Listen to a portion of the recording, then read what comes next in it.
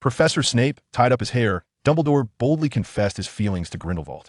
Harry Potter was mistakenly referred to as a girl. Was Hogwarts constructing the Holy Grail underground? It seems that the arrival of Politz has stirred the magical world. Chapter 1. The visitor to Hogwarts that on the night of July 31st, 1980, at 4 Landon Street, London, a woman who appeared to be in her 20s quietly approached the door of the Little Angel orphanage, cradling an infant. In her arms, gently, she placed the infant down, knocked twice on the door, and quickly fled, covering her face. Time flew by, and soon it was July 30th, 1991, at 18 Tulip Road, outside a somewhat dilapidated rental house. A tall woman stood at the entrance. She wore a long emerald green robe, donned glasses, and her expression was serious and solemn, clearly indicating that she was a strict and austere individual. She lightly knocked on the door. "Is this the residence of Mr. Politz? Who?" The voice from within was deep and sultry, reminiscent of a middle-aged man whose throat had become hoarse from excessive smoking. The lady hesitated for a moment, glancing at the address in her hand. Today, she planned to visit 3 young wizards from Muggle families. She could not afford to linger. "I am Professor Minerva McGonagall, the Deputy Headmistress of Hogwarts School of Witchcraft and Wizardry. Is Mr. Politz residing here? Are you his father? Could you please open the door? I'm in a bit of a hurry. Did you say who you are?" Minerva McGonagall from Hogwarts. The voice within now carried a note of panic, losing its deep, sultry timbre and adopting a youthful, crisp tone. Politz was vigorously stirring beef strips in a pan. It had been 11 years since he crossed into this world, and he had formed many conjectures about it. Although he had doubted it after experiencing a magical outburst at the age of 5 due to bullying by older children at the orphanage, his primary focus at that time had been on mastering the English language. After he had finally mastered English, the orphanage where he resided went bankrupt. Lack of Lovecraft, lack of Dumas, and the absence of many others. Regrettably, Politz had read their works but could not reproduce them from memory. Only recently, after numerous failed submissions, had he earned his first payment for a piece adapted from the Summer of the Gods, titled The Charming Army Doctor and the Clever Detective. With the ability to sustain himself, he rented this house, ensuring he could have 3 satisfying meals a day. Had someone told him he would attend Hogwarts, he would have been quite delighted. However, now, with his second work, The Adventures of Sherlock Holmes, nearing publication, to be told, "Oh, sorry, you need to set aside everything here and come with me too. Continue your education," was rather frustrating. "You have the wrong address, Allaho Hamara." The door swung open under the influence of magic. "Professor McGonagall, may I decline admission?" Confronted by the stoic presence of Professor McGonagall seated on the sofa, Politz instinctively employed an adult's voice. This was a small technique he had discovered while experimenting with his magical abilities, allowing him to mimic the desired tone by channeling magic through his vocal cords. Thus, he used the voice from his previous life, and an 11-year-old child produced an adult's voice, leaving Professor McGonagall quite astonished. "Oh, child, how peculiar. I mean, truly remarkable. How did you achieve that?" Shrugging casually, he replied, "A bit of meditation and a touch of self-will, and it flows according to my intent." "That's impossible," McGonagall exclaimed, for even she had only just touched upon that realm. How could this Muggle wizard, who had undergone no formal training, manage magical transformation? Indeed, the technique Politz had discovered was a form of advanced transfiguration magic transformation, which differed from the formal transfiguration requiring incantations and wands. Magic transformation emphasized will. The self-will enables everything to change according to one's desires, akin to the whims of a creator. Of course, Politz was nowhere near achieving such proficiency, but it already indicated the exceptional talent of this child. McGonagall was astounded. "Did you discover this on your own?" Politz pondered for a moment, although he had a foundation from reading web literature in his past life. Claiming it as his own discovery seemed reasonable. "So, Professor McGonagall, may I refrain from attending your Hogwarts?" Offering McGonagall a plate of his stir-fried beef with bell peppers, Politz earnestly asked the silent professor on the sofa. "You see, I have learned to control my magic, I assure. You will not harm anyone, and I can vow that I will never use it for ill purposes. In fact, I can promise to never wield it again. So may I not go to school?" Professor McGonagall regarded the boy before her seriously, as he had provided her with numerous surprises today. First, he had self-taught himself advanced magical transformation techniques, and then he resolutely expressed his unwillingness to attend Hogwarts. Shouldn't an ordinary Muggle wizard be thrilled at the prospect of a magical school, eager to fly there immediately? His demeanor mirrored the voice. He imitated one of a man possessing self-awareness and a worldview, rather than a mere teenager. Yet, fulfilling her duty, she pressed on. "Do you truly not wish to learn magic at Hogwarts?" "I do not." "Why? Why not?" Of course, he could not say. "I have no money, I cannot afford the tuition." Professor McGonagall smiled gently. "Fear not. Child Hogwarts does not charge tuition and provides scholarships for impoverished students like yourself. Why? Polit's sudden inquiry left McGonagall taken aback. What do you mean, why? You are a school, are you not? Why do such a thing? Not charging tuition and providing scholarships? What is the motive behind such measures? McGonagall realized that her plan to visit 3 Muggle families today was likely unattainable. Every young wizard deserves the opportunities they are entitled to. Hogwarts exists precisely for this purpose. Politz sighed in resignation. Please provide me with the book list. Politz clearly understood the reason: to transform the silent, uncontrollable young wizard into a fearsome monster. Compared to exterminating such monsters afterwards, introducing young wizards to the magical world serves a dual purpose, addressing the issue of silence while replenishing the dwindling magical community. This is the purpose of a magical school. However, Politz truly did not wish to engage in games with the Savior. Chapter 2. The plan. Now that the agreement was made, Professor McGonagall presented the Hogwarts acceptance letter and book list to Politz. Had he known of these matters beforehand, Politz would have insisted that there was no need to wait. During times of financial hardship, before his manuscript royalties arrived, he had resorted to using a homemade slingshot to procure 2 Scottish round-faced puddings for sustenance. Though initially reluctant, the aroma of the roasted delicacies proved irresistible. After finishing the last sip of tea from his cup, Professor McGonagall rose to take her leave, stating, "I have several Muggle households to visit, so I bid you farewell." As Politz attempted to escort her to the door, he discovered that she had already vanished using apparition, her figure dissipating like a soap bubble in the air, leaving no trace behind. Having decided to attend Hogwarts, the next course of action was to prepare accordingly. Firstly, funds were insufficient. Professor McGonagall had left a grant of 20 galleons, which, as she mentioned, was enough to purchase a brand new wand, a second-hand robe, and a set of old textbooks for first year. However, any aspirations for additional purchases were futile. Yet, Politz yearned for an owl. An owl would be able to deliver messages, provide companionship, and serve as a reserve of food.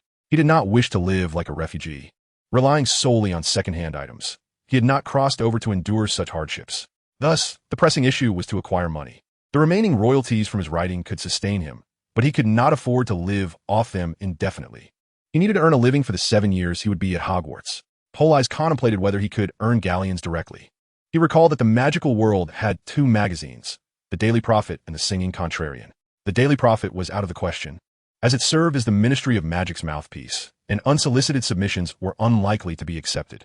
Therefore, his hopes rested on the Singing Contrarian, a magazine published by the Lovegood family, known for featuring content that appeared nonsensical to ordinary wizards. With this in mind, Politz spread out a sheet of parchment and spent the entire morning composing an article titled "The Foggy City, Holy Grail War." Drawing inspiration from the secret theories of the Holy Grail War in the works of Fetty Dog, interspersed with a series of seemingly plausible magical theories. In the end, he attributed the piece to himself under the name Zelrich Zoenbaigu. The manuscript was complete, and he planned to submit it during his visit to Diagon Alley the following day.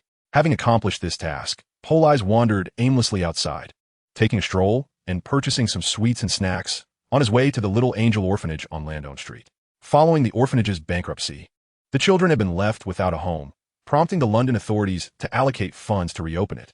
Politz often volunteered there, contributing a portion of his earnings to support the establishment. "Politz, you're here." A child spotted him, and with a jubilant shout, a swarm of children rushed out from the dilapidated orphanage, encircling him at once. "Give us sweets." "No sweets will make mischief." The adorable little Loli and Shota gazed mischievously at Politz's lower half, each one eager to take action. Observing the situation, Politz decisively raised his hands in surrender, pulling out the candies he had purchased. "I taught you self-defense techniques to protect yourselves from wrongdoers, not to use them on me." Upon receiving the sweet confections, the little ones returned to their charming and innocent demeanor. This interaction was a cherished aspect of Politz's connection with the children at the Little Angel Orphanage, where most of the kids had been abandoned and were pitiably without support. "Is the director in?" one inquired. "The director is busy inside." A slender, golden-haired Loli adorably tiptoed, raising her hand. "Is Brother Politz looking for the director?" Politz smiled gently at the girl named Sally. Unlike many of the orphans, Sally had not been abandoned. Her parents perished in a fire, and her relatives were unwilling to adopt her, ultimately leaving her at the orphanage. Thus, Sally did not bear the various deficiencies seen in other children. Aside from being somewhat undernourished, she was quite lovely. Gently pushing aside the little ones surrounding him, Politz effortlessly opened the orphanage's large door. As the iron gate creaked in protest and pieces of plaster fell from the walls, Politz frowned, noting the dilapidation. It's badly in need of repairs. Unfortunately, the orphanage's expenses were substantial, and government financial support was lacking. Thankfully, despite its age, the structure remained sturdy enough for continued use. An elderly white man, carrying a gray bucket and a brush, emerged from behind the door, his shining, balding head glimmering in the light, momentarily dazzling Politz's eyes. Frowning, Politz addressed Mr. John. I have something to discuss with you today. I have made a decision to attend school for 7 years, which means I may not be able to return to the orphanage to help or provide any assistance during that time. To Politz's surprise, old Mr. John reacted not with disappointment, but with joy. That is wonderful. I have always felt you have done more than enough for the orphanage. Though you came from here, you are still a child, and children should attend school. Do not let this place hold you back. Go forth like a true blizzard. After speaking, the old man flashed a mischievous smile. You are the children's idol. From a naturally gifted child to a renowned author, the children with disabilities here look up to you as their role model. The better you do, the more you can help them. As for this orphanage, rest assured, I will not let it fall again. He then flexed his arm in a display of strength. Upon hearing this, Politz felt a sense of helplessness. In the first 3 years after his arrival, due to the memories of his previous life, he had suffered from severe cognitive dissonance. While other children learned to speak directly, he had to first translate into Chinese to understand, which delayed his ability to speak for a full 3 years. Consequently, the knowledgeable staff at the orphanage regarded him as a prodigy and even issued him a disability certificate. This could be considered a part of his dark history. Mr. John has always regarded him as a paragon, inspiring the orphans with inherent deficiencies, thus making his story well known within the orphanage. Initially, he felt a sense of shame. Yet upon witnessing the resilience of those disadvantaged children, he became indifferent. As long as it proved beneficial, he was unconcerned about a slight tarnish to his reputation. Chapter 3. The Broken Jug Tavern. Together with Mr. John, he spent the evening painting the walls with a bucket of gray paste. Just as Politz was leaving, he pulled out a bag containing his remuneration and handed it to the elderly director. Here are 30,000 pounds. Consider it my final assistance to the orphanage. The old John resolutely refused, pushing the money back into Politz's pocket. No, I cannot accept this. You need funds for your education. If you give this to us, what will become of you? Politz insisted. Take it. Use it to repair the orphanage and purchase toys for Sally and the others. Remember to round off any sharp edges to prevent injuries. As for me, with a dismissive smirk, he added, I have my own means. I am a renowned author. The elderly director, with no alternative, accepted the money but still inquired. Are you sure your living expenses are sufficient? And which school are you attending? Is it that Hogwarts you mentioned? Indeed, Hogwarts School of Witchcraft and Wizardry. They have granted me a scholarship covering all tuition fees, with room and board included, which is why I have decided to study there. The elderly director nodded with relief. That is splendid. I am reassured. To be candid, I have been particularly troubled these past few days, as the orphanage's funding is once again on the brink of collapse. After expressing this, he scratched his gleaming head, causing the few remaining strands of hair to tremble precariously. Politz chuckled softly at the sight. If there are difficulties, do not hesitate to confide in me. Stop scratching, or Chris and Martha will fall out. The elderly director quickly touched his hair. These are not Chris and Martha. This is Jack and Rose. And where are Chris and Martha? The elderly director's expression turned despondent. They departed from me yesterday afternoon. They were referring to the director's hair, as it is common for men in England to suffer from baldness upon reaching middle age. The director's situation was particularly severe after experiencing the closure of the orphanage for the first time. He had lost so much hair that he could name each strand and document its growth. Chris and Martha were the 2 remaining hairs on the left side of the director's head that had not yet turned completely white. Goodbye, Brother Politz. The little boy and girl chorused, waving farewell to Politz. By the time he returned home, dusk was settling in, signaling it was time for dinner. Politz stood at the stove, quietly contemplating his situation. In a moment of impulsiveness, he had given away all his money, realizing that he would no longer be able to assist the orphanage in the future. Now, apart from the 20 gold galleons given to him by Professor McGonagall, he was utterly penniless. Fortunately, he had a habit of stockpiling food, and his home was stocked with sufficient rice, flour, and seasonings to last him a month. Aside from rice, flour, oil, and vinegar, the only other items in his home were paper, ink, and pens. Thankfully, he still had a few pennies left from purchasing sweets at noon. He stepped out to find a telephone booth and dialed. Hello? Mr. Schneider. It's me, Conan Doyle. Yes. Indeed, it is I, inspired anew by the notion of Snape and the Philosopher's Stone.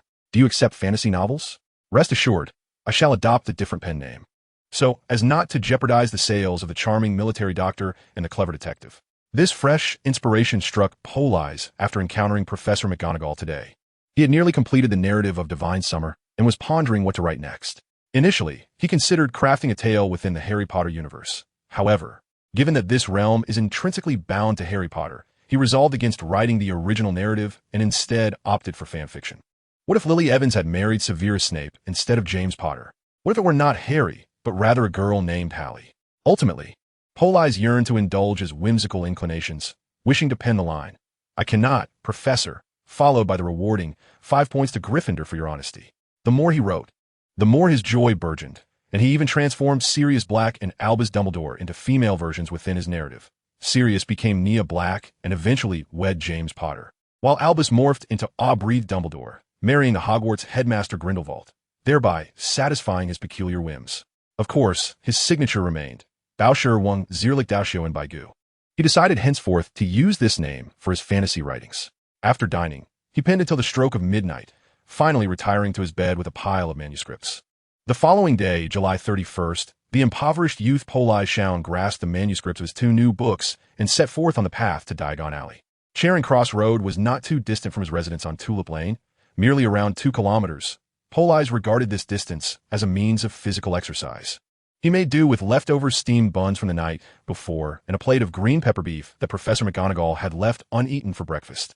In just 10 minutes, he dashed from his home to Charing Cross Road. Curiously, if one held a Hogwarts acceptance letter, they would find themselves between a shop selling vinyl records and a second-hand bookstore, where an antiquated pub reminiscent of a medieval relic, the Leaky Cauldron, stood. Upon placing down the letter, the pub vanished as swiftly as a row in Tetris, only to reappear when one infused their gaze with magic. Although it was still early morning, the Leaky Cauldron was abuzz with the chatter of wizards clad in crumpled, colorful robes, animatedly discussing. "Did you see? That indomitable child. Hagrid is with him. Is he off to buy his textbooks?" Unlike the savior Harry Potter, whose departure ignites fervent discussions, Politz entered the Leaky Cauldron with little notice. Navigating through the disarray of tables and chairs, he received a nod from Tom, the proprietor behind the bar, yet he remained oblivious. Moving as if he were a seasoned patron towards the small courtyard behind the bar, a red brick wall obstructed his path, beside which lay an excessively clean metal trash can, devoid of refuse, gleaming as though it had been meticulously scrubbed. Politz, having perused the novels, noted the 3 bricks above the trash can lid and 2 horizontally, one of which bore faint white marks from ages of incessant tapping. Dismissing it, he rapped the brick with his hand, but received no response. Behind him, patrons who had stealthily followed erupted in laughter. "I thought he was a prodigious young wizard. But lo and behold, he is merely an unseasoned fledgling. Do you think you can cast spells without a wand like those magical masters?" "Ha ha ha!" Others chimed in with a mocking tone. "Hey there, little one. Would you like to borrow my wand, or shall I escort you in for a mere 6 quid?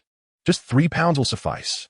Ignoring the obviously ill-intentioned crowd, Politz knocked on the brick once more, this time channeling his magical energy. As his power infused the brick, a wondrous phenomenon unfolded. The wall before him seemed to ripple with a spatial vortex. The bricks twisted and contorted, revealing a path lined with jagged edges, leading to a bustling marketplace, Diagon Alley, the very inception of countless young wizards' dreams. As Politz stepped onto the newly revealed path, the onlookers instinctively recoiled. Moments ago, some had considered profiting from the young wizard, but now they stood dumbfounded as he calmly exited the Leaky Cauldron and ventured towards Diagon Alley. He had not employed a wand. He had cast spells wandlessly. With a mere gesture, he had unlocked the gateway to Diagon Alley. Thank goodness we refrained from acting rashly. The murmurs, tinged with both fear and relief, resonated.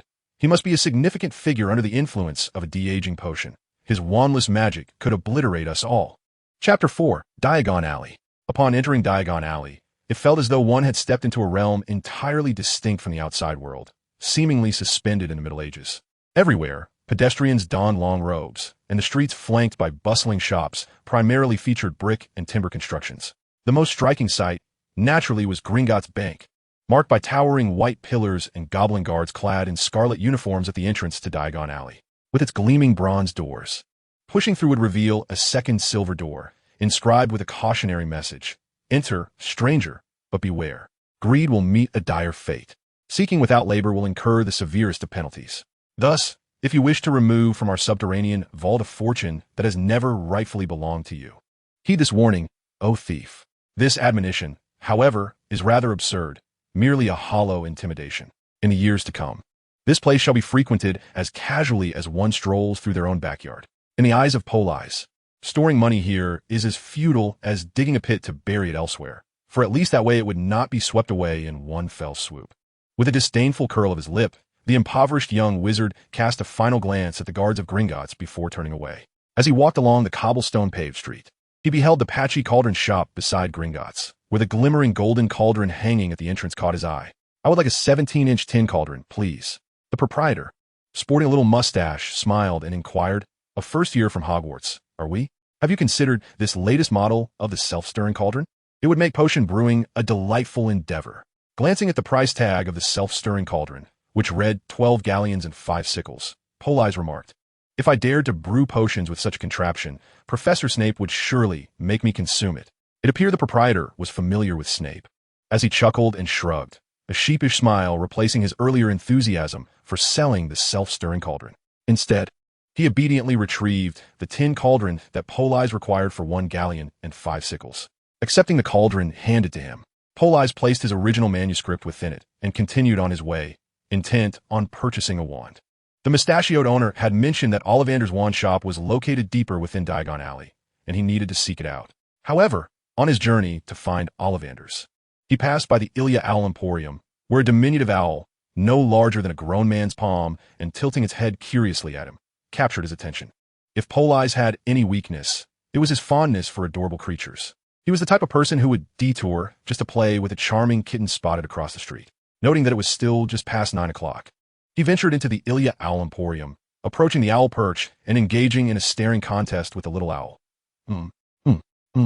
The playful owl tilted its head as Politz stared, mirroring his movements with its own agile head.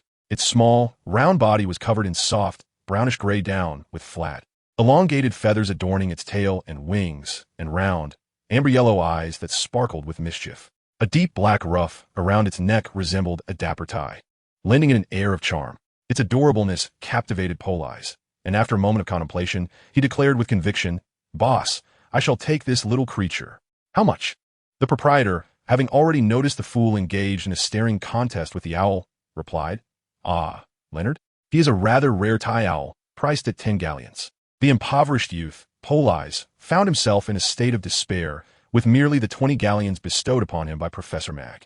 The cost of an owl would consume half of his meager funds, and he had only managed to procure a cauldron, lacking even a wand. Despite his reluctance, Politz ultimately conceded, reaching out to gently rub the round little head of the creature before murmuring, "Such a small thing.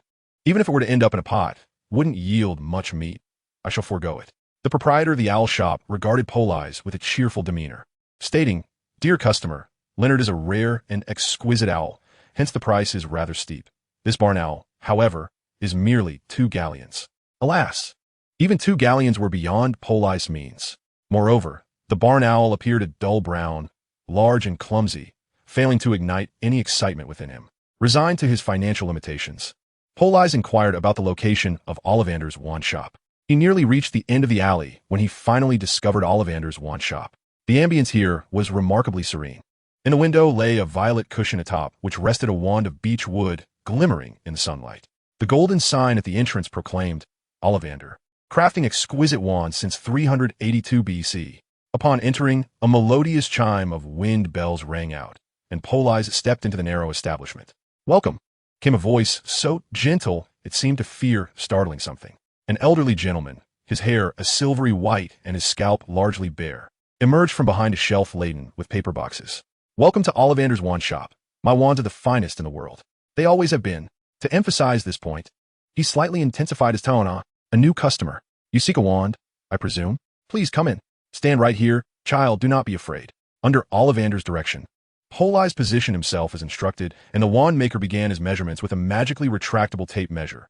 Arm length, elbow length, leg length, as well as chest, hip, waist, and head circumference. Even the distance between his nostrils was meticulously recorded. Politz endured the process like a statue, relieved when it finally concluded after measuring each finger's length. "Your physique is quite robust. Here, try this. Beechwood, 9 inches, unicorn tail hair remarkably flexible." After taking the measurements, Ollivander pondered for a moment before retrieving the displayed wand from the cushion. Politz waved it, yet without infusing it with magic, nothing transpired. Ollivander nodded, taking the wand back, only to turn and fetch another. Not to worry, here is another. You would 8 inches snake spine, excellent resilience. Another wave, and still no reaction. As Ollivander re-emerged with a stack of boxes, Politz hesitated, but finally spoke. Ah, Mr. Ollivander, I have fully mastered my innate magical abilities and can perform wandless magic. Thus, should I infuse my own power during the trials? Ollivander gazed at Politz with his pale, pupilless eyes for a moment before reassuring him. No need to worry. The moment you entered, I sensed your magical prowess, which surpasses that of most adult wizards. He then handed Politz another wand. Give this one a try. Crafted from purple wood, 11 inches in length, with a phoenix feather. It possesses remarkable power. Politz felt foolish as he waved the wand back and forth, yet nothing transpired. Just as he contemplated channeling his magic into the wand, it was snatched from his grasp. No, it is not suited for you. Here, try this one. He was presented with a wand made of black walnut, featuring a dragon heartstring core, 12 inches long, with excellent flexibility. A wondrous event unfolded. Despite Politz's control over his magical energy, he sensed a force surging from his body into the wand, which began to radiate a brilliant red light, illuminating the room. Just when Politz believed he had succeeded, Ollivander swiftly took the wand away once more. No, not yet. It is not the right one. Feeling as helpless as a child, Politz pleaded, I truly believe it is the one. It feels different to me. No, my dear boy, you do not yet comprehend. There exists a wand that is perfectly attuned to you, and that one is not it. Chapter 5, The Wand. You profess to have complete mastery over your magical abilities, confident like every wizard who has felt the allure of a wand before you. In response to Politz's inquisitive gaze, Mr. Ollivander calmly divulged profound knowledge. Wizard's magic is divided into 2 categories, controlled and uncontrolled. Initially, a young wizard's magic is predominantly uncontrolled, but as one ages and their abilities strengthen, the balance shifts, leading to a greater command over magic. This is why some can wield advanced magical techniques. However, no one has ever achieved complete control over all their magical energy. Not ever. And you are still a child. Each day your magical power will grow. A wand that perfectly resonates with you can harness your uncontrolled magic, which explains why even a wizard as formidable as Dumbledore requires a wand. Wands hold immense significance for every wizard, akin to an integral part of their very being. As he spoke, Ollivander continuously retrieved an array of wands from the surrounding boxes. Try this one, crafted from purple wood, 10 inches, with a phoenix feather, quite resilient. Indeed, upon grasping this wand, Politz experienced yet another distinct sensation. His uncontrolled magic surged forth spontaneously, transforming into a bolt of lightning that danced throughout the wand shop, leaving scorch marks in its wake. I apologize, Mr. Ollivander. Yet Ollivander remained unfazed, smiling with his silvery eyes as he regarded Politz. What a discerning customer you are. He snatched the wand away yet again. To Politz's dismay, I truly believe this one is quite excellent. Not quite. Let's try this one, he insisted. Offering a wand made of peach wood with a unicorn hair core, 11 inches long, albeit somewhat temperamental. Ollivander shook his head vehemently. No, let's try this one. And this one, a somewhat verdant wand, was presented, crafted from willow wood, adorned with the hair of a unicorn, measuring 9 inches and remarkably lightweight. Upon grasping it, an immediate resonance was felt. A surge of potent magic erupted forth, a luminous orb of white radiance dancing about like a joyful sprite. Ceaselessly flickering. This must be the one, he mused. Just as Politz had this thought, Ollivander reclaimed the wand. And now let's try this one, he said, presenting a wand of ebony, 12 inches long, with a core of dragon heartstring. Immensely powerful, albeit a trifle temperamental. This time, even the subdued magic was stirred. A rich red glow coalesced at the tip, forming a fireball the size of a fist on the verge of taking shape. Ollivander swiftly produced an olive wood wand from behind him. Armor of protection. Barriers abound. The fireball collided with an invisible barrier, bursting into sparks that scattered and vanished upon contact with the ground. Indeed, this is it. Fascinating, truly, that one can wield 2 such distinctly different wands. He observed with a smile directed at Politz. Now, you must make a choice. Will it be the willow wand, advantageous for transformation and healing spells, or the ebony wand, exceedingly powerful, yet somewhat unruly and less easily controlled? He glanced at Politz with a grin and shrugged. Both are priced at 12 galleons and 5 sickles, so fret not. Thus, the choice lay before him. to select a supportive wand or a dominant one. Life itself is paramount. He contemplated, thus, I shall take the ebony wand.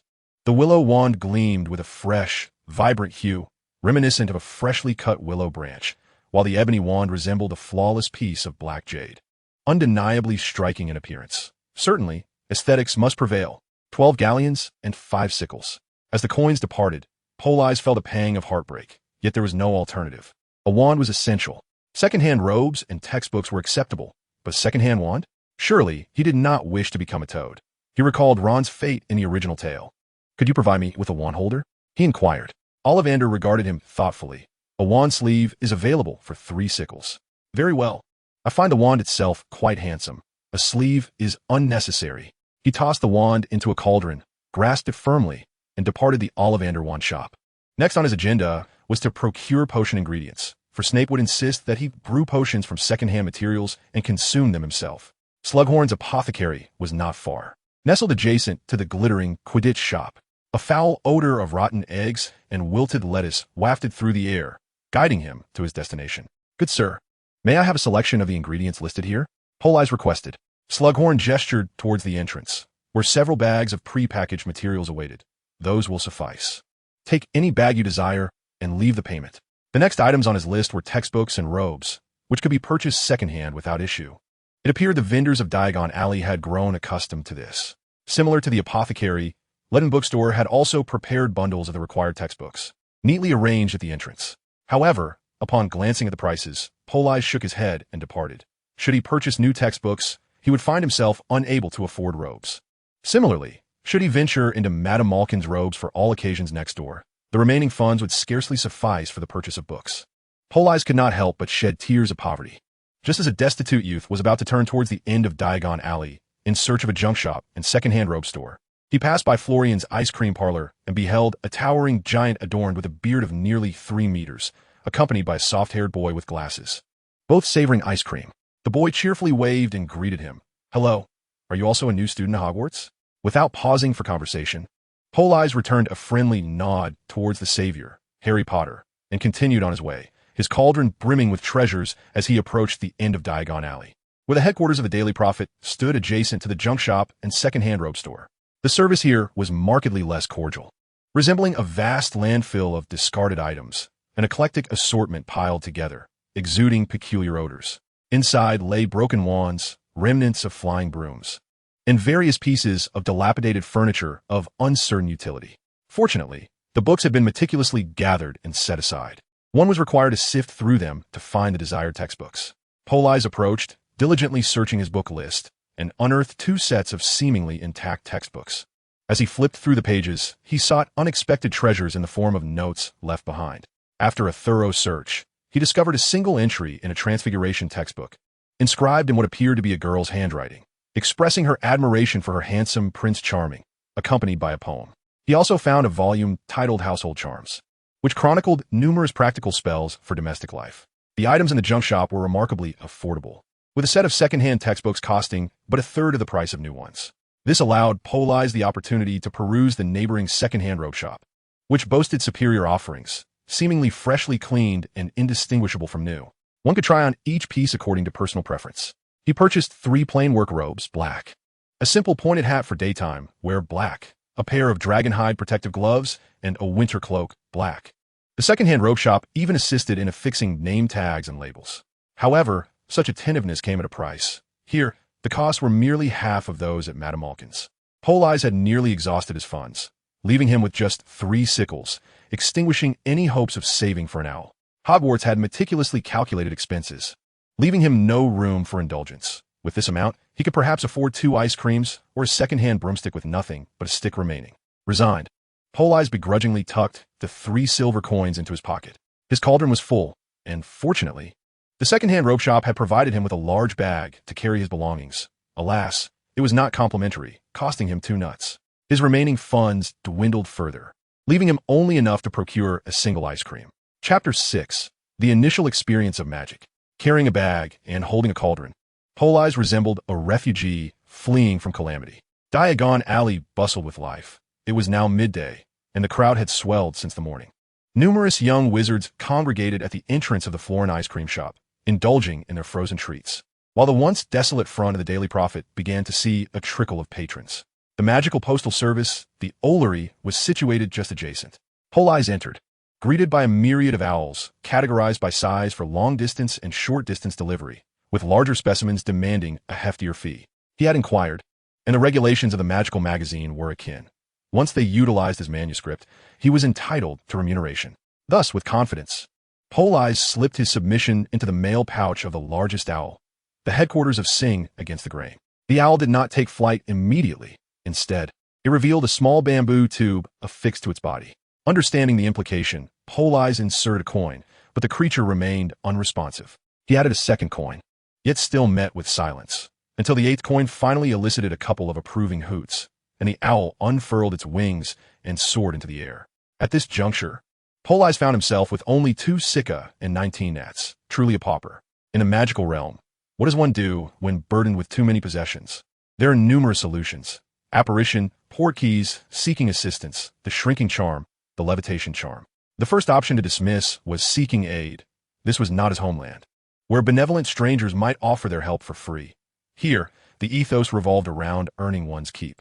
With no funds at his disposal, Politz was out of options. Next, he eliminated apparition and portkeys, as well as the levitation charm. These were taught at Hogwarts starting in the 5th year, and any young wizard would be oblivious to such knowledge before reaching the appropriate age. Thus, the answer emerged: the shrinking charm and the levitation charm. Though both spells were equally challenging, they were included in the first-year textbooks, complete with incantations and wand movements. If Politz could master them through self-study within the confines of the Ollery, he could surmount his current predicament. This, however, was nearly an impossibility. No young wizard had ever managed to learn a spell through self-instruction in a matter of minutes without a teacher's guidance, not even the simplest shrinking or levitation charms. Swiftly, he attempted the shrinking charm. Following the textbook instructions, Politz pointed his wand at his pile of belongings, and, as the spell took effect, the standard-size cauldron shrank to a palm-sized model, and a large bundle of clothing reduced in size as well. Elated by his success, Politz reached for his items to depart when suddenly, his magical energy faltered. The shrinking charm proved more challenging than anticipated. Moreover, despite their reduced size, the weight remained burdensome. Resolutely, he decided to try the levitation charm, which should prove simpler, perhaps.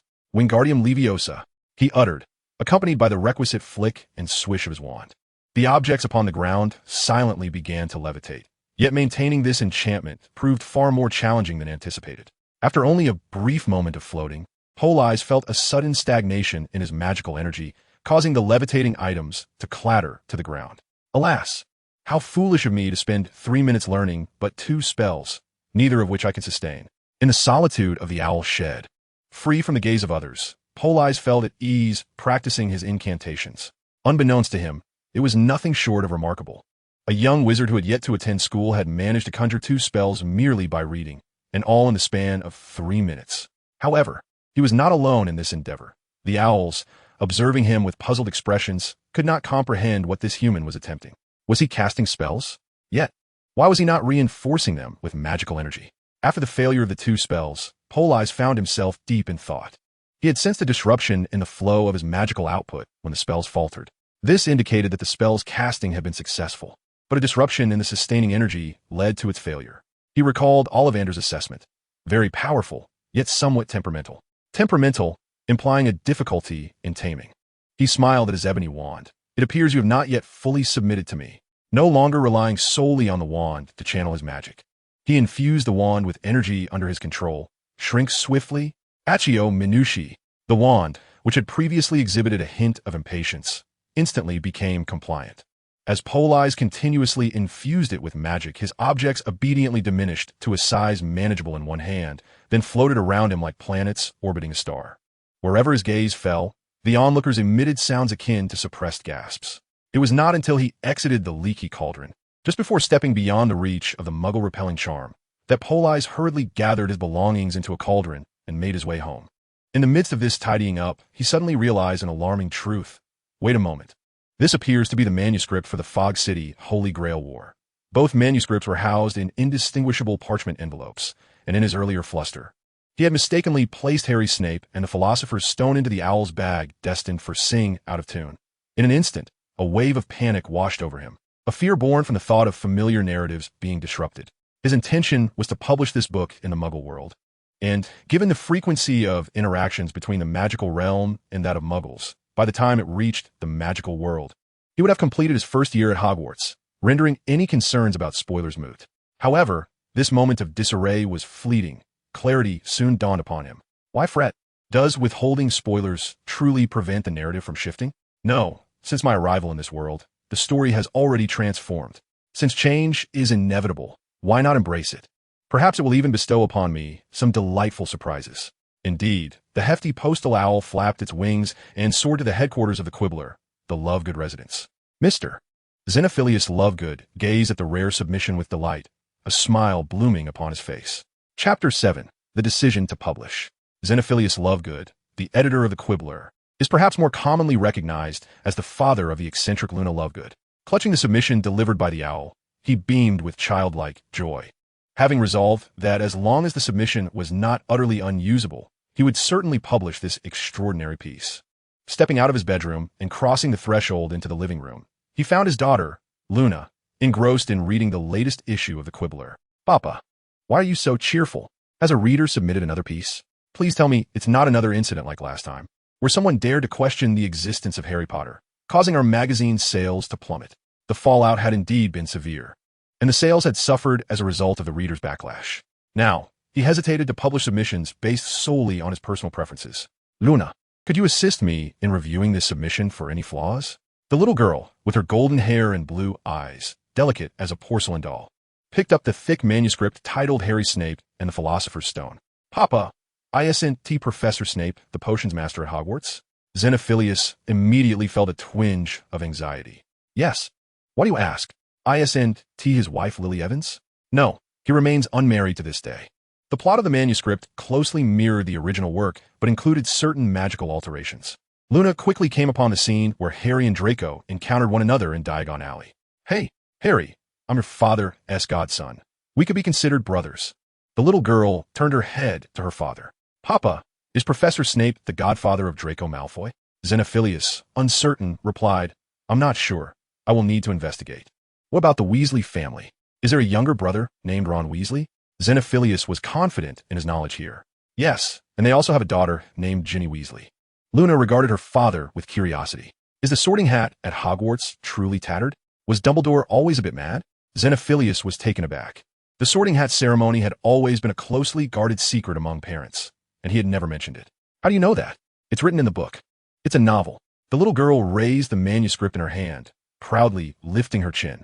You deceived me into thinking that being sorted required stepping into the mouth of a dragon, when in fact, it merely involves wearing a talking hat. Xenophilius was incensed that someone had disrupted this unspoken understanding. Let me see. Luna pouted and turned away. No, I haven't finished reading yet. Thus, the Lovegood family experienced a long-awaited clash between father and daughter. Ever since the tragic demise of Luna's mother, Mrs. Lovegood, the young girl had not exhibited such exuberance. Mr. Lovegood was resolute. Regardless of the manuscript's quality, it must be published. It would serve as a gesture of gratitude towards the contributor. However, as he received the manuscript and commenced reading, perspiration began to bead upon his brow. Cold sweat. The audacity of the contributor was astounding. They had posited a world akin to reality, yet distinctly different. In this alternate realm, Severus Snape had never uttered the disparaging words towards Lily Evans. James Potter had wed the female Sirius Black, resulting in the birth of their daughter, Harry Potter, and even Albus Dumbledore was a woman, married to the previous Dark Lord. Grindelwald. The contributor's boldness was remarkable. They disclosed numerous secrets unknown even to Xenophilius, such as the relationship between Lily Evans and Professor Snape, and the bond shared between Dumbledore and Grindelwald. As Xenophilius pondered whether to publish this material, considering its appropriateness and the potential repercussions, wondering if he might be torn to shreds by those whose secrets had been unveiled, Luna, with her tiny hand, snatched the original manuscript away. This submission must be published. We must expose the hidden truths. Harry Potter is actually a girl named Harriet Potter, and Dumbledore is a woman. Such revelations must be brought to light by the Quibbler. The innocence of a young girl's words jolted Xenophilius from his reverie, reminding him of the oath he took when founding the Quibbler, to reveal a reality that diverged entirely from the common understanding. Why had he faltered? What an extraordinary submission. The contributor displayed an intimate knowledge of various secrets, painting a picture of an alternate reality. Who would have known that the infamous Dark Lord was originally named Tom Riddle, who had not perished but instead possessed Professor Quirrell's mind? He was destined to be vanquished by the combined efforts of Harry Potter and Harriet Snape. But wait. In an instant, Xenophilius recognized a disconcerting detail. These events appear to be set in the upcoming year, after the commencement of the Hogwarts term. How could the contributor possibly know of these occurrences? A seer, undoubtedly a seer. The magical community was no stranger to seers, holding them in immense reverence and pursuing the formidable ability to glimpse into the future. Various prophecy courses had been established, even reconciling with centaurs who claimed to possess foresight, granting them equal status with wizards. Alas, true seers required innate talent, and currently, the only recognized seer in the magical world was Professor Sybil Trelawney, celebrated for her vague prediction concerning the downfall of the Dark Lord. Xenophilius immediately grew wary. Could this be the submission of a genuine seer? Fortune has truly smiled upon me, for I have caught the eye of such a remarkable individual. Indeed, Singing Opposites is simply splendid. It must be published, and with great fervor, so that the entire wizarding world may behold this extraordinary prophecy. He meticulously calculated the word count of his manuscript, adhering to the highest standards, payment of 1 galleon per 1,000 words. In the 8th chapter, we delve into the reactions of the parties involved. Mr. Politz Shown, the seer, dined on a meager meal of instant noodles accompanied by a tin of British Navy corned beef, his supplies nearly depleted. With the last few pennies he possessed, he procured a postage stamp to send the Foggy City Holy Grail War to the magazine. During the month-long wait for Hogwarts to commence, he relied solely on his pantry's reserves, grateful that he had settled the rent for a year in advance. Taking a bite of the excessively salty corned beef, which could induce hypertension with a single morsel, Politz consoled himself. Just half a month remains, and then I shall feast on smoked meats, buttery sausages, fish and chips, pumpkin pie, stargazer pie, eel jelly, blood pudding, and, oh yes, mint humbugs. As he mused, the once unpalatable corned beef suddenly seemed less dreadful. I must master the kitchens of Hogwarts. Meanwhile, in the residence at number 19, Spinner's End, Severus Snape clutched a copy of Singing Opposites, tears streaming down his face in abject despair. This was a gift from Dumbledore, who had insisted he read it. Initially, Snape had scoffed at the absurdity of such nonsense. However, upon encountering the name Harry Snape, he was struck as if by lightning, standing frozen in shock. His tears blurred his vision, yet he could not bear to avert his gaze, desperately widening his eyes as if wishing to enter the enchanting realm depicted within the pages. Ah, in that world, he was a far superior version of himself, never uttering that foolish remark, never losing Lily Evans, and even having a child, Harry Snape. The boy possessed eyes like emeralds, lustrous black hair fashioned into delicate braids, a slightly hooked nose, and a waxen complexion, marred by the effects of his father, Severus Snape, who was perpetually engrossed in potion-making. Upon reaching this realization, Snape was overtaken by rage. Fool! Absolute fool! How could you bear to harm him? Potions! Wretched potions! In a fit of madness, he shattered his cherished cauldron into fragments, only to collapse despondently onto the floor. It is merely a story. Yet how I wish it were true. He vigorously slapped his cheeks. Calm down. I must remain composed. Upon witnessing his most detested rival, Sirius Black, transformed into Nia Black and married to James Potter, he could not suppress a hearty laugh. Indeed, just so it must be. Then came the moment when Harry Potter encountered Harry Snape, and his heart leapt into his throat. He covered his eyes, too fearful to continue reading. But when he reached the sorting ceremony, he regained his composure. Tom Riddle, you yet live, right behind Quirrell's head. In the next moment, Severus Snape was fully awakened. Hogwarts had yet to commence its term. Was this merely a rumor? Or perhaps the prophet? Indeed, it was the prophet. He immediately grasped the implication of Dumbledore's directive to examine this matter, to locate this seer and ensure their protection. Concurrently, Snape found himself intrigued by this individual, not for any other reason than his desire to ascertain whether the enchanting, dreamlike world depicted in the novel truly existed. He yearned to glimpse the fortunate soul, also named Severus Snape, and the child, Harry Snape, who was deemed more wondrous than anything in existence, even if it cost him his life. Indeed, as a reward for your honesty, Gryffindor receives 10 points. Why must my Harry belong to Gryffindor? Was it due to his mother? Snape was ensnared in a web of uncertainty.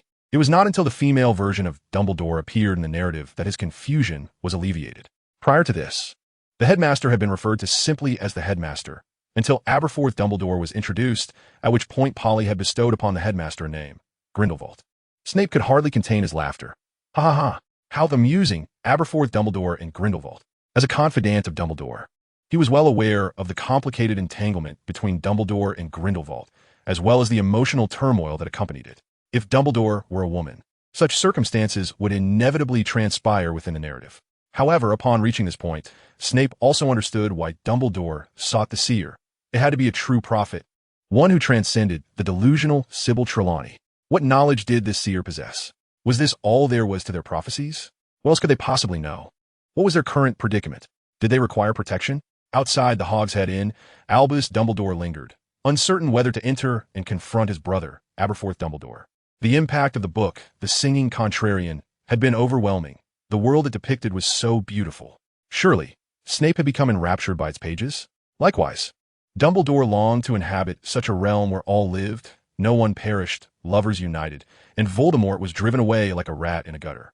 Naturally, Dumbledore was also in awe of the powerful Aberforth Dumbledore portrayed in the text, who had persuaded Grindelwald, save his sister, and maintained a good rapport with Aberforth. In comparison, Albus Dumbledore seemed to embody a complete failure. Yet, he remained Dumbledore, unlike Snape, whose envy and jealousy led him to merely wish for entry into that world. Dumbledore's intention was to create such a reality. He would begin by seeking Aberforth's forgiveness. This was the true reason for Dumbledore's presence here. He needed to swiftly locate that individual and protect them. Voldemort, or Tom Riddle, must not lay hands upon them. Contemplating this, Albus Dumbledore resolutely stepped into the Hogshead Inn. Gazing upon the bloodied pig's head hanging by the door, it appeared as though it were a long-ago echo, cheerfully greeting Aberforth, who stood menacingly with his wand at the ready. My dear brother, I must say, your taste has deteriorated significantly. It has been far too long. Might I trouble you for a drink? Dumbledore chuckled awkwardly, leaping aside to evade the curse Aberforth unleashed. Raising his hands, he exclaimed, Hey, my dear brother, if your mischief continues, I shall have to spank you. Then let us see you try Albus. You rogue, Avada Kedavra. Aberforth, resembling a furious lion with his white beard and hair, unleashed the killing curse upon Dumbledore. In that case, very well, disarm you. With a deft use of apparition, Dumbledore dodged the emerald rays of magic and was compelled to subdue Aberforth. Temporarily departing the Pig's Head Tavern, he remarked, All right, calm yourself for a moment. I shall return to apologize shortly. Chapter 9. The Search for the Contributor. Dumbledore had yet to earn Aberforth's forgiveness. Meanwhile, at the headquarters of the Quibbler, Xenophilius Lovegood welcomed a guest. The visitor was tall and lean, with gaunt cheeks and a prominent hooked nose. His greasy black hair, freshly washed, was styled into a flamboyant and tidy braid. The rejuvenated Severus Snape arrived at the Lovegood residence. And you are? Severus? Mr. Lovegood was taken aback by Snape's transformed appearance. What has prompted this sudden change in attire? Please come in. Once inside, he guided Snape to a chair and served steaming cups of red tea before taking a seat opposite him. Are you here regarding Harry, Snape, and the Philosopher's Stone? Snape nodded. I require the address of that individual. It is what Dumbledore desires. Mr. Lovegood straightened uncomfortably. What if I were to say I do not know? Snape gazed at him earnestly. I shall legilimate you, as you are aware. Ahem. Well, the contributor is called Zeleric Shuin Baigu, and the address left is 13 Landed Street. Having obtained the desired information, Snape rose to take his leave, untouched tea still steaming before him. Mr. Lovegood managed to utter, Hey, Severus, you truly look much fresher in this attire. But Snape had already vanished with a swirl of apparition. Politz had left his payment and contact address at the orphanage. The orphanage staff only knew he was writing a novel, entirely oblivious to its content.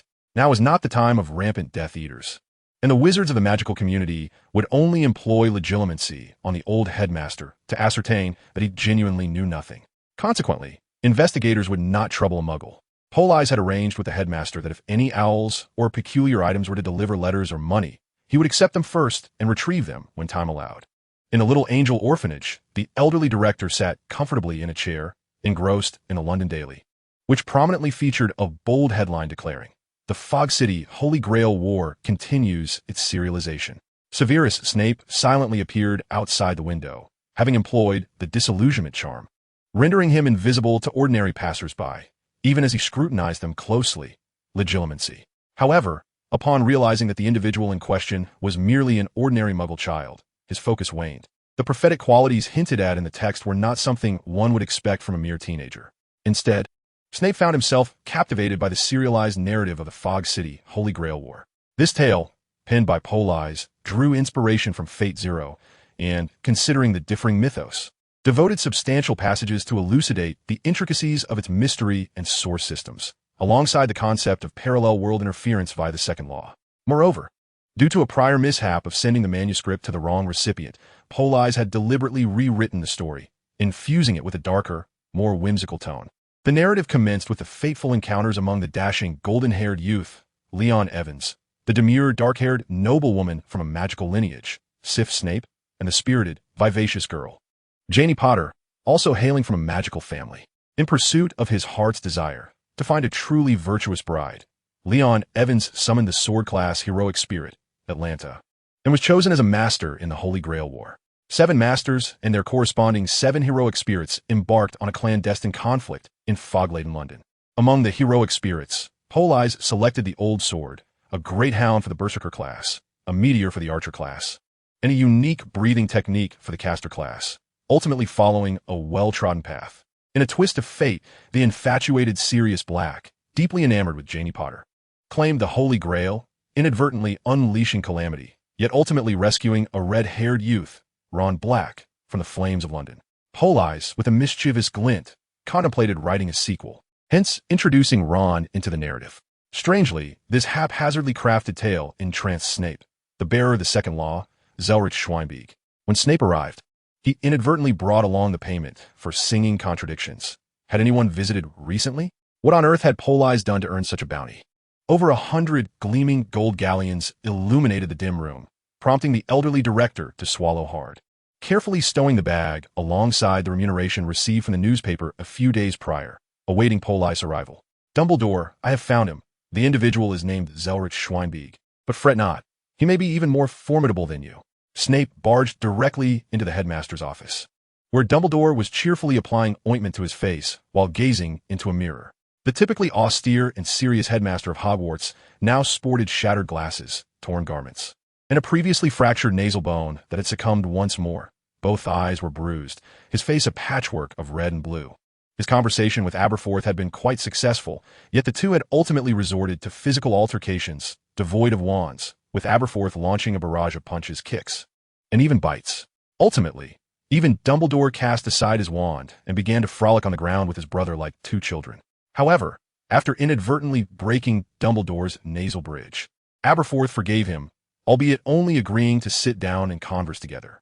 Nevertheless, this simple act brought immense joy to Dumbledore, who, despite his bruised visage, wore a smile as radiant as a blooming chrysanthemum. Severus Snape slammed an old newspaper down before Dumbledore. He had penned this story while still in the Muggle world, revealing that he was not merely a seer, but also an interloper from a parallel realm. An interloper from a parallel realm? There were few matters that eluded Dumbledore's understanding. Yet this notion of a so-called parallel world interloper truly baffled him. Snape nudged the newspaper forward. It proclaimed, "The magical theories from the moon entranced Dumbledore. So, we are merely magicians after all? Ha! It seems I am but a mere illusionist of a rather peculiar sort." The fresh and unfamiliar knowledge captivated him. For a sorcerer of his caliber, even a fragment of an entirely innovative and comprehensive magical system yielded substantial insight. He even began contemplating the feasibility of the summoning system and the Holy Grail War depicted in novels. Severus, Sifus. Ha! How intriguing. Was it true that in this world, Albus Dumbledore wed Dorothy Grindelwald? Dumbledore's attention wandered to peculiar places as the narrative unfolded. Snape banged on the table. "Dumbledore, what shall we do?" Dumbledore, with a serene smile, replied, "The plan proceeds. We are already aware that he is lurking behind Professor Quirrell's head. Thus, let us consider this as training for Harry." Snape scoffed. "You know that is not what I meant. What about this Zelrich Schweinbeek?" Dumbledore shrugged. "We have no means to ascertain whether he is male or female, tall or short, stout or slender. We know only a name that may even be false. You have already visited that address, and those individuals are oblivious to his identity. I wish to stake out and keep a close watch on them. I am certain we shall capture him." Dumbledore shook his head. "No, no, no. We aim to protect him, not to capture him. Since this friend has shown us kindness, why should we concern ourselves with the nature of his being?" Chapter 10. Off to School. Recently, Harry Potter found himself in high spirits. One day, he transformed from an unwanted child residing with his aunt into a denizen of the magical world. Come September 1st, He would leave his uncle's home for the illustrious Hogwarts School of Witchcraft and Wizardry. This sudden wave of happiness rendered him giddy for an entire month, as though he were walking on clouds. Even though he still slept in a cramped stairwell, donned Dudley's discarded clothing, faced daily hunger, and was burdened with chores, he remained blissfully content. However, he soon discovered something rather peculiar. Hagrid had cast a spell on Dudley, causing his cousin to sprout a pig's tail. Hagrid incessantly waved a newspaper while conversing with Uncle Vernon, exclaiming, "Look, Floria, you're in here too." The relationship between Petunia Evans and her boyfriend, Floria Dursley, and her brother, Leon Evans, was rather strained. This novel is truly intriguing. Let us subscribe to the London Daily. From that evening onward, Aunt Petunia ordered a copy of the London Daily, and each morning she acquired a new pastime, poring over the daily newspaper, flipping to the supplementary section to search for a character named Petunia Evans within a story titled The Foggy City Holy Grail War. Whenever she found this character in narrative, her spirits would lift, and Harry would receive fewer reprimands, allowing him to enjoy a larger portion of dinner. Harry eagerly anticipated more appearances of Petunia in the story, hoping for an abundance of mentions of his name. Furthermore, from that day forward, Aunt Petunia continued to refer to Uncle Vernon as Floria. Initially, Uncle Vernon was quite displeased and never acknowledged it. However, as he too became captivated by the novel, he gradually ceased his irritation and even began to call Aunt Petunia Petunia, leading to a slight improvement in their affection towards one another and a kindred demeanor towards Harry. Consequently, Harry felt quite joyful, while Dudley remained perpetually glum, especially since he still bore the pig's tail. Nevertheless, he no longer dared to provoke Harry. Each time Harry appeared before him, Dudley would scream and flee as if Harry were some dreadful monster. Nonetheless, it mattered little. As Harry diligently crossed off the days on the calendar he had affixed to the wall, September 1st was approaching. On August 31st, Harry felt it was imperative to inform his aunt and uncle about his plans to travel to King's Cross Station the following day. He entered the living room, where they were once again engrossed in the London Daily, particularly fond of the August 10th edition, as it featured the most appearances of Petunia and Floria. Harry had observed Aunt Petunia on numerous occasions animatedly discussing that very newspaper with the neighbors.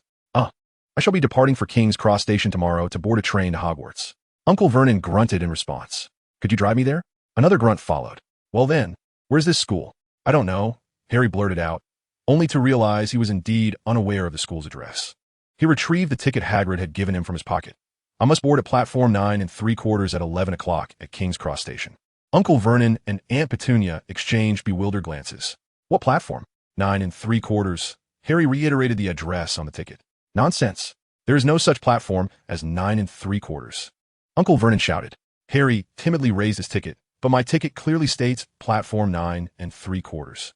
Uncle Vernon was poised to bellow once more when Aunt Petunia tugged at his sleeve, pointing to the newspaper in her hand.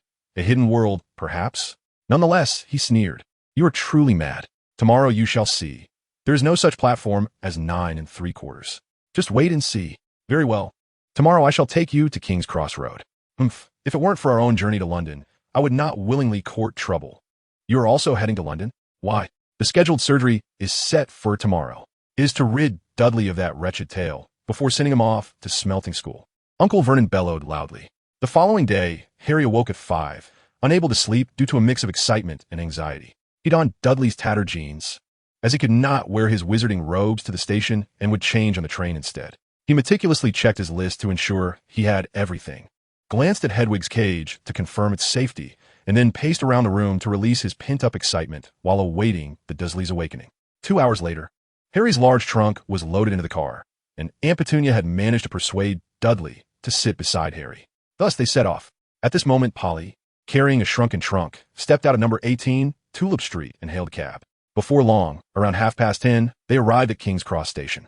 Struggling slightly, Polly lifted her trunk from a cab, declining the driver's offer of assistance, while also reducing the tip from £10 to £5. Between the plastic signs of platforms 9 and 10 at King's Cross Station, a boy with round glasses stood there, looking bewildered. A middle-aged man, at least 6 feet tall and weighing nearly 300 pounds, wore a malicious grin. "Well then, foolish boy, you've arrived. The platform you seek lies between these two platforms, right? Platform 9, though it seems construction hasn't yet begun." "What a pity." The boy's pale face slowly turned red with embarrassment as Polly approached. "Are you going to enter the station, or just block the entrance?" Polly held out a ticket, which was included with the notification. Seeing the ticket ignited a spark of hope in Harry's eyes, and he spoke rapidly, I'm going to Hogwarts School of Witchcraft and Wizardry, Platform 9. Is that you? Harry recognized Polly, though he did not know his name, remembering their brief encounter in Diagon Alley. Come on, let us go. We can chat once we're on the train. Polly unceremoniously nudged Harry forward. As the stone pillars between the platforms grew nearer, Harry instinctively closed his eyes, bracing for a scream, only to find that the anticipated pain did not come. It felt as if he had traversed through a layer of foam, arriving in a new place. Chapter 11, Platform 9. Uncle Vernon and Aunt Petunia stood there, wide-eyed, watching as Polly propelled Harry towards the pillar. They had already envisioned how they would mock Harry and that peculiar boy when they collided with the stone, but then something strange occurred. The couple felt themselves involuntarily blink, and suddenly Harry Potter and the odd boy were gone.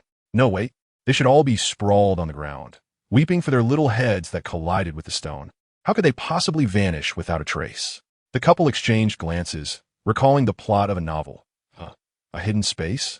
Uncle Vernon held Aunt Petunia while she pushed Dudley, and the three of them shouted in unison, 1, 2, 3. Dudley emitted a desperate, blood-curdling scream.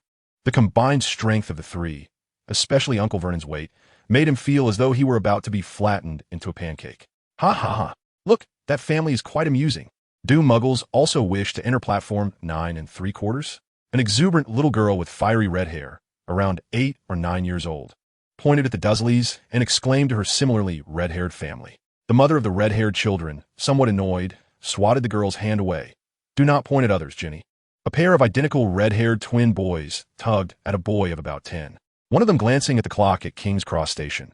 There are only 10 minutes left until departure, if they don't leave soon. Ron 1T be able to go to school. Oh dear, little Ron 1T be able to attend school.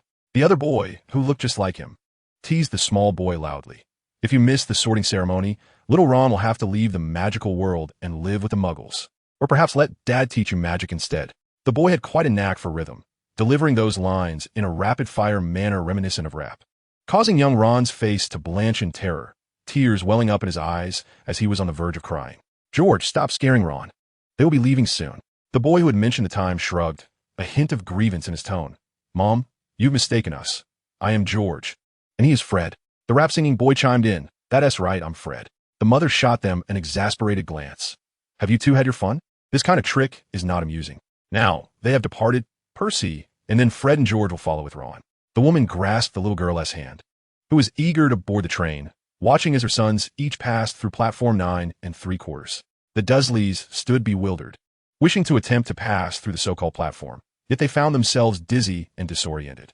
As they clustered together, nursing their bruised foreheads and cursing Harry, a red-haired boy sprinted towards the obnoxious concrete pillar, vanishing into thin air just before colliding with it.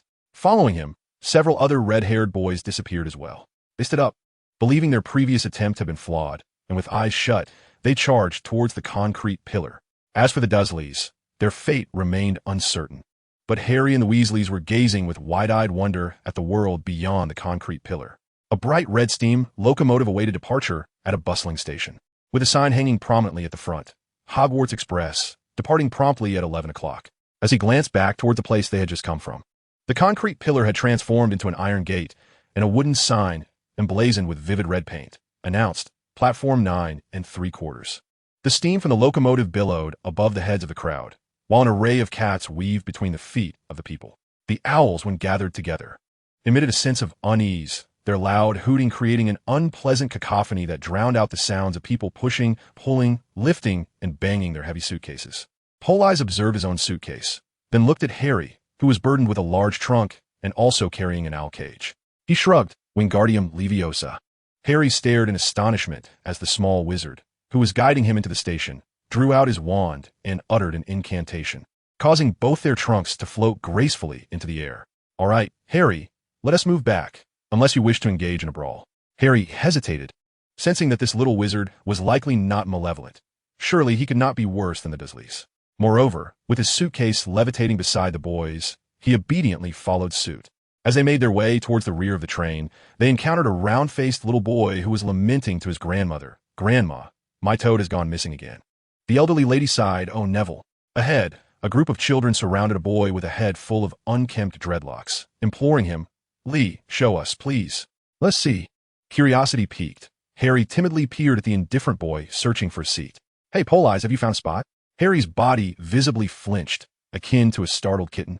As he looked up at Politz. Politz shrugged and gestured. If you wish to see, then gaze. It is indeed a rather large spider, though not as massive as the acromantula. A wave of excitement surged through Harry, exploding in his chest, and he nodded eagerly. All right. At that moment, the little wizards huddled even closer, and Harry, being slight of build, squeezed into the throng. Among the crowd, someone who recognized the boy named Lee urged, Lee Jordan, open the box. Let's have a good look at the giant jumping spider you mentioned.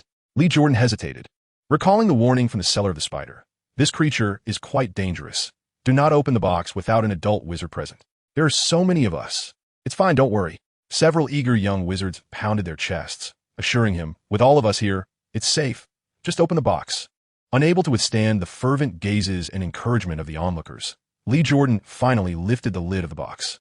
In an instant, a terrifying spider, the size of a table with 8 long legs, emerged before the crowd.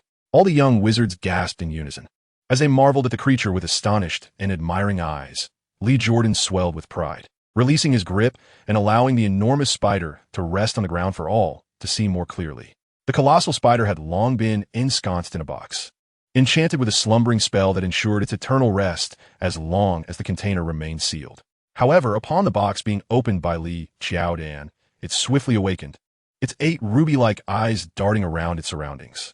After an extended period of dormancy, the spider was ravenous, desperately in need of sustenance. Chapter 12.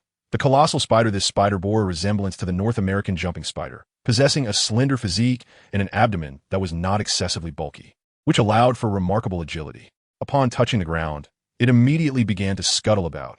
While typical jumping spiders measure around 15 millimeters and primarily feast on flies, also known as fly tigers, yet this particular specimen measured nearly 30 centimeters from head to tail. With legs extended wide enough to occupy the space of a table, flies would certainly not suffice for its appetite. Thus, it set its sights on the owls and kittens held by the young witches. A piercing scream broke the air. Ah, it's attacking me. The crowd quickly turned to witness a little witch clutching a kitten, under siege by the spider, which had fixated on her furry companion. The spider stretched its robust and powerful legs and prepared to leap. Alas, the little witch, in a panic, retreated with her kitten, causing the spider's initial attack to miss its mark.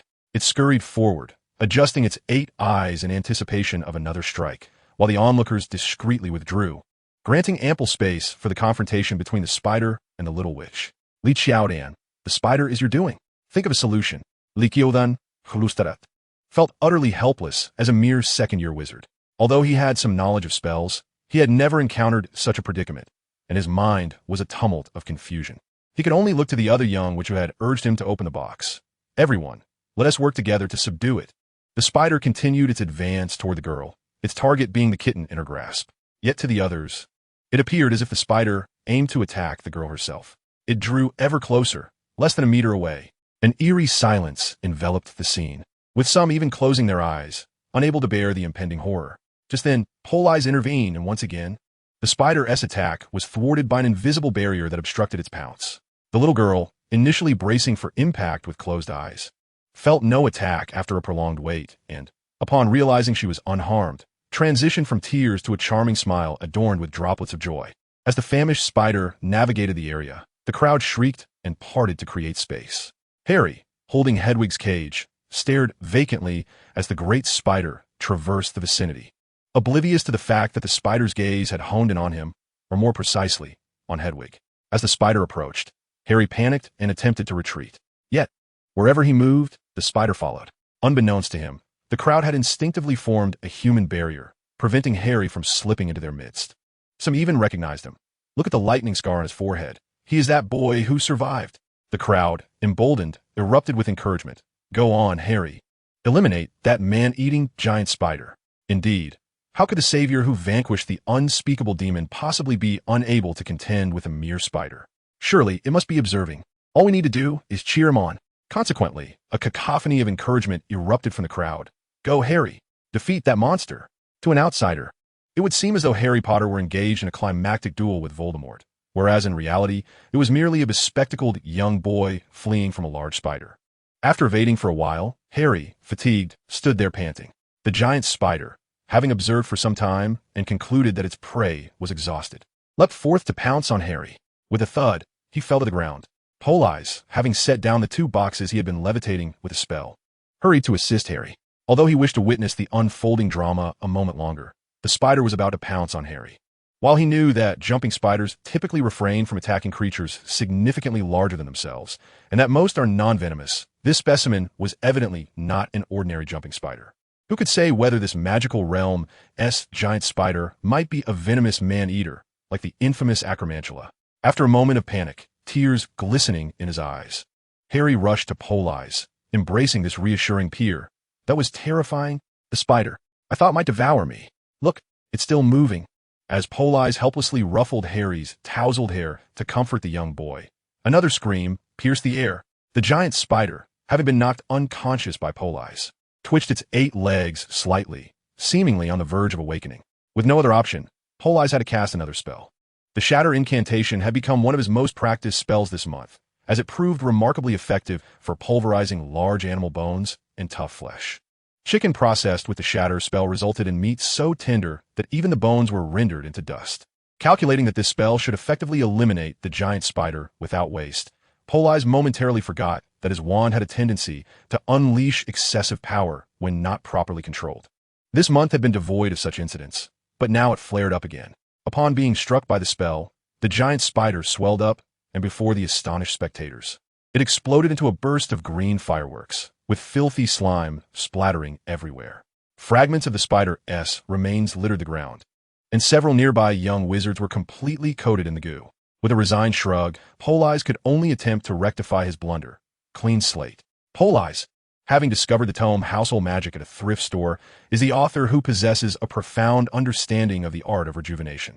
Thus, Politz's method of revitalization distinctly diverges from that of others. Instead of a radiant beam emanating from his wand, an invisible zephyr is released, sweeping through the surroundings at the behest of his will. The remnants and viscous remains left by the exploded spider vanish silently with the caress of this ethereal breeze, leaving the ground immaculate. The young wizards, previously besmirched by the sticky substance, now find themselves entirely cleansed. Even the dirt that had clung to them has disappeared. This refreshing wind is the spell Politz has practiced most diligently over the past month. Furthermore, in his quest for flawless execution, he has employed his magical prowess to enhance the effect of his wand, yielding remarkable results. Aside from the missing spider, it is as if nothing untoward had occurred. How impressive! What manner of magic is this? I have no idea. It feels as if he is a master of the arcane. Truly remarkable. The onlookers collectively marveled at the unprecedented display of magic and the deftness of Politz's technique. If such feats were accomplished by an adult wizard, it would be unremarkable. Yet, here stands an 11-year-old wizard, even younger than many present. Harry Potter gazes at Politz with starry eyes, filled with admiration. You are incredible. Is this the standard of young wizards in the magical world? Noticing Harry's sudden despondence at the thought of potentially lagging behind in his studies, Politz chuckled, ruffling the boy's soft hair. Not at all. I too hail from Muggle background. I am but an orphan. You're an orphan too? Did you grow up with an aunt? Harry inquired, his spirits visibly lifted. Politz shrugged apologetically. Regrettably, I am an abandoned child without an aunt.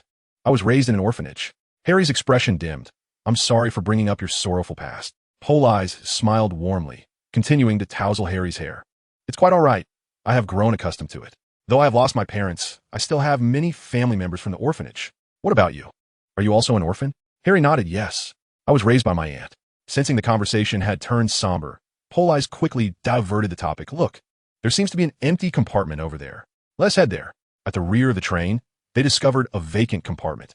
Once again, Politz cast a spell on his suitcase and led Harry inside. Chapter 13. The Mice on the Train. After settling into a brightly lit spot by the window, Politz retrieved household magic from his pocket. Since learning of their shared orphan status, Harry had been incessantly bombarding Politz with questions throughout the journey, inquiring about his age, interests, and life at the orphanage. Now, at last, he could sit down and delve into his studies, particularly to explore the spell Shatter, which, although described as an ordinary household magic, had proven to be more fearsome than the most malevolent curses. That spider had truly been obliterated. As he was engrossed in reading, a fleeting movement caught his attention.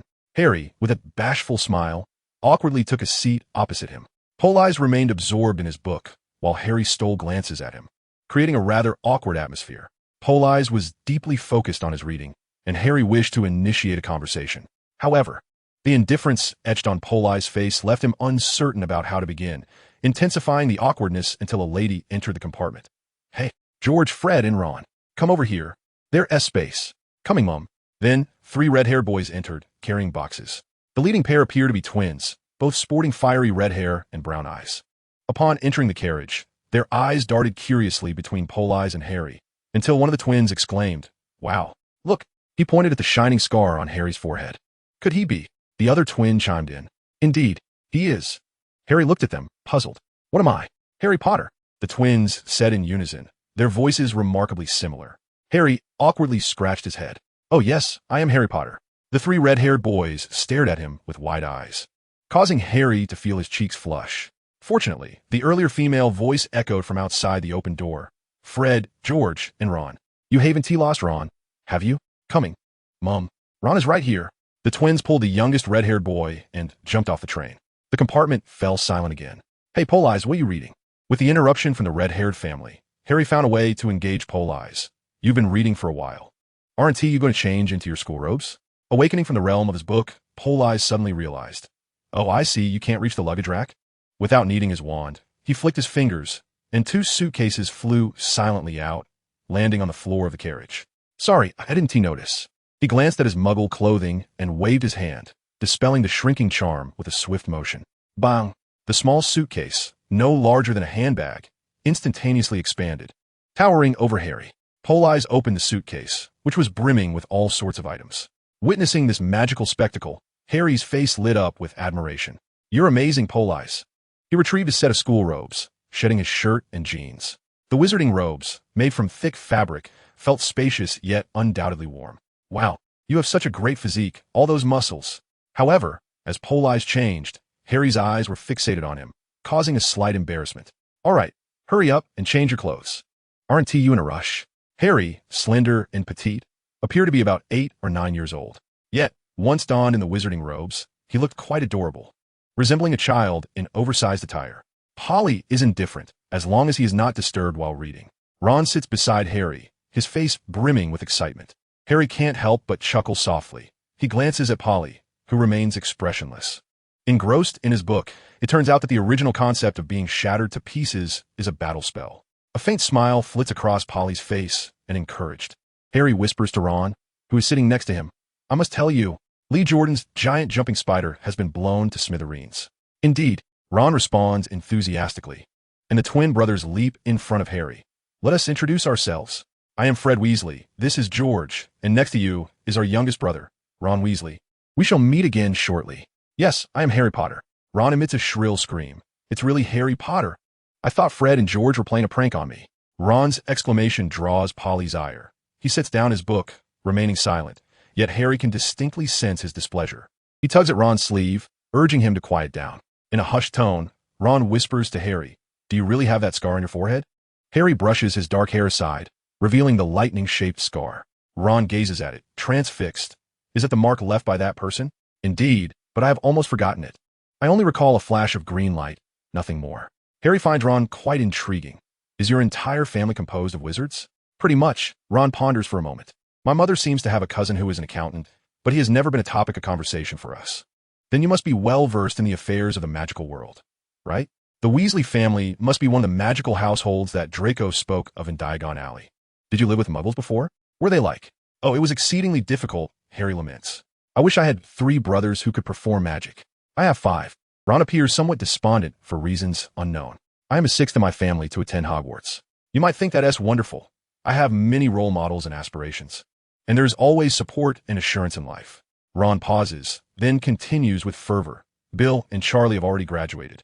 Bill is a prefect, and Charlie is the captain of the Quidditch team. Now Percy is also a prefect. Fred and George, though they enjoy mischief, are quite clever and excel academically. And everyone adores them. Everyone expects me to be just as good as my brothers. Even if I can achieve that, they will take it for granted because my brothers have set the precedent." Ron's mood is now animated, his words spilling forth rapidly. "If you had 5 brothers like I do, you would never receive anything new. Look," he stands up, waving his arms animatedly. "Bill's old robes, Charlie's broken wand, and the stinky old rat that Percy discarded. Ron pulled out a plump, slumbering gray mouse from his pocket and casually tossed it onto the table. Its name was Scabbers, and it spent its days indulging in eating and sleeping, utterly devoid of utility. Paulus observed from the side, his hand subtly reaching for his wand. The mouse was still unsuspecting. A swift, decisive spell could easily resolve the matter. He could simply offer Ron an owl as compensation, and it would be as if nothing had occurred. The gray mouse seemed to sense a hint of danger, raising its head and squeaking, its tiny green eyes fixated on Paulus' face, as if questioning whether this young wizard had indeed contemplated its demise. Noticing Peter's sudden alertness, Paulus reined in his murderous intent. Given his current capabilities, it was impossible to retain Peter.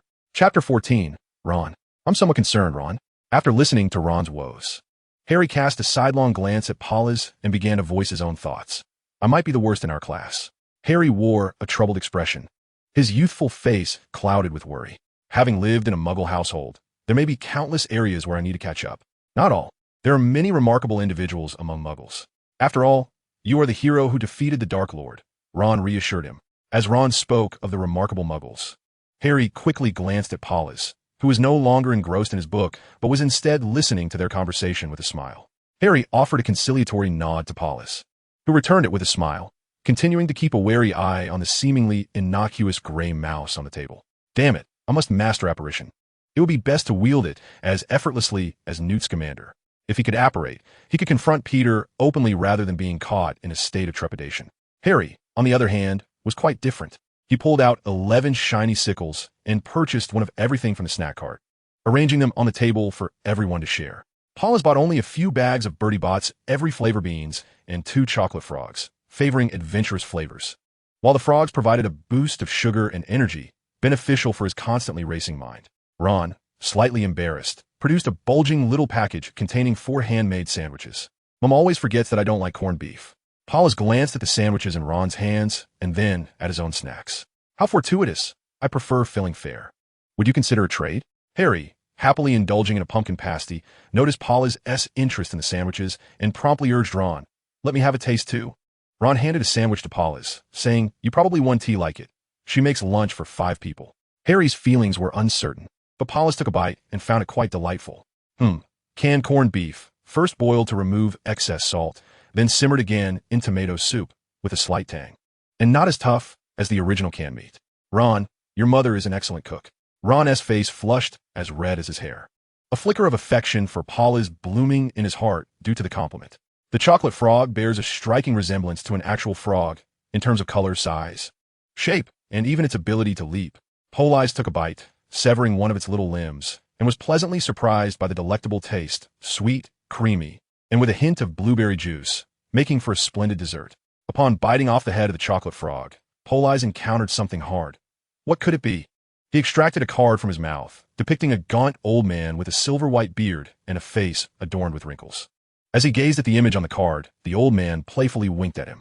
The reverse of the card bore the inscription, Nicholas Flamel, circa 1327, a renowned alchemist and the sole known creator of the Philosopher's Stone, a substance with astonishing capabilities.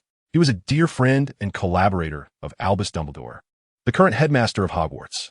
Flamel and his wife, Perenelle, had lived for an extended period due to the elixir of life derived from the Philosopher's Stone.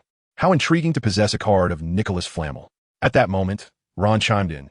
Each chocolate frog contains a card within, featuring the likeness of great wizards, which are collectible. I just need an Agrippa card to complete my set.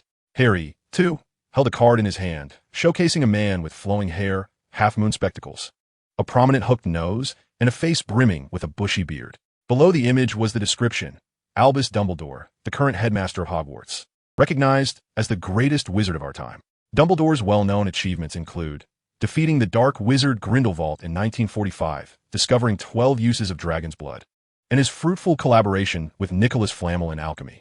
Professor Dumbledore also had a fondness for chamber music and the game of gobstones. The image on the card was not only animated but also had a tendency to move away. The Nicholas Flamel card in Politz' hand vanished, only to reappear on Harry's card, where the 2 figures were seen holding teacups, seemingly enjoying afternoon tea. As Harry and Ron eagerly unwrapped chocolate frogs in search of cards, Politz indulged in an assortment of Bertie Bott's every flavor beans, relishing the thrill of adventure.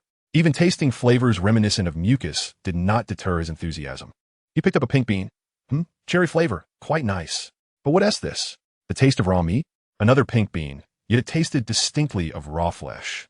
After reflecting on the British penchant for bold flavors, Politz decided to avoid the darker-colored beans, opting instead for the more vibrant ones. Nevertheless, even the odd flavors were enjoyable. For every adventure comes with its costs, does it not? The excitement lay in not knowing what the next bite would reveal. Suddenly, there was a knock at the door, accompanied by sobs. It was Neville, the round-faced boy they had encountered at the station, who entered weeping and stammered. "I'm sorry, have you seen a toad?" Harry shook his head. No. The boy's cries intensified. "I can't find my toad. It does not favor my company, always reluctant to be with me. Perhaps, if you happen to encounter it, kindly inform me. I am Neville Longbottom." Politz remained silent, gently nudging the speckled rat towards Ron. The proud expression on Ron's face instantly froze. "Oh, I still have Scabbers with me." The portly rat continued to slumber soundly upon the table. Ron disdainfully remarked, "If you didn't know any better, you might think it was already deceased." He retrieved a wand from his sleeve, adorned with a bow, its tip emanating a faint white glow. "I attempted to transfigure it into yellow yesterday. It might have been more amusing, but the spell failed. I wish to try again." He waved the wand with exaggerated flair. "This is Charlie's wand. Even the unicorn hair has come loose." Suddenly, the compartment door was shoved open with force. Chapter 15, Hermione. Has anyone seen a toad? Neville's toad is missing. Bursting in was a small witch with a wild mass of hair, clad in a pristine wizarding robe, her right hand grasping the recently departed Neville Longbottom. However, her prominent front teeth and commanding tone were less than endearing. Politz glanced over. To be frank, the young girl was not particularly remarkable. At present, her face, marred by those large buck teeth, did not enhance her appeal, rendering her less charming than Harry. "We said we haven't seen it," Ron muttered, though the little witch appeared not to hear him, her gaze fixed on the wand in his hand. "Are you using magic? Let's behold your skills." She unceremoniously seated herself beside Politz, her eyes scrutinizing Ron's every move. Politz, observing the unfolding drama, was momentarily taken aback by the girl's abrupt approach. Now, he found himself drawn into their conversation, and in an effort to evade any complications Harry Potter might bring, he subtly shifted deeper into his seat. The girl, sensing his movement, cast a glance at the quiet young wizard who had been silent since entering, then turned her attention back to Ron, her gaze urging him on. Ahem, sunshine, daisies, sweet milk, turn this plump rat yellow. Ron nervously cleared his throat, feigning a flourish with his wand. However, the rotund gray rat remained unchanged, still fast asleep. "Are you certain that is the right incantation? It seems rather ineffective. I have tried several spells, and they all worked splendidly." Her voice was both crisp and sweet, altering Politz's impression of her. "No one in my family is a wizard, so I was overjoyed to receive my acceptance letter. I've heard Hogwarts is the finest school of magic in the world. However, I worry I may fall behind. So I memorized all the content from the textbooks, hoping it would be useful. My name is Hermione Granger. What are yours?" Her speech was rapid, a torrent of words that left Harry and Ron somewhat bewildered. They exchanged glances, astonished, for they had yet to even open their textbooks. However, Harry quickly recalled Politz's earlier demeanor and cast a hopeful glance in his direction, yearning for him to reprimand the overbearing young girl. Politz, noticing Harry's gaze, cleared his throat and pointed to himself. "Politz Shaun, a freshman this year. Greetings, Miss Hermione Granger. You claim to have memorized all the textbooks. Therefore, I would like to pose a question. What spell is used to locate lost items?" He scrutinized the young girl before him. "It seems you still harbor the mindset of an ordinary person. Do not forget, you are in a magical world now. You are a witch. Neville, what is the name of your toad? Describe its size and appearance." Neville stammered. "Its name is Trevor. It's about the size of my palm and yellowish green." Politz nodded approvingly. "Todd Trevor, come forth." To ensure absolute success, he exerted all his might, and a yellowish-green toad soared from the corner of the compartment, landing in Politz's outstretched left hand. He examined the creature closely. A fine magical pet indeed. It appears to possess a trace of metamorphic bloodline. Neville, bolster your strength. Otherwise, it may very well escape your grasp. While in Politz's hand, Trevor exhibited remarkable docility, showing no inclination to flee. However, once in Neville's possession, the toad's small eyes widened, leaping suddenly before swiftly vanishing into thin air before everyone's eyes. Politz shrugged. Toads are, in fact, quite sophisticated wizarding pets, endowed with potent magical properties. If you possess formidable magical strength, it will remain loyal. Conversely, if your magic fails to captivate it, it will abandon you. Observing the young wizards. Politz wove a tale. It is said that a powerful which once took several toads as her apprentices, they proved to be more potent and loyal than human students. Neville, demonstrate its power. This way, it will have no thoughts of leaving. Neville, taking Politz's words to heart, was contemplative but utterly at a loss as to how to showcase his strength. He merely strained, bending his arm with all his might, attempting to display his abilities. Politz chuckled, shaking his head, worried Neville might inadvertently create a foul mess that would render the compartment uninhabitable. What I just did was simple. Just use the summoning charm. Neville pouted on the verge of tears. I can't conjure any magic. I don't know the summoning charm. I might be a dud. I shouldn't be here. Politz regarded him kindly, reaching out to pat his head. Believe in yourself, Neville, or rather believe in Hogwarts. Since Hogwarts has sent you an acceptance letter, you're a qualified wizard. It doesn't matter if you don't know the summoning charm. Let me tell you, it requires a clear image of the object's shape, size, and name. The more precise, the better. Then, you must possess unwavering determination and the belief that it must come to you. Come now, give it a try, Neville. Encouraged by Politz, Neville produced a wand approximately a foot long, which he awkwardly held. Toad, levitate. Despite Neville's fervent inhalations and exhalations, bolstered by Politz and the encouragement of the other three, nothing transpired after several attempts. The determination etched on Neville's small face crumbled in an instant. And with a quivering voice, he exclaimed, Is Hogwarts mistaken? Perhaps I am a dud. All eyes turned to Politz, who cleared his throat, realizing that Neville's issue might not solely stem from a lack of confidence. Neville, are you using your own wand? Feeling uncertain, he added, Did you acquire it from Ollivander? Neville shook his head. This is my father's wand, 13 inches of oak with a phoenix feather core. Politz nodded in understanding. No wonder, Neville. You must swiftly procure a new wand. It does not yield to you at all. Do you remember Mr. Ollivander's oft-repeated adage? The wand chooses the wizard, not the wizard the wand. All gazes converged upon him, with admiration glimmering in Harry and Hermione's eyes, while Ron exhibited a hint of jealousy. Politz, having discovered the disobedience of his own wand, had researched wand lore. Each wand possesses unique characteristics, and using a suitable wand is paramount for every wizard. Employing another's wand can yield subpar results, and may even jeopardize one's own well-being. Adult wizards have attained a certain mastery over their powers, enabling them to compel their wands to comply. However, for young wizards, wielding an incompatible wand is perilous. It can disrupt the flow of magic, potentially leading to blockages and resulting in one becoming a dud. The words of Politz alarmed everyone, especially Neville, who burst into tears. Am I about to become a dud? Ron, momentarily forgetting his jealousy towards Politz, turned pale, his hair seemingly losing its vibrant hue. Is the consequence of using another's wand that severe? I've been using Charlie's wand. Will I also become a dud? Politz waved his hand dismissively. It is not so dire. Such occurrences are only extreme exceptions. However, Neville, your situation is quite serious. This one utterly refuses to obey you. One can only surmise that your father must have been an exceptionally powerful wizard, hence its resistance. You must obtain a new wand at once. With tears in his eyes, Neville nodded earnestly. Yes, I understand. Thank you, Mr. Politz. As Neville prepared to leave the compartment, Politz quickly called out, Hey, Neville, your toad. Politz glanced at the obedient toad, leaf resting in his palm. With a wry smile, he mused, I prefer fluffy little creatures. Reptiles and amphibians simply do not appeal to me. Chapter 16, Draco Malfoy. Politz held the plump little toad, glancing at Harry, who had a fluffy companion, Hedwig. Ron had a toad, and Politz casually handed it over to Hermione, saying, Here you go, Hermione. I see you don't have a pet yet, so I entrust you with Leaf.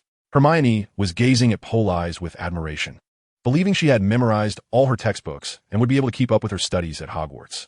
However, her experiences on the train to Hogwarts today made her feel that her worries were unfounded. The children of the magical world were not so different from those in the Muggle schools. She was confident she could still be the best student. Yet, encountering Politz today reignited her doubts. Was this the caliber of truly exceptional students in the magical realm? So powerful, so knowledgeable, and so handsome. As she gazed dreamily at Politz, he suddenly thrust something into her hands. Looking down, she let out a shriek, a toad.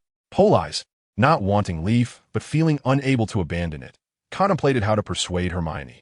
He pretended to speak to himself, saying, Toads are quite sophisticated magical pets. They only pursue the strong, and this one even has the bloodline of a transfiguration creature. Unfortunately, I already have a toad. Otherwise, caring for this one would be splendid. If you don't like it, You can always return it to Neville after arriving at Hogwarts. Initially disgusted by the toad, Hermione, after hearing Politz musings, observed the little creature in her hands.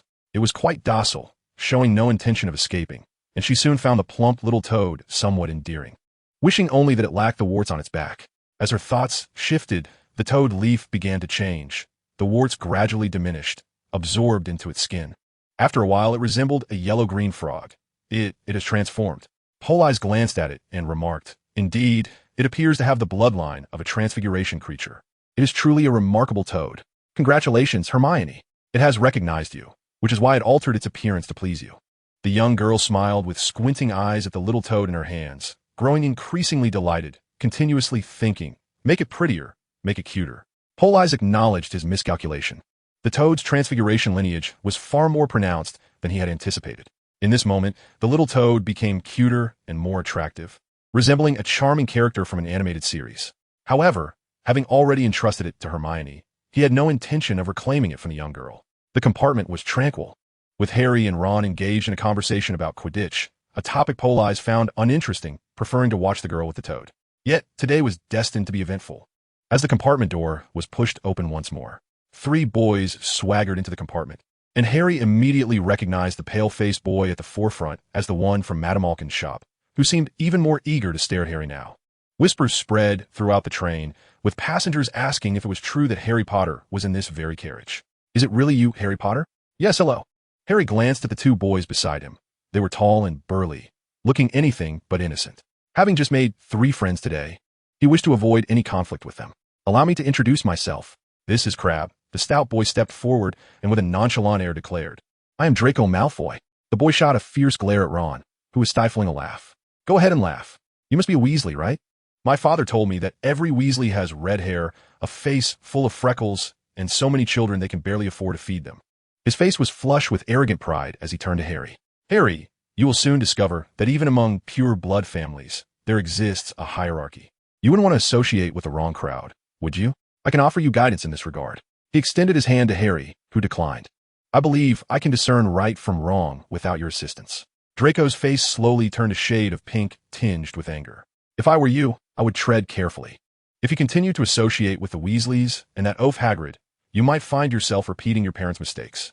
Ron, reacting impulsively to Draco's words, was visibly agitated. While Politz smirked from the side, Ron stood up, brimming with defiance. "Say that again, I dare you." Malfoy, with a scornful expression, taunted, "What? Do you wish to fight us?" He glanced at Crabbe and Goyle, a mocking grin plastered across his face. Politz coolly interjected, "I thought young wizards in the magical realm didn't care about size when it came to fighting. Quite disappointing, really."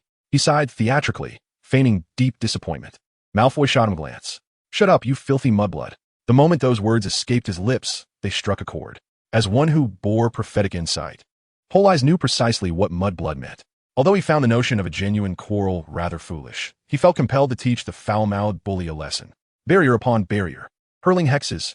3 spells were cast in quick succession, erecting obstacles that thwarted the advancing trio. Crabbe erupted into raucous laughter, while Goyle began performing a strange dance.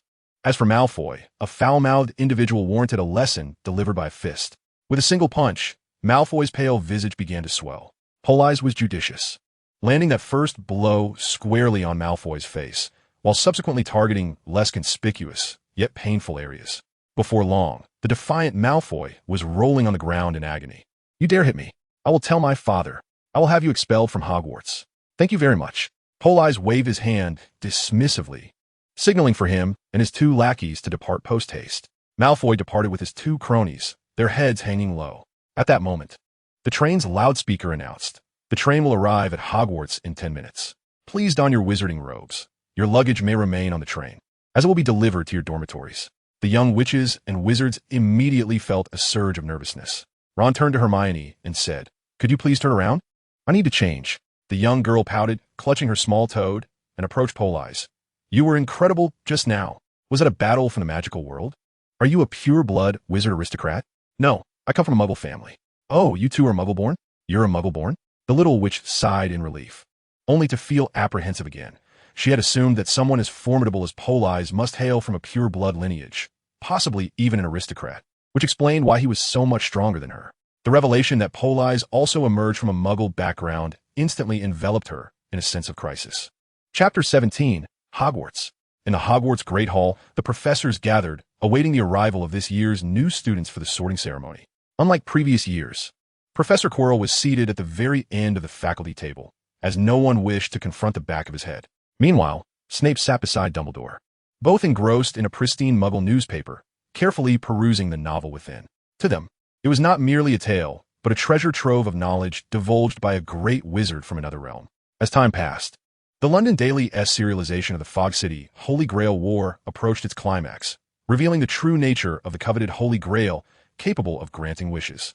Initially eager to replicate the design from the story and construct their own Grail, Snape and Dumbledore gradually succumbed to disappointment. Human strength has its limits. Tasks beyond human capability necessitate magic, and that which even magic cannot achieve requires sorcery. However, even sorcery is bounded by constraints. To access the origins, to alter the world, to conjure from nothing, to resurrect the deceased. These feats, unattainable by magic, demand the miraculous essence of the Holy Grail from the very roots of existence. Upon witnessing these revelations, both men were filled with excitement. Each harbored a desire to bring back someone they had lost. Particularly for Snape, the urge to exhaust all his resources to create the Grail and wish for the resurrection of Lily Evans was overwhelming. Yet, Dumbledore maintained his composure, calming Snape. Let us observe how the story unfolds. It is quite possible that this so-called Grail is merely an elaborate ruse. As Dumbledore anticipated, the purported omnipotent vessel gradually revealed its true form. It was but a deception crafted by a Slytherin from that world, aimed at materializing his magical soul. From the very beginning, the Grail possessed only two functions: to grant a soul a new corporeal form or to artificially create an automaton. Dumbledore, what do you think? Although this so-called Holy Grail was not as formidable as one might imagine, Severus Snape deemed its capability sufficient, particularly since both he and Dumbledore were preoccupied with the notion of resurrecting the deceased. Dumbledore, in anguish, closed his eyes and murmured, "No, our technology is insufficient, and our funding is lacking." Snape, gritting his teeth, retorted, "I must attempt it." "No, Severus." Dumbledore sought to intervene, but Snape forcefully tore away the hair tie binding his hair, which cascaded down from its previous playful braids, casting a dark pall over his already somber visage. Suddenly, Snape rose and walked away, capturing the attention of all around him. Quirrell squinted at Snape, who surveyed the area before declaring, "I'll wait by the entrance for the new students." Professor McGonagall cast a puzzled glance at Snape, unable to refute his decision. "Then I shan't accompany you. I appreciate your efforts." Beneath the deep purple sky, the train gradually came to a halt as the crowd surged forward. Eventually, Politz and Harry managed to squeeze through the train doors, nearly dislodging Harry's glasses in the process. On a small, dark platform, the biting wind howled, illuminated only by the flickering dim lights overhead, which barely cast a glow upon the station. A resonant, aged voice called out, "First-year students, follow me." "Hey, Harry, over here. Other first years. Come this way. Follow me." The burly Hagrid, lantern in hand, led the newcomers down a steep and narrow path, flanked by impenetrable darkness, presumably concealing a forest. Silence enveloped the group, save for the sound of heavy breathing, with Politz struggling to keep pace. Hermione, having narrowly avoided being separated by the crowd at the station, clung tightly to his left arm. "You will soon behold Hogwarts," Hagrid announced loudly from the front, though his voice was naturally resonant enough. "Just around this bend." A murmur of excitement rippled through the young wizards as the narrow path suddenly opened to reveal a vast, dark lake. Across the water, a magnificent castle, adorned with numerous turrets and towers, nestled between two mountains. The glass windows sparkled with starlight, rendering the scene dreamlike. Hogwarts stood before them in all its glory. There's a boat for every four of you. The school had prepared small vessels to ferry them across the lake. Harry, Ron, Hermione, and Politz settled into one boat, which glided silently across the mirror-like surface of the tranquil water. As the towering castle loomed ever closer, Hermione instinctively tightened her grip on Politz's arm in an expression of anxiety. "Duck," Hagrid cautioned as they approached the cliff's edge. The boat continued toward the precipice, but the anticipated collision never occurred. Beneath the ivy, a concealed, dark waterway awaited, and it was a while before they arrived at an underground dock. Everyone disembarked and began to ascend the pebble-strewn path, with Hagrid leading the way, lantern held high. Soon, they reached a damp patch of grass beneath the castle's shadow. The grand door swung open, revealing a formidable middle-aged wizard clad in a flowing black robe. His disheveled black hair framed a stern countenance, accentuated by a pronounced beak-like nose and a rigid expression that instilled fear. "Thank you for your efforts, Hagrid. Hand the children over to me. I shall escort them inside," he intoned. Politz scrutinized the man, noting a striking resemblance to Snape, both in demeanor and appearance. Yet, where was the promised greasy hair? Did he just smile? Was it merely an illusion, or could this be the new professor at Hogwarts? As the castle's entrance was fully opened, the vast foyer loomed before them, spacious enough to accommodate an entire house. The interior was illuminated by towering torches, casting a radiant glow throughout, and the ceiling was so high that one had to tilt their head back to behold it. The marble-carved staircase spiraled upward, leading to the upper levels. After a moment's pause, the man seemed to recall something important, adding, "Welcome to Hogwarts." A fleeting smile broke through his pallid visage. "The sorting ceremony is fast approaching. You may take this time to prepare yourselves, at the very least to avoid appearing foolish, like you." His gaze settled on Ron. "You have something dirty on your nose." He then turned to Hermione, still clinging to Politz's arm. "You might want to do something about looking like a possum clinging to its mother." With that, Snape briskly exited the small chamber. "Soon, someone will call your name. When you hear it, do remember to step forward. For now, remain quietly in anticipation." Once Snape departed, the young wizards erupted into animated discussion. The sorting ceremony? What is that? The children from wizarding families became the center of attention, surrounded by their peers from muggle families, who clamored for information about the event. "You come from a wizarding background. You must know all about it, right?" However, the young wizards from magical families were equally perplexed. The graduates of Hogwarts had cleverly kept this secret, instead spinning various tales to deflect inquiries. Soon, several versions of the sorting ceremony began circulating among them. Harry anxiously clutched Ron's arm. "How will they decide which house we belong to?" This question was now the most widely accepted, as other notions involving dragons, werewolves, or vampires were deemed implausible. Suddenly, a sharp scream pierced the air, capturing everyone's attention. What on earth is happening? Politz craned his neck to observe a group of unfamiliar young wizards in a frenzy, pointing at the wall above and stammering, "A ghost! A ghost!" From the gray, solid wall, a pearlescent corner of a garment became discernible, followed by the emergence of a plump, translucent ghost. This rotund specter, resembling a monk, floated gracefully in midair, gliding towards the opposite wall. Following closely behind, several more semi-transparent apparitions, radiating a soft pearly glow, appeared, engaged in a spirited debate. "Forget about that. Give Peeves another chance. My dear fat friar, we have afforded the spectre known as Papigi ample opportunities, yet he scarcely merits the title of a ghost. He has tarnished our reputation as apparitions. Behold, what mischief are those children engaged in?" A spectre, adorned with a garland and clad in mourning attire, discerned the hushed little wizards below. "Ah, indeed. Today marks the day of the sorting ceremony." The portly friar ghost inquired. "You are all newcomers, are you not?" The young sorcerers nodded quietly in response. "I hope you find yourselves sorted into Hufflepuff." The rotund friar twirled in the air, declaring, "I hail from that very house." Politz internally scoffed, for these fledgling wizards. That is nothing short of a curse. While it was all but predetermined that most of the little wizards would be assigned to Hufflepuff, it was evident that none of them aspired to be sorted there from the outset, for the unassuming badger was simply too inconspicuous. At that moment, a tall witch clad in an emerald robe pushed open the door and announced, "The sorting ceremony is about to commence. Newcomers, line up and follow me." Upon seeing Professor McGonagall, the ghosts gradually retreated into the walls, their swift movements eliciting a second glance from Politz, who realized that even these phantoms could experience trepidation. Following Professor McGonagall, the procession navigated through the grand hall and entered a magnificent chamber through a pair of wide doors. Within this grand and resplendent hall, for long tables were filled with upperclassmen, their heads adorned with floating oil lamps and candlesticks illuminating the expansive space. The tables brimmed with gleaming platters and goblets of gold. At the front of the hall stood another table where professors were seated. Notably, Politz observed a group of robed wizards and witches quietly standing in a distant corner, attempting to remain inconspicuous and avoid drawing the students' attention. Only their eyes gleamed from the shadows. Professor McGonagall cast a final glance at the figures lingering in the corner before leading the newcomers onto the platform, positioning them to face the upperclassmen. With their backs to the professor, they stood in a straight line. Politz, keenly aware, noticed a slight stir among the shadowy figures. However, as Dumbledore's gaze fell upon them, the movement swiftly subsided. Professor McGonagall produced a high stool and placed it before the newcomers, atop which she set an old, pointed hat. Countless pairs of eyes were drawn to the hat, prompting another stir among the shadows. Whispers floated through the air. Indeed, could the Dark Lord truly still be alive? It remains uncertain. Let us wait and see as the hat begins to sing. Listen to its song. Bull Eyes remained fixated on those lurking in the shadows, for they were absent from the original narrative. He was already well acquainted with the sorting ceremony. Witnessing these figures was far more captivating. The hat noticeably stirred upon the high stool, opening its mouth at the edge and singing loudly. You may find me lacking in beauty, yet do not judge by appearances. If you can discover a hat more exquisite than I shall consume myself.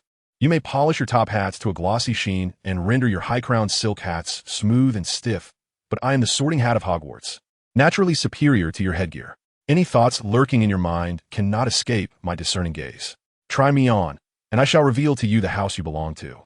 Perhaps you are destined for Gryffindor, where courage lies buried within, and their valor, spirit, and generosity set them apart.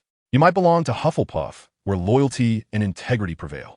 The students of Hufflepuff are resilient and honest, unafraid of arduous toil.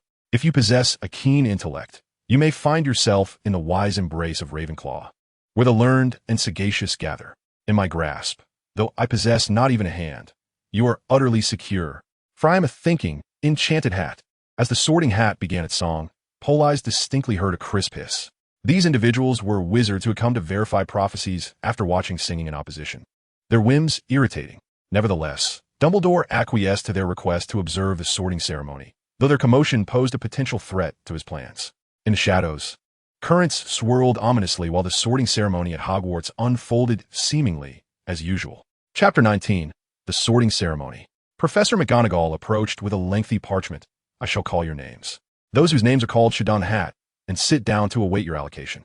A collective sigh of relief escaped the young witches and wizards, and someone whispered, "So this is the sorting ceremony? I thought we were to battle a giant?"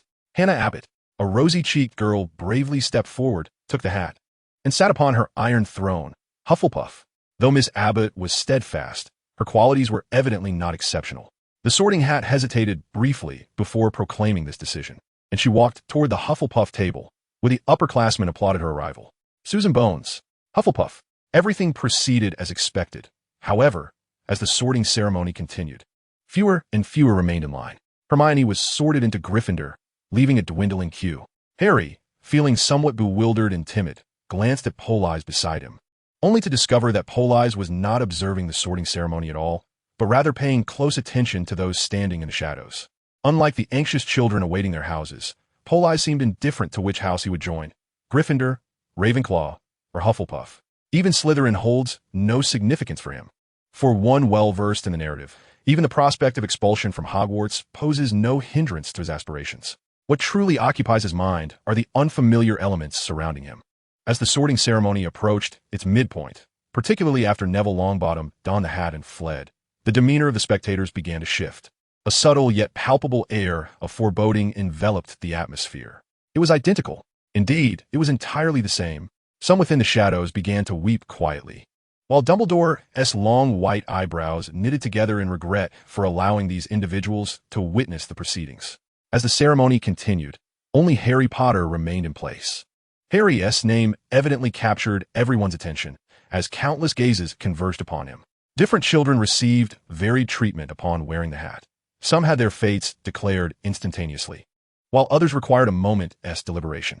However, the sorting hat seemed to ponder over Harry's placement for an unusually extended period, long enough for the onlookers in the shadows to grow impatient.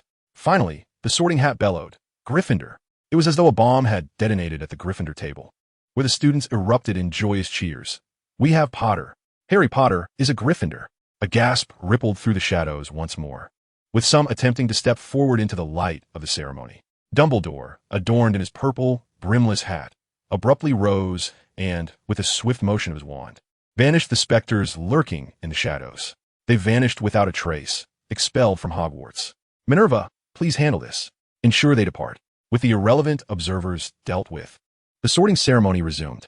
Now, only 4 newcomers remained in line.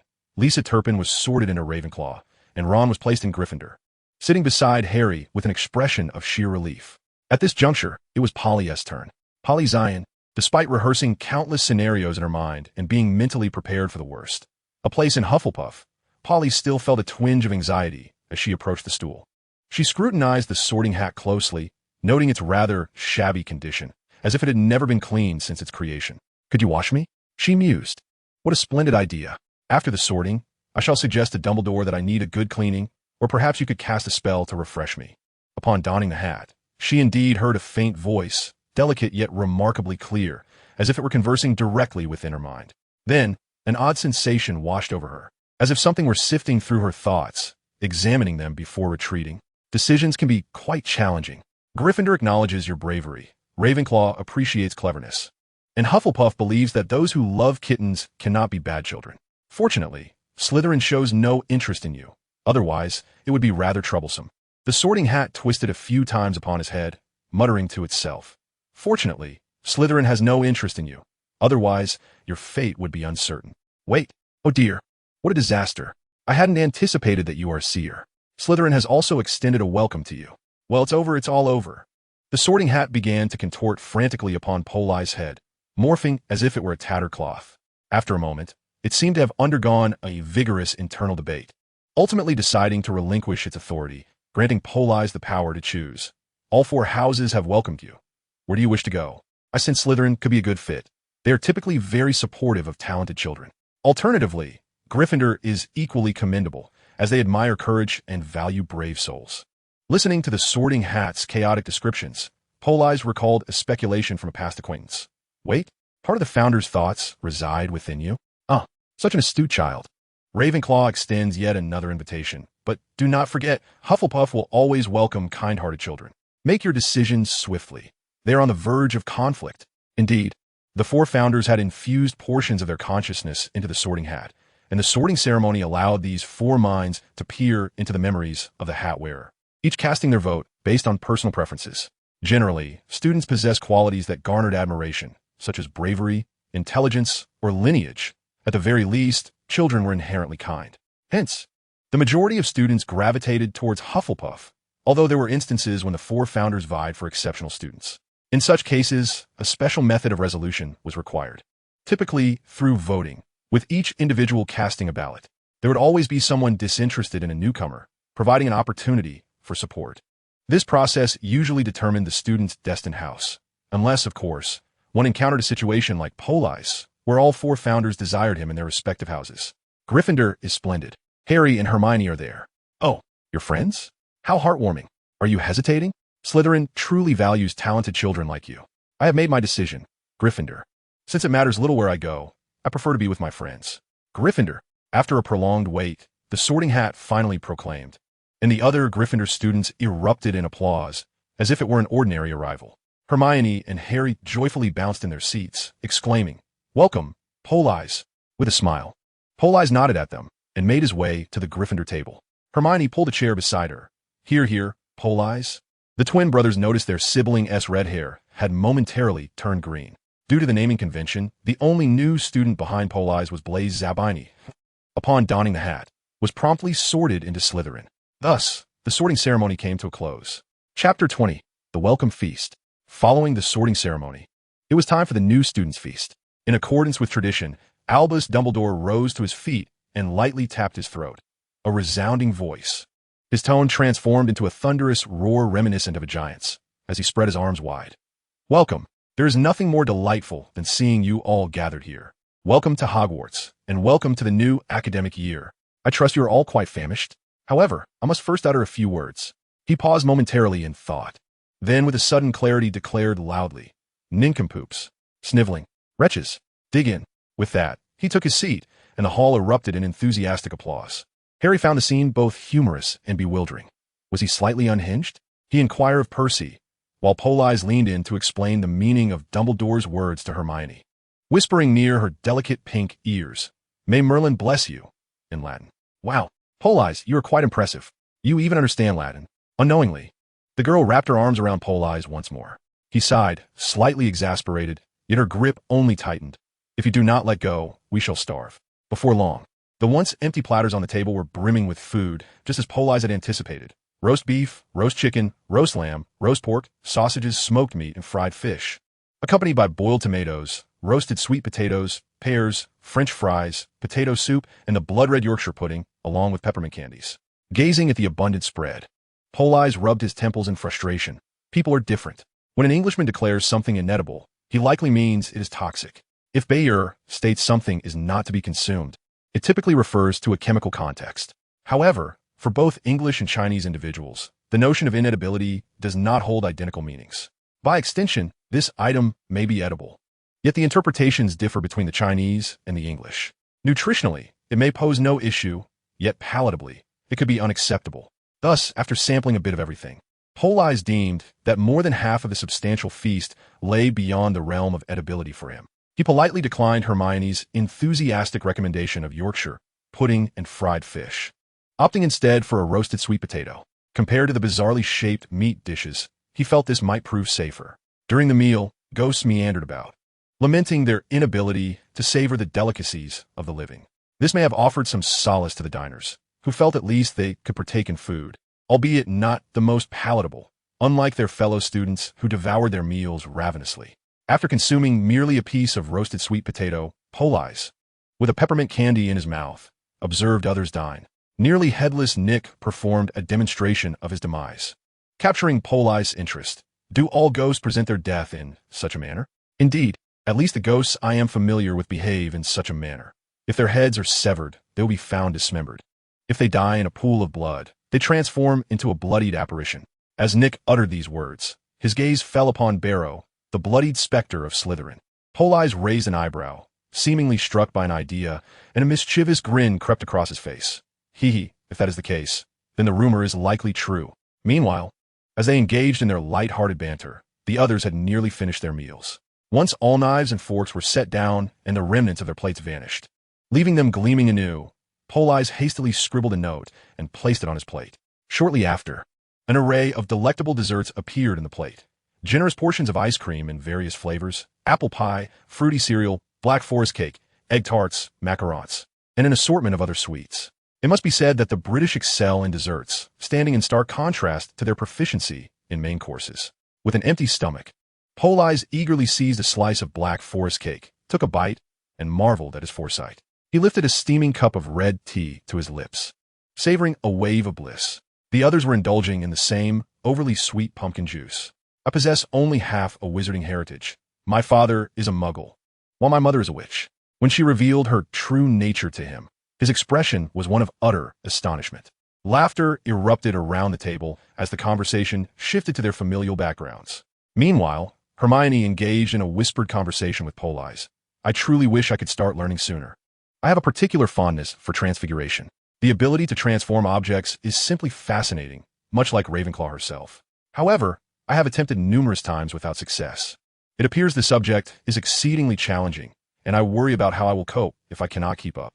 Politz nodded with a smile, producing his wand and tapping a dining knife before him, transforming it into a pair of disposable chopsticks. As long as you enjoy it, there is no need to rush. In fact, transfiguration is rather straightforward.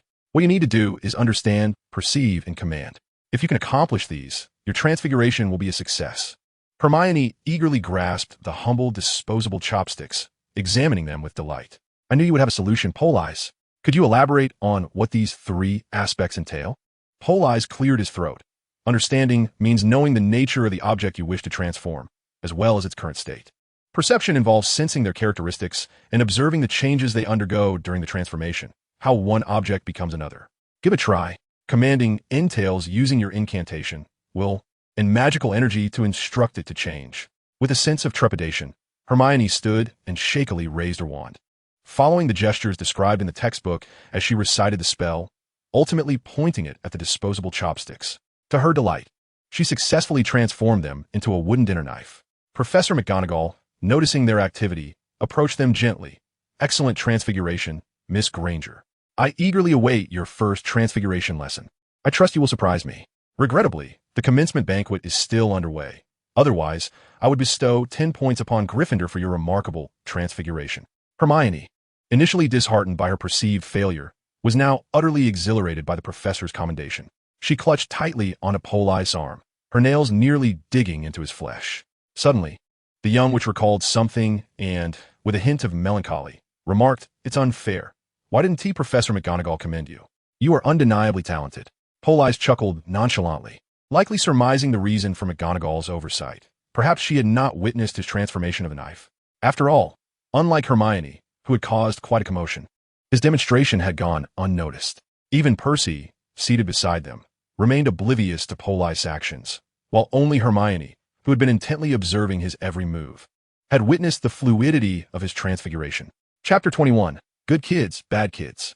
After a brief comment from Professor McGonagall, she departed. Dessert time was drawing to a close.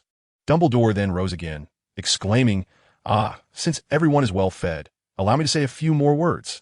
His expression turned grave, devoid of any mirth. First-year students, heed this warning. Entry into the forest on school grounds is strictly prohibited for all students, including upperclassmen. Dumbledore's blue eyes flicked towards the Weasley twins. "Mr. Filch has requested I remind everyone that the use of magic in the corridors is forbidden. The selection process for Quidditch players will take place in the second week of this term. Any students wishing to join the house team should contact Madam Hooch. Lastly, I must advise all of you, those who wish to avoid unforeseen accidents and untimely demise should refrain from entering the corridor on the right side of the fourth floor." Harry burst into laughter, but he was one of the few. The others bore expressions of seriousness, for though Dumbledore enjoyed jesting, he never trifled with matters of life and death. Politz furrowed his brow. Was the narrative unfolding precisely as it had before? Was Dumbledore still pursuing his plan to cultivate a savior? Dumbledore pondered for a moment and added, "Ahem, forgive me. I almost forgot one last point. Throughout this new term, all external passages at Hogwarts will be temporarily closed. Should you wish to venture outside, you must be accompanied by me or by Professors McGonagall or Snape. The same applies to all professors." Well then, Politz exhaled in relief. It seemed that the narrative had indeed diverged somewhat, though not within the confines of Hogwarts. "Now, before we retire for the evening, let us sing the school song," Dumbledore proclaimed loudly. Harry noticed that the smiles of the other professors appeared to have frozen. Dumbledore waved his wand lightly, and a long golden ribbon floated from it, twisting and curling above the grand dining table, forming lines of text. Each one may choose their preferred melody. Dumbledore declared, "Prepare, sing," and thus the entire faculty and students erupted in a harmonious chorus. "Hogwarts, Hogwarts, Hogwarts, Hogwarts.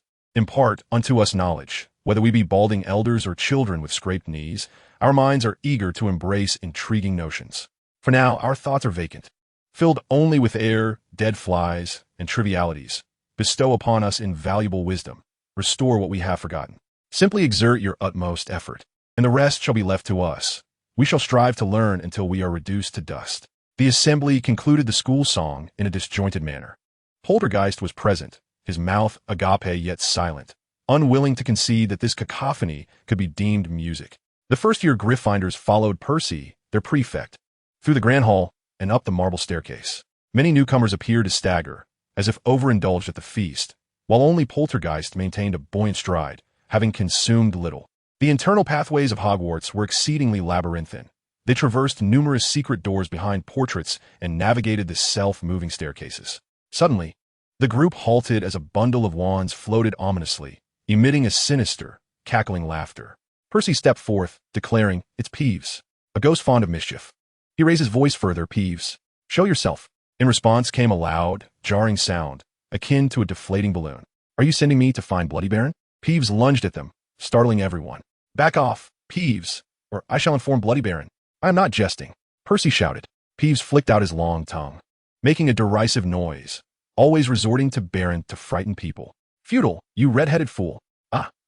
Peeves hurled a wand which struck Neville on the head, and they heard him soar above, the armors clanging as he passed. "You ought to be wary of Peeves," Percy advised, guiding them onward. "The Bloody Baron is the only one capable of controlling him. He doesn't even listen to us prefects." They arrived at their destination, where a portrait hung at the corridor's end, depicting a rather ample lady clad in pink. Password, Dodagong. At this, the portrait swayed forward, revealing a circular entrance in the wall. They all crawled through the opening, with Neville requiring a helping hand. Subsequently, they discovered they had reached the Gryffindor common room. It was a cozy, circular space, adorned with plush armchairs. Percy directed the girls through one door to their dormitory before leading the boys through another. At the top of a spiral staircase, they found themselves in a tower, where they finally located their respective beds, 5 canopied beds draped in deep red flannel curtains. Their trunks had already been delivered. They were utterly exhausted, wishing to speak no further. One by one, they donned their nightwear and collapsed into slumber. Politz roommates included Harry, Ron, Neville, and Seamus Finnegan. Harry, Neville, and Seamus wore expressions of profound weariness, yawning incessantly, while Ron still had the enthusiasm to chat. The meal was exceedingly sumptuous today. Wasn't he it? Ron whispered to Harry through the curtain. Get away, Scabbers is nibbling on my bedsheets. Perhaps due to overwhelming fatigue. Harry disregarded Ron's comment and fell straight onto his bed, succumbing to sleep. Ron shrugged and, adorned his ludicrous blue embroidered pajamas, also lay down to rest. After a prolonged gaze, Politz finally spotted two crimson heads amidst the crowd. Hello, Fred, George, I've been waiting for you. The mischievous duo ignored Politz, feigning surprise and coaxing him to retire for the night, for often, miscreants exhibit a more serious demeanor than the virtuous, albeit only until their true nature is revealed. Take me to the Hogwarts kitchen, or assist me in delivering these to the house elves. Politz brandished a hefty stack of cookbooks he had procured from the Muggle world, containing culinary recipes from various nations. He had anticipated that Hogwarts' cuisine would be less than satisfactory. However, he had not expected it to be so subpar that he felt compelled to seek the kitchen's location immediately. As for why he had acquired so many, the plethora of Chinese cookbooks available was overwhelming, and he had even streamlined his selection. Otherwise, Politz's trunk would not have been able to accommodate them. With each of the 8 culinary traditions represented by a towering stack of volumes. Who will carry all these books? You? Oh, Politz, you naughty child. The twin brothers wore serious expressions. Nighttime excursions are against school rules. Good children do not break the rules. Indeed, good children should adhere to the regulations. Politz replied with a mischievous grin, but I am a naughty child. Chapter 22. The Sound Alteration Charm. Oh, Politz, upon hearing his words, the twins, who had initially appeared more serious than Percy, immediately lost their composure. You should have said so earlier. We adore naughty children, for we are the worst of the worst. The two spun around, intertwining arms as they exchanged places. The kitchen, is it? The Forbidden Forest, perhaps? Wherever you wish to go. Seek us out. The Weasley brothers are your answer. Fred and George knelt, arms raised, singing in unison, at your service. Politz, observing the antics of these two clowns, rubbed his temples in exasperation. Enough of the games. Take me to the kitchen. He had previously altered his voice magically, adopting the tone of Dumbledore. The effect was remarkable. The twins, lost in a romantic gaze, were enraptured by their own splendid performance. The sudden imitation of the headmaster's voice startled them, causing both to jump in unison. Collapsing weakly to the floor, utterly bewildered. Professor, we didn't tea. Huh? Where's Dumbledore? Only Politz, unable to contain his laughter, exclaimed, Ha! You two are simply delightful. It's not the headmaster. It's me. I mimicked the headmaster's voice. The tender voice of an 11-year-old boy resonated with the aged timbre of Dumbledore. Oh, Merlin socks. How utterly magnificent. How did you manage this, Politz? It is a new form of magic I have invented, the voice alteration charm, specifically designed to mimic the voices of others. The twin brothers, realizing they had been playfully deceived, were not at all vexed. Rather, their eyes sparkled with amazement at the brilliance of the technique. Who else can you imitate? Politz shrugged and touched his throat. Well, George. George turned around. What is it? Fred? Wow. Who else can you mimic? Because of your mischief, I shall expel you from Gryffindor. Oh, Professor McGonagall, please don't tell my mother. Politz then imitated the voices of Professor McGonagall and Ron, eliciting uncontrollable laughter from the twins. Oh, this is truly remarkable. Politz, you are a genius. Are you heading to the Hogwarts kitchen? The two of them pretended to tip non-existent top hats. At your service, dear sir. George, however, did not forget to ask, Politz, why are you going to kitchen? Are you still hungry? Fred discreetly pulled out a flattened treacle tart from his pocket. I had intended it for a midnight snack. If you're hungry, you may have this. First-year students should really get some sleep. Oh, George, you've matured. I am so proud, sob sob. That was the voice of Molly Weasley. Despite their penchant for mischief, there were subtle differences between the twin brothers. George tended to think things through a bit more, whereas Fred was delightfully carefree, prioritizing joy above all else. Nevertheless, despite their decision to take Politz on a night adventure, there remained a technical question to address. Young Politz, can you perform the disillusionment charm? The spell that makes one's body vanish? The disillusionment charm is a third-year spell, and Politz had no recollection of its content. So he shrugged nonchalantly. No. The brothers breathed a sigh of relief and exchanged glances. Politz was already quite extraordinary. A first-year student had devised such a splendid spell and possessed such audacity. If he could also perform the disillusionment charm, their position as Hogwarts' foremost pranksters would be in jeopardy. However, it must be said that these two rascals were truly gifted in the art of mischief. You cannot do it, but we can. Disillusionment charm. The wand lightly tapped George on the head, as if a bucket of water had been poured over him, and the magic began to render his body transparent. George, proudly brandishing a third-year spellbook, declared, "How about that? Impressive, isn't it? Would you like to learn? If you wish to learn, exchange it for your voice alteration charm." Fred boldly proposed, and Politz' face was a canvas of hesitation. "Well, this is my original spell. Plus, the Hogwarts map we have developed over the years." George, hidden nearby, unhesitatingly raised the stakes, yet Politz remained quite uncertain. "I also wish to learn the apparition charm." "Then let us add the apparition charm to the deal." Fred added with enthusiasm. "We have the textbook for practicing disillusionment charm, and we'll have our mother send it to you." "All right, that sounds splendid." Politz readily agreed, as he had been seeking an opportunity to disseminate his self-invented magical technique as a means of self-preservation and scapegoating.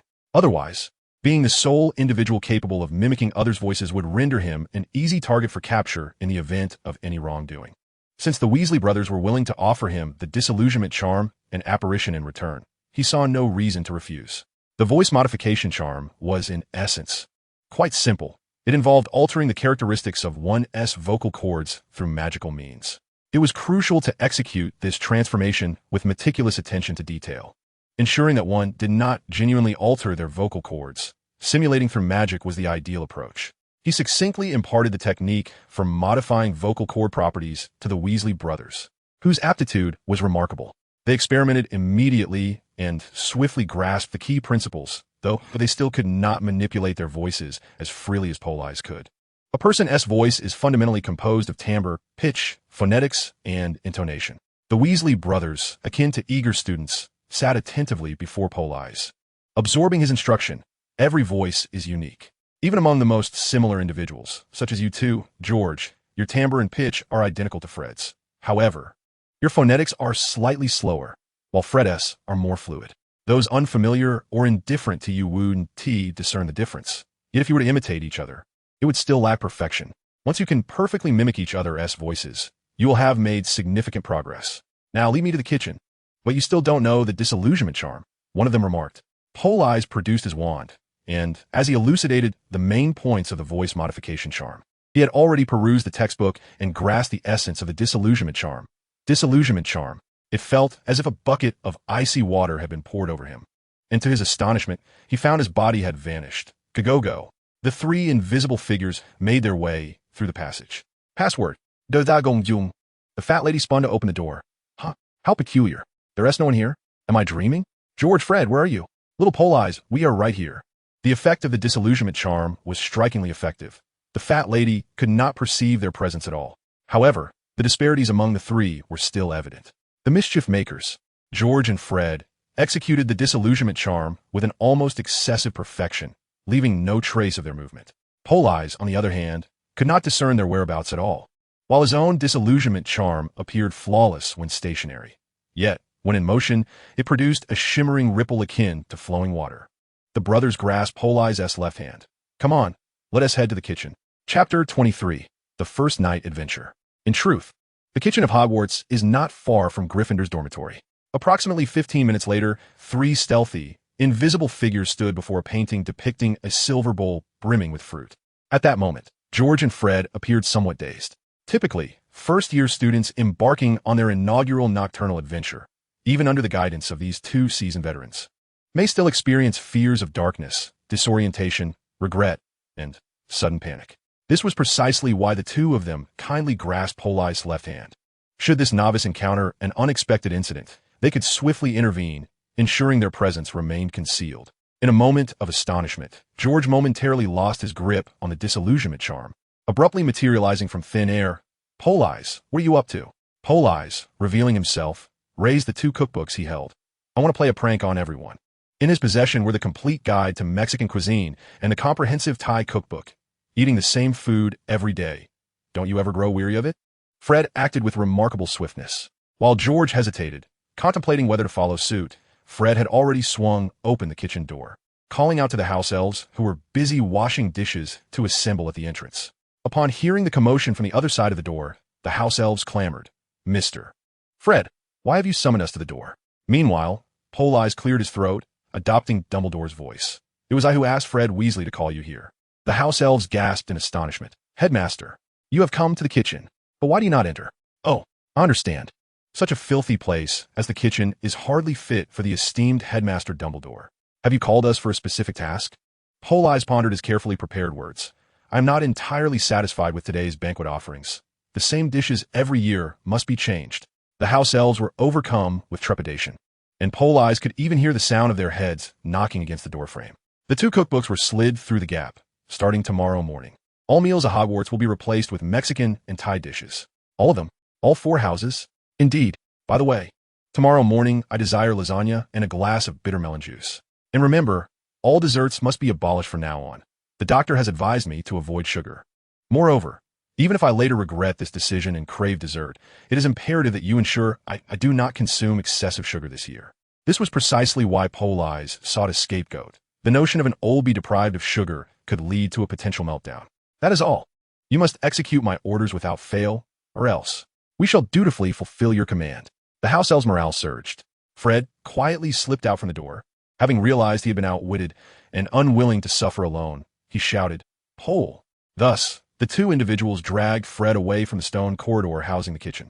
Once they had exited the castle's confines and ascended to the Gryffindor Tower, George could no longer contain himself. He pressed his hand firmly against his mouth, struggling to suppress the fit of laughter that threatened to erupt, yet a resounding hissing sound still escaped from behind his hand.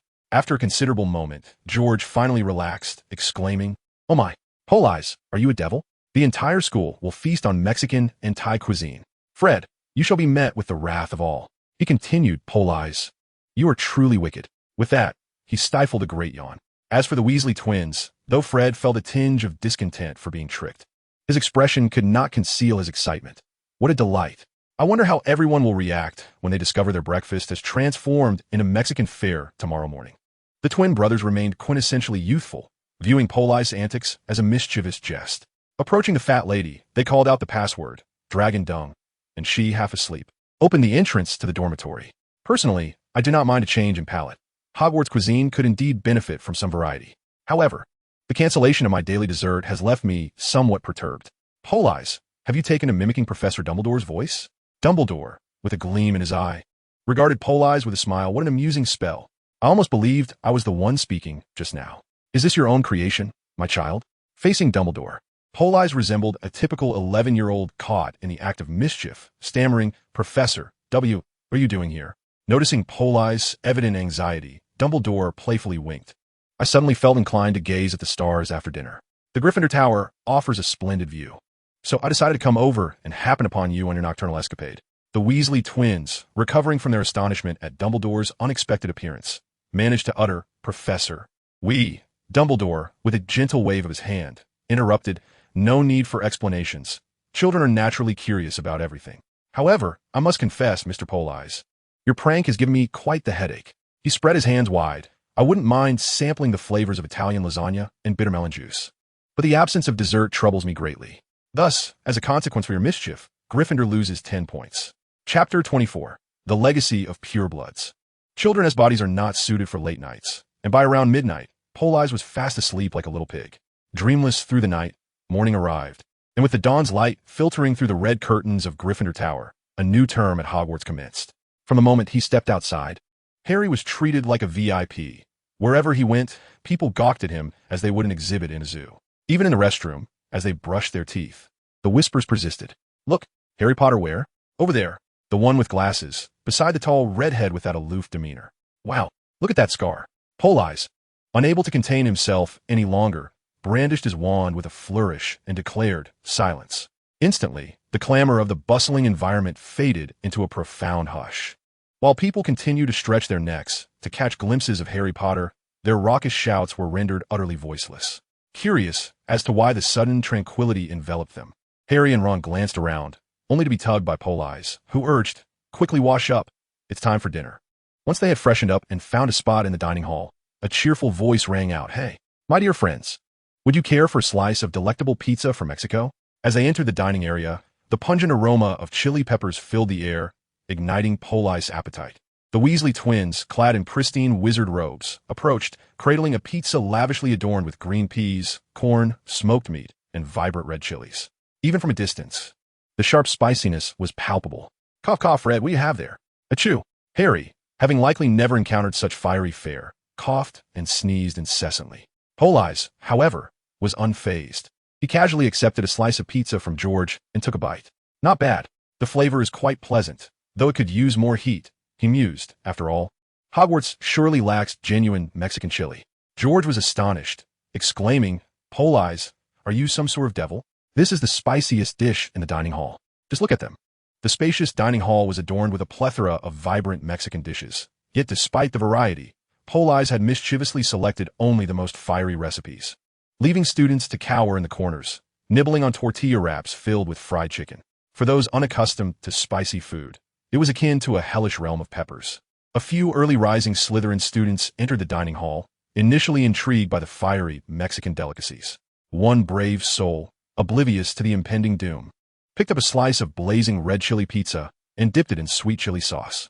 The result was immediate chaos as the student, overwhelmed by the heat, guzzled lemon juice in a frantic attempt to quell the burning sensation, hopping in agony. George, witnessing the spectacle, erupted in laughter. I've been watching this for quite a while. It's utterly delightful. Politz, you're a genius. Are you implying that our dinner is a result of your mischief? Came a somewhat irate voice. Hermione, still slightly bleary-eyed from waking early, glared coldly at them, holding a slice of pizza from which she had taken a small bite. Her rosy cheeks and pouty lips indicated that she too had been affected by the spice. Observing her indignant expression, Politz and George shrugged. It was merely a jest. We wanted everyone to experience a different culinary delight. Harry and Ron, munching on their tortilla wraps filled with fried chicken, nodded in agreement. Indeed, Hermione, it's truly delicious. The young girl gazed at them with her amber eyes, declaring, I shall inform Professor McGonagall. No, I shall inform Professor Dumbledore of the commendable deeds you have undertaken. The trio merely shrugged nonchalantly, with Fred mockingly retorting, These matters are all dictated by Headmaster Dumbledore. Is that truly the case? The girl appeared somewhat skeptical, for the credibility of the Weasley brothers was lacking. Politz, meeting Hermione's inquiring gaze, nodded in affirmation. Indeed, it was Dumbledore who consented. He spoke no falsehood. Last night, Dumbledore had been made aware of their prank, yet merely rescinded the order to deny himself dessert. The matter of serving Mexican cuisine to everyone was conspicuously omitted, which could naturally be interpreted as his tacit approval. Breakfast was quite delightful for Politz, although the spiciness of the Mexican fare did not fully meet his expectations. It was still far superior to the dreadful fish and chips served at the Great Hall. However, the palates of other students evidently struggled to cope, as Harry and Ron found it exceedingly difficult to enjoy anything beyond the chicken-filled tortillas. Once all were satiated and the remnants of the meal had vanished, one must commend the meticulous consideration exhibited by the professors of Hogwarts. The staircases of Hogwarts number a staggering 142, varying from broad and spacious to narrow and rickety. Some paths changed direction every Friday, while others would abruptly terminate mid-flight, requiring one to remember where to leap lest they find themselves in the infirmary under Madame Pomfrey's care. Additionally, numerous doors graced the corridors, and they would not open unless one politely requested their passage or accurately prodded the correct spot. Some doors were mere illusions, solid walls masquerading as entrances. Memorizing the locations of various items proved to be a daunting task, for everything seemed to be in a constant state of flux. The portraits frequently visited one another, and even suits of armor would wander when one was not paying attention. Fortunately, Politz had acquired the Hogwarts map crafted through years of exploration by the Weasley brothers. Here you go, Politz. This is the culmination of our efforts over the past 2 years. Even Ron has not received one. We had originally intended to perfect it and pass it down as a family heirloom. George presented the map to Politz with a solemn expression tinged with reluctance. This map, crafted on a sheet of parchment the size of A4, was adorned with intricate lines and ink splotches. By simply indicating your starting point and desired destination, it would guide you with precision akin to a navigation system, highlighting the stairways and secret doorways along the way. This is truly marvelous. Did you create all of this? Politz exclaimed in admiration. The map is our documentation, yet the device itself was crafted by our father, Fred replied, somewhat discontented. We are not yet capable of producing such a moving map, and our father forbids us from selling maps. insisting that students should explore and familiarize themselves with the layout of Hogwarts. In that instant, Politz grasped the essence of the so-called lineage of pure-blood families. Consider this. While young wizards from Muggle families are bewilderedly searching for the way to their classroom, those from pure-blood families are already seated, engaged in their studies. This grants them at least an additional half-hour of self-study time. Such a legitimate advantage cannot be contested. Mr. Weasley naturally must take his family's interests into account. Regardless of whether his descendants prove themselves worthy, the map serves a dual purpose, for learning or for leisure. Nonetheless, this advantage, though seemingly trivial and possibly inconsequential, remains immeasurable by monetary standards. The gap between children from Muggle families and those from pure-blood wizarding households emerges from these minuscule advantages. In Chapter 25, during the first lesson of charms, they find themselves ensnared in various predicaments. Harry and Ron receive a reprimand from the caretaker, Mr. Filch. In the fourth-floor corridor, you are not allowed near the west corridor of the fourth floor. Mr. Filch, please believe us. We are truly lost and merely strayed a toe or two. We did not intend to intrude. Neville Longbottom, on the sixth floor, is similarly lost, unable to locate the staircase down. He even encounters Peeves the poltergeist, who upon spotting him gleefully exclaims while tugging at his nose, "Got your nose." Poor Neville is left in tears. Hermione displays remarkable prowess. She and the Patil sisters venture to the third floor of the adjoining tower, only to be found huddled together, sobbing in fear of being late. When questioned about how they ended up there, Hermione takes a moment to compose herself before explaining. She had encountered the Patil sisters on the 8th floor, also en route to the second-floor charms classroom, and thought to accompany them. As fate would have it, none of the three knew the way. After an unsuccessful attempt to navigate, they realized they were at risk of being tardy. Clever Hermione devised a brilliant plan. She decided to ask the portraits scattered throughout the castle for directions to the charms classroom on the second floor. Initially, their endeavor proved fruitful. Guided by the portraits, they successfully reached the third floor. The prospect of arriving on time filled the three girls with joy. However, their journey came to an abrupt halt before a portrait of a beautifully dressed noblewoman. This lady informed them that they could access the door to the charms classroom directly from a door behind a painting in the third-floor corridor. Given their previous success and the impending class time, the three girls carelessly opted for the shortcut. Upon opening the door, they discovered a corridor that, while resembling the one they sought, did not lead to the entrance of the charms classroom. Fearful of reprimand, the three girls embraced one another in tears. Professor Flitwick, upon hearing their plight, nodded sympathetically. That was the deceitful Elena.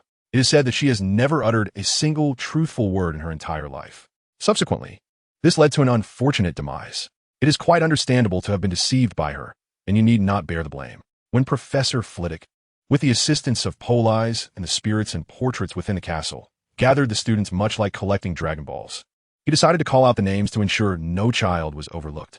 Upon calling Harry Potter's name, he exclaimed in excitement, losing his balance and tumbling from the stack of books, fainting in the process. Politz swiftly rushed to his aid, administering a series of 20 slaps to Flitwick before he regained consciousness. "Thank you, Mr. Chown. I am quite all right now. I shall visit Madame Pomfrey shortly," he declared.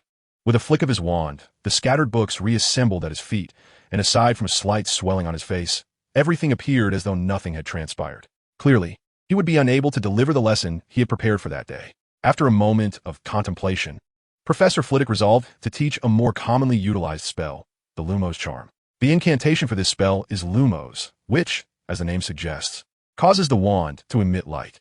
This spell is not only exceedingly practical, but also remarkably safe. The key to its successful casting lies in the gesture and the incantation. Provided one accurately performs the gesture and articulates the spell correctly, success is assured. This is a genuine introductory charm, the very first in the first-year textbook, which Politz had successfully cast as soon as he acquired his wand. Consequently, when Professor Flitwick invited everyone to practice casting this charm, Politz was rather nonchalant about it. As anticipated, his wand exhibited a certain volatility. Lumos. They all chanted in unison, executing the gesture.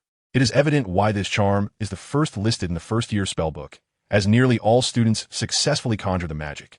However, the brightness of the light emanating from each wand revealed their individual prowess. Hermione Granger and Ron Weasley shone the brightest.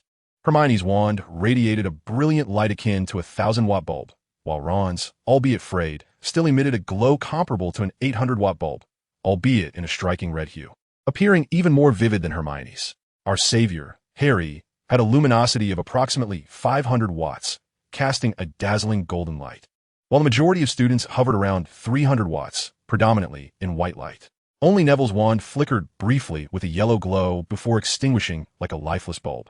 At that moment, a white flash erupted in the classroom. Polit's wand emitted a burst of light akin to an explosive flashbang, causing even Seamus, who was relatively close, to experience a fleeting sensation of heat. However, this blinding brilliance was ephemeral, lasting scarcely a second before dissipating, allowing the classroom's occupants to regain their vision. Professor Flitwick clapped his hands, exclaiming that everyone's charm work was remarkably successful, particularly noting the brilliance of Hermione and Ron's efforts, which inspired admiration from their peers. However, he shook his head regretfully, indicating that Neville and Parvati required further practice to successfully conjure the complete Lumos charm. The full Lumos charm necessitates not only brightness but also durability, ideally lasting around half an hour. Neville and Parvati's brief flickers of light clearly fell short of success. Their failures, though similar, stemmed from slightly different causes. Neville's charm was interrupted due to a disruption in his magical supply, while Parvati proactively severed her magical flow upon sensing an issue with her wand. As Neville and Parvati remained in the classroom, diligently practicing the Lumos charm, Neville found himself in distress. With a sudden flash, he exclaimed, "Boom!" The light flickers. Before long, he raised his hand in surrender. "Parvati, could you please pause for a moment? I have successfully conjured the Lumos charm, so I must take my leave."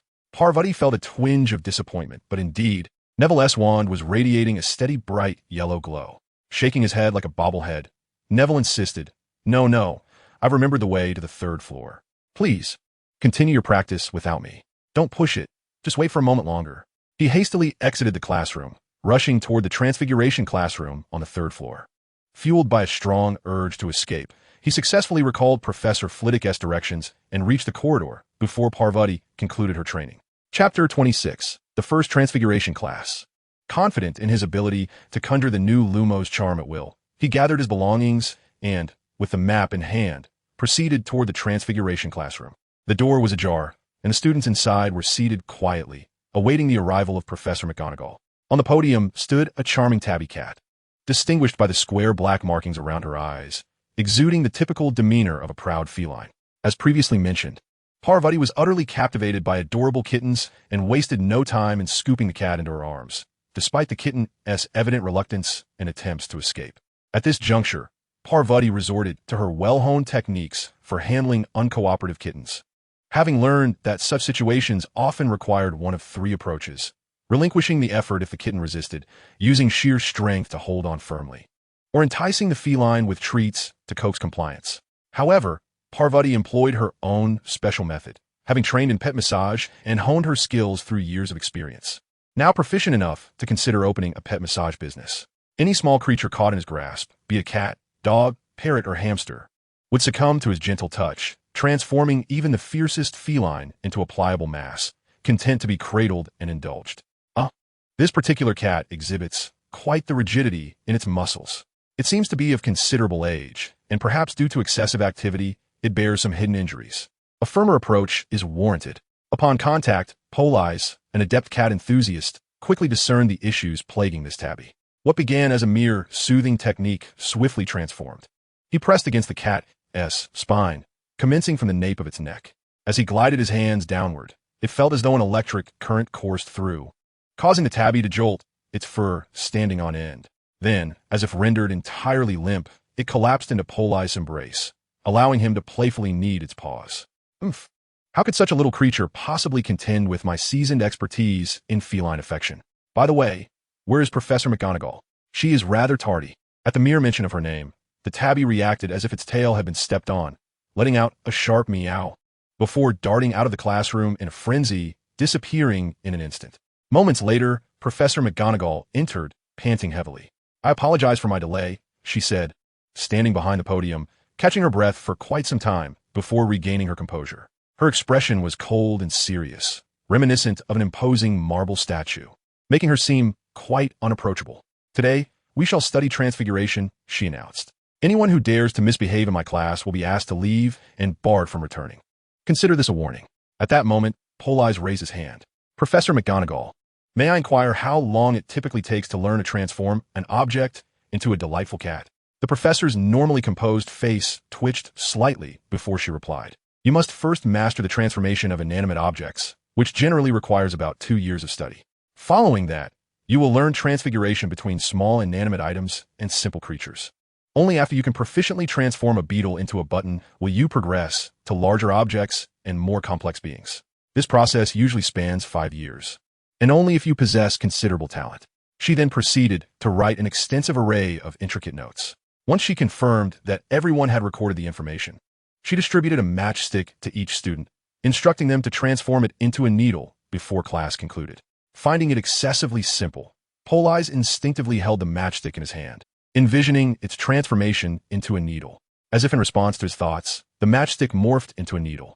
He beamed, waving his wand in delight, observing the others, whose faces flushed with determination as they struggled to effectuate the same change. For instance, Ron was seated, straining with grunts and exclamations that made one fear he might accidentally produce something unexpected. Oh, look, Hermione has succeeded.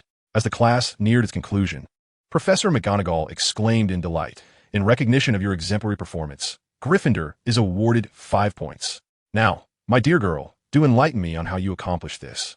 Hermione pondered for a moment before responding. First, one must comprehend what one is attempting to transform and what one aspires to change. Then, it requires determination. Once you grasp these concepts, you must resolutely decide to use magic to effect the change. Oh, splendid. Did you come up with this on your own? Professor McGonagall inquired. Hermione, feeling a twinge of guilt, furtively glanced at Politz, who offered her a gentle smile and mouthed, "Just say it was your own idea," with a hint of timidity. Hermione nodded. "Yes, indeed. It was something I pondered while reading." "Wonderful, my child. You possess immense talent. You may even master your animagus form before graduating from Hogwarts. I shall award Gryffindor an additional 20 points." Hermione glowed with pride at the praise. Yet, due to her unease, she repeatedly glanced at Politz, seeking a measure of courage from him. Following Hermione's gaze, Professor McGonagall then noticed the needle on Politz's desk. "Look, Mr. Politz has completed his transformation as well. Excellent. Gryffindor earns another 5 points." After this, she surveyed the other students' desks, hoping to find another successful transformation, even if it was merely a slight alteration. However, to her disappointment, the matches on the other desks remained unchanged, lacking even the faintest hint of transformation. Ron, straining with all his might to cast a spell, nearly snapped his match in half. It was not until the end of class that Harry's match exhibited a slight change, though it still resembled a match. Its shape had undergone a minor alteration, becoming a fraction slimmer. In truth, this was already commendable. Under normal circumstances, it would have warranted 5 points. Yet, with Hermione's brilliance preceding him, Professor McGonagall merely nodded at Harry, saying, "Well done, Mr. Potter. Please continue to strive. You do possess some talent." Not even a smile was bestowed upon him. The morning lesson concluded, and Professor McGonagall assigned them homework. Each student was to compose a 5-inch essay on transfiguration, due before the next class. She specifically remarked to Hermione, "I eagerly anticipate your paper," igniting a fervor within the young girl. Hogwarts morning classes ended at noon, while the afternoon sessions commenced at 3. Thus, after class, it was time for lunch, and students began to exit in small groups. Hermione cheerfully approached, pulling along Harry, Ron, Neville, and Politz, exclaiming, "Let's go to the library. I hear there are countless books there." Harry and Ron shook their heads in exasperation. "No thanks. We wish to take a break. Class has been quite taxing." Politz nodded in agreement. "All right. I've been wanting to delve into the fundamental theories of spells. Neville, will you join us?" Initially reluctant, Neville glanced between Politz and Hermione, then pondered for a moment before replying, "All right. I shall go too." Ron eagerly retrieved the wizard's chessboard, exclaiming, "Come on, Harry. Let us first engage in a game of chess before we venture to the dining hall." Chapter 27. Lunchtime. In terms of education, Hogwarts resembles the European schools of the Muggle world. The curriculum comprises essential knowledge that one must master. In simpler terms, if one lacks these fundamental skills, survival in this world may prove exceedingly difficult. However, should one aspire to excel and surpass others, self-study in the library becomes an indispensable pursuit. The Hogwarts library is vast, with towering spiral bookshelves brimming with tomes that reach the ceiling. When Polly and her companions arrived, numerous upperclassmen were already seated within. Upon entering the library, they dispersed, each seeking books that piqued their interest before regrouping in the reading area. Polly had a clear objective. She made a beeline for the spell section and withdrew 2 volumes, Principles of Charms and Analysis of Charm Origins, before settling into a vacant spot in the reading zone. Upon glancing around, she recognized several familiar faces. Percy Weasley sat alongside a striking Ravenclaw prefect, Penelope, quietly engrossed in a book titled How Prefects Gain Power. The Patil sisters were also nearby, each absorbed in their respective books, giggling intermittently. Polly tilted her head to sneak a look at one of their covers, which featured a dashing wizard embracing a furry werewolf, both sporting radiant smiles. The title read, Walking with Werewolves by Gilderoy Lockhart. Do they even have novels here? Polly pondered. Just then, she felt someone take a seat beside her. Polly was a swift reader, a habit cultivated from her previous life, where she would skim through any book at least once before delving deeper. If she encountered any perplexing passages on her second read, she would set the book aside, intending to revisit it later for clarity. At this moment, she was on her second pass, fully absorbed in her reading, flipping through the pages slowly while also requesting paper and a quill from Madame Pants, jotting down notes as she read. Curious about what Polly was reading so quickly, Hermione inquired, Polly, what are you engrossed in? Polly revealed the book in her hands, Principles of Charms. I have a keen interest in theoretical concepts. Hermione leaned over to take a glance, but upon seeing the purely theoretical content, she shook her head and departed, unable to grasp its complexities. Meanwhile, Polly scribbled diligently on her paper, listing various spell names. Lumos Exploder, Bright Flash, Solar Fist. Noticing Hermione glance over, Polly shrugged, explaining, I gleaned some insights during our charms lesson this morning. I aim to distinguish these from the Lumos charm. Although one could achieve similar effects through erroneous applications of the Lumos charm, that would render the charm obsolete. After all, one could hardly forsake the Lumos charm entirely. For now, she sought to solidify the names of her new spells before gradually developing them to separate them from the Lumos charm.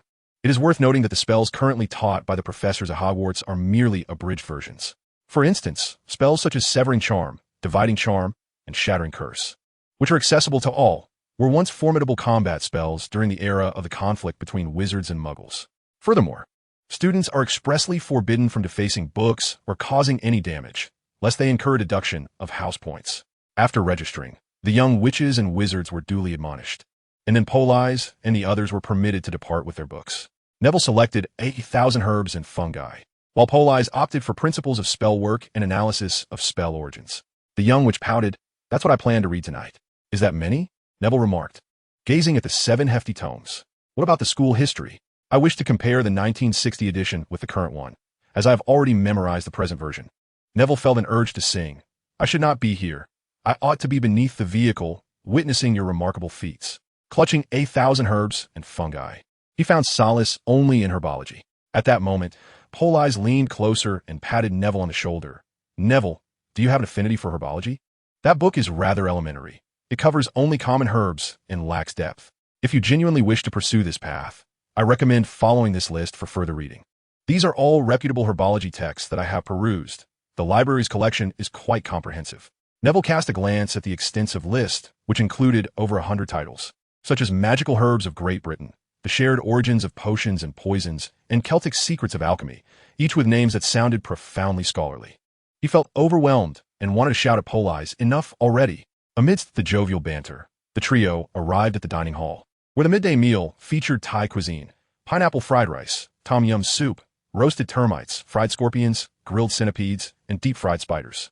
The eclectic insect feast plunged the Hogwarts faculty and students back into the culinary depths of Thai cuisine, momentarily forgetting the Mexican breakfast. Politz felt a twinge of apprehension. Although his Thai cookbook contained many conventional dishes, this situation seemed orchestrated. It was not merely a possibility. It was undoubtedly the directive of Dumbledore, that old trickster. Politz had thought himself quite mischievous, only to discover that there were greater depths to which one could sink.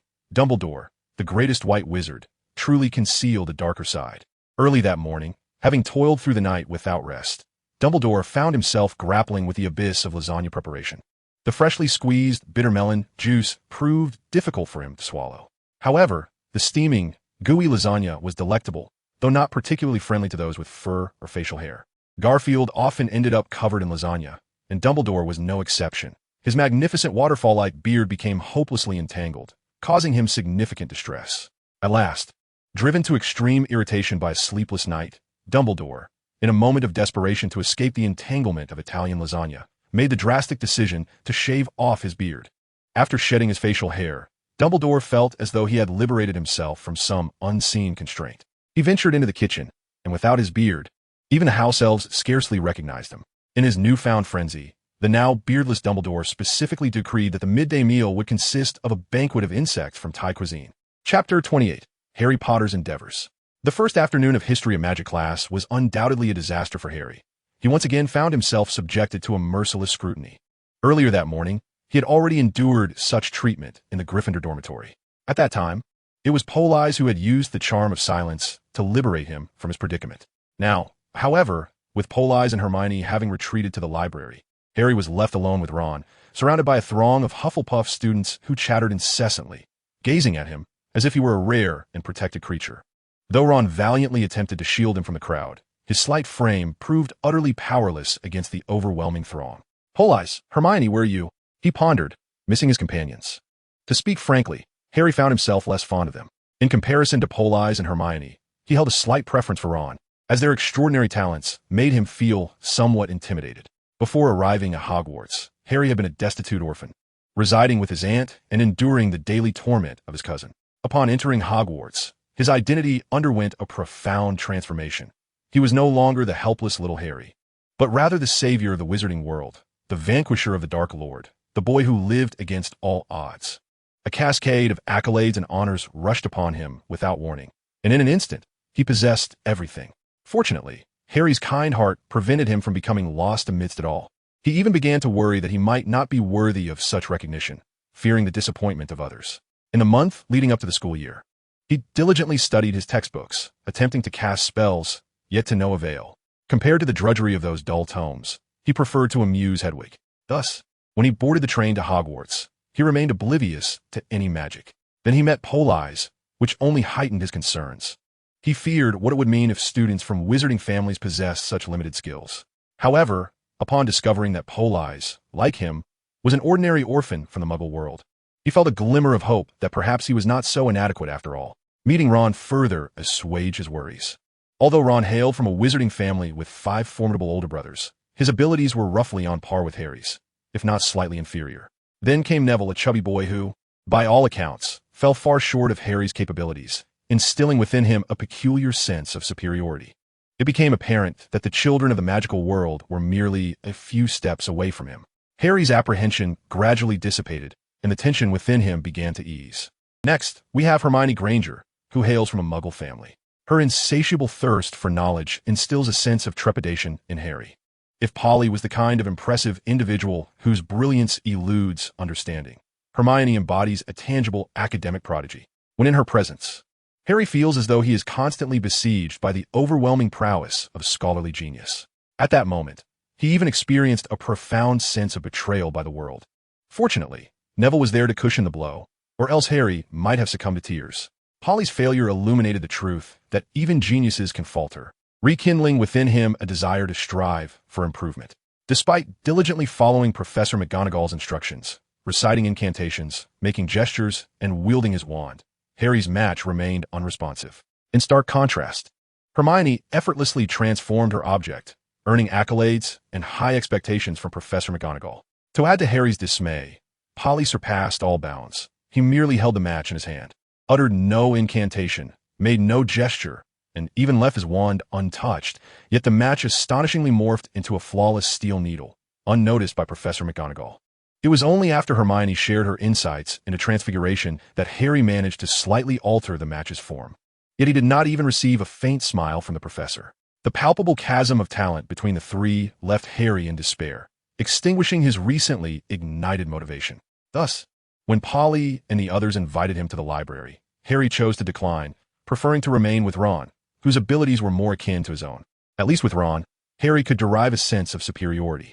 Everything came to a halt before he was encircled by Hufflepuff students.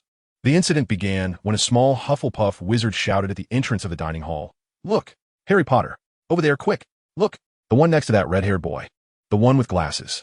Did you see his face? Did you see that scar?" Initially, it was just the Hufflepuff students who were gawking. Soon, the Gryffindor students, previously obstructed by Polly, joined in.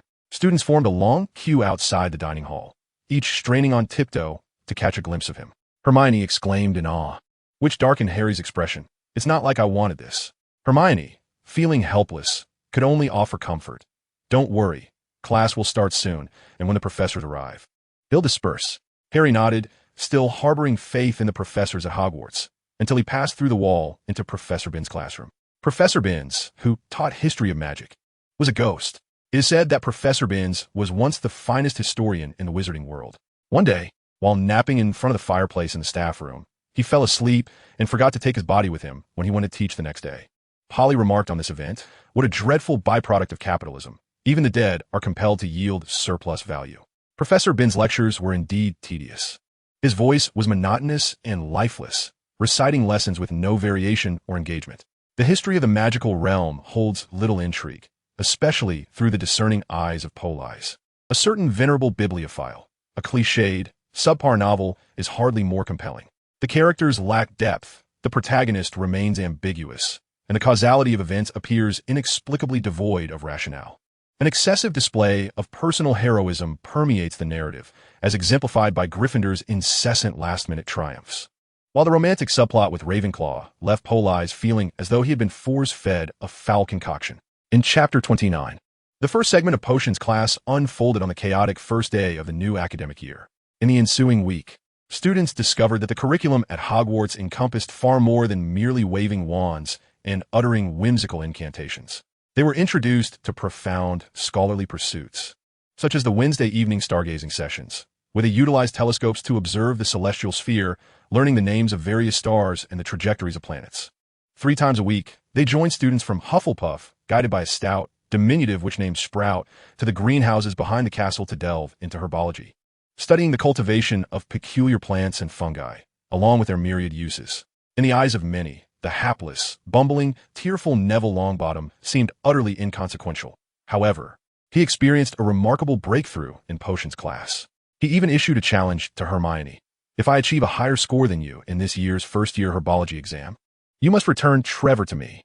Consequently, it became common knowledge that Hermione Granger had adopted a toad as a pet, and that very toad had been lost by Neville. That evening, after class, Hermione approached Politz. "Please provide me with a copy of the book list you gave to Neville." Politz shrugged. "Why not simply return Trevor to Neville? You claim you do not want him, after all." The young girl shot Politz an indignant glance with her striking brown eyes. "Returning him is one thing, but I refuse to lose. Hurry and write it down, you deceitful scoundrel." With no other option, Politz complied and penned a duplicate list for the young witch. Regrettably, he had initially deceived her into believing he had a toad, which prompted her to accept Trevor. Upon arriving at Hogwarts, his ruse was swiftly exposed. He indeed possessed no toad, nor any pet at all. The young girl felt duped and nearly discarded Trevor at that moment. From then on, Politz was branded a notorious liar in Hermione's eyes. Hermione even sought out Neville, intending to return Trevor to him. However, Trevor, disapproving of Neville's perceived inadequacies, made his escape. Thus ensued the contention during herbology class, wherein Hermione's breadth of knowledge surpassed Neville's, yet Neville's deeper understanding of the subject outstripped hers. Unfortunately, Neville, being somewhat dim-witted, could only delve deeply into his area of expertise, while Hermione, though exceedingly intelligent, was distracted by the multitude of subjects, aspiring to excel in all. Consequently, while her breadth of knowledge was unparalleled to Neville's, she faltered in the depth of understanding that he possessed. Politz advised her gently, "Do not be so hard on yourself. Every individual possesses their own strengths and weaknesses. Your transfiguration skills are unparalleled in the entire year.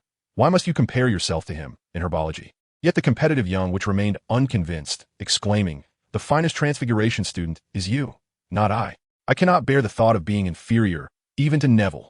After a brief attempt to persuade her, Politz relinquished his efforts, choosing instead to quietly stroke the soft, white head of the little kitten nestled in his arms. Initially, he had preferred the tabby cat encountered in the transfiguration classroom, but after seeing it once on Monday, he searched the entirety of Hogwarts Castle without catching another glimpse of that elusive tabby. However, during his leisurely wanderings through the castle, he stumbled upon this kitten in the 4th-floor corridor. At their first meeting, the kitten had been a gaunt little black cat with dull fur and bright, bulbous eyes. When Politz reached out to grasp it, the kitten had fiercely attempted to scratch him, but after enduring a thorough session of gentle petting, it yielded to his affection. Remarkably, even when taken for a bath, it offered no resistance, and after Politz meticulously cleaned it, he was astonished to discover that the creature was not a gray cat at all, but a delightful little white one, adorned with large amber eyes and short, pristine fur. Given its previous emaciated and filthy state, it was evident that its former owner must have been a cruel abuser of animals, perhaps leaving it as a stray. Thus, Politz felt justified in adopting the kitten, bestowing upon it the new name of Millie, a rather commonplace name. To be sure, there are at least 1,000,000 cats across the sea bearing that moniker, but it mattered not, for Politz had a cat of his own. This place was far chillier than the main castle above. Lined along the walls were glass jars containing preserved specimens of various creatures, which piqued Politz's interest. Indeed, these bizarre and perilous beings seemed much safer within their jars.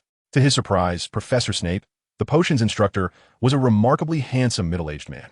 With high cheekbones and deep-set eyes, every aspect of his appearance was impeccably groomed. He exuded an air of austere elegance, his robes crisply pressed with not a hint of grease, apart from his prominent hooked nose, which somewhat marred his image. The most striking feature was the stylish braid atop his head, his neat black hair casually woven into a sophisticated plait, lending him an air of nonchalance. However, his eyes were as dark as the night sky, devoid of warmth. They were cold and hollow, reminiscent of 2 inky tunnels. This stark contrast with his otherwise striking appearance created a unique allure. One glance was enough to reveal that this man was formidable. "You are here to learn the intricate science and rigorous craft of potion making," he began, his voice barely rising above a whisper, yet every word resonated clearly with the audience.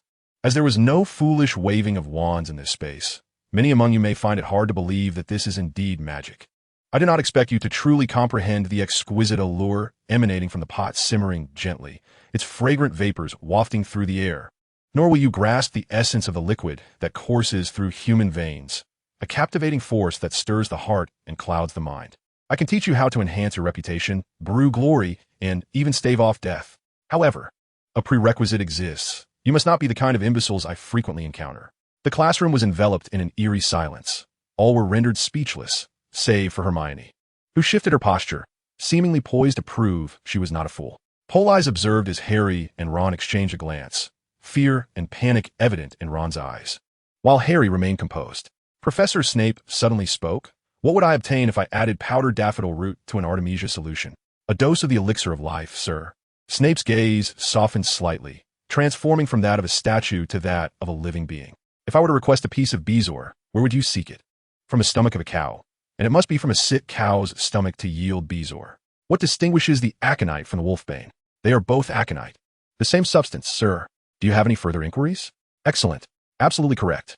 20 points to Gryffindor." The students of Slytherin appeared incredulous, Draco Malfoy's face flushed, the muscles twitching comically. Ron gazed at Harry in disbelief, realizing that he had indeed been studying the books diligently over the past few days. The potions class continued. Yet the predicament of the Gryffindor students remained unchanged, save for the hint of warmth and peculiar expression in Snape's gaze directed at Harry. Chapter 30. The handsome and dashing Professor Snape. Following a potions lesson, Politz was nearly overcome with laughter.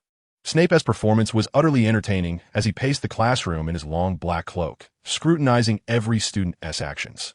When addressing the other Gryffindor students, Snape was relentless in his reprimands and humiliations. The moment someone erred, he would chastise them as if wishing they had never been born. However, when it came to Harry, Snape's demeanor became extraordinarily conflicted. When Harry made a mistake, he would bellow, "Potter, look at the abominable creature you've concocted. Should I pry open your skull to see if your head is infested with these wretched creatures as well?" Yet, when Harry gazed at him with his large, glistening green eyes filled with innocence, Snape's attitude would swiftly soften. "Apologies, my demeanor was somewhat unkind. Harry, focus, you are capable." The same occurred while measuring dried nettles and crushing the fangs of snakes. "Potter, well, Harry, do take it seriously." Suddenly, a noxious green smoke erupted from the underground classroom, accompanied by a loud hissing sound. Neville, for reasons unknown, had transformed Seamus's cauldron into a twisted mass, spilling potion onto the stone floor and burning holes into his classmates' shoes. Within mere seconds, the entire class had ascended onto their stools. When the cauldron was overturned, Neville was drenched in the potion, his arms and legs covered in swollen, red welts, crying out in agony. "You fool!" Snape bellowed, brandishing his wand to vanish the potion that had spilled onto the floor. "I presume you did not remove the cauldron from the fire before adding the porcupine quills, did you?" Neville began to sob uncontrollably, with a multitude of welts suddenly appearing on his nose. "Take him to the hospital wing," he coldly commanded Seamus, then glanced at Harry and Ron, who were working nearby. "Potter, why did you not warn him against adding porcupine quills?" His eyes were as sharp as a hawk's. "Did you believe that his error would elevate your standing?" "Potter, due to your foolishness, Gryffindor loses 20 points. Once more, Neville looked at Snape with tear-filled eyes, but this time, his gaze failed to elicit sympathy. After meeting Harry's eyes, Snape's face unmistakably displayed a hint of disdain. "Potter defies a professor. Gryffindor loses another 10 points. The Slytherin students were overjoyed. Moments ago, it was evident that Snape had favored Harry, and they could do nothing but watch helplessly. Now that Snape had reverted to his usual demeanor, Draco, Crabbe, and Goyle laughed maliciously. No one understood why Snape's attitude had shifted so drastically. Initially, during the questioning, it was clear that Snape saw a reflection of Lily and Harry, and when he called out Potter, he was reminded of James. Upon witnessing Harry's green eyes, memories of Lily would resurface, softening his heart. In Snape's mind, Harry was perhaps a blend of both their shadows. Encountering James's image would evoke disdain, while Lily's would elicit compassion. The final contempt likely stemmed from Ron's self-satisfaction. Lily Evans would never resort to such a pitiful display. As the original text suggests, she was a remarkably strong-willed woman. This act of feigning vulnerability would only remind Snape of James Potter's own cleverness, thus rendering Harry's reprimand entirely justified. So, he subtly moved closer to Harry, casting a resentful glance at Professor Snape. Harry, bewildered, found himself overwhelmed with animosity towards Snape, his eyes betraying a stubborn fury. Upon noticing Harry's gaze, Snape paused, momentarily taken aback. Then, as if awakening from a dream, his expression softened, and he approached Harry sincerely, lowering his gaze to meet those emerald eyes, murmuring, "Ah, Lily, I am sorry, I was wrong to speak so." Snape's sudden apology left Harry bewildered, prompting him to seek help from Politz, who nodded in response. Malfoy raised his hand from the side. Professor Snape." Snape jolted as if roused from slumber, shaking his head and smiling at Harry, nodding slightly. "Yes, Harry, well done. Your acknowledgement of fault is commendable. Gryffindor gains 10 points. After this minor incident, Snape abandoned any thoughts of finding fault. As the class drew to a close, he casually inspected the potions brewed by the students. Thus concluded today's lesson in potion making.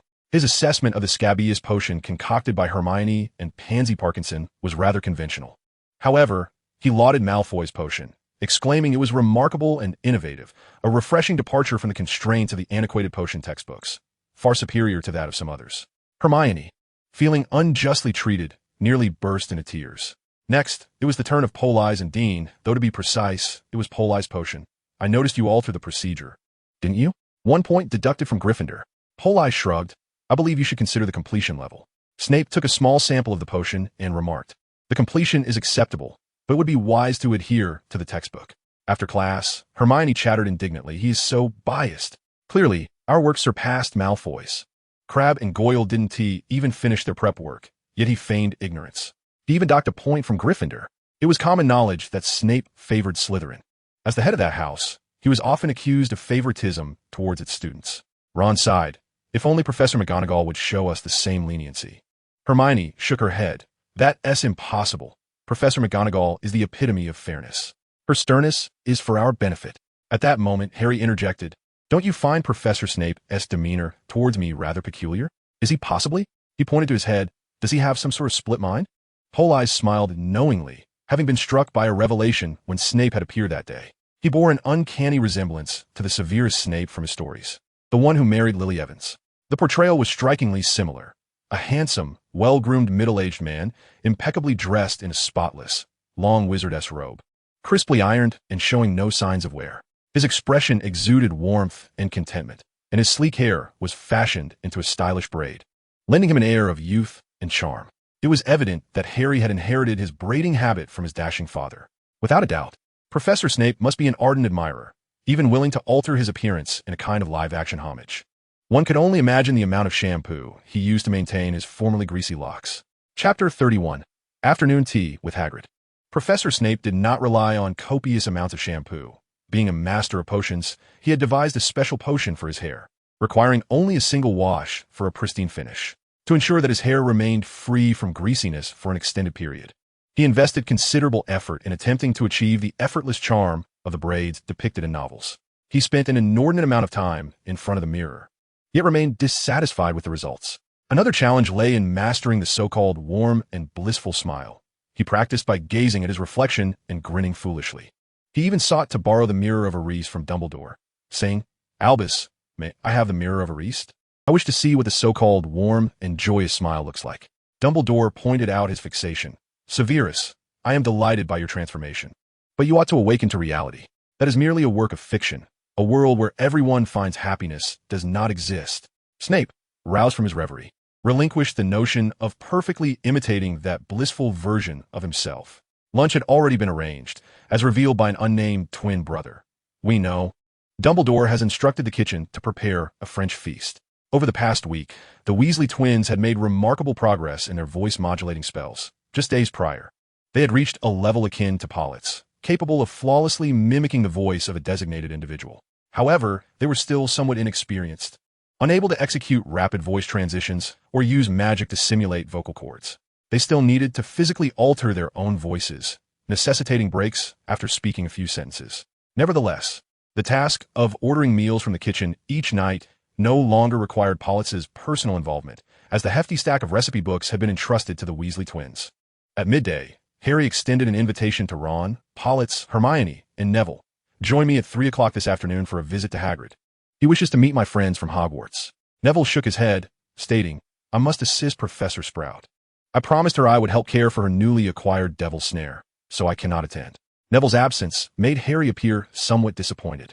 At 5 minutes to 3, they departed the castle, traversing the fields toward Hagrid's abode, a small wooden cabin at the edge of the Forbidden Forest, with a stone bow and a pair of rubber boots positioned by the front door. When Harry knocked, they heard sounds of a tense struggle and low, guttural barks emanating from within. Hagrid's voice followed, "Back, Fong, back." He opened the door slightly, revealing his bearded visage. "Wait, Fong is a bit overexcited," Hagrid cautioned them. "Just a moment, back, Fong, back." He ushered them inside, while struggling to hold onto a massive black hound's collar. The cabin consisted of a single room, adorned with hanging hams and game birds, a copper kettle simmering over a fire, and a large bed in the corner, covered with patched blankets. "Make yourselves at home," Hagrid said, releasing Fong, who immediately lunged toward Ron, lavishing him with affection by licking his ears. Politz gazed at Fong, his eyes sparkling with delight. "What a splendid dog!" he exclaimed. Turning to Hagrid, he asked, "May I pet him?" Hagrid, pleased by Politz's enthusiasm, replied, "Of course, but do be careful, despite Fong's size. He is quite a timid fellow." As a seasoned pet enthusiast, Politz possesses a modicum of knowledge regarding larger animals. Unlike the languid and petite felines, dogs are typically characterized by their exuberant energy and considerable size. Meanwhile, Hagrid and Harry were engaged in a conversation on the bed, when they were drawn to the sounds of Yaya's cheerful barks. "Your friend is truly amusing. It has been ages since Yaya has been this joyful." Hagrid poured a cup of hot water for Politz, accompanied by a few pieces of rock-hard biscuit known as rock cakes. "Here, sample my culinary skills." Both Harry and Ron have praised them. Hagrid likely understood that few could endure such fare. Hence his enthusiastic recommendation was merely an attempt to witness Politz struggle with the tough treat. However, for Politz, the hardness of the rock cakes was just right, as he had a penchant for harder foods. For someone from the United Kingdom, a rock cake that might dislodge a tooth would resemble a soda cracker in his mouth. After crunching through a few bites, he chewed vigorously while extolling, "Hagrid, your craftsmanship is indeed commendable. There is neither excessive fermentation nor an abundance of sugar. The texture is quite firm, yet perfectly suited for my palate. Do provide me with more. I wish to savor them as a snack this evening." Hagrid had heard of Harry's grievances and sought to let this little rascal, who rendered Harry speechless, experience a minor embarrassment as a form of retribution. "This is Ron, and this is Politz Young, both my dear friends. And that is Hermione. Is she Politz's girlfriend?" Hermione's face flushed crimson. She shot a fierce glare at Politz before retreating to the side. "Another Weasley child, I presume?" Hagrid chuckled as he regarded Ron. "Merlin knows the effort I expended to drive those twins out of the Forbidden Forest." Harry recounted his recent classroom experiences to Hagrid, while Politz comforted Yaya, who was still upset over Harry's remarks. To cheer her up, Politz contorted Yaya's face into silly shapes. "Do not be angry. Look, Yaya is smiling." Chapter 32. Defense Against the Dark Arts and the Odorous Professor Quirrell. Thus, it was not until the afternoon of the second Wednesday that they finally attended their first defense against the dark arts class of the new academic year. Anticipation filled the air, prompting the students to gather early in the classroom. "Politz, I heard you returned Filchcat?" "Indeed, Madame Norris is Millie." A few days prior, Politz had returned the feline to Filch. There was no other choice. Ever since he lost his cat, Filch had been in a state of despair, even neglecting his favorite pastime of pestering students. He could be found wandering the fourth-floor corridors of the castle, lamenting loudly, "Madame Norris. Madame Norris." Had it been merely this, Politz would not have returned the cat, believing that with time, Filch would adjust to the absence of his pet. However, to his surprise, Filch's longing for the cat had rendered him gravely ill. With Filch on the brink of death, Politz's conscience stirred, and he took Millie to seek out Filch. It was confirmed that he was gravely ill, to the point where even Millie, known as Lady Dolores, could not recognize him. In a moment of compassion, Politz returned the cat to him. This decision sparked great discontent in Harry and Ron. "Politz, why did you give Millie back to him? He should be left to perish." That old glutton. For days, Filch had been preoccupied with searching for his cat, leaving him no time to monitor the students' misdeeds. Politz found herself at a loss for words. The discord between the school administration and the students was, after all, quite natural. However, this did not justify Filch's potential demise due to his nostalgia. In the present moment, Ron and Harry might wish to witness Filch's demise for the sake of fleeting satisfaction. Yet that stemmed from their youth and their limited comprehension of the gravity of life and death. Politz, however, was not a child. If she allowed Filch to perish, her conscience would be troubled. After all, it was merely a cat. One could always find another suitable companion. For instance, the tabby cat lounging on the branch outside the defense against the dark arts classroom seemed quite fitting. Professor Quirrell had yet to arrive, but the Watchers were already present. It appeared that the entire Hogwarts community had come to a consensus regarding the dark presence lurking upon Quirrell's head. Without delay, while Professor Quirrell was still absent, Politz rose and drew her wand. With a flick directed at the languid tabby observing the classroom from its perch, she incanted, "Come here, kitty." Professor McGonagall, transformed into the tabby cat, lay quietly on the branch, awaiting Quirrell's arrival. She aimed to ensure the safety of her students while avoiding discovery of her true form. Thus, transforming into her animagus form was the most prudent choice, even if the memory of her last transformation still lingered with unease. Yet her sense of duty overcame her psychological trepidations. On reflection, that little creature had quite the adept massage technique. In the days following, Professor McGonagall felt notably lighter, finding her work less burdensome. As she lay on the branch, lost in thought, Quirrell had yet to arrive. Suddenly, a surge of magical energy enveloped her, an irresistible force pulling her away from the branch and towards the defense against the dark arts classroom. Meow, meow, meow, meow, meow, meow. A summoning charm? Who is it? Help! In her panic, Professor McGonagall forgot to cast the counter charm to negate the summoning effect and could only cling desperately to the branch beneath her. The pull isn't too strong. It must be some mischievous young wizard. It will pass momentarily. Indeed, the effectiveness of the summoning charm lasted only a brief moment before dissipating. Clinging to the branch, Professor McGonagall, still in a state of shock, gazed toward the defense against the dark arts classroom. It was him. Inside the classroom, Politz, realizing his earlier summoning charm had failed to bring the cat, took a moment to compose himself, preparing to try once more with renewed vigor. Just then, a pungent aroma of garlic wafted into the classroom. Professor Quirrell had arrived. "Ah, I apologize for my tardiness. Let's commence our lesson. The objective of defense against the dark arts is to equip you to confront those malevolent dark creatures and rogue dark wizards. Remember, this world can indeed be perilous. Just as the tranquil surface of a lake often conceals turbulent currents beneath, the dark forces have not truly vanished. They merely recede temporarily. We must remain vigilant, for they may lurk in our midst." Such words carry a certain charm, but it would be far more appealing if they were not accompanied by the sight of him swathed in a heavy, purplish-red scarf that exuded an overpowering stench of garlic, his entire head enveloped, leaving only a deathly pale face exposed. Moreover, Politz detected an unexpected hint of the pungent odor of decay, reminiscent of salted fish, amidst the garlic's potency. It seemed that Quirrell himself had already succumbed to death's embrace, his body beginning to rot. Thus, he required the robust scent of garlic to mask the nascent stench of his decomposing flesh. "Professor Quirrell, why do you wrap yourself in a scarf? Are you cold?" Hermione cheerfully inquired, her hand raised, her smile sweet. A flicker of impatience crossed Quirrell's eyes.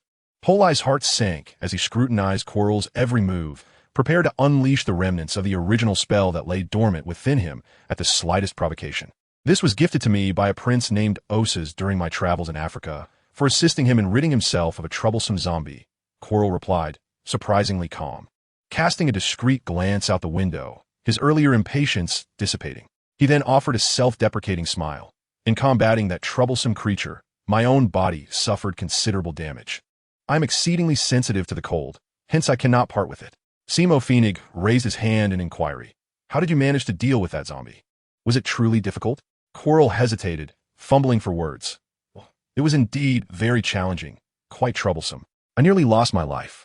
So I urge you all to exercise caution and not underestimate any adversary. He then briefly outlined the principles of the barrier spell, instructing the students to pair up and cast barriers to impede one another's progress. Since the last potions class, where he had teamed up with Dean Thomas, Politz had garnered a small admirer. Upon hearing Professor Quirrell's directive for pairs, Dean eagerly bounded over to Politz. Politz, let us team up. Desks were pushed apart, and the young wizards faced each other. They were to cast impedimenta, to block the other from advancing. With a nonchalant flick of his wand, Politz intoned, impedimenta. An invisible wall abruptly obstructed Dean's approach. In response, Dean shouted back, impedimenta. Politz cautiously took a step forward, as if breaking through a thin veil. Dean's barrier was effortlessly disregarded.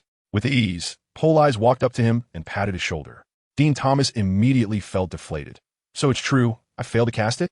This was precisely why Dean admired Politz. He always pointed out areas for improvement in moments of despair, and teaming up with him promised swifter progress. Chapter 33. The Flying Lesson. Seeking guidance on the intricacies of flight. What significance lies in a sport that features but a singular ball where no one can soar? Quidditch, in contrast, boasts an impressive array of 4 balls, with the entire match conducted in an aerial mode. Ron found himself embroiled in yet another debate with Dean regarding football and Quidditch. Surely, even Politz must agree that Quidditch reigns supreme? Politz, with a clear and decisive shake of his head, replied, I'm afraid I suffer from acrophobia. Thus I find football far more engaging. Dean Thomas, please define validation, was nonetheless astonished by Politz's phobia. It felt akin to the shattering of an idol. He had intended to seek Politz's guidance on his flying techniques. I assure you, my flying skills are of a professional caliber. Even on Charlie's rickety broom, I can execute the long-bottom maneuver. I once narrowly evaded a muggle hang glider. Politz remained expressionless. His acrophobia was indeed quite specialized.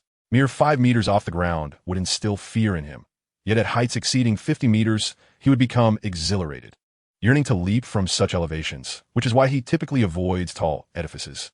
Malfoy incessantly extolled the virtues of flying, vociferously lamenting that first-year students were unworthy of participating in the house Quidditch team. He regaled his audience with lengthy, self-aggrandizing tales, invariably culminating in his thrilling escape from a muggle helicopter. However, he was not alone in his boastful rhetoric, from the tone of Seamus Finnegan. It appeared that a significant portion of his childhood was spent soaring across the fields on a flying broom. Every child hailing from a wizarding family rambled on about Quidditch, while those from muggle families exhibited a pronounced disinterest. More than a week into the school year, despite some mingling between the muggle-born and pure-blood students, a discernible gap in understanding and thought processes persisted. Quidditch stood out as a particularly glaring point of divergence. While those from wizarding families regarded it as the finest sport in existence, muggle-born students remained largely indifferent. After all, a week and more was insufficient for them to fully assimilate into the magical realm's mindset. For instance, Dean Thomas still proudly displayed his West Ham United football poster. Even in the absence of the Owl Rain and Memory Ball incidents due to Dumbledore's decree, Harry and Draco inevitably clashed. As Malfoy sauntered past the Gryffindor table, he suddenly lunged, snatching Neville's wand, which protruded conspicuously from his waistband. Hey, Longbottom, is this your wand? Why is it so elongated? Surely, you haven't pilfered someone else's wand? That's a serious offense. You could be expelled from Hogwarts. Harry and Ron sprang to their feet, sleeves rolled up, poised for a confrontation. Perhaps it was an innate incompatibility, as they always seemed eager to engage Malfoy in battle. However, Professor McGonagall possessed an uncanny ability to detect trouble before other teachers, appearing in an instant. What is the matter? She inquired. Professor, Malfoy has stolen my wand. With a voice tinged with sorrow, Neville lamented, while Malfoy's expression darkened, as if it could rain from his glowering visage. He swiftly placed his wand upon the table. Just wait and see, he declared, before hastily fleeing alongside Crabbe and Goyle. The morning's events seemed merely a trivial interlude, hardly garnering any attention. Even Politz deemed the matter concluded, for Neville was no longer the inconspicuous figure of the original tale. His lively participation in herbology had earned him the rather unflattering moniker of Herbology Head from Longbottom, yet it nonetheless indicated his remarkable evolution. Were it not for his singular prowess in herbology, while remaining inept in other areas, he might even rival Hermione in excellence. Politz speculated that Malfoy would think twice before continuing to bully Neville. However, at 3 o'clock that afternoon, Politz was met with a disheartening reality when Malfoy struck him down with a sharp retort. At 3:30 that day, Harry, Ron, Politz, and other Gryffindor students hurried down the steps to the grounds before the castle, eager for their inaugural flying lesson. It was a bright day with a gentle breeze. As they descended the sloping grass towards a level patch on the opposite side of the field, the blades of grass danced lightly beneath their feet. Beyond the lawn lay the forest, with dark trees swaying ominously in the wind. Slytherin students had already assembled there, along with 20 brooms neatly arranged on the ground. Harry had previously heard Fred and George Weasley grumble about the school brooms, mentioning that some trembled when soaring too high, while others veered slightly to the left. Politz, however, was indifferent, as he believed that as long as the broom did not send him plummeting to the ground, its imperfections were of little consequence. After all, he had no intention of soaring at high speeds. Madame Hooch, the flying instructor, had also arrived. With her short gray hair and keen yellow eyes, sharp as a hawk's, she appeared quite formidable. "What are you all waiting for?" she barked, commanding everyone to stand beside a broom. "Hurry up, time is of the essence." Politz gazed at the broom before him. It seemed adequate, despite its frayed bristles. At least its shape remained intact, although the riding area was somewhat disheveled. Perhaps not ideal for comfort. "Extend your right hand over the broomstick," Madame Hooch instructed, then commanded up. Up. Everyone echoed in unison, yet the results varied. Harry's broom immediately leapt into his grasp, while Politz's broom displayed a distinct lack of cooperation. In response to his potent command infused with magic and determination, the broom merely rolled over, resembling a vagabond turning over in slumber. Fortunately, the situation was similar for most. Hermione's broom remained utterly unresponsive, as did Neville's. Ron's broom did spring to life, but only to tap him lightly on the head before returning to the ground, showing no further inclination to respond. Politz furrowed his brow as he observed the little wizards, each eagerly grasping their brooms at the sound of a command. They were all filled with an overwhelming desire to soar through the skies on their brooms. It seemed that success was less about inherent talent and more about one's affinity for flying.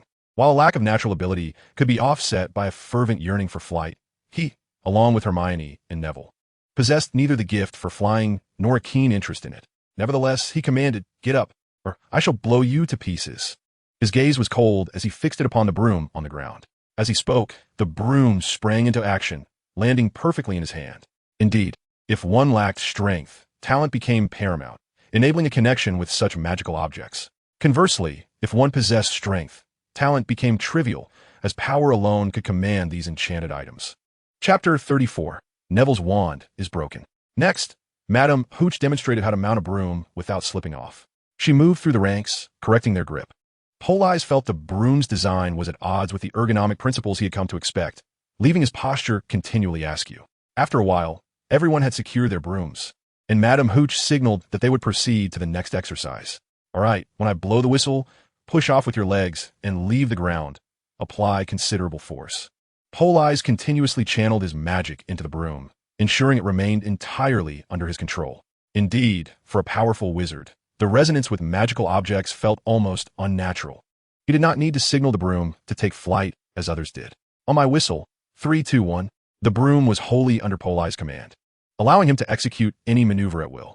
He even demonstrated a prowess that surpassed that of the most gifted Harry, with only the slight drawback of considerable magical expenditure.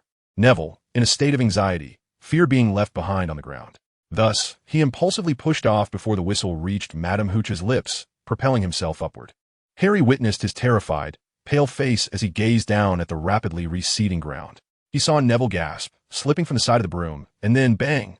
With a loud thud, Neville fell face down into the grass, curling into a ball. The incident occurred quite suddenly, and, at that moment, Politz was still hovering several meters above the ground.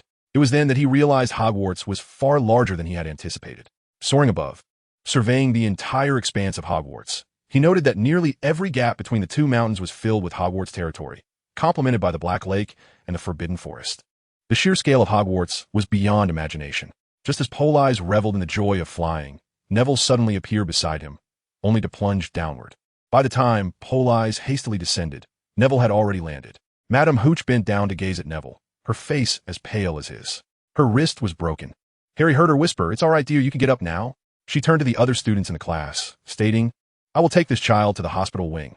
None of you are to move."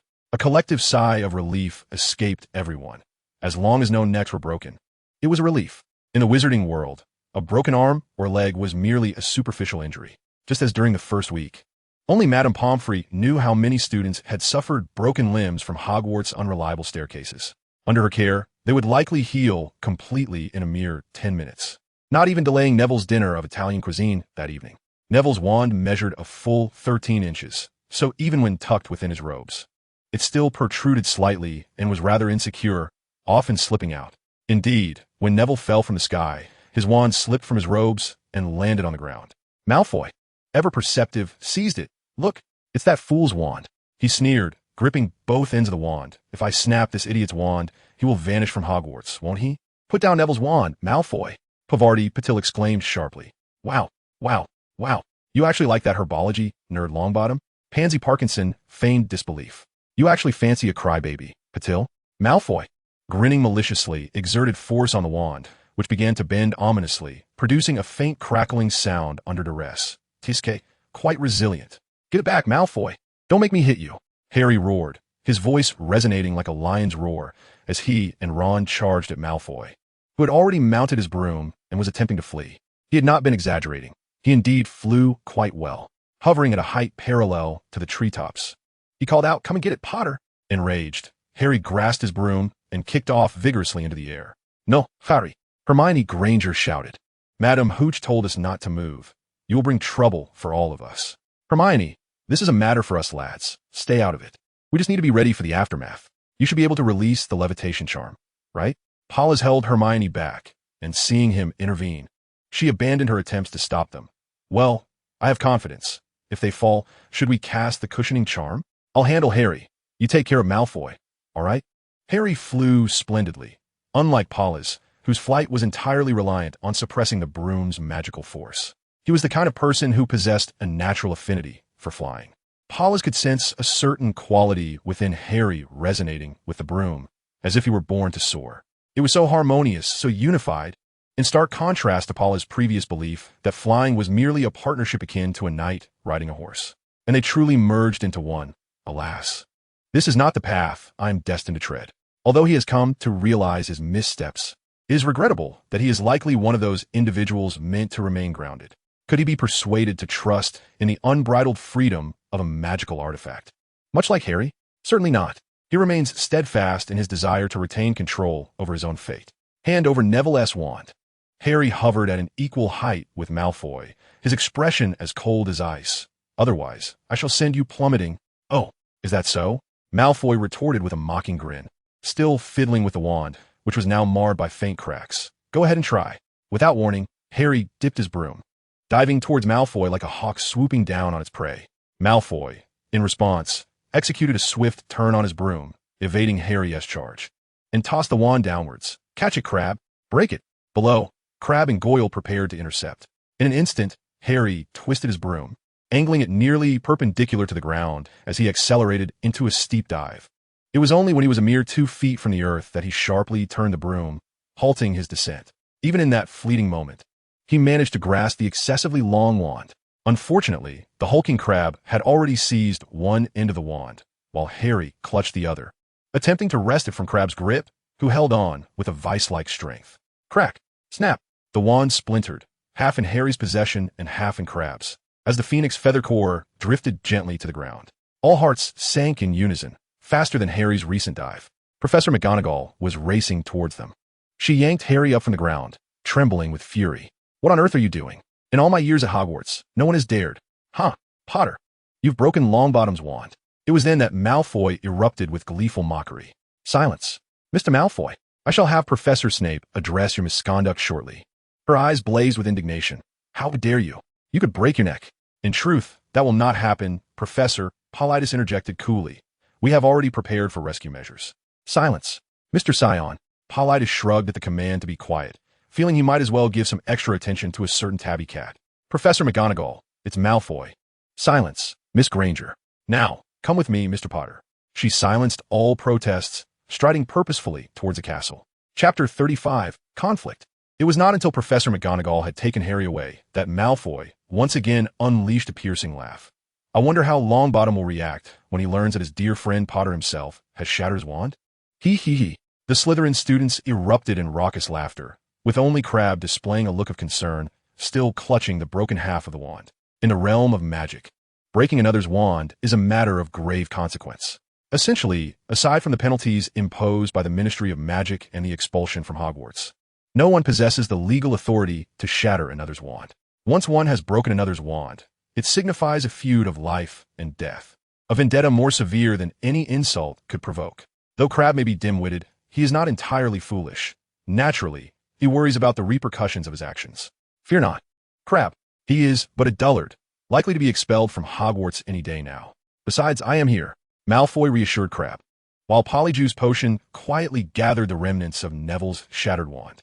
Theoretically, a wizard may possess only one wand. Should one become broken or unsuitable, they must exchange it at a wand shop with their old wand in hand.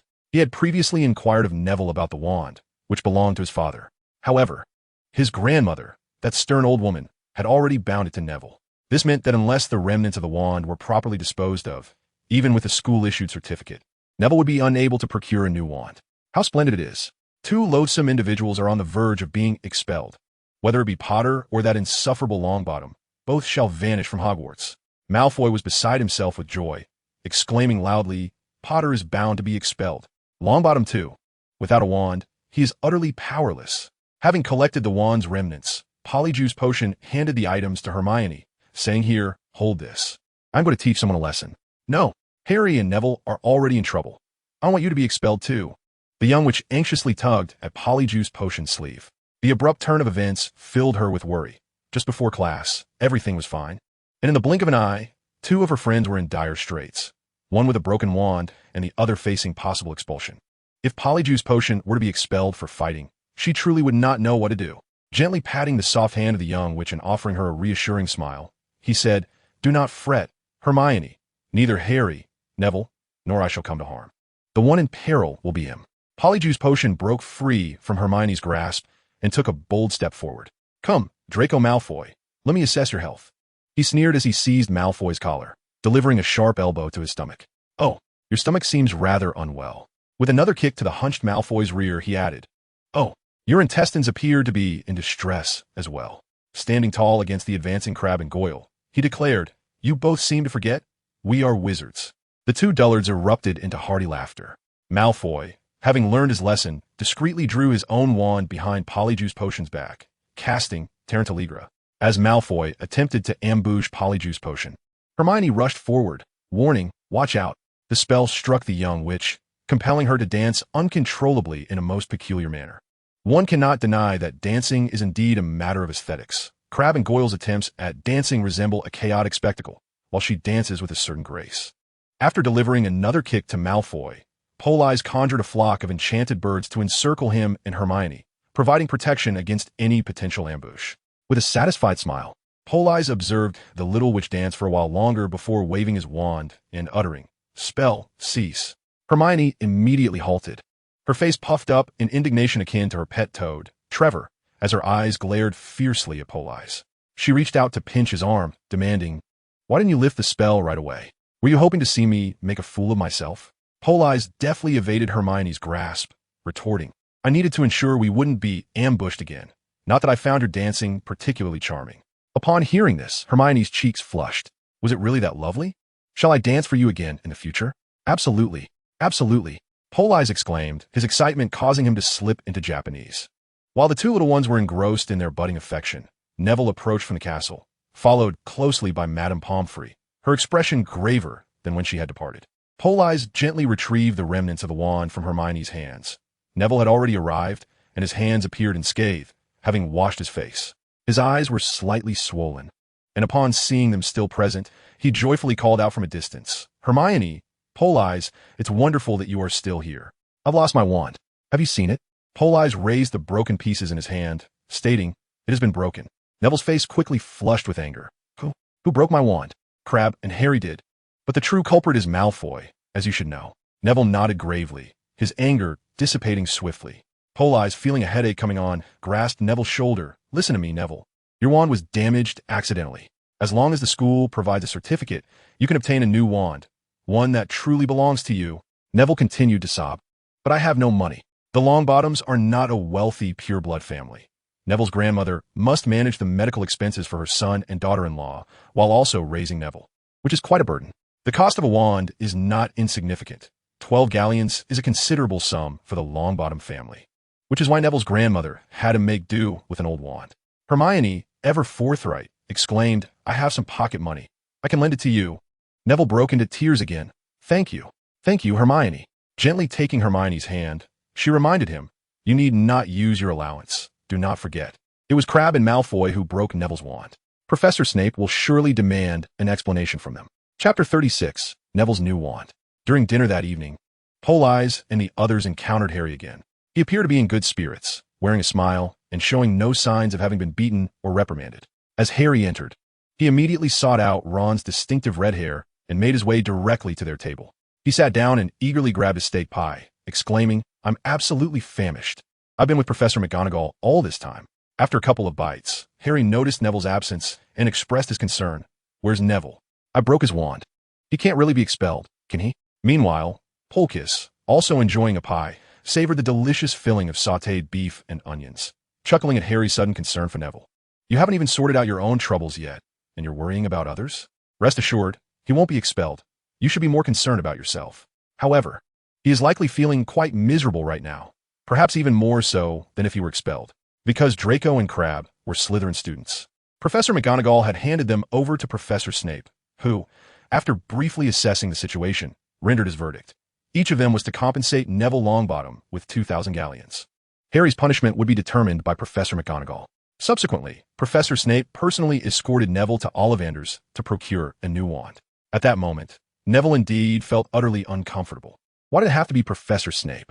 If any other Hogwarts professor had taken him to buy a new wand, he would not be feeling this way. In the faculty office, after addressing the situation with Draco and Crabbe, Snape led Neville out of the Hogwarts gates and apparat to Diagon Alley. You must buy a new wand immediately, or we will have no choice but to expel you from Hogwarts, Snape stated. Dumbledore has more pressing matters to attend to, and with Professor McGonagall occupied with Harry Potter, it falls to me to bring you to Diagon Alley. Thank you, Professor Snape, Neville replied, though he knew that had it been Ron, he would have likely said something to provoke Snape's ire. Instead, Neville expressed his gratitude respectfully, receiving only a dismissive grunt in return. Upon entering Ollivander's wand shop, Mr. Ollivander appeared silently before them, gliding forward. In a soft, ethereal voice, he welcomed them. We meet again, Mr. Severus Snape. He paused, a birch wand, 13.5 inches, with a core of serpent's nerve, most responsive. How has it served you? Snape, familiar with Ollivander's tendency to recognize wands rather than individuals, nodded. Quite well, but today I am here for another matter. This child, he indicated Neville Longbottom, a student of Hogwarts. His wand was damaged today, and I brought him to acquire a new one. As he spoke, he produced a certificate signed by Dumbledore, verifying that the child was not being expelled. Neville quickly retrieved the remnants of his broken wand, holding it aloft. Here is the broken wand. Audiobook nodded. Yes, I remember it well. His gaze suddenly turned vacant. Oak wood, 23 inches, a phoenix feather, exceedingly sturdy. Has it finally fallen, just like its master? Mr. Ollivander, do you know my father? Neville could not help but remind him, and Ollivander immediately regained his composure, his eyes refocusing. Of course, my child, I certainly know your father. I remember every customer who has purchased my wands. However, I have not seen you before. Are you yet another child wielding a family wand? That is not ideal, truly. Not ideal at all. Not for the sake of business, I assure you, but because each individual is unique, and so is every wand. You ought to possess a wand that truly belongs to you. As Ollivander measured Neville's length, Neville bowed his head. I already understand, Mr. Ollivander, so I apologize for the trouble. Trouble? Not at all. Very well, my child, try this one.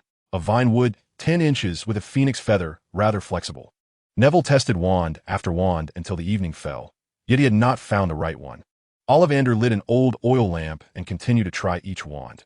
Cherry wood, 9 inches, unicorn tail hair, very gentle.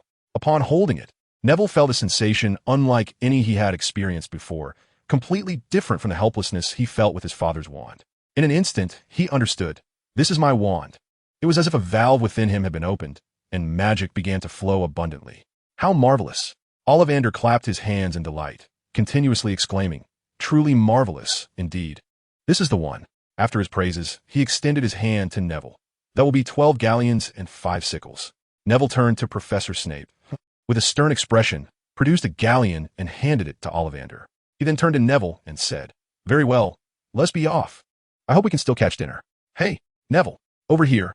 They were spotted by Harry, who excitedly waved at Neville. "I'm so glad you're all right."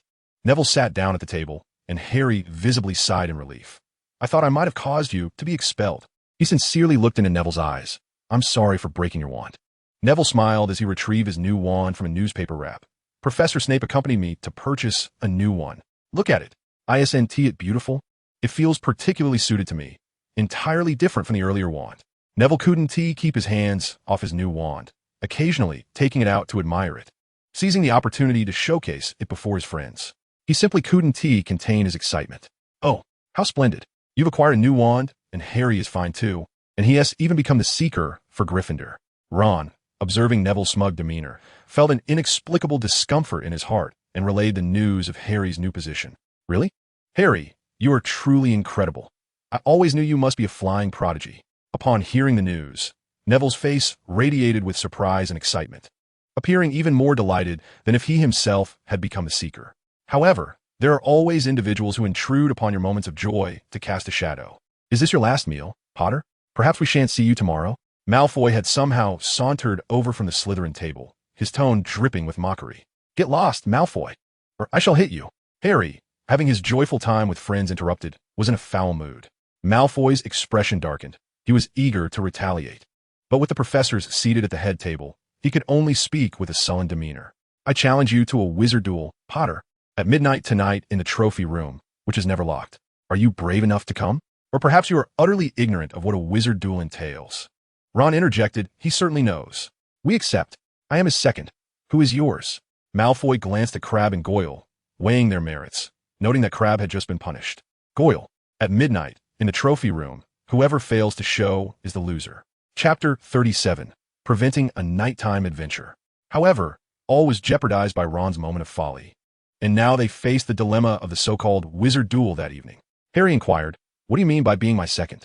"Oh, if you perish, the second takes over," Ron replied nonchalantly, finally resuming his cold pie. Catching the expression on Harry's face, he hastily added, "But you know, people only die in formal duels with real wizards. You and Malfoy can at best just send sparks at one another. Both of you lack the necessary magic to truly harm each other. However, I wager he believes you might refuse. What if I wave my wand and nothing happens?" Harry pondered anxiously. "Then throw away your wand and punch him in the nose," Ron suggested. "Excuse me, but Malfoy at least knows the Tarantaligra. You two are bound to lose." They both looked up to see Hermione Granger. "What? Malfoy can use Tarantaligra? How do you know?" Ron muttered. Hermione pressed her lips together. "Earlier in the day, Malfoy used that spell to ambush Politz." Both boys turned to Politz. "And then? What is Tarantaligra?" Harry asked, clueless about the spell. Politz, catching Ron's gleeful gaze, winked at Harry. "It's the spell often found in fairy tales that compels one to dance until death. Fortunately, Hermione protected me from the curse." "What am I to do then?" Harry's panic was evident, as he could conjure no magic beyond the Lumos charm. Was he to compete with Malfoy over whose wand shone brighter? The dinner concluded on an unhappy note. You must never wander about the school at night. Just think about it. If you're caught, how many points would be lost for Gryffindor? And you will undoubtedly be caught. Your selfishness is truly remarkable. Hermione, the young lady, has been persistently attempting to dissuade the two. "This matter does not concern you," Harry stated. "Goodbye," Ron added. As night fell while Seamus Dean and Neville succumbed to slumber, the ever-meditative Politz, accustomed to 2 hours of nightly contemplation, heard the sounds of Harry and Ron rising. At 11:30, Ron whispered, "We must go." They donned their robes, grasped their wands, and stealthily traversed the castle's corridors, descending the spiral staircase into the Gryffindor common room. Politz employed the disillusionment charm, silently trailing behind them, slightly apprehensive about these two reckless boys. The fireplace flickered with the remnants of embers, and the armchairs appeared to meld into a dark mass of shadow.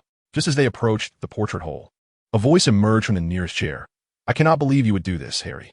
A lamp flickered to life, revealing Hermione Granger in a pink nightgown, pouting with furrowed brows, visibly displeased. "I simply cannot fathom how selfish you both are. Do you care nothing for Gryffindor? Only for yourselves? I do not wish for Slytherin to win the House Cup again, Nor do I want you to squander the points I earned from Professor McGonagall's transfiguration class. Leave? Harry replied impatiently. What are you all shouting about? Politz feigned just waking up, pushing open the door to the dormitory, already clad in his robe. His expression was one of astonishment. What are you all doing standing here? Politz, we are sorry for waking you, Harry apologized, bowing his head, while Hermione interjected loudly. They are going to duel Malfoy at midnight. Politz nodded disingenuously. Oh, I see. And then? They will be caught by Mr. Filch, and our house points will be deducted. Then simply avoid being caught, Politz shrugged. Hermione, you still do not understand. The reason for point deductions is not merely the mistake itself, but the fact that you were caught. As long as you're not caught, venturing out at night is inconsequential. Look at George and Fred. They often roam about at night. Hermione could hardly believe her ears.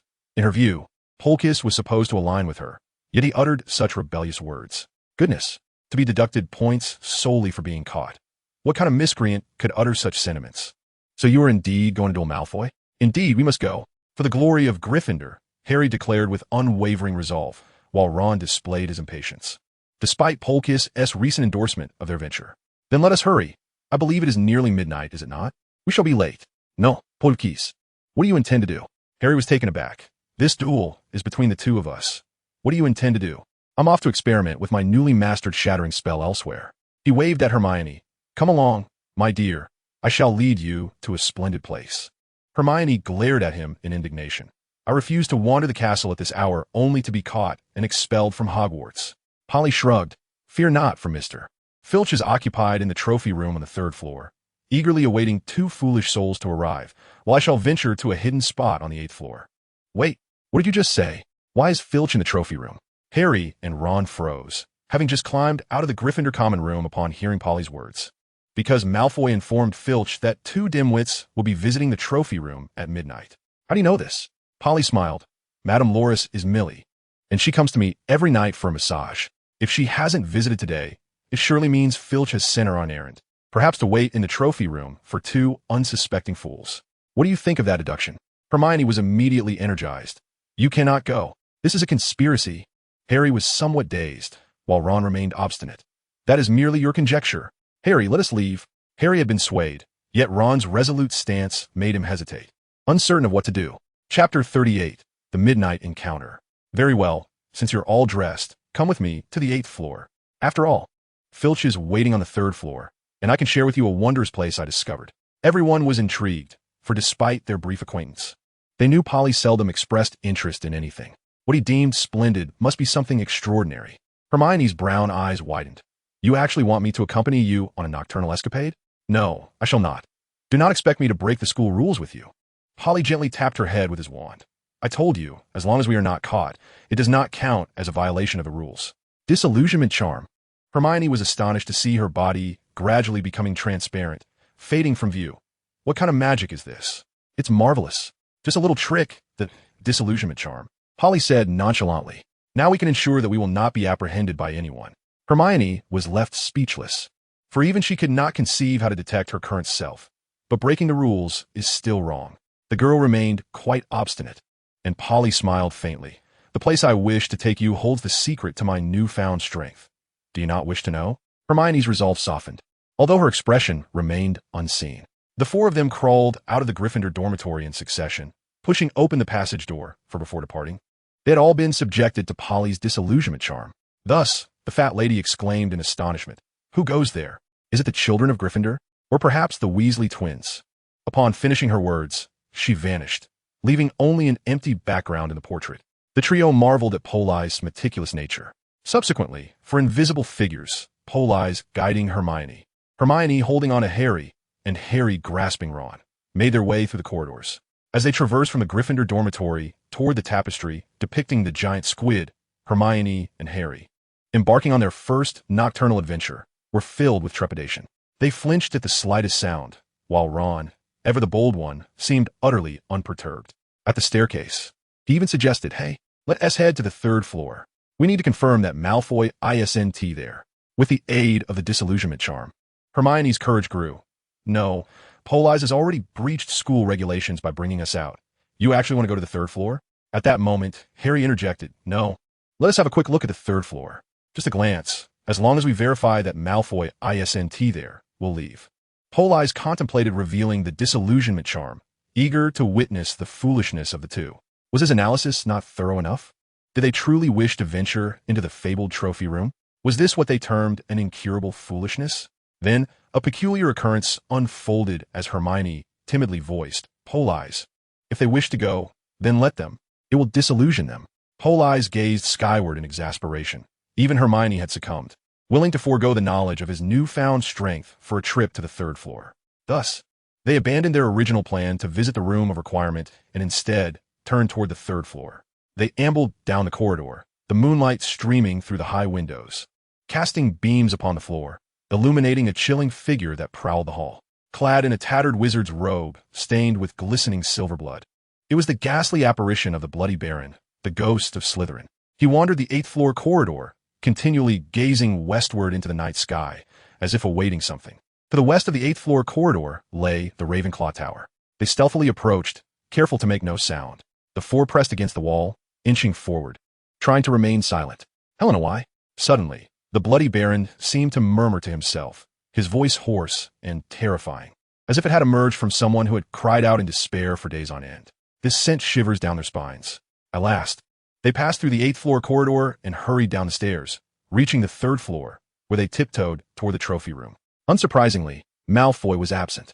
The crystal display cases gleamed under the moonlight, and in the darkness, trophies, shields, medals, and statues shimmered with silver and gold. For individuals stealthily advanced along the wall, with Hermione brandishing her wand, fixated on the entrance. Sniff around, my dear, they might be lurking in some corner. It was Filch speaking to Mrs. Norris. Hermione gasped, clutching tightly to Politz's body, fearful that his magic might suddenly fail. Then they observed the thin, gaunt Filch stride directly into the trophy room. They must be somewhere in here. They heard him mutter softly, perhaps they are hiding. In truth, Harry was merely 30 centimeters away, trembling with tension. Politz tugged insistently at Hermione's hand, signaling her to follow. They crept towards the door as quietly as they had when traversing the 8th floor corridor. The process went smoothly until Ron inadvertently kicked Mrs. Norris, who was sniffing around his feet, her paws stained with pie juices. Meow.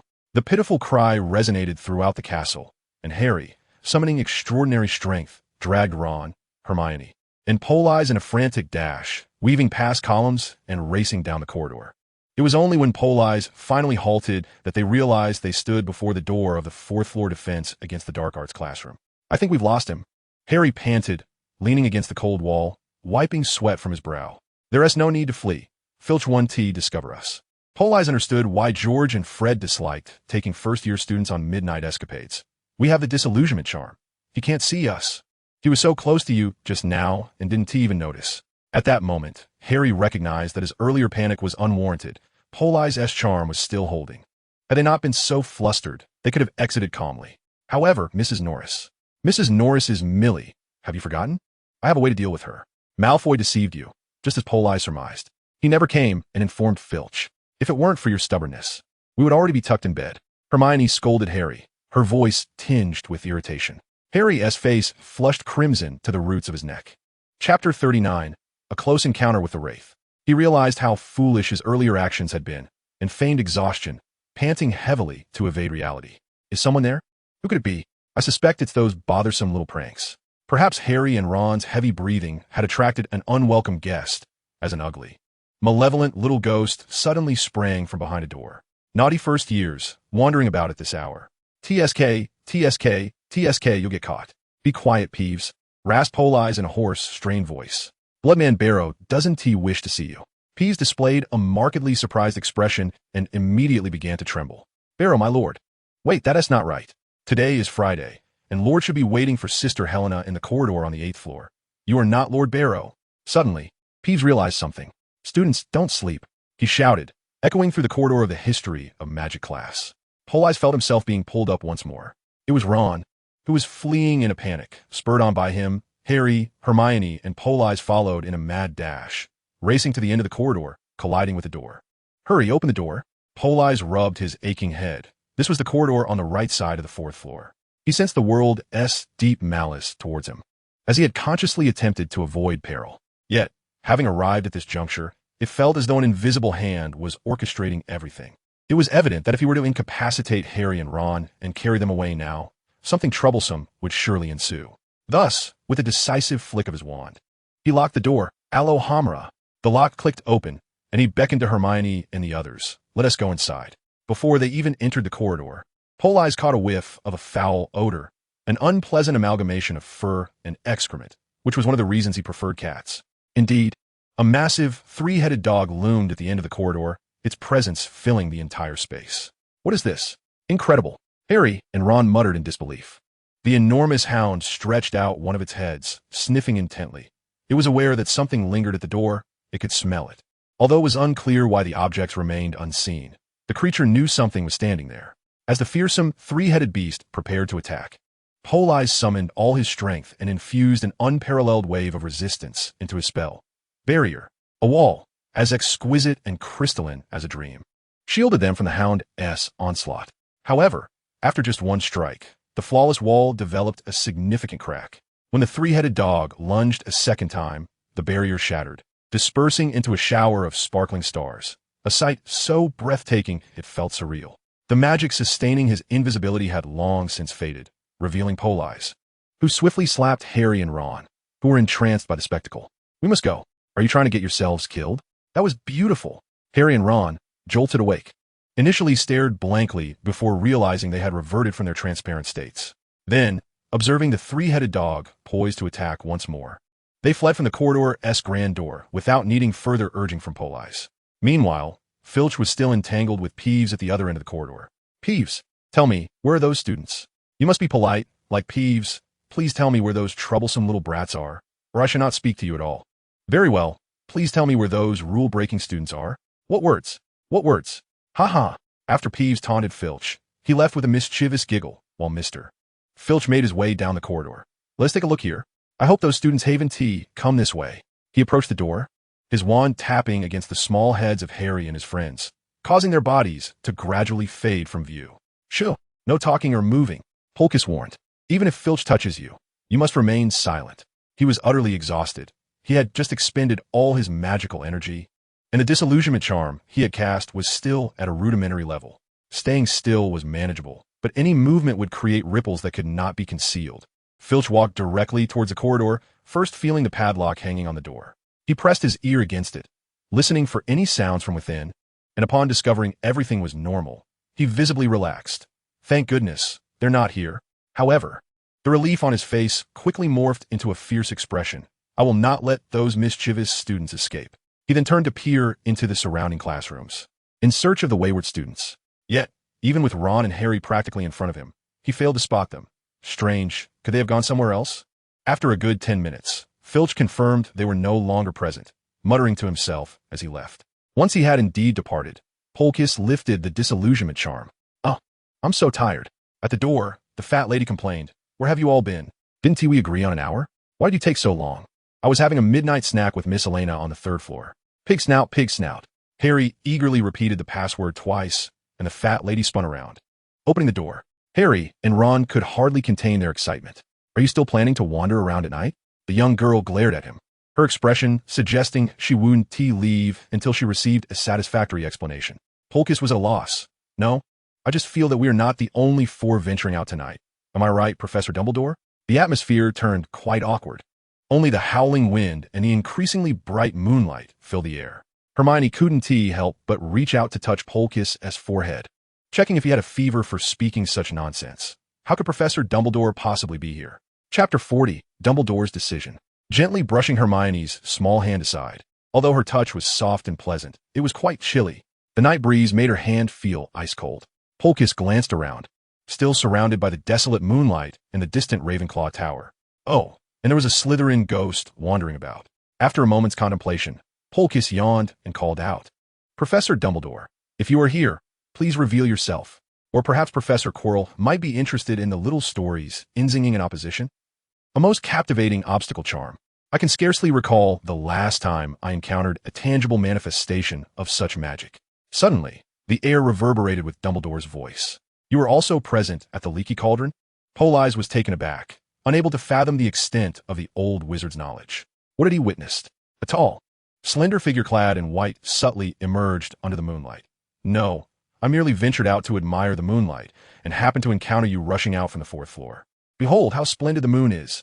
Dumbledore lifted his gaze to the enchanting moonlight, which illuminated his face, draping him in a silvery veil. Not far away, the bloodied figure of Barrow emitted a wail, mournful and haunting, akin to a lost she-wolf. Since you have seen that episode of Singing Contrarily, you should comprehend the rationale behind my actions. No? Is it a slight disappointment that Harry is not a girl? Dumbledore strolled towards Politz, playfully winking at him. For reasons unknown, his beard had dwindled to less than a foot in length. His pale blue eyes seemed imbued with a certain magic, captivating anyone who dared to meet his gaze. Given that you already know Professor Quirrell is Tom Riddle, why persist in such inquiries? Hush! Do not utter that name. You may refer to him as Voldemort, but refrain from speaking that name. Dumbledore suddenly pressed his finger to his lips, gently shushing. While I often advise others to call him Voldemort rather than the Dark Lord to alleviate their fear, that name is best left unspoken. It carries the weight of the dreadful dark magic unleashed by Voldemort. It cannot be mentioned, at least not now. Even Dumbledore's caution sent a shiver down Politz's spine, raising goosebumps all over. Had he inadvertently placed himself in peril? Well, it is merely the name's sensing charm. He can discern when his name is invoked. However, I dare say Tom must be quite bewildered at the sudden influx of individuals aware of his true name, seeing that he had successfully startled Politz. Dumbledore chuckled with delight and waved his hand. As for the reasoning, after much contemplation, I have concluded that the simplest and most effective way to deal with Tom is to allow everything to proceed according to the original plan. That remarkable novel has proven that my arrangements against Tom remain effective. Politz pondered for a moment and realized that the first installment had indeed concluded with a harmonious resolution. Everything was under Dumbledore's control, and Harry had triumphed over Voldemort without peril. In light of this, Dumbledore had no need to risk altering his predetermined plans. His avoidance of recklessness was not in vain. Professor Quirrell must be grappling with the decay of his own body. I doubt he is interested in reading magazines. Dumbledore adjusted his spectacles, which sparkled under the moonlight. "I wish to know the news from outside." Politz unabashedly voiced his request. I am prepared to lift the owl ban by next week. As I have discovered, the method pertains solely to singing out of tune. You ought to swiftly dispose of that book of yours. It will lead you astray from finding Hogwarts. After uttering this, he departed with resolute strides. Lying in bed, his mind remained in turmoil for an extended period, torn between fear and exhilaration. The fear stemmed from the realization that Dumbledore's secrets in this realm ran deeper than one could fathom, and he had narrowly avoided exposure. As Dumbledore believed, he had merely perused Singing Out of Tune. The exhilaration, akin to the monumental satisfaction of prying open a mountain with a stick, stirred his spirit. He had grown accustomed to meditating for at least an hour before slumber, gradually allowing his will to permeate his own magical essence, a laborious endeavor that required time and patience. Yet, on this night, it appeared impossible. A cacophony of errant thoughts rendered him unable to attain tranquility. It was not until nearly 2:30 that Politz finally succumbed to sleep. The next morning, during breakfast, Malfoy was astonished to see them enjoying a splendid French feast, unable to believe that Harry and Ron were still present at Hogwarts. Early that morning, just as dawn was breaking, Harry and Ron, brimming with energy, had risen while Politz remained asleep. They babbled excitedly about their encounter with a three-headed dog the previous night. Ron was particularly eager to investigate the creature again, as he deemed it an extraordinary adventure. Harry recounted his conjectures about the small parcel in the underground vault 731, postulating that it had surely been transferred from Gringotts to Hogwarts. Indeed, in this world, there is perhaps no place safer than Hogwarts. Ron concurred with his assessment. What, then, could that object be to warrant such stringent guardianship by a three-headed dog? Harry posed a question, to which Ron promptly replied. It is either extraordinarily precious or exceptionally perilous, or perhaps both. This was the epitome of triviality, to the extent that Politz felt compelled to rise and inform Ron that the object in question was the Philosopher's Stone. However, his encounter with Dumbledore the previous night had infused him with a measure of caution, prompting him to regard this seemingly mundane magical world with greater respect. All they knew was that it was approximately 2 inches long, both dangerous and valuable. What could it possibly be? They began to strain their minds, attempting to speculate on its nature with their limited understanding. Their discussion grew increasingly animated, as if they wished to rouse Politz to join their deliberations. Ignoring them, Politz turned over, gazing at the ceiling, counting his breaths, and persistently adjusting his inhalations in accordance with the principles of existence and emptiness. He sought to empty his mind and meditate in silence. Until clarity illuminated his thoughts, he felt magic rising from every fiber of his being, ascending from his heart to his brow.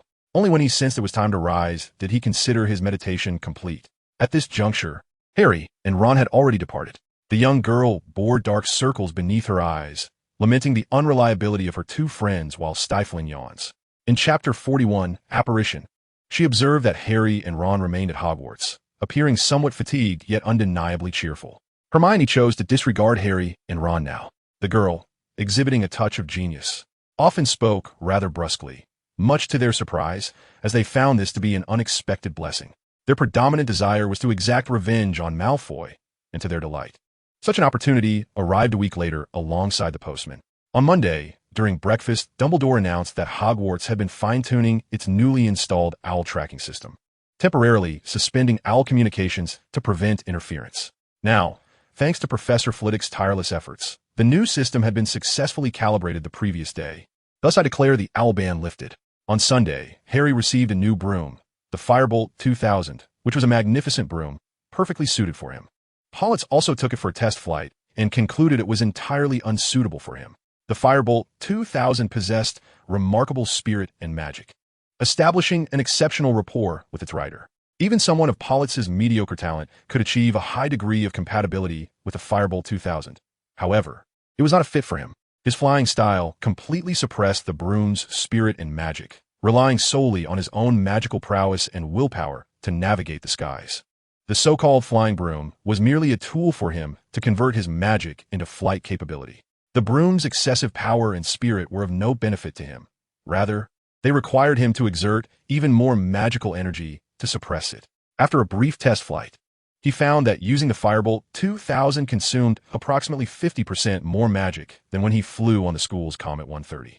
Returning the broom to Harry, he remarked, "A splendid broom, but it is not suited for me. I prefer simpler flying apparatus." In the ensuing days, Politz devoted himself to enhancing his abilities and deepening his understanding of this world. With the resumption of Hogwarts communications, the study material for Apparition, which he had previously arranged with the Weasley twins, finally arrived.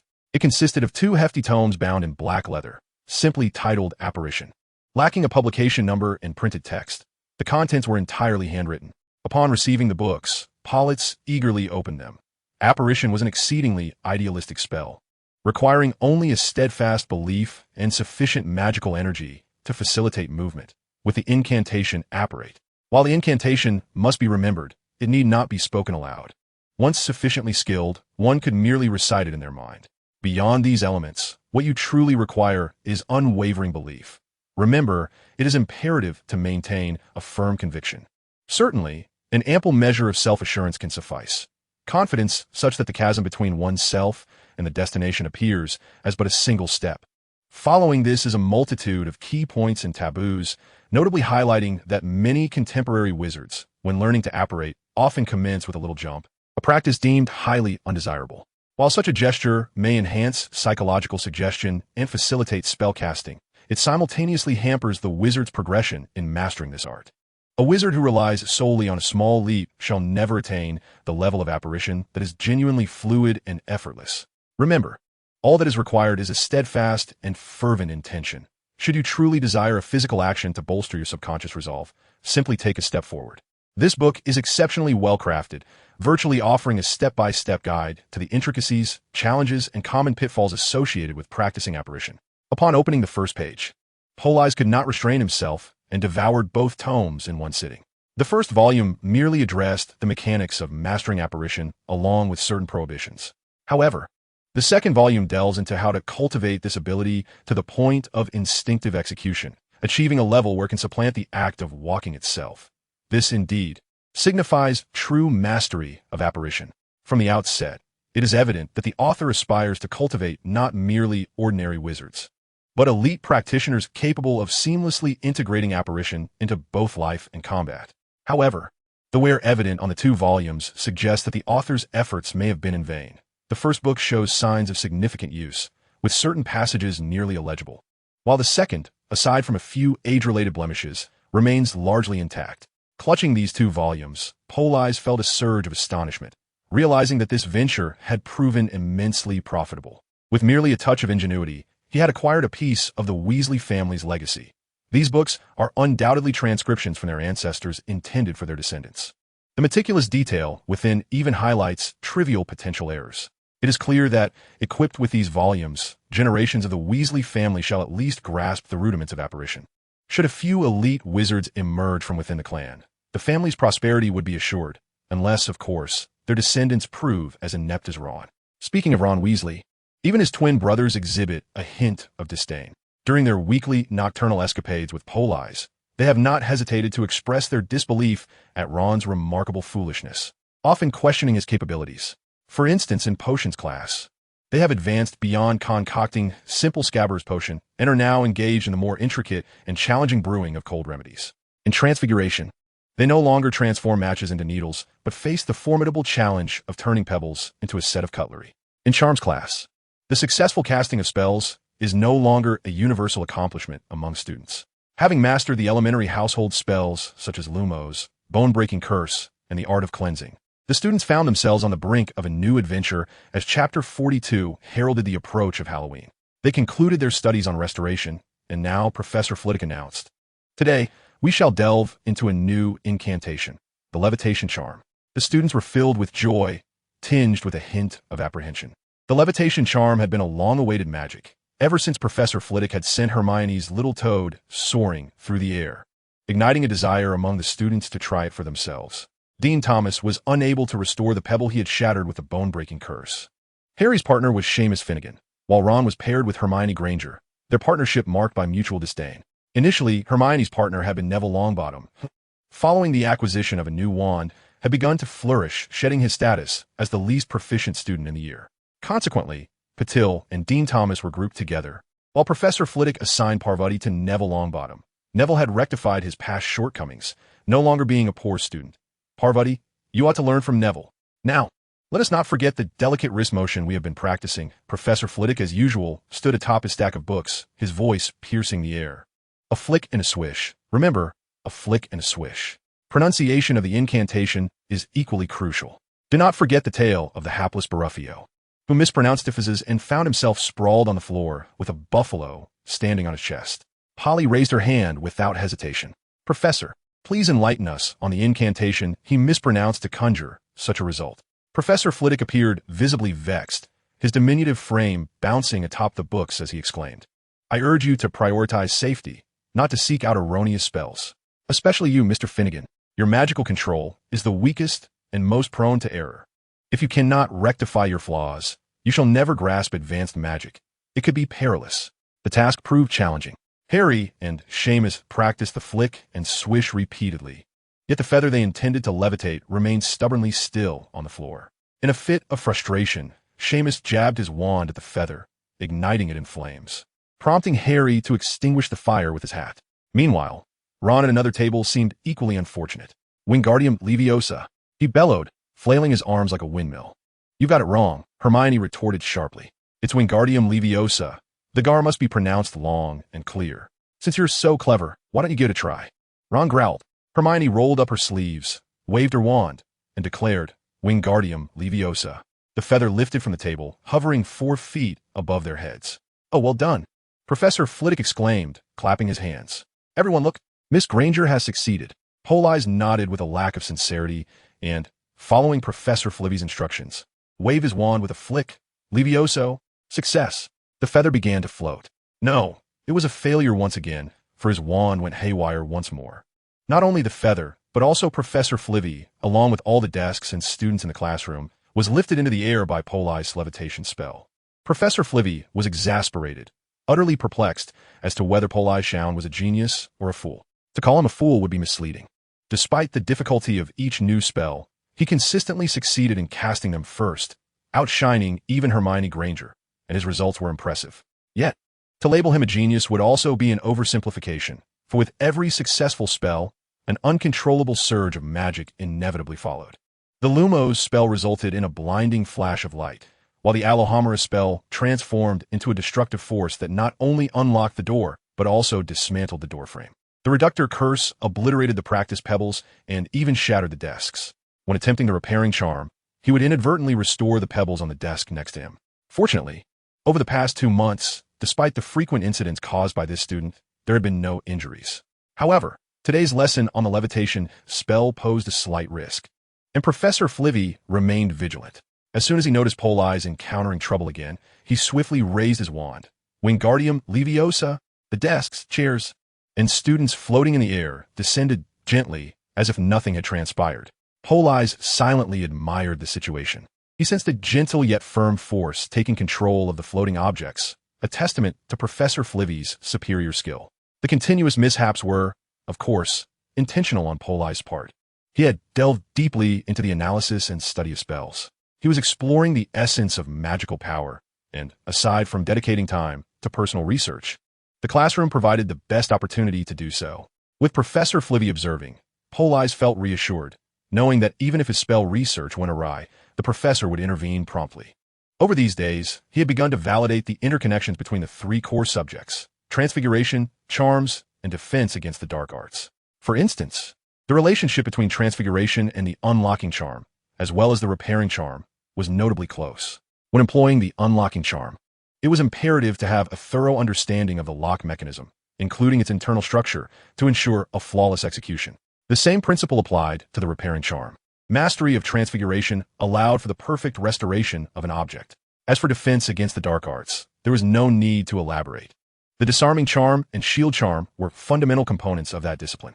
Undoubtedly, all these spells shared a common characteristic: a strong, resonant emotion or steadfast will could significantly amplify their efficacy. In this context, a certain intense emotion serves as the most potent catalyst for both the release and amplification of spells, yet it remains highly unstable. Emotions fluctuate too rapidly and elude control.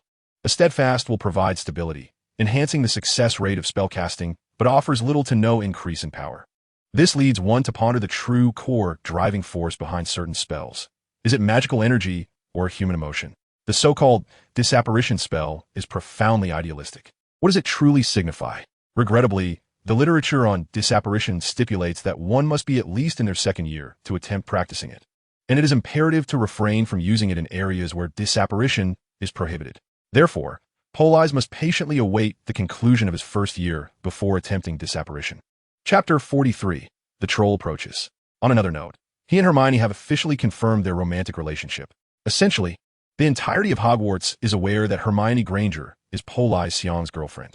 Consequently, at the conclusion of a charms class, when Hermione clashed with Ron and was seen fleeing, her face obscured by her hands, Politz hastened towards Ron, delivering a fierce blow to his face, followed by a relentless barrage of punches and kicks. The onlookers, including Harry, merely observed with bemusement. Politz, why are you striking Ron? The Weasley twins arrived, inquiring, what is happening?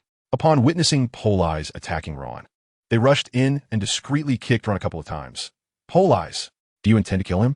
Despite being left bruised and battered, Ron quickly recovered, as though the previous assault had never transpired. In the magical realm, as long as the harm is not inflicted by magic, physical injuries, provided one does not perish at the moment, can be fully healed with a simple healing spell. Thus, Politz's attack on Ron was dismissed by all, including the mischievous Weasley twins, who were more concerned with the question, why did Politz strike Ron? Harry admitted he was unsure. Suddenly, Politz rushed out and punched Ron, then began to kick him. We couldn't intervene, and he didn't explain. A Ravenclaw student, Peter, remarked, I just saw Hermione running away in tears. Oh, no wonder. Serve him right. Fred chuckled, glancing at Ron. It must be that Ron said something foolish again, making the girl cry, right? Harry nodded in agreement. It's no surprise everyone finds her unbearable. Frankly, she truly resembles a nightmare.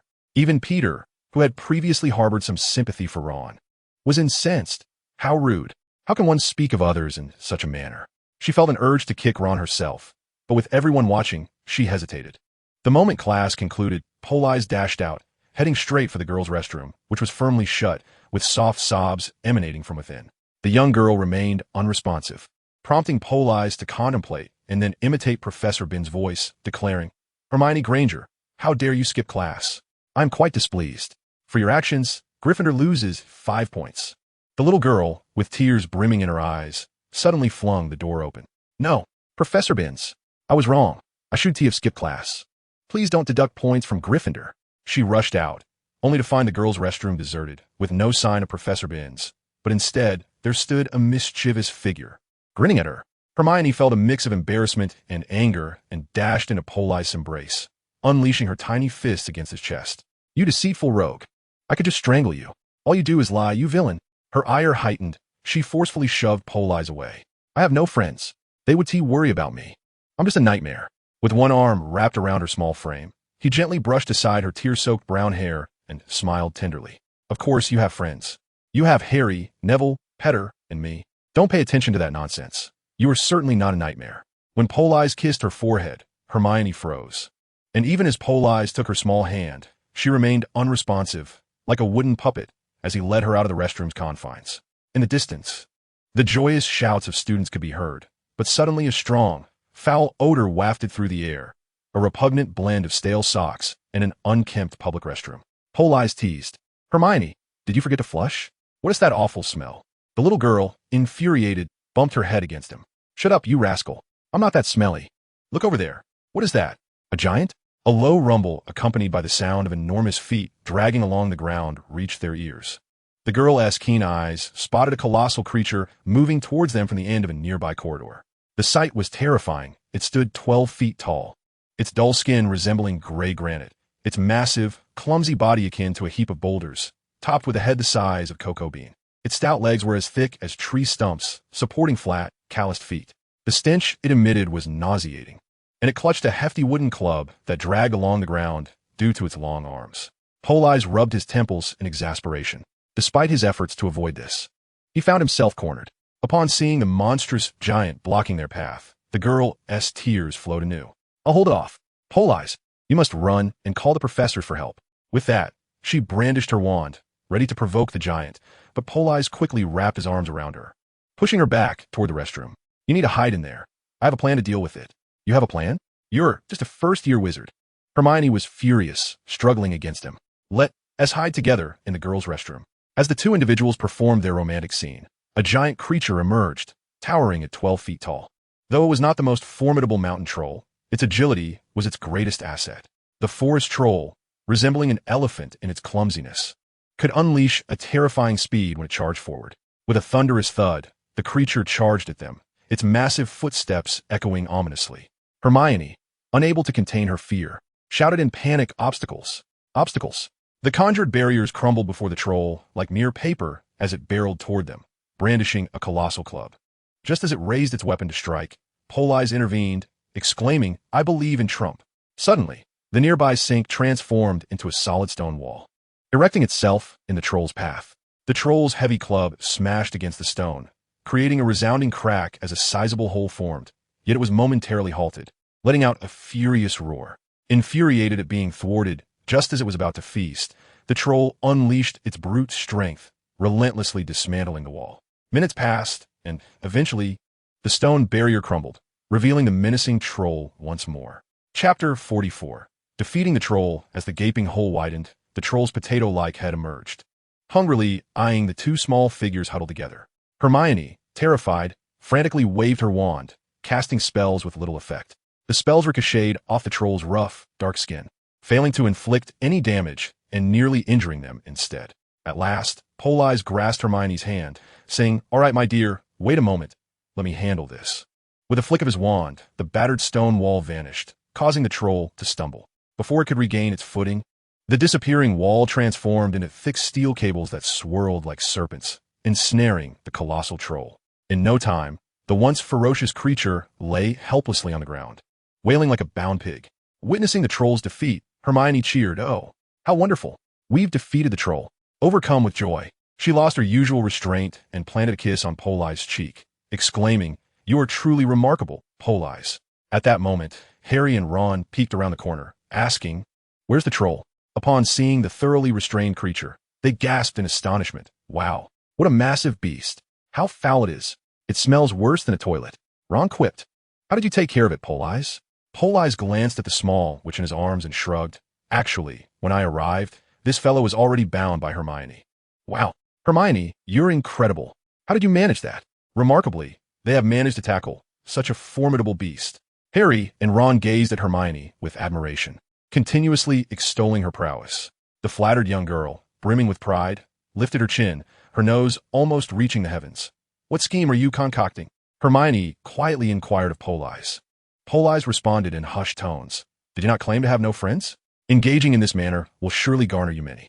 Initially, the girl felt a surge of happiness. But upon observing the adoring expressions of Harry and Ron, her momentary joy abruptly faded. It was not I who vanquished the troll. It was you. Such friends are not what I desire. I have enough with you.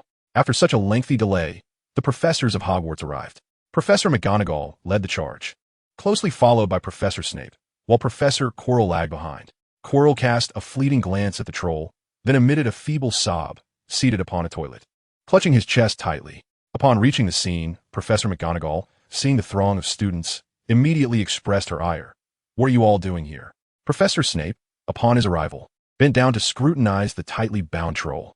McGonagall glared at the four of them, her face paling with anger, her lips quivering slightly. Why are you all here? Why are you not behaving properly in your dormitories? Harry and Ron, frightened like quails startled by thunder, lowered their heads in silence. At this moment, Hermione stepped forward. Professor McGonagall, they are all here for me. I knew a troll had appeared, so I came to confront it. You know I'm quite knowledgeable about them, and I believed I could handle it.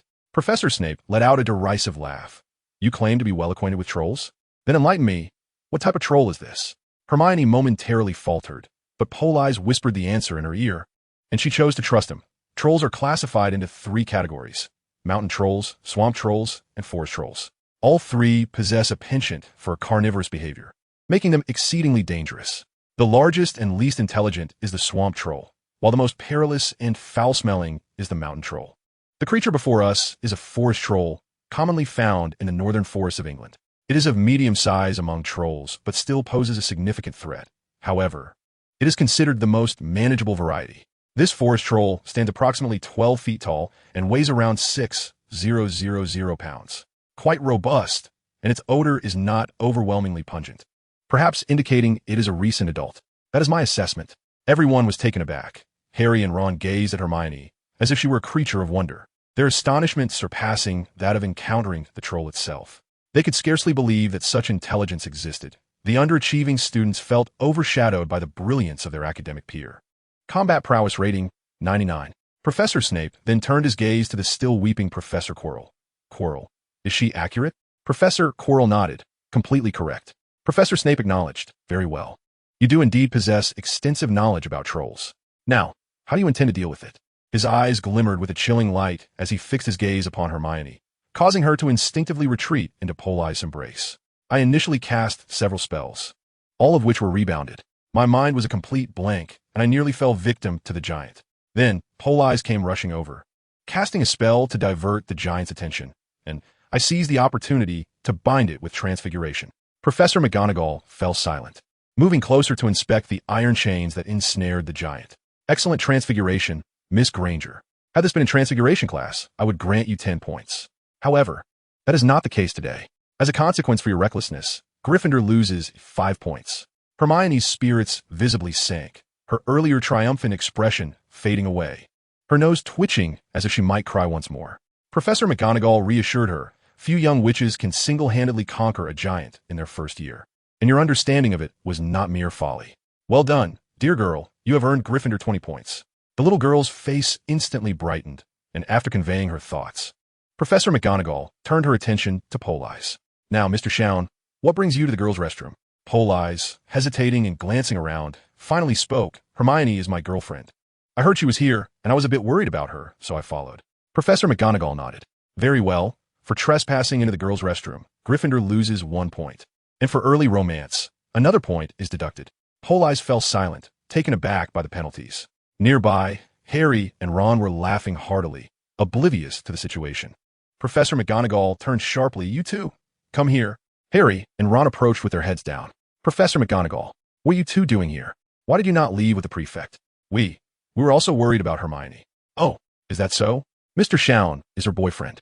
Do either of you claim to be her boyfriend as well? The two unfortunate onlookers exchanged frantic glances with Politz, especially Ron. Having recently been on the receiving end of Politz's wrath, dared not provoke him further. Professor McGonagall's gaze turned icy. In that case, for your disobedience, each of you will lose 5 points for Gryffindor.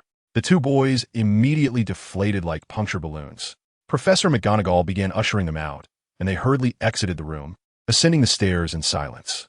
It wasn't until they reached the second floor that the foul stench of the giant finally dissipated. Chapter 45. The Spell Testing Room and the Restoration Spell. On the way back, the atmosphere was somewhat awkward. Hermione ignored Harry and the others, instead clinging to Polit's arm as they walked forward, while Ron dared not lift his gaze.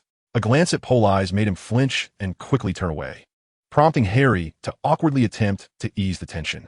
Wow, what a stroke of bad luck. Even watching the commotion cost you 10 points, Politz, and you lost 2 more. Thankfully, Hermione earned 20 points. 15 points, Ron corrected after having lost 5 earlier. Hermione opened her mouth to correct his mistake, and Harry chuckled awkwardly. Yes. Indeed, it was my miscalculation. By the way, Hermione, you are truly remarkable to have defeated such a towering troll. We have already vanquished the troll. Had you two not come to spectate, we would not have incurred any points deduction. The atmosphere grew increasingly tense, and Harry nervously added, we were concerned for your well-being. You were hiding in the girls' restroom, completely unaware of the troll's approach. Additionally, Ron wishes to apologize. He deeply regrets his previous remarks. Ron bowed his head in silence, while Harry persistently nudged him with his elbow. Ron, as if summoning all his strength. Ron finally managed to utter, his face flushed, I'm sorry, Hermione. I should not have spoken to you that way. I was wrong. The young girl remained silent, gazing at Ron, and continued to do so until they reached the entrance of Gryffindor's common room, still not uttering a word. At this moment, Ron's face was so red one might suspect he would burst at any moment. Pig. Neville also squeezed his way over Hermione. It's such a relief to see you unharmed. I heard you encountered Troll. Are you all right? Touched by the concern of her friends. Hermione chuckled softly and nodded at Ron. Yes. I forgive you. Harry leaped up in delight. Are we still friends? Yes. We remain friends, Hermione affirmed with a nod, not feeling the need for further elaboration. Between children, grievances are seldom profound, especially since Ron had apologized. Hermione believed it unnecessary to hold a grudge. Linking arms with the young girl, Politz strolled quietly down the corridor, and suddenly, a red wooden door appeared on the wall. Shall we go inside?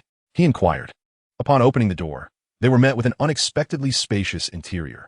In the distance, numerous towering stones stood in neat rows, and Hermione gasped in astonishment, her mouth agape like a startled frog. How incredible! Politz smiled and shrugged. In truth, it serves other purposes as well. I previously experimented with it. If you wish to use the restroom, it transforms into a lavatory adorned with exquisite chamber pots. Do you come here for your nightly escapades? She asked. Yes, you see, I have been attempting to restore certain spells. Some of them are too powerful for outdoor experimentation, so I must test them here. I have nearly restored several spells.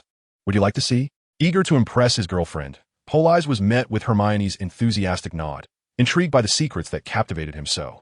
Standing behind a white chalk line, a red handle was located on a stone to their right. This is 50 feet away from the target stone.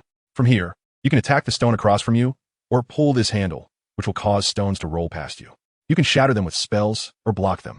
Pulling the handle, a cacophony ensued as several massive stones thundered across the space before them, ranging from the size of millstones to that of an adult. Some as large as the troll they had defeated during the day. Faced with the impending onslaught of boulders, Hermione could not help but act. Obstacles ahead. A shimmering barrier charm materialized before them, attempting to thwart the oncoming boulder. Regrettably, while her protective spell managed to deflect the 3 smallest stones and one of a size comparable to an adult, it ultimately crumbled upon contact with the largest boulder. Politz applauded. Splendid, Hermione. You successfully blocked 3 furious goats and an enraged buffalo, only to be shattered by an elephant. The boulders were categorized by size, the smallest equating to the force of an angry goat, the next level akin to a buffalo, roughly 10 feet in size, and the largest, which she had only witnessed once, she referred to as dragon level.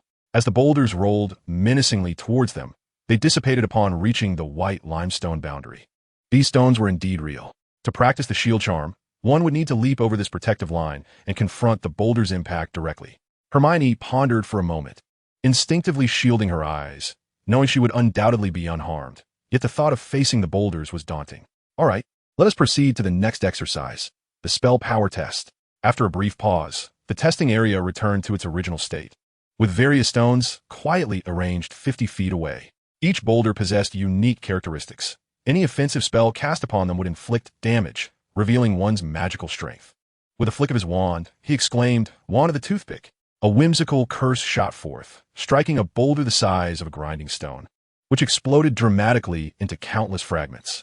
See, I just effectively felled a goat. Now it's your turn. Inspired by Polit's demonstration, the young girl eagerly stood up, declaring shatter. Her spell struck the buffalo-sized boulder with a resounding thud, creating a bowl-sized crater.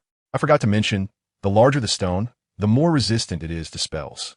For instance, observe this Tarantaligra. A beam of light soared towards the elephant-sized boulder, leaving only a charred mark as the spell rebounded. The magical resistance of an elephant-sized stone is likely comparable to that of a giant. Once you can shatter it, you need not fear your spells being ineffective against giants. Unyielding, the young girl aimed at the elephant-sized boulder, casting shatter.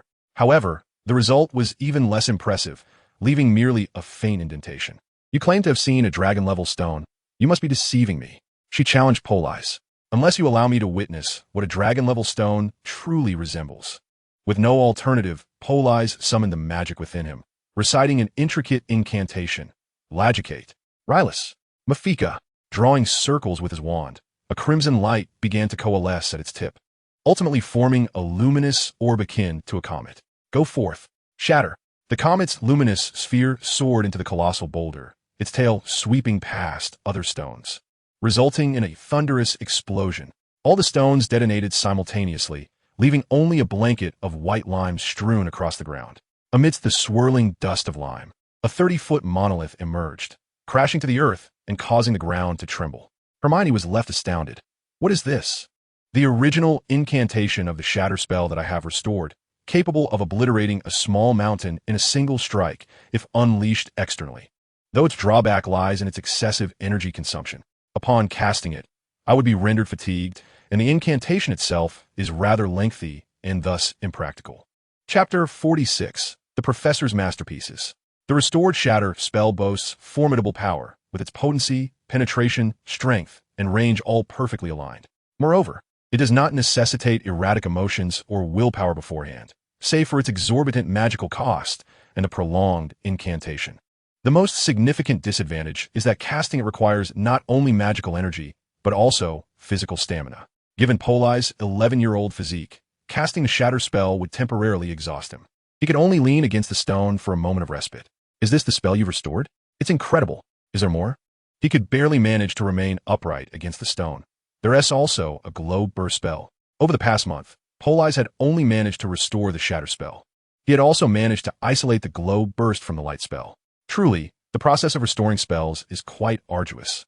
Crafting an entirely new globe burst took him merely a week, while restoring the shatter spell consumed an entire month of his efforts. How did you manage to restore such a powerful spell? The young girl gazed at Politz with starry eyes, filled with admiration. It's not my prowess. It's Professor Flitwick's. Politz shook his head wearily. Do you know who authored the book The Origins and Composition of Spells that I've been studying? The girl shook her head, unaware. Professor Phileas Flitwick. Impressive, isn't it? Hermione gasped in astonishment, struggling to reconcile the cheerful little professor of their spells class with the esteemed author of such a profound tome. Is it truly Professor Flitwick? Politz nodded affirmatively. Of course. Did you know that Professor Flitwick began teaching at Hogwarts in 1970 when he was already 63 years old? That means he is at least 83 this year. Can you fathom that? It's utterly remarkable. How many secrets does Hogwarts still hold that we are unaware of? Initially, Politz also found it astonishing. He never imagined that the author of the spellbook he was studying was indeed Professor Flitwick.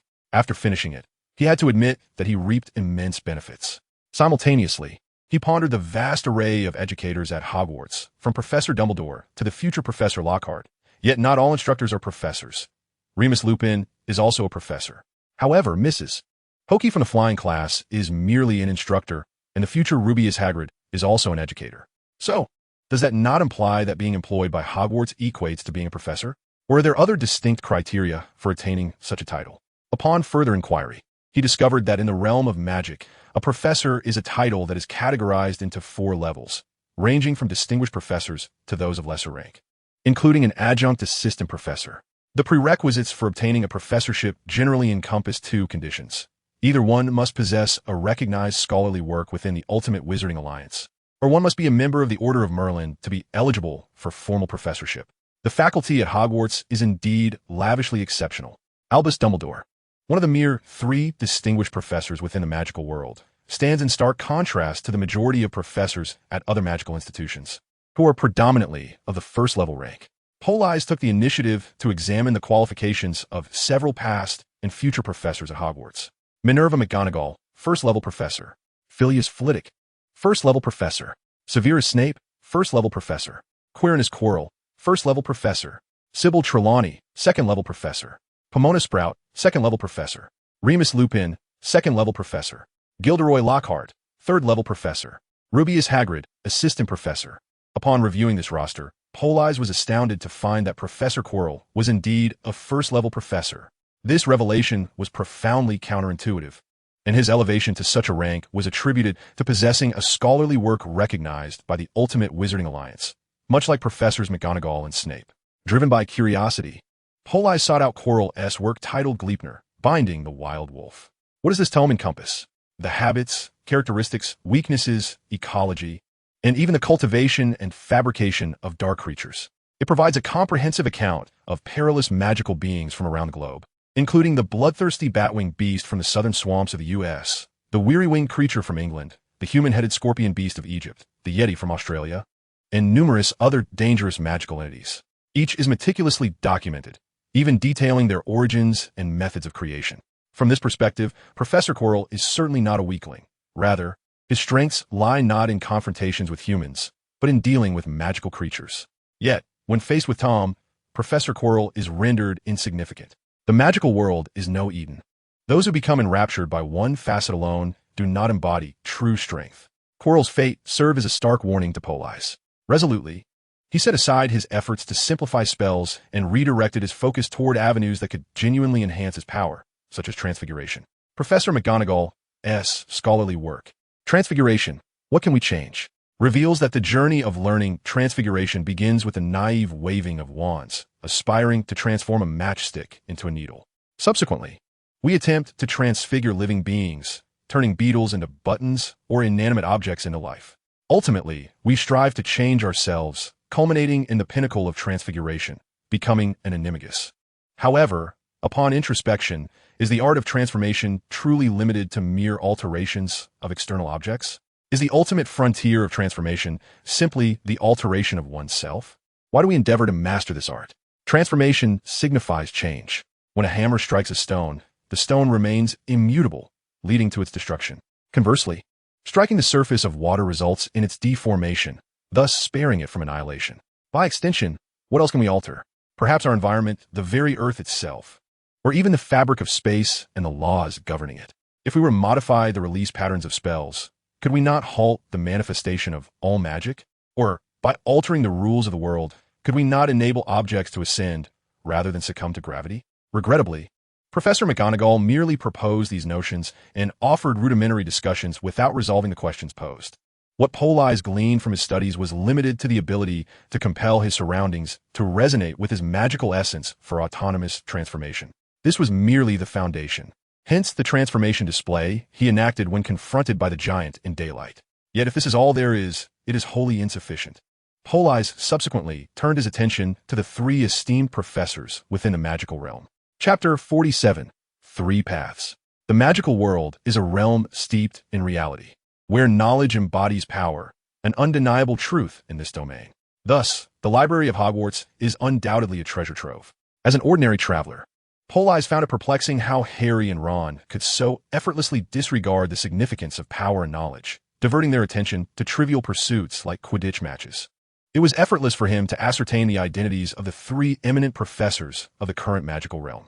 The ranks of professors, from assistant to full professor, are selected by the Ultimate Wizard Alliance. However, the criteria for full professors diverge. Beyond fulfilling the requirements of an assistant professor, one must possess a monumental achievement capable of altering the world. This might include creating the Philosopher's Stone, vanquishing Grindelwald, or being defeated by Dumbledore, among other feats. Thus, the three distinguished professors of the contemporary magical world are Albus Dumbledore, Nicholas Flamel, and Gellert Grindelwald. To be candid, as a mere bystander, when Politz learned that Grindelwald became a full professor due to his defeat by Albus Dumbledore in 1945, he could not suppress a laugh. The magical realm is indeed strikingly authentic. Next came their representative works. Dumbledore's treatise is titled The Magic of Love. The greatest love is the most powerful magic. Flamel's work is Gaining and Giving. Not just alchemy, equivalence exists among all things. Grindelwald's publication, however, is far more provocative. The Essence of Magic and Ultimate Exploration. The titles themselves reveal that these 3 tomes encapsulate their heartfelt endeavors and serve as annotations of their life experiences. Dumbledore, the ever-adoring white wizard devoted to love and hope. Flammel, eternally engaged in the cycle of giving and receiving. And Grindelwald, perpetually in pursuit of the pinnacle of magic. Regrettably, within the confines of the Hogwarts Library, only Dumbledore's The Magic of Love, Great Love is Magic is available. The other 2 volumes are conspicuously absent, compelling Politz to seek them out in the marketplace. Fortunately, these 2 books are merely theoretical in nature. The wizards of the magical realm hold a paradoxical esteem for such theoretical works. On one hand, among the elite of the magical world, one's theoretical understanding of magic serves as both a hallmark and a foundation of their identity. A wizard who can wield powerful spells but lacks a personal theoretical framework will never ascend to the rank of a true master. However, in practical terms, individuals are far more concerned with specific, potent spells hidden within the annals of magic or certain high-end, practical magical knowledge, which remains closely guarded by pureblood families. Although theoretical texts may hold a lofty status, akin to the revered 9-ine Manual of Martial Arts Fiction, their perceived importance within the magical community is regrettably low. At Leon Bookstore, Mr. Banlin is willing to part with his copy of Equivalent Exchange, albeit at a price double the standard rate, and only after he has perused it one final time. The other volume, The Essence and Ultimate of Magic, proves to be much more troublesome to acquire. After inquiring at numerous establishments, including the notorious Overturned Alley, only Bokenbach shop expresses willingness to sell a copy. However, the price is an astonishing 15 times the norm, coupled with a requirement for a deposit 3 times the standard price. This book is a cherished tome among pure-blood families, necessitating a visit to my old acquaintances to ascertain if any might be willing to part with it. To be candid, even at that price, I would be incurring a loss, despite the pain to his finances. After perusing Dumbledore's The Magic of Love, Politz gritted his teeth and paid the deposit. Although the title may not suggest a serious magical tome, the content within is replete with invaluable insights. From the Love Protection Charm to the Shield Charm, the Patronus Charm, and even the Avada Kedavra Curse, all spells that require either positive or negative emotions are meticulously analyzed by Dumbledore, as if he were personally guiding you through their casting. For instance, the Patronus Charm necessitates joyful emotions. Ultimately, after finishing The Magic of Love, Politz mused that the title should more aptly be teaching of emotional and contractual magic. He even gleaned from this work how to cast the Killing Curse without succumbing to its malevolent emotional repercussions. The Avada Kedavra requires an intense negative emotion for successful execution, and a wizard who frequently employs this curse must invariably wallow in hatred and the desire for destruction. However, this peril is not insurmountable. If one can approach the casting of Avada Kedavra with a mindset of punishing wickedness, it remains possible to wield it effectively, maintaining its potency while evading the taint of its negative emotions. In simple terms, it is just this one sentence. Politz felt that this book was worth every penny he possessed. However, he still sensed his wallet lamenting. Yet, this book could not be casually inscribed. Besides 2 distinguished professors' works, Politz had also procured all editions of the Daily Prophet from Mr. Blinn since September 1st. The atmosphere in the magical realm had taken on a rather tumultuous flavor since that date, exemplified by the front-page headline of the Daily Prophet on September 1st, which read, "The Mystery of Professor Quirrell's Identity." On September 2nd, the headline proclaimed the return of Dumbledore after 11 years, capturing 13 nefarious ruffians attempting to assault Hogwarts. The headline on the 3rd sent shockwaves. The 13 assailants who attacked Hogwarts on the night of September 1st were, astonishingly, Death Eaters. By the 4th, speculation arose regarding the return of the Dark Lord. Was the enigmatic Gellert Grindelwald truly a great prophet? Over the next 2 days, the newspaper delved into whether Gellert Grindelwald was indeed a great seer, and if the shadowy figure of the Dark Lord lingered in the recesses of Professor Quirrell's mind. This fervent discourse continued until September 12th, when the Daily Prophet headlines shifted to revelations concerning the Fog City Holy Grail War. From the supplementary content, it became evident that the persona of Gellert Grindelwald as a great prophet had been established. The topics of discussion had morphed into how to guard against the Dark Lord's resurgence and deliberations on the feasibility of the so-called Universal Cauldron, along with Nicholas Flammel's technical insights regarding the Holy Grail War. They even arranged the prominent figures in the magical world according to a hierarchy reminiscent of the narrative within the novel. Nicknames emerged, such as the 3 distinguished professors occupying the positions of the primary colors. Dumbledore was dubbed Crimson of Sorrow, Flammel became Golden of Transmutation, and Grindelwald morphed into Azure of Regret. Politz realized that his presence had stirred quite a commotion, perhaps making it ill-timed for him to re-emerge. He found his inclination validated when the owl from Borgin and Berks arrived. Chapter 48, The Path of Grindelwald. The Weasley twins faced punishment for Fred's enchantment of several snowballs, causing them to chase Quirrell, ultimately striking him in the back of his headscarf, right where Tom's face resided. One couldn't help but feel a twinge of anxiety for them. Politz sat quietly in the common room, engrossed in his reading. This morning, a brown owl had delivered to him the tome titled The Essence and Ultimate of Magic. Moreover, enclosed was a note added by Borgin and Berks. This book had been acquired from a pure-blood aristocratic family. They were also eager to sell a wondrous dark magic notebook, inhabited by the spirit of an ancient and wise wizard who could answer your inquiries regarding magic. I am uncertain if you possess any interest, for the other party is eager to exchange for cash. At present, this notebook is available for merely 30 galleons. It is likely that the 2,000 galleons in compensation from Not has precipitated the economic crisis for the Malfoy family. In this moment, he felt a sense of relief for not hastily publishing his completed work, Harris Snape and the Chamber of Secrets. As for the goodwill from Borgin and Berks, Politz reached into his pocket, only to find it empty. Essentially, he had exhausted the earnings from Harris Snape and the Philosopher's Stone. After reflecting on the sinful monopoly of knowledge held by the pure-blood aristocrats of the magical realm, Politz redirected his attention to the tome he had invested nearly all his wealth into. He sought to discern why this book warranted Borgin and Berks demanding 15 times its worth. Indeed, it is no surprise that Grindelwald, in the opening segment, posed several provocative inquiries. What is magic? Where does it originate? What are the principles of its formation? What distinguishes wizards from muggles? And what differentiates a typical wizard from a squib? Why do squibs exist? The value of this book soon became evident, as the notorious Grindelwald actually provided answers. A series of 5 animated anatomical illustrations, each depicting a dissection conducted by Grindelwald himself, unfolded before him. The marked pages indicated a total of 3 muggles, 1 normal wizard, and 1 squib. Each illustration showcased Grindelwald meticulously dissecting an individual. These 5 subjects were examined with exquisite detail, employing his unparalleled technique. A thorough comparison was made across various aspects: the brain, spine, internal organs, blood, skeletal structure, and muscle tissue. Even the epidermis and hair underwent comprehensive scrutiny, and, astonishingly, all 5 individuals remained alive post-procedure. However, the final conclusion was strikingly consistent. There exists almost no distinction between a normal wizard, a muggle, and a squib. Yet, it failed to elucidate why some individuals are wizards while others are muggles or squibs. Attempts to interchange certain bodily organs between wizards and muggles yielded no change. Muggles remained muggles, wizards remained wizards, and squibs remained squibs. Thus, for those who have perused this book, heed my words, all that I have undertaken is futile. Unless you devise a novel experimental methodology that transcends all that I have conducted, do not squander your time. It must be said that while Grindelwald's actions are indeed wicked, in a certain sense, this malevolence is a necessary evil. His remarkable skill and insight, despite the transgressions against these 5 individuals, may ultimately spare many from committing the same sins. Unless you possess the confidence to surpass him, repeating his endeavors is nothing short of foolishness. Compared to the previous dissection show, Politz found greater intrigue in the subsequent discourse. Grindelwald, unlike Dumbledore, was not merely an emotional magic master.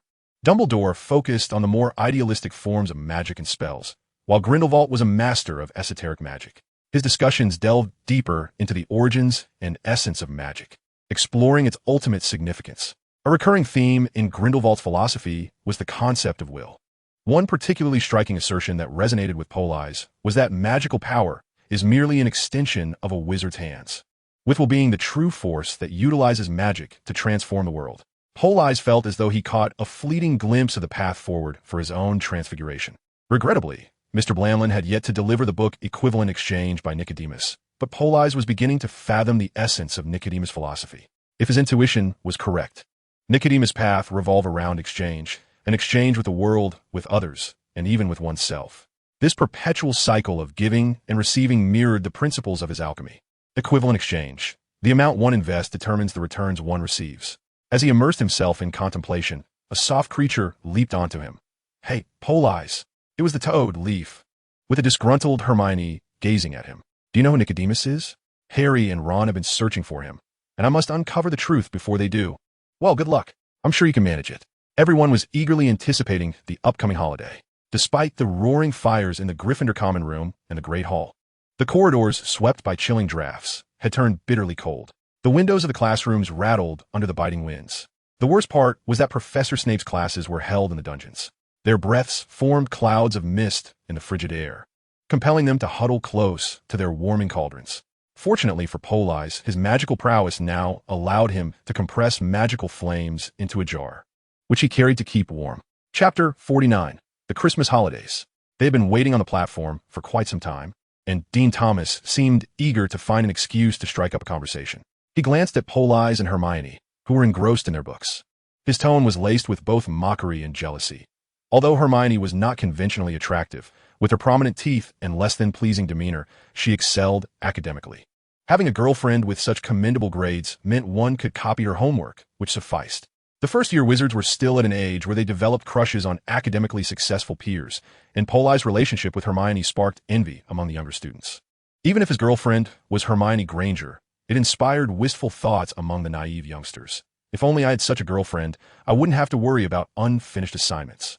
Little did they know that most of the time, it was Politz who completed his homework first, allowing Hermione to reference his work to identify her own shortcomings. Ron and the Weasley brothers were excited because their parents were heading to Romania to visit Charlie Weasley. It was said was a dragon keeper there. How wonderful it would be to have a brother like that. Dean remarked enviously as they sat in the car. However, Ron likely did not share the sentiment. He had frequently complained about the brilliance of Bill and Charlie, the two eldest Weasley siblings, who were both exceptional talents. They always possessed the finest things. While Ron grew up wearing their discarded hand-me-downs. Even his wand was Charlie's old one, and ever since Neville's greatsword with his new wand, Ron had been incessantly lamenting that his poor performance stemmed from his outdated wand. Hogwarts must be quite lively now, Hermione pondered, cupping her chin.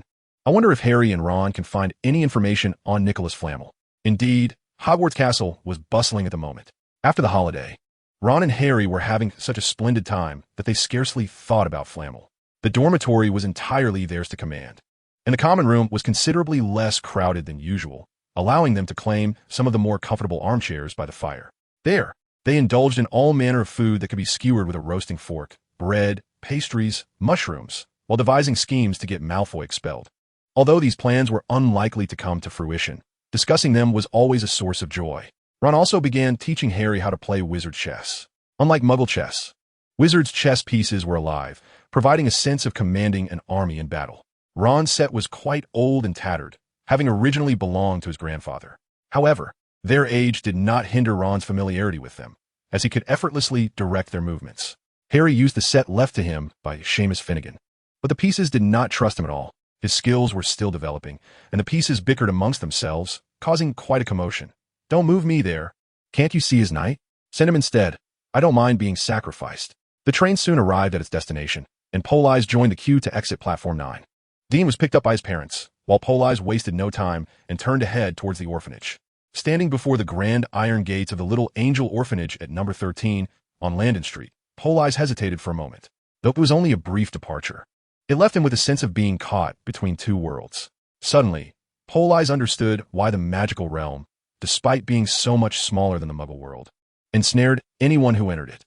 Pushing open the door, Politz, a wizard, instinctively made his way to the headmaster's office. As the door creaked, the elderly figure in the office peeked out, curious to see if any mischievous child was trying to sneak away for a little fun. Mr. John, the headmaster, appeared much older, his gaze somewhat vacant, and he looked a bit bewildered upon seeing Politz. As if contemplating the identity of this individual, Politz engaged in conversation with the elderly gentleman while meticulously assessing his physical condition. Fortunately, the old man appeared to be in good health, albeit somewhat fatigued and slightly disoriented. Politz, puzzled, inquired, Mr. John, do you seem a bit unwell? The elder waved his hand dismissively, forcing a smile as he replied, No, I'm perfectly fine. It's just that the recent cold weather has caused cabbage prices to soar in London, which troubles me a bit. Politz grew concerned, wondering if his recent activities in the magical realm had led to trouble, perhaps drawing the attention of wizards seeking the elusive gem known as Ozilric. Could they have come to the orphanage? Was the funding for the orphanage in jeopardy? Tentatively, he posed a question, and to his surprise, Mr. John trembled, stammering, and no, It's nothing, just a slight issue. Just a tiny bit. Come, let us discuss this properly. Relieved that it was not an issue stemming from the magical world, Politz took the old director's hand and led him into the director's office, unceremoniously seating himself in the director's chair, reclining comfortably. Crossing his legs, he gently tapped his fingers on the teacup. The water is boiling. The long-cooled black tea transformed once more into a steaming brew, releasing wisps of vapor. He delicately pushed one cup toward the old director. Here, drink some hot tea to warm yourself, and then please tell me what has transpired. With a series of sobs, the elder lamented, the orphanage has been robbed. That very afternoon, the safe was opened, and all the money has vanished. I haven't even seen the thief. I feel like a sinner. Politz hastily set down his teacup and gently patted the frail back of the old man, striving to console him. The elder had suffered trauma. The previous closure of the orphanage had stemmed from his failed investments, leading to a rupture in its financial chain. Chapter 50, The Study of Magical Traces. Politz felt a surge of anger. Money was missing. Someone had stolen from him. Indeed, it was his money, the funds from the orphanage's safe, which he was well aware of. Most of it comprised his savings accumulated through years of writing novels. This money represented his final support for the orphanage and his safety net. Now pilfered? Unforgivable. Upon awakening, he found himself on the floor, the safe ajar, its contents gone. The elder, overwhelmed with a mix of anger and distress, nearly succumbed to a fatal episode. Ultimately, he was forced to draw from his entire pension reserve, giving up his smoking habit. He even reduced the orphanage's food expenses to cover that month's costs. The elder wore a face of relief, yet Politz's brow was furrowed in deep concern. No one could take his money. No one, not even a wizard. He retrieved his wand and placed it on the windowsill outside the director's office. Now, he needed to employ magic to track down the perpetrator. Yet, Hogwarts students were forbidden from using magic off campus. Each wand bore traces of the Ministry of Magic, which were typically dormant. However, they could be activated when necessary, such as in the pursuit of a criminal. Thus, wielding a wand for spellcasting is an act that will undoubtedly draw the attention of the Ministry of Magic. Fortunately, Politz has long since acclimated to wandless magic, and even finds that his power is somewhat amplified when he casts spells without a wand. Manifest magic. Other young wizards in country, and indeed, most adult wizards, would certainly be incapable of performing the feats that Politz is currently executing. Even among the aurors of the Ministry's Department of Magical Law Enforcement, few have mastered this new spell. Perhaps only Politz, who has taken it upon himself to peruse the recent representative works of newly appointed professors in the magical community, would be aware of this. Last year, Millie's newly appointed second-level professor of Chinese descent, the so-called Auror Professor Chang Yuli, authored the notable work Spell Trace Studies. As he crouched before the safe, a thin, pale mist emanated from Politz's fingertips, rapidly expanding upon its emergence. This magical mist would reveal the traces of surrounding spells, much like magnesium powder displays fingerprints. Yet, there were no traces of spells on the lock of the safe, indicating that it was not opened by the Alhambra charm. The absence of magical traces suggested that it was likely not the work of a wizard. Undeterred, Politz continued to wait patiently. Suddenly, the dispersing mist seemed to encounter something in the air, quickly coalescing to reveal two distinct magical ray traces, one blue and one white. Aha! The binding charm and the oblivion charm. The rays reached approximately 1.5 meters in height, suggesting that the perpetrator's height was likely around 180 centimeters. After a while, the mist that had gathered into rays dispersed again, resembling a swarm of bees drawn to sweetness, as it clustered in another location. It then formed a faint outline of a figure, prompting a smirk from Politz, who clicked his tongue in annoyance. Trouble. The culprit escaped using apparition. Politz deduced the sequence of events. A wizard, approximately 180 centimeters tall, suddenly arrived at the orphanage, possibly operating to appear just outside the door. Initially, it might have been for the sake of the so-called gem, Ongzel Rich, but upon finding nothing, this wizard resorted to threats and persuasion to compel the elderly director to open the safe and seize all the money. Subsequently, he employed the oblivion charm to erase the old man's memory of the incident. After acquiring the money, he fled using apparition. The time lapse since then was considerable, but fortunately, there had been little magical activity in the vicinity, leaving the residual traces of spells quite clear. Nonetheless, this still posed a challenge in tracking the culprit. The ineptitude of the ministry's personnel would surely prevent them from apprehending the criminal. If the culprit had fled on foot, it might have been simpler for the ministry to trace the residual magical energy from the wand used to cast spells. However, with apparition, the task became more complicated. It was not that Politz was incapable. Rather, tracking apparition requires that the pursuer also be able to apparate. Another achievement of spell trace studies is apparition tracking, which relies on the residual fluctuations of magical traces to follow the criminal during their apparition. Although several months have elapsed, theoretically, the traces of apparition, preserve intact and largely unperturbed by magical interference, give Politz confidence that the margin of error in tracking will not exceed 10 meters. However, the pressing issue remains. He has yet to master apparition. He possesses the documentation and understands the incantation, yet he has never attempted to perform apparition himself, as the materials advised against such endeavors before the second year of study. Furthermore, they cautioned against utilizing apparition in prohibited areas. These admonitions unnerved him.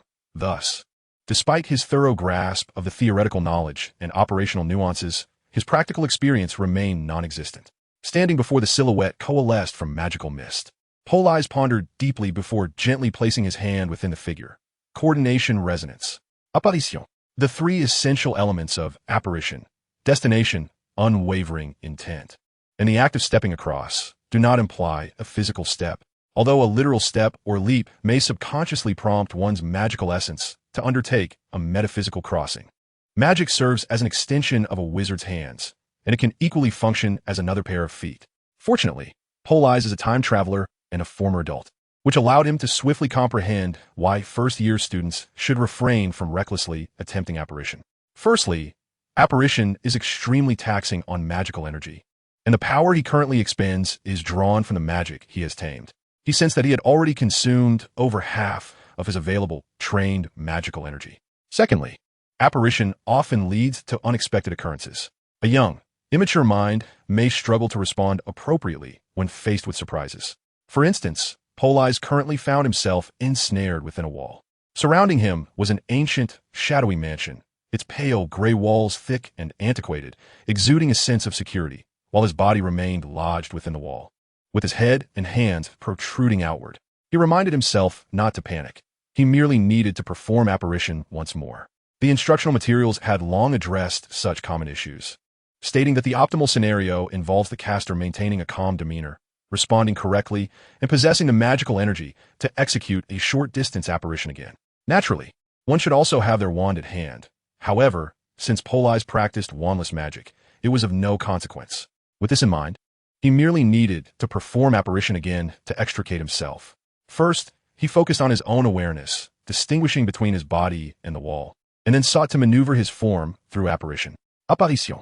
In a flash of light, Politz, embedded in the wall, vanished, reappearing unscathed in the courtyard outside the mansion. Coordination, resonance. Trace tracking. Chapter 51. The Death of Tobin Beck. A glimmer of colorful light ignited at his fingertips, flowing in response to the frequency resonance towards the direction of an old mansion within the house. This is an ancient and profound mansion, its walls constructed from heavy gray-white basalt, giving the house an air of age. The surfaces are adorned with creeping moss, and verdant grass sprouts from the crevices. Looking around, one can see other edifices equally old and weathered, mirroring the character of the one before him. At the entrance of the courtyard hangs a sign, seemingly bearing a number. The sign has flown here, pointing with an outstretched hand. The sign embedded in the courtyard wall was suddenly yanked from its place by an unseen force, landing in his palm, for 43, Edinburgh Mark Street. The Ben Baker residence. So, the one who pilfered my money is indeed this Ben Baker? Dies Hoch Gotha. First, I shall employ a disillusionment charm to stealthily enter. The lock at the mansion's entrance appeared to be of magical origin. When Politz reached to touch it, the seemingly ordinary antique brass lock suddenly opened wide like a mouth, snapping at his hand. Fortunately, he withdrew in time. Very well, if entry is denied, I shall simply devise another plan. From the very beginning, it was fated that he and the other party would be embroiled in irreconcilable conflict. He contemplated infiltrating the orphanage, coercing the headmaster, threatening his personal safety, and seizing his funds. Given this, there was no need for restraint. He sensed the residual magic within him, approximately 1/3 of his former strength. A grand spell such as the Restoration Shatter could not be unleashed. Otherwise, in a state of magical depletion, even a minor sorcerer could easily vanquish him. Fortunately, he had since shifted his studies to transfiguration. With a flick of his finger, a large clump of mud sprang forth from the garden's bare patch. Then, more and more mud leaped into the air, entwining with one another until it formed a massive mud sphere, towering over 2 meters. Placing his hand upon it, guided by Politz will, the great mud sphere gradually morphed into an equally sized iron orb, directed towards the main entrance. Vacitus. The iron sphere remained utterly unperturbed, showing no signs of movement. Since his arrival at Hogwarts, he had not merely restored the shatter spell. He had also revived a projectile enchantment. This was the very charm used by Lupin in the original text to combat Peeves, capable of launching rubber objects. The prototype of this minor charm was a standard wartime spell, designed to hurl boulders or other items at high speeds, even at supersonic velocity, to obliterate enemy fortifications. After the war, it had been continually simplified and weakened, until it could only be used to launch rubber or glass balls. The projectile charm is actually quite simple to wield. It requires an initial reserve of magical energy, roughly equivalent to the current consumption of the Vacitus spell. Naturally, its potency is similarly comparable. To amplify its power, one must augment the magical contribution. Whatever energy is invested yields proportional force. Essentially, with 1/10 of his magical reserve, Politz could accelerate a 5-penny coin to supersonic speeds. If he wished to propel the towering 2-meter iron sphere before him, Politz believed he might need to expend his entire remaining magical capacity. Vacitus, a vessel of the sea. Once more, he recited the incantation, this time channeling nearly all of his remaining magical energy into it. The massive iron sphere surged forward like a cannonball, hurtling towards the entrance of the old manor with astonishing speed. Within the somber and tranquil confines of the Edinburgh estate, the Death Eater Bembeck leisurely turned a page of his copy of Singing the Counterpoint, awaiting the servants to prepare a sumptuous dinner for him. Though he had perused that tale numerous times, each reading evoked deeper sentiments. If such a world truly existed, surely I would not resemble my current self. Bembeck is a half-blood wizard. He grew up in the Muggle society, experiencing the swift post-war recovery of England. Yet, life remained exceedingly challenging. Though he managed to enjoy a blissful childhood, his father was a Muggle officer, while his mother was a witch, a member of the illustrious Galacca family. Thus, from a young age, he grappled with an internal conflict torn between the Muggle world and the magical realm. It was not until the owl delivered his acceptance letter to Hogwarts that he met the man who would irrevocably alter his life, Tom Riddle. Enrolled in Slytherin under his mother's family name, he befriended Tom, who was then the most exceptional student at Hogwarts. Everyone believed Tom was destined for greatness, perhaps even to become a distinguished professor, potentially succeeding Dumbledore as headmaster. As Tom's classmate, Bembeck remained oblivious to the events that transpired post-graduation, unable to fathom how the once handsome and wise Tom could metamorphose into the formidable and terrifying Voldemort. Yet, he succumbed, yielding to the overwhelming power of Voldemort, becoming a Death Eater in the name of Galacca.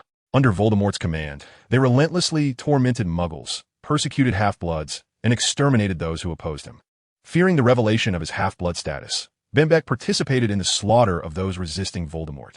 Their revelry persisted until 11 years ago, abruptly ending with Voldemort's demise. A failure reminiscent of a fairy tale. The once mighty Voldemort, who had seemed invincible to the magical world, fell to the hands of a mere infant. The reason? The power of love? Upon hearing this news, Bembeck felt an unexpected sense of relief. He had been consumed by fear. Fear of his half-blood identity being exposed. Fear of their enterprise failing. And even greater fear of what would happen should their ambition succeed. Following Voldemort's downfall, the Death Eaters faced reckoning, but Galacca was no more. He was Bembeck, the half-blood wizard Bembeck. Everyone is aware that half-blood wizards will not be found among the Death Eaters. Thus Ben Baker effortlessly evaded punishment. Having eluded the Ministry of Magic's extensive scrutiny, he felt as though the skies of England had cleared somewhat. He ceased all communication with the magical community and even departed from London, returning to the ancestral home of the Baker family in Edinburgh. Living a life akin to that of an ordinary affluent Muggle, he enjoyed a respectable and tranquil existence, while the Death Eaters reveled in their plunder. Amassing astonishing wealth and various priceless artworks, magical tomes, and formidable magical artifacts, Ben's greatest pastime became admiring his former collection and perusing contrary songs. He recognized the magazine's editor as someone who, during their school days, was brimming with peculiar fantasies. He had even once pursued this individual, but alas, they managed to escape, leaving him with only a few astrological texts. Now as a father, this person remained just as unreliable. What was today's theme? Harassment of a gadfly or the elegance of a cedar?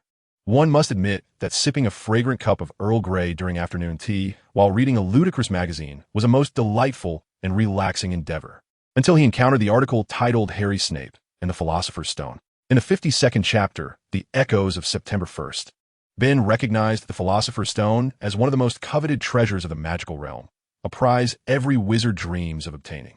Yet, even in Voldemort's most deranged moments, he dared not provoke the nearly 1,000-year-old master of alchemy.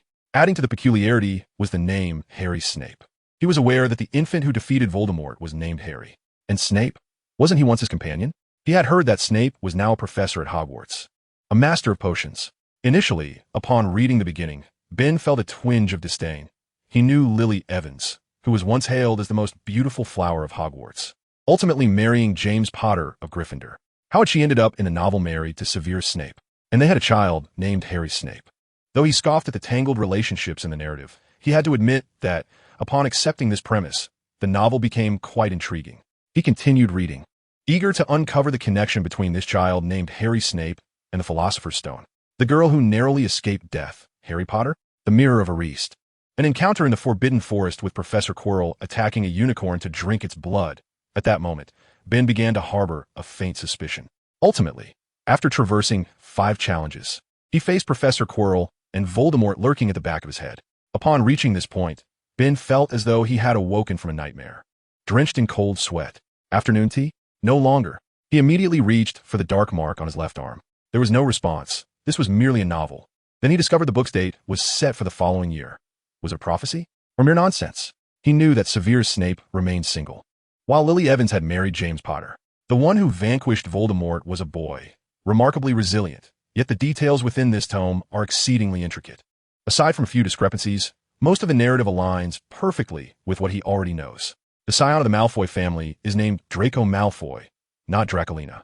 This year, he is to attend Hogwarts, and one can easily surmise that his disposition mirrors that of his father, Lucius, equally insufferable. Thus, Ben Baker could no longer remain idle. He was determined to venture to Hogwarts. He sought to unravel the truth about his master. Was Voldemort truly lurking at the nape of Quirinus Quirrell's neck as depicted in the novel? He had no desire to rejoin the ranks of the Death Eaters. Yet he felt compelled to ascertain the reality of that individual to determine his own course of action. A multitude of individuals arrived, and he even spotted some old acquaintances. All shared a common purpose: to meet Professor Quirrell and ascertain whether the Dark Lord resided upon his head. They were met with refusal, as Dumbledore himself emerged to deny them entry. The passageways to Hogwarts were sealed, leaving everyone stranded at the perimeter, unable to find a way inside. As twilight descended, a turn of events unfolded. Dumbledore consented to allow them to witness the sorting ceremony, and Ben Baker followed suit. He quietly lingered in the shadows of the Great Hall, observing the jubilant students. He listened to the Sorting Hats sing, its melody identical to that in the book as the ceremony progressed. The crowd around him began to stir restlessly. He even caught a glimpse of Bellatrix, who had been on the run for many years. Bellatrix Lestrange, once a maniacal and unrestrained Death Eater, now appeared in tattered gray robes, hooded and barefaced, remarkably inconspicuous. Her gaze was fervent, her steps unsteady, as her right hand pressed against her left arm, attempting to emerge from the shadows to kneel behind Quirinus Quirrell, pledging her fealty once more to her beloved master.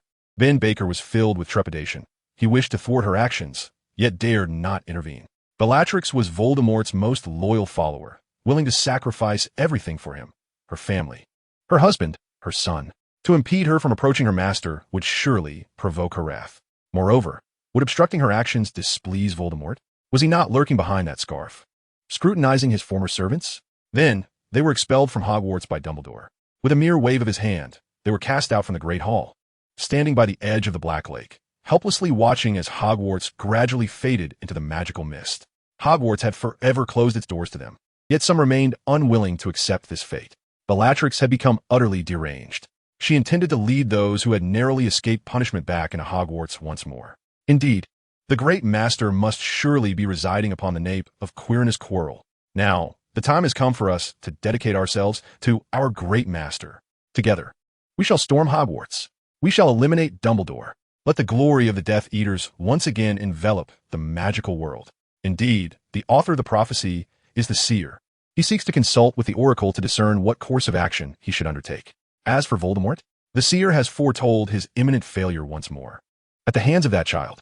Although the prophecy speaks of a girl, in reality, it is a boy. Yet it matters not. A seer cannot divulge all that they perceive, and the act of disguising a male as female is already rather overt. The magical realm even employs sonnets for their prophecies. Ben Beck yearned to depart, but those erstwhile companions had been wholly incited by Bella. Faced with the blood-red eyes and murderous intent of his comrades, Ben Beck faltered 11 years prior. He lacked the courage to refuse them, and today was no different. However, he truly wished to abstain from boarding a vessel destined for doom. Thus, as the others commenced their assault on the protective barriers of Hogwarts, Ben Beck prepared to disapparate. The anti-disapparation barrier extended to the very limits of Hogwarts Station, with the only permissible area for disapparating approximately 100 meters beyond station. Ben Beck was immensely relieved he had not joined them in their attack on Hogwarts. For Dumbledore had intervened. That tall, slender white wizard suddenly appeared before them, erecting an array of invisible walls that thwarted their spells. The white figure stood as an indomitable mountain, followed by a cascade of disarming spells in a torrent of crimson light, sending all wands flying within mere minutes. The terrified Death Eaters barely fled 100 meters before the incapacitating spells caught up with them, overwhelming them. Ben Beck had no knowledge of their fate. He had distanced himself from the outset. Upon witnessing Dumbledore's arrival, he unhesitatingly retreated from the battlefield and sprinted towards the station's periphery.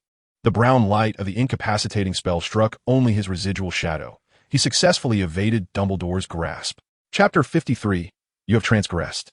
Having narrowly escaped from Dumbledore, Ben Beck was shaken to his core, contemplating his next move. It was now increasingly evident that the tale was the prophecy of a great seer, albeit with rather excessive detail. Voldemort had not been utterly vanquished. Shadows and vapor still lingered upon Quirrell Snape. The mere thought instilled a deep-seated dread within him, leaving him horrified and at a loss. He secluded himself in his home for several days, venturing outside not once, spending his time perusing, singing contradictions, and the Daily Prophet delivered by owls, keenly observing the events that transpired after that fateful day. Indeed, all 13 had been captured. Dumbledore had single-handedly defeated them all. Wizengamot is poised to conduct yet another trial against the Death Eaters, with the looming threat of his disguise being uncovered. He finds himself at a loss regarding his next steps. The seer. Surely, the prophetic figure must possess the means to navigate such treacherous waters. If only he could apprehend the seer, his safety would be assured. This enigmatic oracle undoubtedly has the ability to unveil the truth. Once he locates the seer, all his troubles would be resolved. The magical realm has long placed unwavering trust in the prophecies of the seer, whose visions are regarded as irrefutably accurate. The seer has contributed to the publication Contrarian Chance. Thus Lovegood must possess the seeress address. Utilizing disillusionment, he arrived at the abode of Lovegood, where he sought the elusive Xenophilius Lovegood, a former quarry of his own. However, his request for the seeress address was met with unyielding refusal. Despite his desperate entreaties and his offer to return the stolen volumes of astrological tomes in exchange, Lovegood remained resolute. Furthermore, in recognizing him as the infamous Ben Galacca, Lovegood threatened to alert the authorities, only to be subdued by Ben Baker. After scouring Lovegood's residence without success, he shattered a cherished photograph of Lovegood's wife. Subjecting him to a series of torturous methods, Lovegood still refused to divulge any information. Ultimately, in a fit of madness, Ben Baker cast aside his disguise. Faced with the peril of his daughter's life, Xenophilius capitulated. The address of the seer is 13 Landon Street. Elated by this revelation, Ben Galacca hastened to the location, only to discover an unremarkable muggle orphanage, devoid of any witches or wizards or anyone connected to the magical world. Ben Galacca contemplated storming into the orphanage, intent on ruthlessly torturing its inhabitants for information regarding the seer, yet he hesitated. He recollected his true purpose. He was not here as the Death Eater Ben Galacca.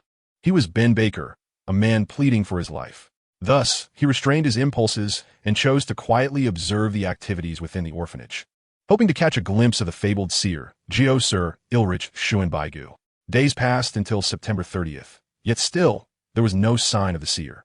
This accursed place had not even seen a single individual associated with the magical realm.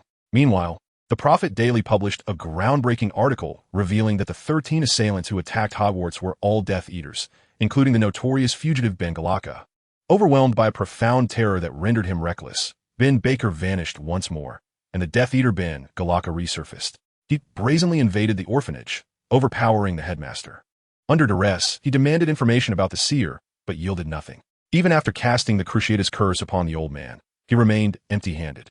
By the time he realized the gravity of his actions, it was far too late. He had crossed a line that should never have been breached. To address the pressing matter at hand, he could only endeavor to conceal the truth. He had brutally assaulted the elderly man, compelling him to unlock the safe. He seized the meager cash within and arranged the scene to resemble a typical burglary. Before departing, he cast a forgetting charm, ensuring the old man would remember nothing of the incident, and then utilized apparition to vanish from the scene.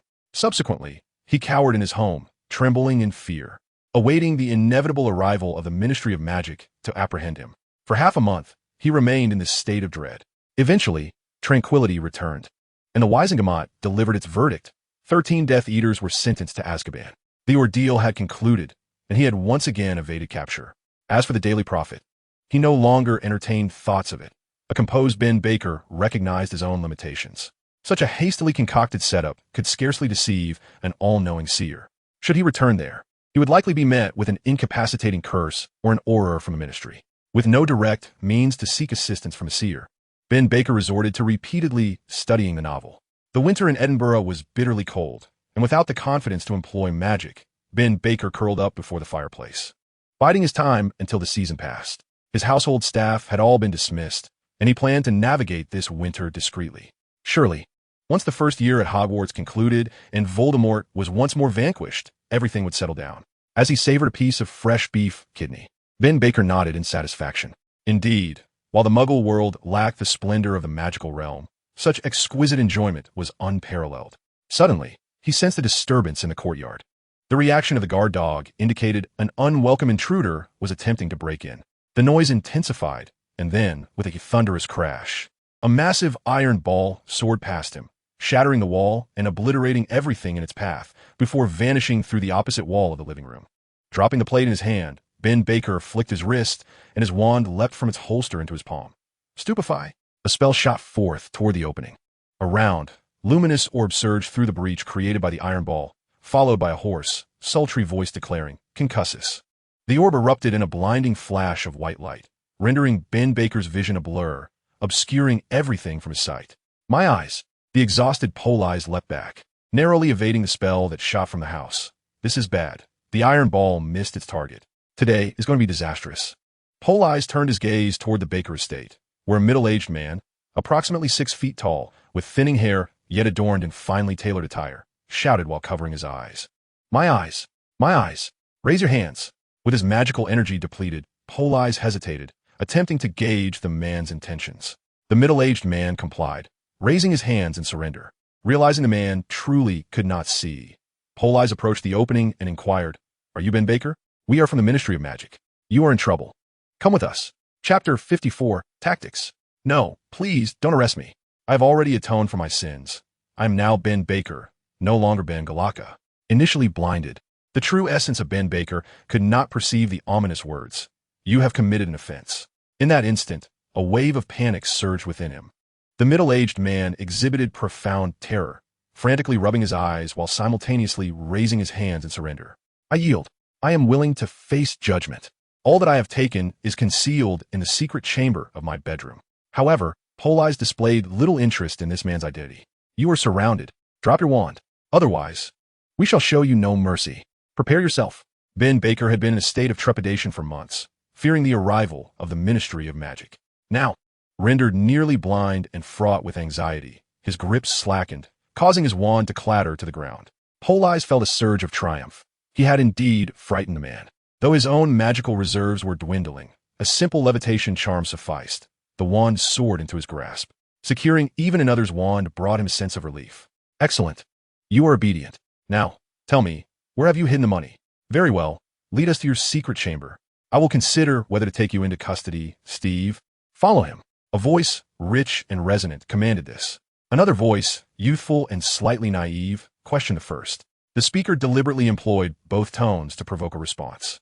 As the two engaged in a fervent discussion, Ben Baker's complexion shifted, anxiously hoping that the gravelly-voiced leader would persuade the youthful Steve, while simultaneously fearing Steve's rebuttals.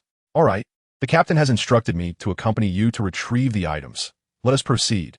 Having been dazzled for a while, Ben Baker gradually managed to open his eyes, vaguely perceiving a figure before him.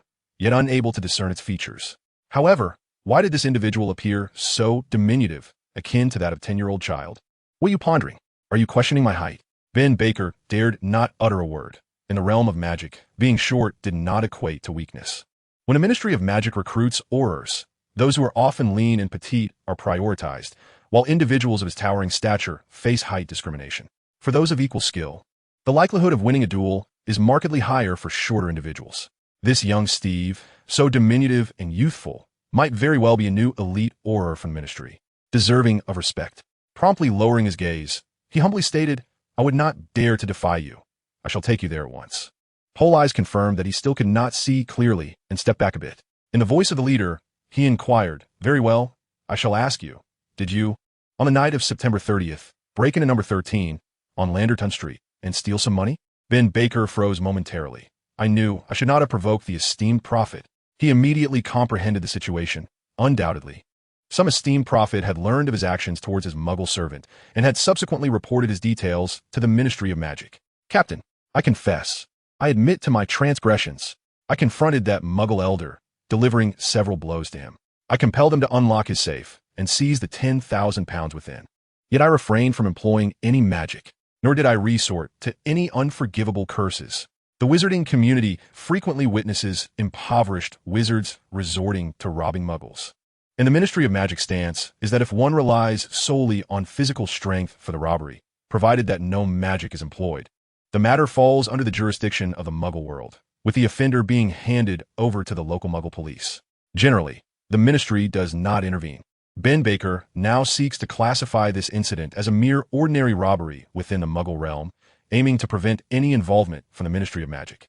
For should he be taken to the Ministry, his identity would be immediately jeopardized. The Ministry could subject him to meticulous interrogation, and in time, if he were to be revealed as Ben Gallagher, he would face a lifetime in Azkaban. Well, since he did not utilize magic, we may consider letting you off the hook, but that hinges on your sincerity. Regrettably, the individual that arrived was Politz, who harbored no interest in his past actions. Any assault against him was unforgivable. However, he could not exert excessive pressure at this moment. Confusion, bewilderment, that was the strategy. Continuing in his superior's voice, he approached and stated, "All right, Steve, hurry along with him to the chamber. Be vigilant when we need to use magic to activate the mechanisms. If there are any issues, I will be outside, ready to assist you." Ben Baker sensed a branch-like object placed beside him, and his heart leapt with joy as he grasped it. Indeed, it was my wand. The feel, weight, and length were all perfectly aligned. Without hesitation, he tucked it into his wand holster, with the wand in hand. The last vestiges of insecurity dissipated. Unbeknownst to him, Politz held a dozen identical wands. Should he declare, "This is not my wand," he would readily provide a replacement. These wands were merely transformed pebbles picked from the ground. At this moment, Ben Baker's vision improved slightly as he, half feeling and half guessing, guided Steve through the whole-ridden living room into his bedroom. Politz stood behind him, intently observing his every movement. Should he attempt to draw his wand to cast a spell, he would swiftly be rendered unconscious. Subsequently, Politz would methodically ransack the room, accepting whatever he could gather. Fortunately, Ben Baker groped his way to the bookshelf, reaching into the loosely arranged volumes, grasping something firmly. With a pull and a twist, the bed in the bedroom emitted a crackling sound, revealing a metallic structure that rose from the floor, laden with an array of jewels, gold artifacts, and peculiar magical items. There were also ancient tomes bound in parchment, culminating in a pouch of galleons. Ben Baker did not even open his eyes, expertly retrieving the magical items and introducing them. "Mr. Steve, behold. This is the Hand of Glory, capable of emitting a light visible solely to its holder." It resembled a desiccated human hand grasping a candle. Politz remained silent, while Ben Baker promptly set aside the glorious hand and instead picked up another staff, seemingly carved from pristine white jade. This was the Iron Armor Staff, which bestowed upon its wielder the ability to activate a long-lasting iron armor spell without expending magical energy. Although such a tool was likely unnecessary for esteemed aurors like the two before him, it was nonetheless a remarkable magical artifact. Politz fixed his gaze upon him, but his intentions were no longer to attack. Rather, he was poised to flee at a moment's notice. The combat prowess of Ben Baker, wielding the Iron Armor Staff, had already eclipsed his own, and he hoped that the latter would refrain from unleashing his wrath, perhaps out of fear of a non-existent superior. Earlier, while holding the Iron Armor Staff, Ben Baker had indeed contemplated the possibility of turning against and eliminating the two Aurors. However, after some reflection, he dismissed the thought. These individuals were undoubtedly elite Aurors, and he was uncertain of his chances of success. Furthermore, even if he succeeded, what would it accomplish? He desired a tranquil existence. Should these two Aurors attempt to apprehend him and subsequently vanish without a trace, he would then bear the weight of having slain two Aurors, followed by a manhunt orchestrated by the Ministry of Magic. After all, they were foolish enough to return their wands to him. At worst, he could offer them some incentive to mislead them, thereby bringing the matter to a close. Chapter 55, Abundant Harvest. You see, there's also this willow wand.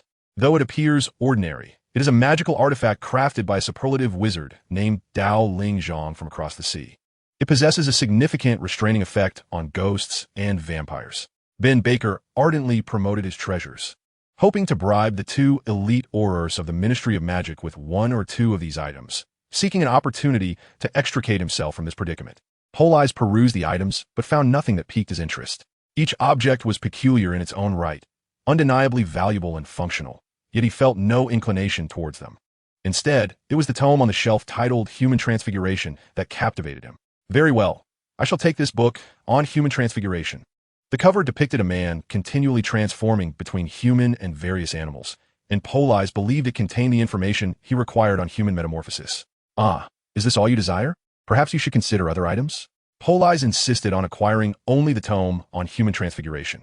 Ben Baker furrowed his brow, not out of concern for the transaction, but because the request was too meager. To ensure his absolute safety, he needed to guarantee that these two Aurors left him with valuables sufficient to warrant their own imprisonment in Azkaban. This way, he would hold a trump card to safeguard against their betrayal. A single book on human transfiguration paired with the iron armor staff was far too little. The combined worth barely amounted to around 1,000 galleons. In such a scenario, even if he were discovered, he would likely face only a stern reprimand, falling short of the commensurate threat he required. Wait, you do enjoy literature. Is it solely this human transfiguration that you desire? Allow me to share with you a remarkable tome I possess. Ben Baker leaned down and extracted from a concealed compartment on the shelf a book bound in black hardcover, The Secrets of Advanced Dark Magic. What do you think? This is one of the most coveted volumes in the wizarding world, worth a fortune. Moreover, it is explicitly prohibited by the Ministry of Magic to be privately held. Possession can lead to imprisonment in Azkaban. Yet, due to its immense value, few can resist its allure. Nevertheless, I shall settle for transfiguration of humans, which suffices. Politz, of course, was aware that this book was forbidden, and although he longed for the secrets of advanced dark magic, he felt it was not yet time for such studies. The book on human transfiguration was quite sufficient for him. Furthermore, what difference did it make whether he held the book or was merely within his vicinity? It would be wiser to politely decline and discover what other treasures this individual might possess. Upon hearing that Politz had no intention of acquiring the secrets of advanced dark magic, Ben Baker appeared disheartened. I have several other collectibles that you would surely appreciate. He then activated a mechanism on the shelf, causing a treasure chest to unfold like an umbrella. He opened the chest and revealed 3 items. Please have a look. There must be something to your liking among these. Politz scrutinized the 3 items Ben had presented, and his attention was drawn to a broomstick, entirely black, seemingly crafted from black thornwood, exuding an aura of formidable strength. The twigs were bound together with precision, projecting an image of ruggedness, while the handle bore the gilded inscription Dominion. Were these 3 items? Steve inquired, finally intrigued. Ben Baker was elated. These were the finest treasures among his spoils. Each held considerable value. Behold, this is an invisibility cloak. While it may not rival the legendary Reaper's cloak, it is nonetheless crafted by the esteemed Master Nickelmore. He draped the cloak over himself, instantly vanishing as if under the effects of a disillusionment charm. Quite impressive, but I place greater faith in my own disillusionment charm. Politz remarked, No worries, I also possess this, an aquatic charm. He promptly retrieved a rather rudimentary wooden plaque, adorned with a simple illustration of a fish, a creation of a renowned African sorcerer. Wearing it allows one to breathe freely underwater like a fish and grants comprehension of all aquatic languages, far superior to the head bubble charm and gillweed. Steve remained unimpressed, and Ben Baker's excitement began to wane. There is also this, once a magnificent vintage broomstick, the last of the Dominion series, Dominion 10. Unlike the contemporary high-sensitivity, high-magic brooms, the Dominion series emphasizes allowing powerful witches and wizards to control flight with their own strength. Politz took the broomstick for a test flight, but felt no sense of spirit or magic. However, its flow of magic was the most seamless he had encountered among broomsticks, nearly rivaling that of his wand. Why was it abandoned? Because flying with it felt exquisite, soaring to great heights. However, it required a continuous expenditure of one's magical energy. Once that energy was depleted, one would plummet to the ground, risking the wizard's life. Over time, such antiquated flying brooms were deemed obsolete. When Ben Beck spoke of it, there was an air of awkwardness. Presenting such a perilous item felt somewhat peculiar, as if one intended to cause harm. Very well, I shall take it. What? You wish to have it? Are you reluctant to part with it? No, it's just that I did not anticipate your choice. I have no attachment to it. It was indeed a pleasant surprise. Ben Beck had long wished to rid himself of this item. If it were not for its considerable value as a rare artifact, it would never have graced his collection. This object was cherished only by the antiquated families of the magical realm, yet it held the highest market value, approximately 20,000 galleons. However, to Ben Beck, it was the most useless item. Other magical tools could enhance one's prowess, while this one consumed vast amounts of magic, ultimately diminishing combat effectiveness. Ben Beck retained it solely as an antique. Shall we invite Captain Steve to choose as well? Let us see what he prefers. Politz picked up the bag of galleons from the shelf. He prefers something more practical. Let it be this bag of money. Inside was nearly half of his wealth. But it mattered little now, as Ben Beck had laid all his cards on the table. A mere bag of money was insignificant. Although it had undergone a non-trace expansion charm, containing a substantial 10,000 galleons, it was of no concern. The more they took, the safer Ben Beck felt. His eyesight was nearly restored. Despite a large white spot lingering in his vision, he could discern shapes. Yet, he refrained from disrupting this rare understanding. He chose not to open his eyes to glance at Steve nearby, but instead hoped he would quickly take his belongings and depart. This way, he would be secure. He did not wish his current predicament, born of a fleeting curiosity, to unravel. Thank you. Truly, you are a good person. Rest assured, having taken your belongings, we will not speak of it further. Although he felt a twinge of greed for what remained, Politz restrained himself from turning against Ben Beck and seizing the items. One must not be excessively avaricious. Besides, the items were here, available for retrieval whenever needed. Chapter 56. The wand is broken. In the future, there may be inquiries directed at you. Just inform them. I, Steve, along with Captain Dragonfly, have already conducted an investigation. Let them come to me for discussion. Ben Beck was overjoyed. Very well. Please take care. Would you like me to fetch you a bag? Politz glanced at the flying broom in his hand. A bag of galleons and an iron staff. No need, Chief. I shall take my leave. Apparate. With galleons in hand and the broom tucked under his arm, he vanished. Moments ago, Politz suddenly dashed out and then vanished without a trace. Mr. John searched for quite some time, but found no sign of him. Just as he was seated, sipping tea and enjoying a moment of respite, Politz reappeared with an abrupt crackle from the very air. Everyone has missed you. Upon hearing this, Politz realized that the sun had already dipped below the horizon, leaving only a faint glimmer of twilight struggling to illuminate the world. Where I went is of little consequence. What truly matters is that I have procured some money. He lifted a pouch brimming with gold galleons, shaking one coin in his hand. Look, what is this? Gold. Gold coins. The moment Mr. John caught sight of the gleaming galleons, he felt a jolt of excitement, only to be swiftly engulfed by disappointment. The pouch was rather diminutive, merely the size of his palm, and judging by the ease with which Politz held it, it seemed unlikely to contain a substantial sum. Even if it were filled entirely with coins, it might barely cover a week's worth of provisions for the orphanage. Moreover, this money belonged to Politz. The orphanage had already imposed enough burden upon him, and greed was not an option. Understanding Mr. John's thoughts from his expression, Politz remarked, "This is a magical pouch. Do not be deceived by its size. It holds a wealth of treasures." With that, he turned the pouch upside down, and a cascade of galleons poured forth like a golden river. In no time, a small mountain of gold had formed. Mr. John, though in good health, could not help but tremble. Just how much is this? The coins continued to flow from the pouch for nearly a minute, creating a burgeoning hill of galleons that nearly concealed their feet. All right, dear director, please assist me in counting how many coins we have here. Certainly. Even hunger cannot diminish the joy of counting gold. Mr. John and Politz crouched upon the ground, counting the galleons one by one. 200, 220, 230, 240, 250, 260.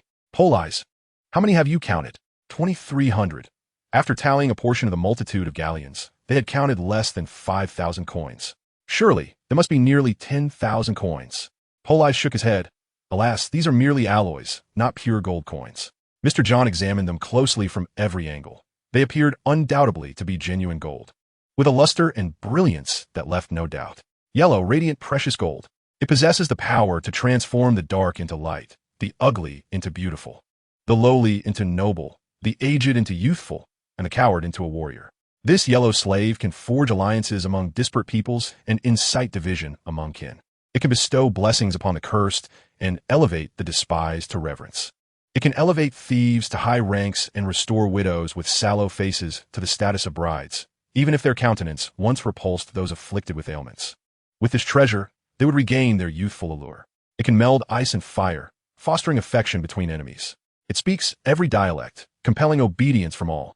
It is a remarkable deity, one that, despite residing in a temple more wretched than a pigsty, is still revered and worshipped. Alas, it is not made of pure gold.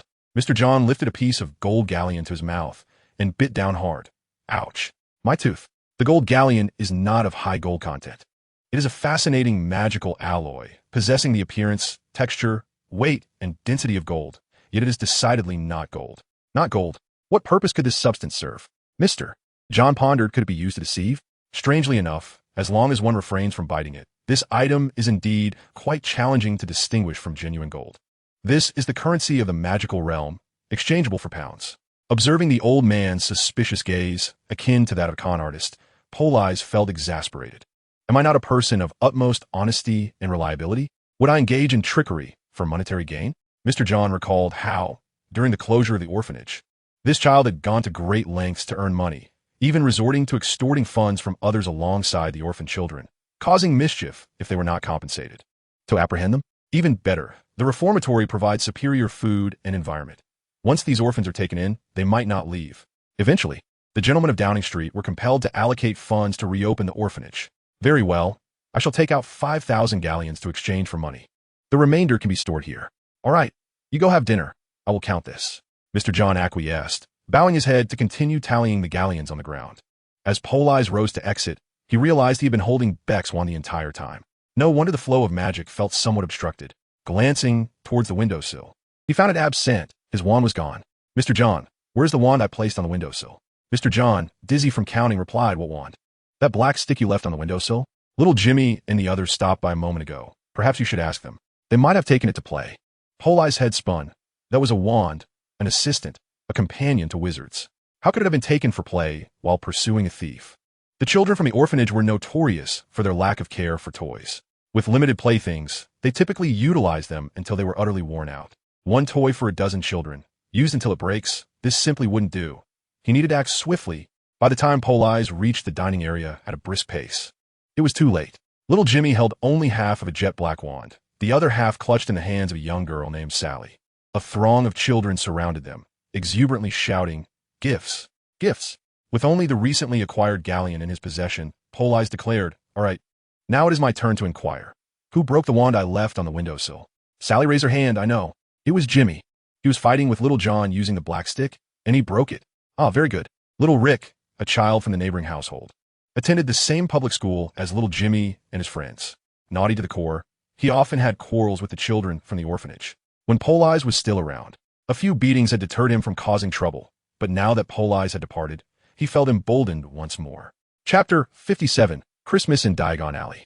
The Ministry of Magic's regulations regarding wands are divided into two sets of rules, one for adult wizards and the other for young wizards. Adult wizards enjoy relative freedom. If a wand becomes broken or damaged, one merely needs to obtain a certificate of innocence from the ministry, proving that the wand was not broken due to criminal activities. With this certificate, an old wand can be exchanged for a new one. However, the regulations for underage wizards are considerably stricter. Firstly, if a young wizard has been expelled from a magical school, the institution will inform all wand shops that this individual has been dismissed from the magical community, prohibiting any wand exchanges unless a signed certificate from the headmaster is presented. Without such a document, no shopkeeper would dare to facilitate a wand exchange. Thus, Politz found himself in a rather serious predicament.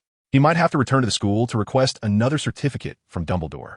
Seething with anger, he seized the frightened, flinching little Jimmy, beating him until the poor lad's bottom was red and swollen, tears streaming down his face. Only then did he relent. No crying. Tomorrow, I shall take you to bully little Rick. The little one, wiping his tears and snot, nodded vigorously. All right. Fortunately, there are still loopholes in the ministry's regulations. For instance, if a wand is not broken but simply ill-fitting, one can exchange a complete wand for a new one without any documentation. This circumstance is quite common, as some young wizards outgrow their wands as they physically and magically develop. A few inches can make a wand unsuitable, prompting the need for a more fitting replacement. This explains why Neville's father's wand was an astonishing 26 inches long. Additionally, wizards encountering significant upheavals in their lives may also find their original wands no longer compatible, necessitating the acquisition of a new one. Politz glanced at the wand in his hand, a bank's wand, and smiled slightly. Apologies, but you may need to devise another way to procure a new wand. At that moment, the staff from the orphanage arrived, bearing plump turkeys and Christmas Eve dishes. All right, children, enjoy your festive feast. With eyes closed, he pondered the upcoming trip to Diagon Alley, when suddenly, he thought he heard some commotion. Surely, those little rascals had climbed into his bed again. Early the next morning, Politz extricated himself from the embrace of the little ones sprawled around him. He carefully withdrew his hand from Sally's tight grip, pried little Jimmy off his leg, and managed to don his robe. To his surprise, he discovered a large red stocking hanging at his bedside, heavy with treasures. Reaching in, he felt smooth, colorful pebbles, a half-eaten lollipop, and a beautiful turkey feather. The stones must have been a gift from the little ones. Colored pebbles symbolize gems and stars, signifying the offering of the most exquisite jewels and celestial bodies to you. The half-eaten lollipop must be the handiwork of little Jimmy, who adores sweets to the extent that even his front teeth have succumbed to decay, yet he cannot resist. The feather of a mountain chicken, likely gifted by young Sally, reflect her fondness for beautiful trinkets. Although these items collectively hold little value, Politz feels a warm glow of happiness within. Gently kissing each child's face, the neatly attired Politz rises, retrieving the pouch of coins he prepared the night before, along with his wand, makeup tools, and 2 folders brimming with manuscripts. He pushes open the door, proclaiming, "All right, your brother Politz has procured delightful treasures for you." The dilapidated wooden door of the bar, reminiscent of a medieval tavern, stands firmly shut, adorned with a sign declaring its temporary closure. Yet, laughter of the elderly resonates from within, mingled with the sweet giggle of a little girl. Growing a bit impatient, Politz knocks on the door. "Excuse me. I seek a passage to Diagon Alley." The girl's crisp voice replies, "Oh dear, you must understand, the wizarding world is not what it once was. A formidable seer recently published a prophecy claiming that the Dark Lord still lives. Come, child, tell me, does your defense against the dark arts professor, Professor Quirrell, still wear that purple turban, reeking of garlic?" The little girl responds enthusiastically, "Yes." "How did you know, Grandpa?" Mr. Tom gasps, "Indeed, it is true, my dear." Politz recognizes the girl as Hannah. "Hannah Abbott, it's me, Politz Shown. I am heading to Mr. Ollivander's wand shop.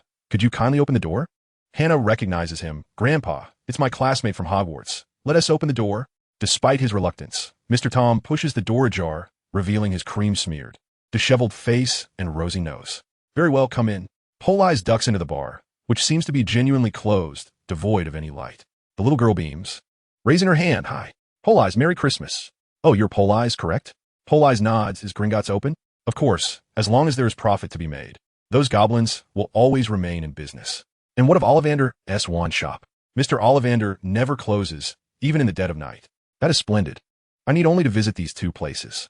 Waving goodbye to Hannah, Politz strides past the bar counter into the courtyard, tapping his wand against a brick. Interestingly, even a broken wand, when mended with tape, retains a fraction of its power, yet it evokes the sensation of a being suffering from a grievous wound, gradually succumbing. The essence of the wand is gradually waning, dissipating. Once the spirit of the wand has completely faded, its efficacy will be entirely lost. Yet even in such a time, there remain travelers upon the road. Chapter 58, The Wand Exchange. The gatekeeper gestured invitingly, ushering Politz inside. The second door was a grand silver portal.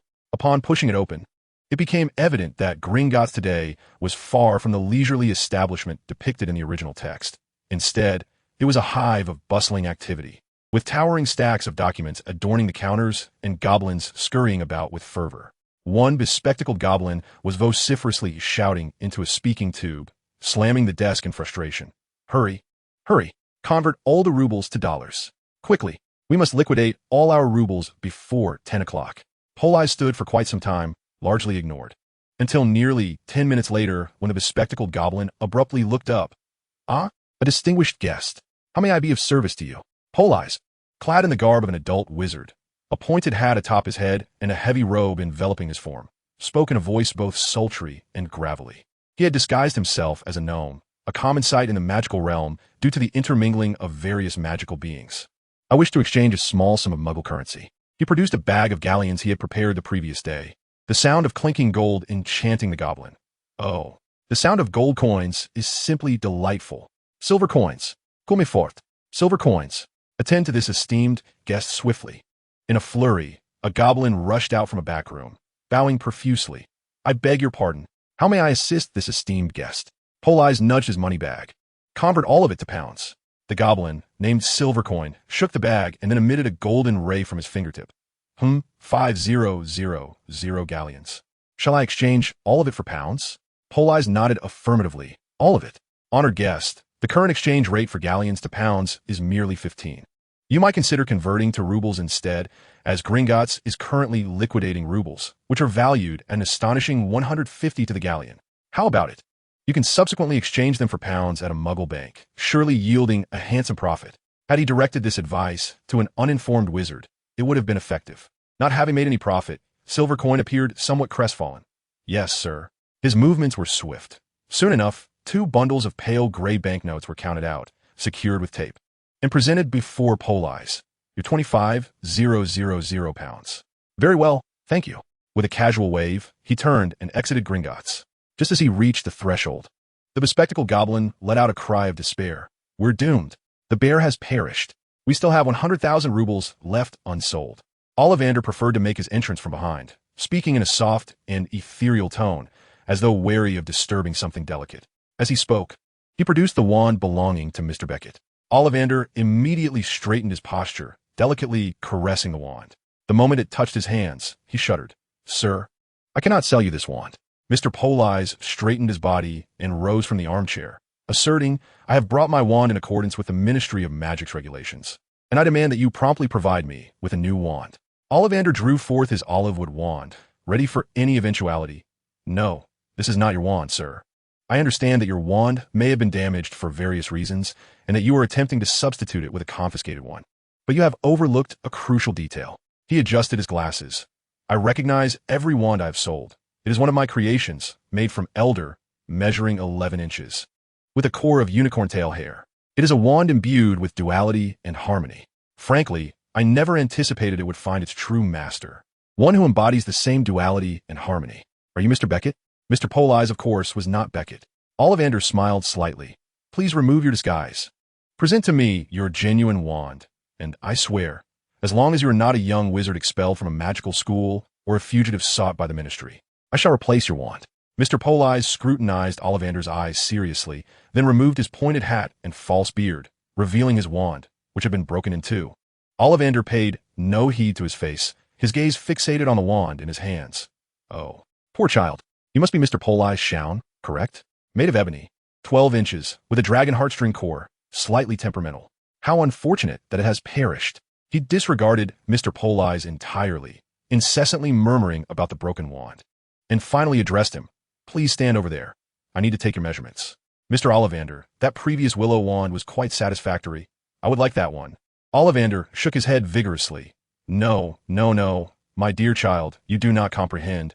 It is no longer suitable for you. Despite the disbelief of many, I must assert that, under optimal circumstances, young wizards should strive to replace their wands annually, for as they mature, their original wands may no longer keep pace with their growth. Naturally, I would seldom express this, lest I be perceived as attempting to deceive them for profit. After measuring his arm length, chest, head circumference, and the distance between his legs, Ollivander began to present wand after wand. Try this one. Made of oak, 14 inches, with a dragon heartstring core. No, not that one. The wand presented this time was evidently longer than the previous ones, with none measuring below 10 inches. Now, try this one. Made of linden, 16 inches, with a snake's nerve core, exceptionally flexible and sensitive, ideal for transfiguration and spells. Thus, nothing transpired, and Mr. Ollivander was ecstatically delighted. Splendid. This is it, indeed, utterly perfect. Mr. Shaun, this is exceedingly suitable for you. Indeed, 12 galleons and 5 sickles. Do you require a wand sheath?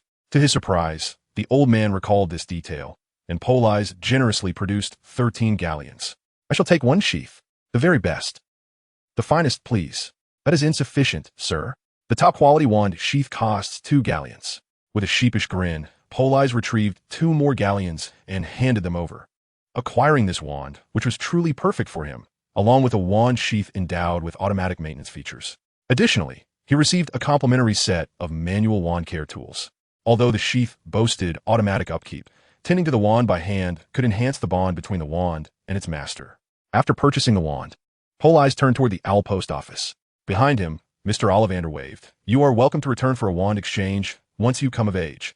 Chapter 59. Submitting manuscripts and making mistakes again. Carefully, he retrieved a diminutive paper bag from his pocket. Rapid recovery, the new wand felt exquisite. During spellcasting, the magical energies, which he typically struggled to harness, flowed as seamlessly as if they were an extension of his own will. Locating the large barn owl, Politz cautiously checked the bag's number, confirming it was file number 1. He opened the bag to review the manuscript, ensuring its contents were in order before placing it into the owl's pouch. Suddenly, by sheer coincidence, having just perused the initial pages and confirmed it was Harry Snape and the Chamber of Secrets, someone approached the owl post office. Sensing the presence of another, Politz shivered, hastily stowing the manuscript in the owl's satchel. With nimble fingers, he slipped 2 sickles into the owl's claw, then quickly ducked his head and exited the post office, watching as the hefty owl took flight. Feeling relieved, he turned towards Florin's ice cream parlor. Since he had promised to bring back something nice for the little ones, he decided to purchase 2 tubs of Florin's exquisite, wondrous ice cream. Carrying 2 tubs of Florin's specially crafted ice cream in various delightful flavors, Politz remained oblivious to the largest owl, which donned not the green vest of singing contradictions, but rather the yellow vest of the prophet. Shoo, keep it down. Politz's brother is very alert. Little Jimmy gestured for his companions, who had accidentally stepped on each other's shoes with a comical sound, to be quiet. Sally, are you ready? The adorable blonde-haired girl, Sally, fiddled with the suitcase's combination lock. Was Politz's brother's password? I don't know. Jimmy scoffed, pushing her aside. So silly. Politz's brother loves numbers like 666 and 888. I bet his password is definitely 666,666. 1, 2, 3, 4, 5, 6. That's it. With a snap, the suitcase sprang open. The little ones joyfully opened the suitcase, searching for their gifts. Politz's brother must have brought me lollipops. I hope he has brought me some lovely jewelry. However, the suitcase lay open, revealing no gifts within. Only a few sets of changeable clothes and a document bag belonged to Politz. The document bag, labeled 1 on the table, contains the manuscript of Harry Snap and the Chamber, while bag 2 holds the manuscript of Fate Stopped at Night. Inside the unnumbered bag in the box lies a collection of notes Politz has written for the 2 novels. It includes some lunar concepts he overheard in his previous life, as well as certain original settings from Harry Potter. He diligently recorded these notions, adhering to the adage that a good memory is inferior to a poor pen, to prevent any potential forgetfulness in the future. Recently, he has consumed a plethora of literary works, and his writing has been influenced by their formats. Fortunately, he is aware that these notes must remain confidential, and he has written them in Chinese characters. As they rummaged through the belongings, the little ones were about to close the suitcase in disappointment when little Sally spoke up.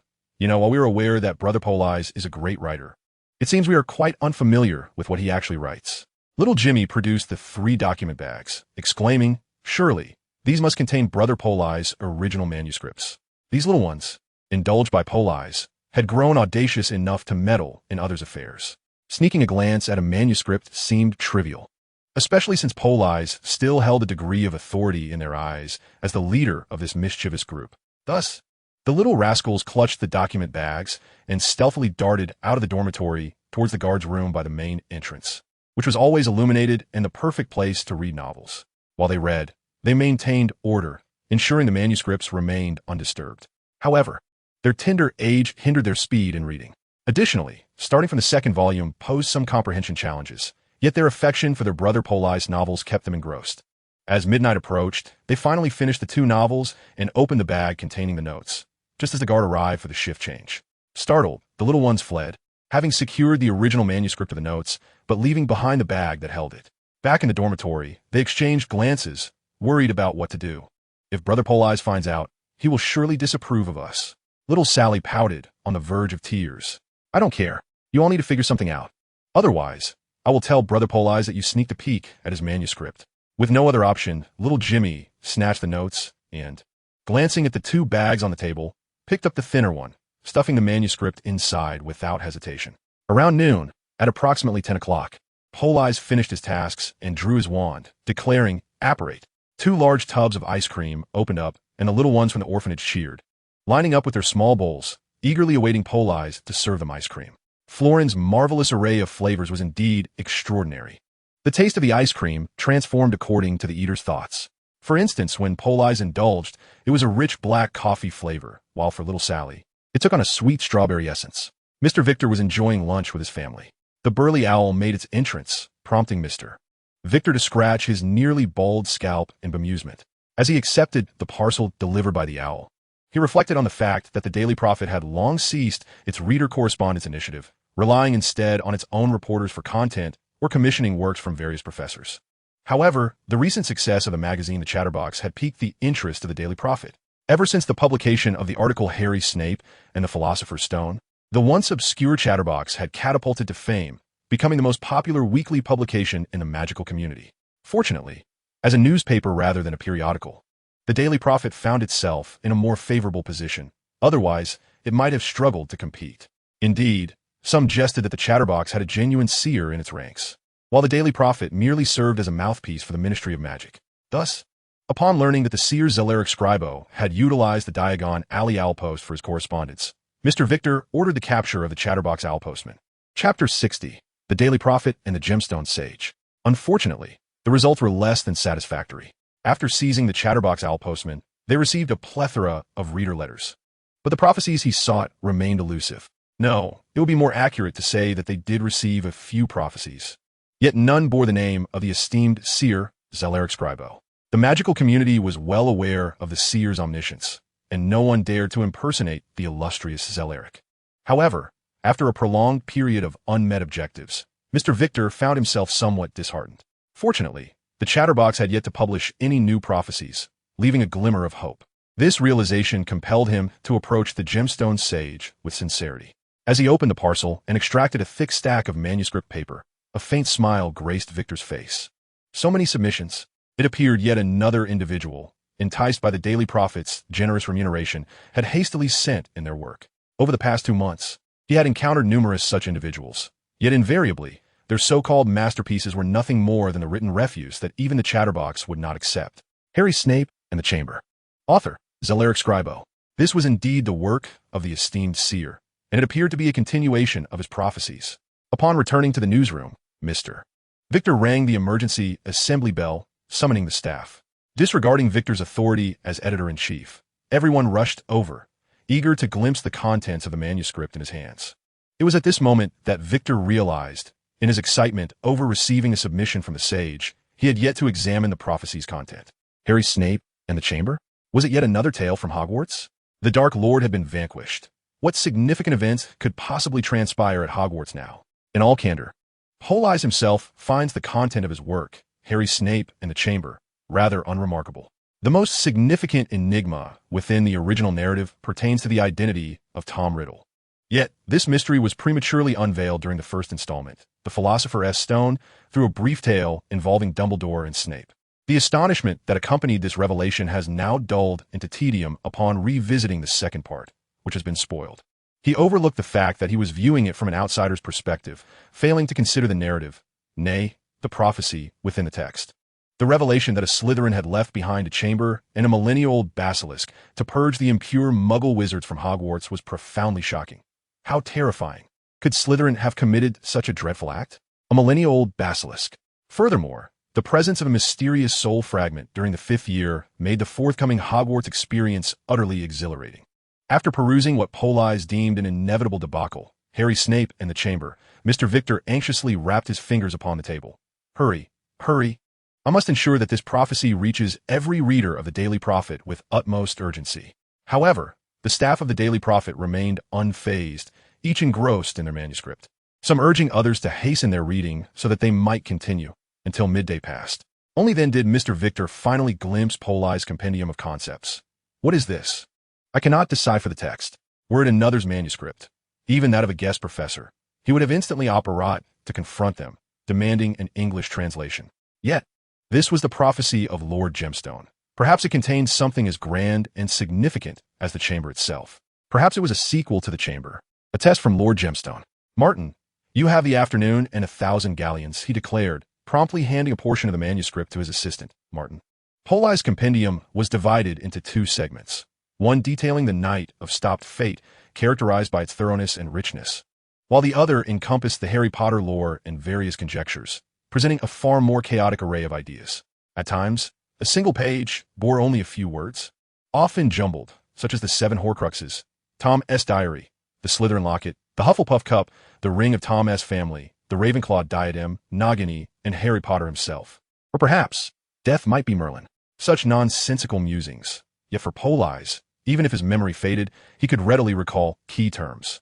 Driven by the innate avarice of a capitalist, Mr. Victor handed the densely scribbled pages to Martin, believing that it was better to translate more than less. In summary, once everyone had perused the prophecy, they promptly sprang into action. The employees who had witnessed its contents understood the monumental opportunity it presented for the Daily Prophet, a chance for them to truly establish their reputation.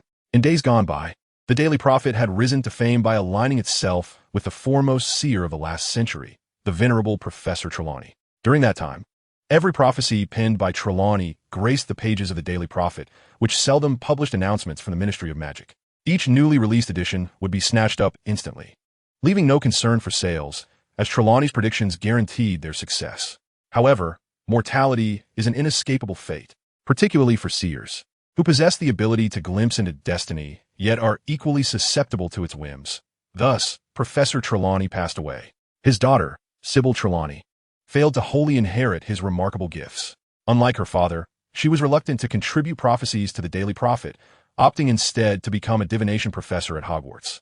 Consequently, the golden days of the Daily Prophet came to an end. Bereft of the seeress support, their circulation plummeted, and they could no longer live as they once did. Nevertheless, all at the Daily Prophet cherished the memories of their illustrious past. They must curry favor with the illustrious Gemino. Chapter 61. The Bewildered Dumbledore. The latest prophecy from the Gemino? Upon seeing Dumbledore holding the marked edition of the Daily Prophet featuring Harry, Snape, in the chamber, Snape was astounded. Wasn't it the counterpoint? How did it transform into the Daily Prophet? Dumbledore chuckled, stating, "It appears that our esteemed Gemino has realized we obstructed the counterpoint from appearing at Hogwarts, thus altering the publication of the prophecy. Should we still block the Daily Prophet?" Dumbledore glanced at the newspaper in hand. No, the other party is an all-seeing great seer. Blocking the Daily Prophet would merely compel him to choose another publication. No one can refuse the favor of a seer, not even I. Rising to his feet, Dumbledore remarked, "I shall pay a visit to Sybil and converse with her. Severus, we are on the verge of closing in. Ensure that Tom and Harry remain oblivious." Snape, with a disgruntled pat on his thigh, replied, "I nearly allowed Louis to bite my leg off. There will be no issues. However, that oaf Hagrid might witness Tom hunting a unicorn. Is that not a concern? There will be no problem, for I shall accompany Harry." After exchanging a few words with Snape, Dumbledore turned and exited the office, making his way to the astronomy tower, diligently perusing the newspaper. The Slytherin chamber, Tom's Horcrux, and the basilisk. Excellent. It seems next year's Hogwarts will be far more eventful than this year. Upon entering the astronomy tower, a sweet, cloying scent wafted into Dumbledore's nostrils. Sybil Trelawney was delicately holding a teacup, observing the floating tea leaves within. Dumbledore unceremoniously seated himself beside her. "Sybil, the illustrious Professor Trelawney has made yet another prophecy, and I require your assistance." Sybil Trelawney seized the newspaper from Dumbledore's hands in a manner akin to a theft, her gaze becoming entranced as she absorbed every word upon the page. Harry, Snape, and the Chamber of Secrets. This was the prophecy for the coming year. Indeed, I can perceive that serpentine, monstrous creature, and hear the whispered murmurs of the dark soul. Sybil's eyes glazed over, her being seemingly possessed as she spoke in a trance-like state. "Go, pursue your own desires, and you shall encounter the most favorable outcome." The most favorable outcome, indeed? Upon hearing this, Dumbledore rose. "Thank you, Sybil." Sybil Trelawney suddenly awoke from her enigmatic state. Have I entered the prophetic state again? What have I said? She gazed at the newspaper in awe. Truly, I am a great seer, standing on the shoulders of giants, as even I can glimpse the threads of fate. The talent of a seer is an elusive enigma. Sybil's father, Mr. Trelawney, was the most renowned seer of the last century, and all believed she would follow in his footsteps, becoming a great prophetess herself. Yet, she was both fortunate and unfortunate. Sybil possessed the gift of prophecy, albeit distinct from her father's. Her father could employ various divination methods and even fulfill the requests of the prophet daily, offering his predictions. Sybil, however, was unable to do so. Her prophecies bore a certainty that surpassed her father's, almost verging on inevitability. Yet, her revelations could not be summoned at will as her father's could. The essence of a seer's gift is unfathomable. Each seer has their unique method of divination. Her father favored the patterns of tea leaves during tea time for his predictions. In contrast, Sybil Trelawney's prophetic talent manifested in a state resembling possession. This state previously triggered only during pivotal moments, such as before Harry Potter's birth or preceding her father's demise. Now, since her last vision of the article Harry Snape and the Philosopher's Stone from Dumbledore, she had effortlessly entered the prophetic state, provided you do not alter the course. Voldemort shall falter as foretold in the tales. This was one of Dumbledore's reasons for steadfastly maintaining the narrative. How could a so-called prophecy from the illustrious Zeleric of the ancient order sway the resolute Dumbledore's convictions? Yet, when combined with Sybil Trelawney's prophecy, Dumbledore felt trepidation. Even the three most formidable wizards in the magical realm found themselves daunted in the presence of a power capable of discerning destiny. After finishing the tea in his cup, Dumbledore departed from the astronomy tower. He needed to relocate the Mirror of Erist to the end of the corridor on the 4th floor. Harry had been gazing into the Mirror of Erist for 2 days, and it was time to bring this to an end. Dumbledore intended to impart to him that the visions within the mirror were mere illusions. True beauty and a promising future must be forged by one's own efforts. Yet, as he prepared to remove the Mirror of Erist, Dumbledore felt a pang of uncertainty. He had believed he would not succumb to the mirror's allure, even having admonished Snape against becoming enraptured by its deceptive reflections. However, recently, he found himself increasingly hesitant to confront the images within the mirror. At some point, the reflection had altered. Previously, when Dumbledore stood before it, the mirror revealed a glimpse of his youth alongside Gellert, when they were both young and handsome, with Ariana by their side and Aberforth resting a hand on his shoulder. It was as though they were living in the most idyllic of times, before the tragedy unfolded. Yet, this vision could not deceive him. The resolute Dumbledore was capable of sending his beloved into that cold tower, never to be reunited. How could he immerse himself in such an unrealistic fantasy? Now, however, the vision within the Mirror of Erist had transformed. The reflection still bore the likeness of his present self, hand in hand with the similarly aged Gellert, standing side by side. Ariana stood before them, as lovely and charming as ever. Aberforth, though still filled with resentment, no longer shunned his company.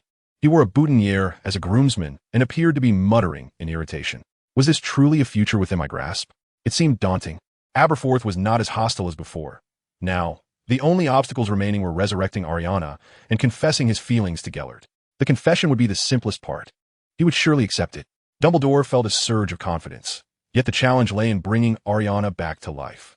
The Holy Grail, the materialization of souls. Could this be the best outcome? As he stood before the Mirror of Erist, Dumbledore fell silent, the once resolute and decisive figure now engulfed in confusion. Chapter 62. Hermione's Christmas Gift. While everyone marveled at the latest prophecy from the old seer, filled with awe and trepidation, Politz and Hermione were outside in the snow with the children from the orphanage. After finishing breakfast, a visitor arrived at the orphanage. Hermione, clad in a charming red down jacket and a yellow knitted hat, stood at the door, exuding vivacity. "Hello, I'm looking for Politz," Politz shouted. "Sister, what do you need Politz for? He's still inside reading." Little Jimmy looked up at Hermione, grinning with his 2 missing front teeth. "Is he still in there?" Politz was indeed inside, though he was not reading. He was testing a new broomstick he had acquired. This broom was unlike the flying broomsticks commonly found in the magical world. It bore no spirit or magic. It appeared to be a rather refined, ordinary black thornwood broom. Yet, when held, one could feel the magic coursing through it with perfect fluidity. The broom itself possesses neither spirit nor magic. However, one can infuse it with their own essence and power, thereby mastering it perfectly, much like its name suggests.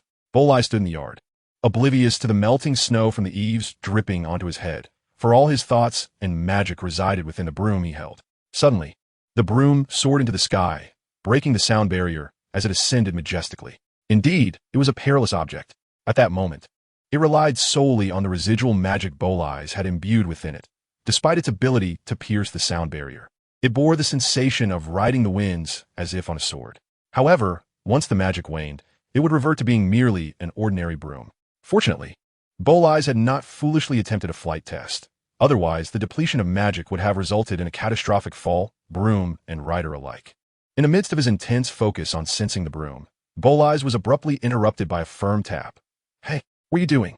Startled, he lost his connection with the broom, and a distant black dot in the sky rapidly enlarged, crashing down beside him and sending a flurry of snow dust into the air. "Hermione, what are you doing here?" Recovering from his trance, Politz gazed in surprise at the girl before him.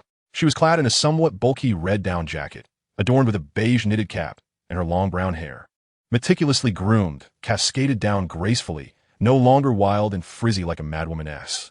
Her large eyes widened in disbelief as she stared at Politz. She twirled in front of him, exclaiming, "What do you think? Do I look good? You're the first person to see me like this, apart from my dad." Politz noticed a colorful ribbon tied around her waist, adorned with a lovely bow. With a cheerful smile, he reached out and took the small girl's hand. "Then I shall unwrap my gift." He gently pecked her slightly chubby cheek and declared, "I am thoroughly pleased with this year's present." "Thank you, Hermione." Caught off guard by his sudden affection, the girl's face turned crimson, leaving her somewhat flustered. Unsure of where to place her hands and feet, Politz drew his wand and grasped Hermione's hand. "Oh, you got a new wand too?"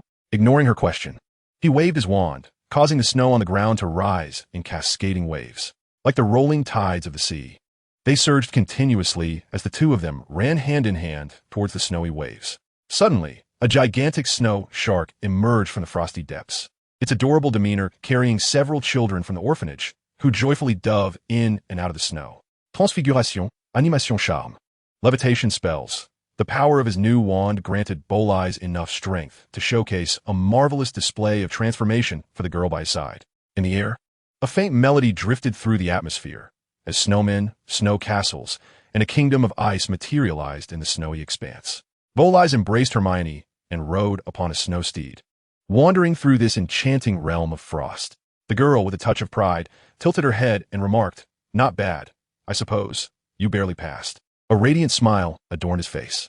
Uncertain if Harry and the others had unraveled the identity of Nicholas Flamel, Politz's thoughts drifted to the book equivalent exchange, which he had yet to receive. Perhaps it had finally been dispatched, albeit to Hogwarts. At Hogwarts that morning, Ron exclaimed in astonishment, "Look, the book on Politz's bedside." Harry was neatly folding his invisibility cloak into a box, having heeded Dumbledore's wisdom that fixating on the mirror of Ariste was ultimately futile. Thus the cloak, a legacy from his father, would remain temporarily unused. "Behold, the author of this book is none other than Nicholas Flamel," Ron declared, his mouth agape as he pointed to a large tome with a crimson and gold cover resting on Politz's bedside. Harry, equally astonished by this revelation, recalled where he had encountered the name.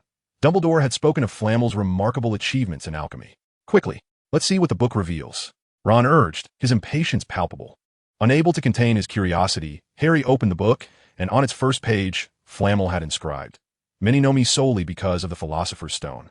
Countless others seek to discover how this stone is created and why it can transmute lead into gold, as well as produce the elixir of life. Thus, I must inform you that anyone can indeed create the Philosopher's Stone, provided they are willing to pay the requisite price for such an exchange. Ask yourselves, do you truly desire the Philosopher's Stone? Have you considered what price you are prepared to pay?" The Philosopher's Stone, Harry gasped, realizing that the three-headed dog must be guarding it. The ability to transform lead into gold and create the elixir of life. No wonder Snape coveted it. Harry's mind struggled to conjure sufficient adjectives to encapsulate his awe. Indeed, who wouldn't yearn for it? Except for Politz, who aspired to forge his own Philosopher's Stone. Ron, with a smirk, glanced at the book in Harry's hands. No wonder we couldn't find him in the modern wizard records. He is 650 years old and hardly qualifies as modern. Chapter 63. The Honorable Professor Gemstone. At the station, Politz spotted Mr. Granger, come to bid farewell. He bore the same tousled brown hair as his daughter and possessed deep brown eyes. Before they entered the station, Mr. Granger scrutinized Politz for a long moment, his gaze akin to that of a farmer observing a wild boar lurking outside his vegetable garden, cautious, assessing, yet resigned. I began to miss the moving portraits, the wondrous artifacts, and the enchanting knowledge of magic that Hogwarts offered. It was truly unbearable for a young wizard to refrain from using magic during the holidays. Suddenly, the young girl jolted with realization. Politz, why are you able to use magic outside of school? Haven't you been warned by the Ministry of Magic? The young girl clearly succumbed to the temptation of magic and subsequently received a warning letter from the Ministry of Magic. Politz, with a playful shrug, remarked, "I told you. Punishment does not arise from wrongdoing, but merely from being caught. As long as one is not apprehended, it is as though no rules were broken." In truth, it was because his wand was newly acquired and had yet to be recorded by the ministry. If he were to cast a spell now, he would not dare to do so. As Politz and Hermione returned to school on the train, Politz noticed that the compilation of his novel settings had been translated into English and published in the Daily Prophet. The Daily Prophet once again stirred a considerable uproar within the magical community. The front page headline read, "The New Magical Discourse of His Excellency, Lord Gemstone. What is the second law of parallel world interference?" Following this was a piece that the editor, Martin, had commissioned a Chinese exchange student to translate, costing 1,000 galleons. In fact, this compilation contained little of substance, merely the mysterious and unknowable theories regarding the moon, as well as discussions of sources, great sources and small sources. Originally, these were merely guidelines Politz had employed to delineate the scope of his writing, ensuring he would not stray into incoherent and perplexing content that readers could not comprehend. Yet, this was heralded as the magical treatise of the esteemed prophet, Lord Gemstone. The prices of certain lands within the magical realm began to fluctuate dramatically as various pure-blood wizarding families sought locales reminiscent of their ancestral estates. Moreover, the established concepts of magic within the compilation ignited a scandal among the upper echelons of the magical world. The first law, the Blue Law. This so-called destruction of matters entails obliterating something from existence conceptually. The so-called third law, the Cup of Heaven, in my view, represents a complete mechanism for materializing souls through the attraction of ethereal powers. We can accomplish operations that are typically deemed impossible through the utilization of abundant magical energy. The above was a commentary from the esteemed Professor McGonagall, who expressed his understanding of the third law. Numerous first-class professors, including McGonagall, published statements declaring their profound enlightenment derived from Lord Gemstone's treatise. McGonagall stated, "Upon reading the works of His Excellency, Lord Baigu, I have been greatly enlightened. It appears my journey has not yet reached its conclusion. Yesterday, I fortuitously gained insight into the third law, the Cup of Heaven, and I shall once again collaborate with my companion, Albus Dumbledore, to explore the feasibility of constructing the Cup of Heaven." Upon reading this report, Politz thought to himself, "Hey, don't casually claim enlightenment from others' words. Doing so makes it quite difficult for me to maintain my composure." Then came the discourse on the so-called second law of parallel world interference. This second law was perhaps the most coherently constructed by Politz. When an electron passes through a narrow slit, its trajectory becomes fixed upon observation. However, if we do not observe it, the electron exists in a superposition of both having passed through and not having passed through the slit. In other words, from our perspective, the trajectory of this electron appears to be split. However, if one shifts perspectives from this electronic vantage point, the world transforms into a superposition of two realms, one where it traverses the narrow slit and one where it does not. The possibilities extend far beyond this. They spiral into an infinite array of potentialities, akin to an endless expanse of parallel worlds. This constitutes the foundation of the second law, the theoretical origin of parallel world interference. Upon encountering this phenomenon, most wizards exhibit a singular expression. What on earth is this? They recognize each letter, each word, yet the combination eludes their comprehension. Subsequently, under the leadership of McGonagall, the Ultimate Wizard Alliance nominated the esteemed Gemstone Onzelric to be the new second-level professor, awaiting the validation of the Celestial Cup and parallel world interference before bestowing upon him the title of first-level professor. Should the second and third laws of the Gemstone be validated, it is likely that he may not be awarded first-level professorship. The speaker of the Ultimate Wizard Alliance Council remarked thus during a press interview. A reporter from the Daily Prophet quickly inquired, "Do you imply that he is unworthy of becoming a first-level professor?" The speaker gently shook his head. "No. We shall confer upon the Gemstone on the title of Distinguished Professor." Thus, the announcement of the impending emergence of the fourth Distinguished Professor in the magical realm swept across the entire magical world. Upon hearing this news, Politz was utterly dismayed. "You lot, can you not stir chaos? My novel's setting compilation is being utilized for validation. You truly are something else." The young wizards increasingly find it difficult to catch a glimpse of Dumbledore within the halls of Hogwarts. Professors McGonagall and Snape began to assume greater responsibility for Hogwarts administrative affairs. "We must ensure that we refrain from any actions that could be perceived as violations. This way, Professor Snape cannot trouble us. Moreover, we must prevail. We must triumph over Slytherin. Meanwhile, Politz was engaged in a game of chess with Ron. Hermione only ever loses to Ron when playing chess. Thus, Ron has grown increasingly fond of challenging others to matches. However, Politz felt a twinge of displeasure at Ron's tendency to play chess with his girlfriend. Consequently, it is now customary for Ron, in high spirits, to carry the chessboard to seek out Hermione for a game, only to be intercepted mid-journey by Politz, who slings an arm around his shoulder. "Hey, Ron, it's been ages since we played together." Hermione, perched on his shoulder, joins forces with him against Ron. Yet it must be said, Ron likely expended all his luck on chess at birth. Even when Politz and Hermione, two minds akin to calculators, team up against Ron, they still face dismal defeats. Thus, Ron's penchant for chess has only grown stronger. Chapter 64. Return to Hogwarts. There's also good news within Hogwarts. For instance, Harry and Ron have discerned the identity of Nicolome. For centuries, numerous reports have circulated regarding the Philosopher's Stone, yet the only remaining stone belongs to the illustrious alchemist and opera aficionado, Mr. Nicolome. He celebrated his 665th birthday last year and now resides in seclusion in Devonshire with his wife, Perina, who is 658 years old. Ron wore a triumphant expression on his face. Not only that, but we have also discerned what it is that Snape desires. What is it? The Philosopher's Stone. The Philosopher's Stone?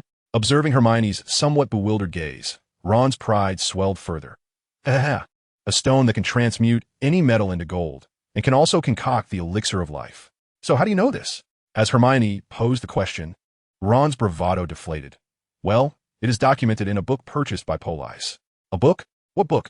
Politz inquired, unable to recall having retained any such book. Ron hesitantly replied, "It is a book titled Equivalent Exchange, the essence of all things." "Then what about my book?" Politz wondered, perplexed, as he had yet to see his own book while Ron had already laid eyes upon it. Ron had noted the phrase on the title page stating that anyone could manufacture the Philosopher's Stone, provided they were willing to pay the requisite price. Thus, driven by his yearning for gold, Ron absconded with the book, hoping to create his own Philosopher's Stone. However, the book was sullied by Fawn. While attempting to clean it, it was inadvertently dropped into a basin of water. Initially, he intended to remedy the situation with a cleaning charm. Yet, due to Ron's lack of skill and the wand's erratic behavior, the water was lost, and so too was the book. Ron's face turned as crimson as his hair, and he lowered his head in shame. "I'm sorry, Politz, I lost your book. How much was it? I will compensate you." Politz regarded Ron with a gentle smile. "It's not too bad, not overly expensive.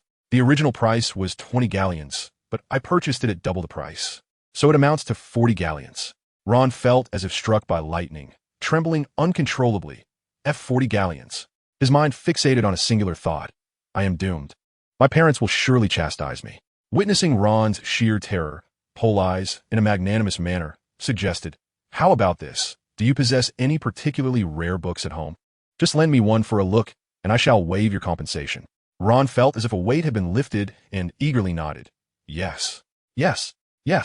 My father's bookshelf is filled with numerous tomes not available outside, all cherished treasures of the Weasley family." Politz nodded. "Here's the deal, if you lend me one book. I will consider it as 5 galleons towards your 40. You need only lend me 8 books, and if you are willing to lend me more in the future, I will give you an additional 5 galleons for each one." Hearing the prospect of earning money, Ron was elated. "Excellent. It's a deal." He then eagerly began to compose a letter to his family. He received a letter from Nicholas Flamel, relayed through the Daily Prophet, which contained a heartfelt invitation.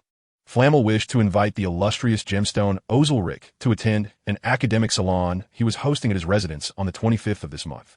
Flamel also enumerated the guests he would invite, all of whom were renowned professors in the realm of magical academia, including his esteemed friend, the distinguished Professor Albus Dumbledore. In a letter, Nicolome expressed that this salon was merely an academic exchange. Everyone would gather for afternoon tea, sharing conversations and discussing their respective insights into the realm of magic. Those who wished to attend could write to him, and he would send an invitation. Conversely, if one preferred not to attend, he implored the esteemed Lord Gem to consider becoming pen pals, as he had numerous topics he yearned to discuss with him. To speak candidly, Politz longed to attend, truly, yet he found himself unable to do so. Not only was attendance impossible, but he also could not acquiesce to Nicoleme's request for correspondence. The most vexing aspect of the magical world lies in the fact that if an owl can locate you, then wizards undoubtedly can as well. If it were akin to an online acquaintance from a past life, someone he would never meet, Politz would certainly agree. After all, with half the globe between them, how could one traverse the internet to confront him over a mere miscommunication? However, in the magical realm, possessing an address, no matter how distant, renders the matter trivial for these eminent wizards. Once he became a pen pal with Nicole May, any misstep in conversation could very well result in an owl delivering retribution. Upon the reopening of Hogwarts, certain changes transpired, much to Malfoy's discontent. Henceforth, he acquired the diminutive moniker of Draculina. It was said that the prophecy described a pale-skinned figure, seemingly translucent, with faintly purplish lips, donning attire of pure black, exuding an aura of morbid beauty. Although the prophetic portrayal of this girl delighted Draco Malfoy, the thought that this beauty represented a feminine version of himself left him profoundly uneasy. The sole comfort came from the fact that the insufferable Harry Potter, in the prophecy, had also transformed into a girl. With azure eyes, sun-kissed skin, a pert nose, and a somewhat petite frame, her delicate alabaster hands nearly revealed bluish veins, captivating Severus Snape. His godfather, Professor Snape, was infuriated and expelled him from the classroom. His complexion, no longer resembling that of a corpse, had regained some color, and even the noxious scent that clung to him had diminished, though the stench of decay remained. Perhaps he had consumed unicorn blood? Unicorn blood, a treasure endowed with remarkable vitality, bore a dreadful curse. Once ingested, one's life would be condemned to a state of perpetual half-life. One manifestation of this curse was the gradual decomposition of the body, resembling that of a corpse. Unless one continued to consume unicorn blood or discovered alternative means to replenish vitality, the curse of unicorn blood remained unbreakable, as its very curse was the source of its potency. Upon drinking unicorn's blood, an unusual surge of vitality flooded the body, inducing a unique activation state capable of healing wounds and prolonging life. Once the consumption of blood ceases, the body begins to decay due to a lack of vitality, even if vitality is in fact abundant, unless one can maintain that peculiar state of heightened activation, the duration of which directly correlates with the rate of decay once the supply is interrupted. Chapter 65. The Rescue of Malfoy. Just before the Quidditch match between Gryffindor and Slytherin, an incident of notable consequence transpired. Neville Longbottom nearly ended Draco Malfoy's life. On that day, Malfoy, irked by being called Draculina, stood outside the library and unleashed the curses he had learned upon every first-year witch and wizard who passed by. He believed he was merely jesting, though his prank escalated dangerously. He cast a curse upon Neville, legs freeze stiff. In his mind, he clung to his entrenched prejudice, deeming Neville a timid and ineffectual individual, a mere waste of space despite his modest knowledge of herbology. Malfoy could hardly fathom that Neville had the audacity to extort 4,000 galleons from the Malfoy family, money that Crabbe had also been forced to pay. Coincidentally, the Ministry of Magic had recently resumed its investigations into the whereabouts of the rogue Death Eaters who had evaded capture, while also scrutinizing the scattered remnants of dark magical artifacts in circulation. This unfortunate turn of events placed the Malfoy family in an unprecedented predicament. Their financial resources had dwindled. Even Malfoy's desire to procure a Nimbus 2001 for every member of Slytherin as a means of securing a place on the team had become unattainable. Accursed thief! Malfoy furiously cast the spell at Neville, who was emerging from the library with a book clutched in his arms. Legs freeze stiff. Bubble gigs. Gaping grin. After Malfoy's ambush, Neville quickly waved his wand. Stop the spell. The petrifying curse thwarted Crabbe and Goyle, who were lunging toward him with ill intent. The bat bogey hex struck Malfoy, causing his front teeth to grow uncontrollably, soon surpassing the size of a rabbit and approaching that of an elephant.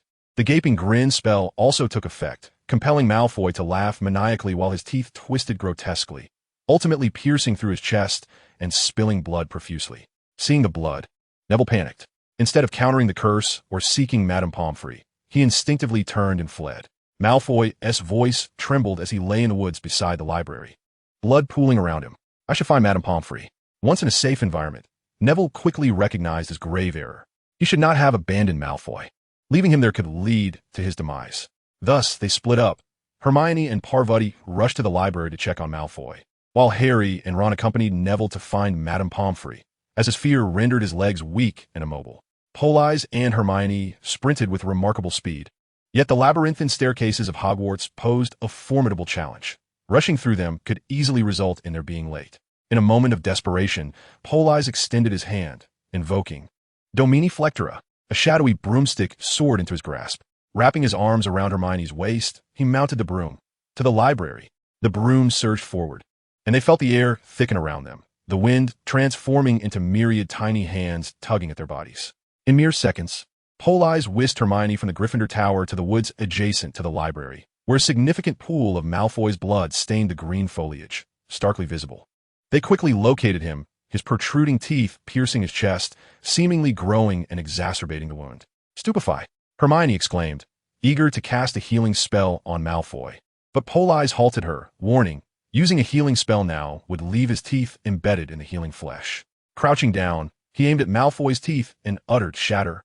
With precision, he controlled the force of the shattering spell, cleanly severing Malfoy's teeth at the root. On the count of 3, release the healing spell, he instructed. Grasping the severed tooth, he counted 1, 2, 3, rapide restoration. The duo worked in perfect harmony. As Politz extracted the tooth, Hermione's healing spell enveloped Malfoy, and the gaping wound began to mend, gradually shrinking. By the time Neville and Harry arrived with Madame Pomfrey, Malfoy appeared largely unscathed. Even the bloodstain on the ground had been magically cleansed by Politz. Thus, when Madame Pomfrey hurried in, panting, she found Malfoy standing there, expressing his gratitude to Politz and Hermione for their timely intervention. Aside from his pallor, a result of blood loss that rendered him as white as a sheet, he showed no evident signs of distress. "It seems you have already addressed his injuries," Madame Pomfrey remarked, turning to Neville, "for nearly endangering a fellow student. 5 points will be deducted from Gryffindor. I shall inform Professor McGonagall." With that, she escorted Malfoy away for a thorough examination to ensure his complete recovery. "Oh, and by the way, Madame Pomfrey, the assistant professor, is the author of a compendium of rapid medical techniques." Politz had also learned his method for treating Malfoy's wound from her book. As days progressed, Hogwarts immersed itself in the atmosphere of the House Cup, with even the ghosts of Hufflepuff and Ravenclaw beginning to take an interest in the Quidditch match between Gryffindor and Slytherin. "I truly hope Gryffindor prevails. Slytherin has claimed the House Cup for 7 consecutive years. I can hardly bear the smug countenance of Blood Baron," someone muttered during a class break, clearly overheard by the fat friar as he whispered to nearly headless Nick.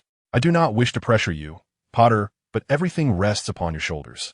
We must act swiftly. In the briefest span of time, you must seize the golden snitch and conclude this match, leaving no opportunity for Snape to show favoritism towards Slytherin." This was Wood's counsel to Harry the day before the game. "Fear not, for should we perceive Snape attempting to harm you, we shall cast a spell upon him." The following afternoon, just before the match commenced, Neville and Ron assured Harry of their support, and he observed that they both had their wands with them on the pitch. "I shall rid myself of you."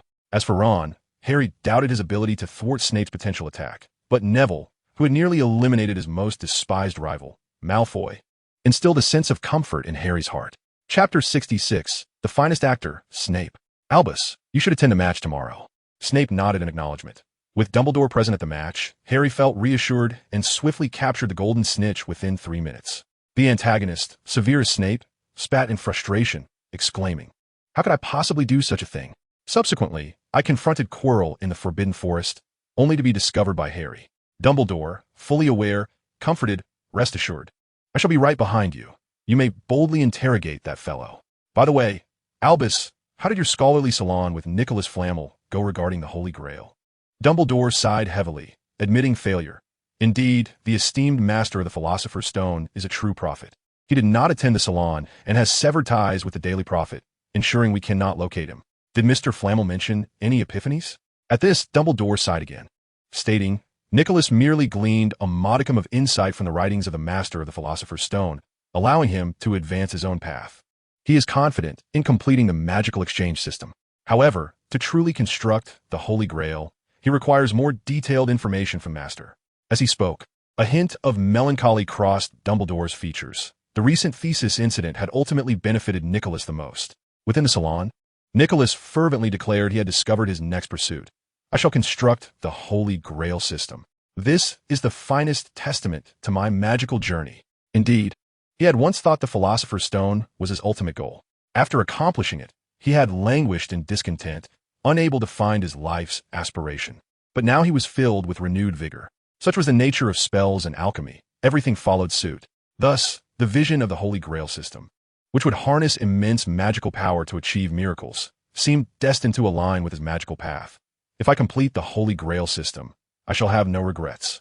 So proclaimed Nicholas within the scholarly salon. Then he added, "The Philosopher's Stone is yours. Albus, however, after you defeat Tom this year, kindly return it to me. I must concoct more elixir of life. You shall not perish." Nicholas, how splendid! Yet, did you not intend to destroy it as your final farewell? Nicole had no desire to continue living, and Dumbledore was filled with joy, for he had urged her several times before. Nicole was resolute in her decision to depart. "I have no regrets in this world. To live on would only be torment, Albus. You have not lived for 6 centuries. You cannot comprehend that, in the past, I felt like a solitary traveler in a tempest, carrying a flickering oil lamp, which represented my reason. Without Parental by my side, I would have long since succumbed to madness.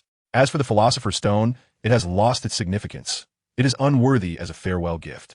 I require time to complete the Holy Grail system, and once I achieve this, I can leave this world without regret and embark on another grand adventure."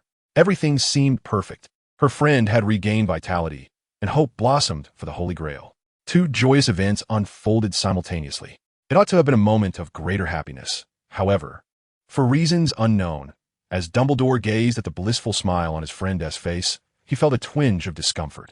Gellert, Ariana, Aberforth, he reminisced about his most cherished loved ones, including his family. "Nicole, I will do everything in my power to fulfill your dream. That S. wonderful Albus. You truly are my greatest ally. Next semester, I wish to visit Hogwarts to examine the ley lines there, to see if they're suitable for constructing the Holy Grail system. What do you think?" Nicole was deeply moved and took the opportunity to express her own request. On the day of the match, the Quidditch field was teeming with spectators. The entire school had come. Fred and George exclaimed as they entered, "Look, even Professor Dumbledore is here." Upon spotting the tall, slender figure standing in the stands, Harry felt an immense sense of relief, nearly bursting into laughter. He was no longer in danger. With Dumbledore present at the match, Snape would undoubtedly think twice before harming him. Perhaps it was this realization that made Snape appear so irritable as the players lined up to enter the field, a fact that Ron also noted. "I've never seen Snape look so sullen.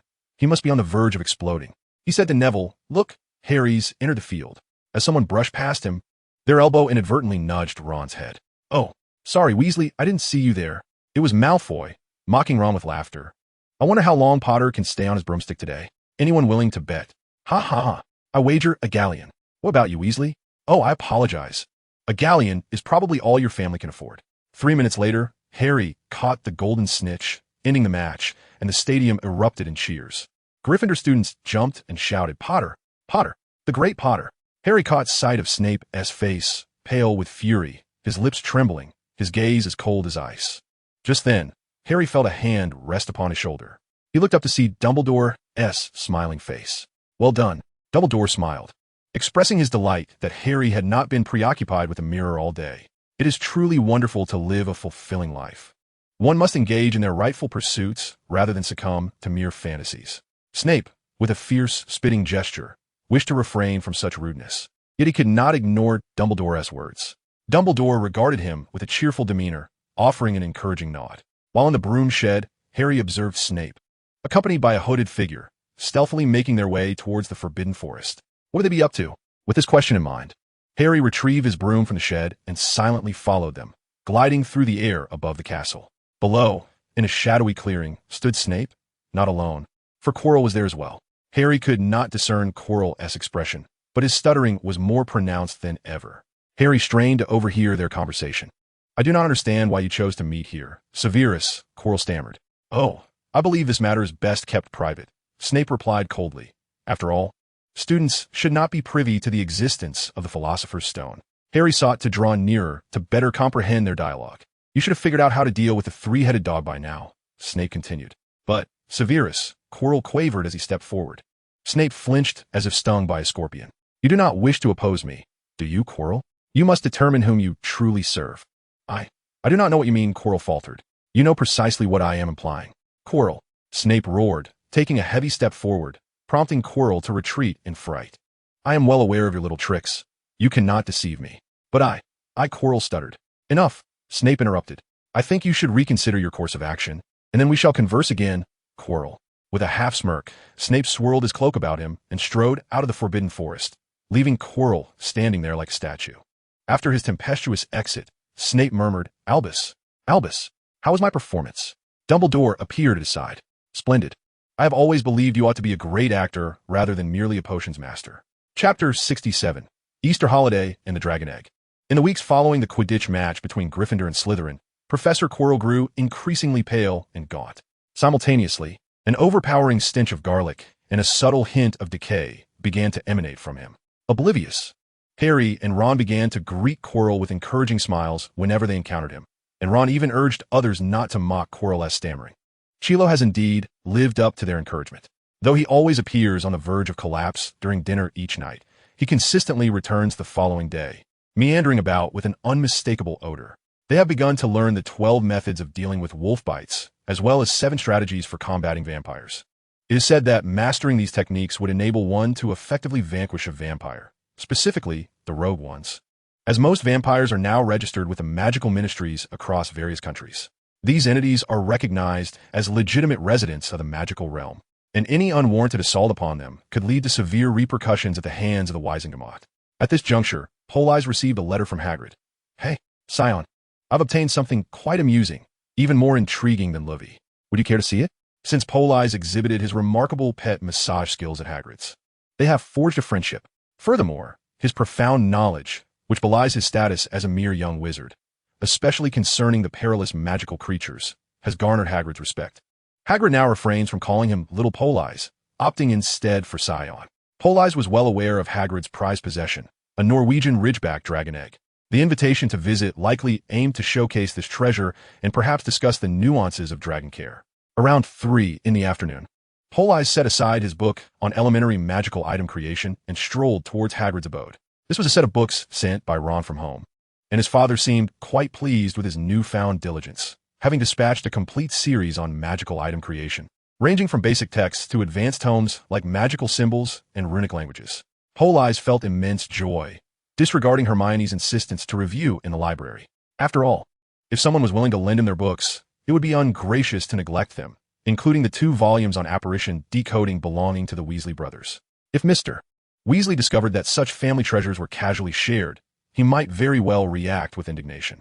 Surprisingly, Politz encountered Hagrid along with Harry, Ron, Hermione, and Neville, who were engaged in conversation at the door of the hut. Lately, Neville had grown closer to Harry and the others, especially after he single-handedly bested Malfoy during a Quidditch match, thereby elevating his relationship with Ron to that of good friends. "What are you discussing?" Politz inquired. "Hi, Scion. We're talking about the Philosopher's Stone," replied Hagrid. Upon hearing this, Hagrid immediately waved his hands dismissively, exclaiming, "Oh, it's nothing, just casual chatter. Are you here to see my egg?" Politz regarded Hagrid with a knowing gaze. "It's not your egg, it's a dragon egg. Have you figured out how to care for a dragon yet?" Hagrid nodded repeatedly, stating that he had perused Raising Dragons for Amusement and Profit and Characteristics of the Irish Dragon. He placed the dragon egg in the fire, mimicking its mother's breath, and planned to feed the hatchling a dose of chicken blood and brandy every hour after it emerged from its shell. However, Politz shook his head, declaring that this was not the solution. "Are you prepared? Your little cabin cannot accommodate a dragon unless you are willing to draw its blood daily to keep it in a state of near-death weakness." "Oh, that is truly cruel. How could I ever consider such a thing?" "Then abandon the idea."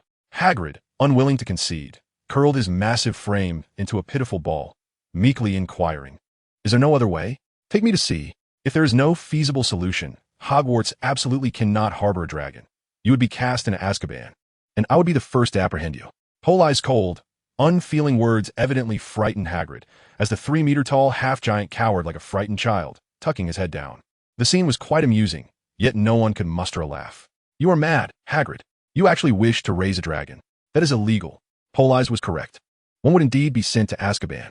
Ron suddenly transformed into a sage, eloquently addressing the group. At the Wizarding Conference of 1709, a bill prohibiting dragon breeding was officially passed. This is common knowledge. If we were to raise a dragon in the backyard, it would be nearly impossible to avoid drawing the attention of muggles. And furthermore, taming them is exceedingly perilous. Politz smiled and shook his finger. "In fact, it's quite manageable. Dragons are creatures with a clear hierarchy and are easily swayed by those of greater power. As long as you can instill in them the impression that you are stronger and more noble from a young age, they will obediently heed your commands." As he said this, Politz cast a glance at Hagrid. In his clumsy grandeur, did not appear capable of subduing a fire dragon. Or a contract. The cabin was stiflingly hot. Despite the warm, sunny day outside, a fierce fire blazed in the hearth, and the curtains were drawn tightly, blocking out any hint of sunlight. Beneath the kettle lay a large, dark egg. Politz approached, hands clasped behind his back, inspecting it closely before confidently declaring, "It is a Norwegian Ridgeback." Hagrid gazed at him in awe. "That's impressive. I only discovered its breed after extensive research." Politz nodded now. "There are two solutions. One is that I teach you how to contract with it, allowing you to be its guardian. The other is for me to sign the contract. But in that case, it would be under my control." Hagrid's eyes sparkled like shiny black beetles as he looked at Politz. "Is the contract difficult? Will it harm it?" Politz shrugged. "It's merely a simple subservient contract designed to increase its dependency on you and make it more obedient. There is no harm involved." Hagrid hesitated. "It is about to hatch. I lack the time and mental capacity to learn how to establish a contract." "You do it. But remember, do not bully Norbert." The sensation was akin to relinquishing a beloved treasure, a poignant sorrow enveloping him. Hagrid, bewildered, watched as Politz stood before the fireplace, delicately pointing his wand at the enormous egg nestled in the flames. With a subtle flick, he drew a thin line of blood from his left index finger, and then, with a flourish of his wand, inscribed an intricate and peculiar contract sigil in the air. Politz had deceived. He was a shameless fraud. What he had prepared was not an ordinary bond of servitude, but a far more insidious pact, known as Gleipnir, the Binding of Wolves. This dark magical contract, referenced in Chilo's writings, had once been employed to control a Romanian acromantula, which he meticulously nurtured until it rose to lead the largest clan of its kind in Romania, granting Chilo the freedom to traverse the land at will. The most nefarious aspect of this magical bond was its heritability. If the parents were ensnared, their offspring would be automatically bound to the contract upon birth. Over the years, the entire clan had become Chilo's subservient thralls. Furthermore, the upper echelons of this contract could completely suppress the will of the subjugated with but a thought, merely requiring the expenditure of magical energy. Chapter 68, Gleipnir. Thus, it bore the name Gleipnir, a name that implied even the legendary wolf of Apocalypse could be constrained by such an absurd chain. The Ministry of Magic strictly forbade its application on humans. Discovery would lead to a fate in Azkaban. As for how Politz acquired this knowledge, it was quite simple. Upon learning of the spell, he approached Chilo with a book in hand. Chilo, momentarily taken aback, closed his eyes as if conversing with an unseen entity, and then readily imparted the incantation and sigils of Gleipnir, cautioning him emphatically never to employ it on humans, particularly wizards, for that was the sole taboo. Chilo concluded with encouragement, praising Politz's ambition, offering to answer any further inquiries regarding Gleipnir, or perhaps even provide insights into more advanced dark magic defenses. Politz, resolutely shaking his head, declined, asserting that it was sufficient as it stood. Both Voldemort and Chilo sought to corrupt his mind with their profound dark arts, but Politz was far too astute to fall prey to such traps. The blood-drawn sigil, under the spell's influence, soared into the surface of the dragon egg, gradually vanishing within. A peculiar urgency welled within Politz. "Hurry, extract it. It is about to hatch." Hagrid, astonished by Politz's actions, clumsily retrieved the dragon egg from the fire. Did it work? What is happening?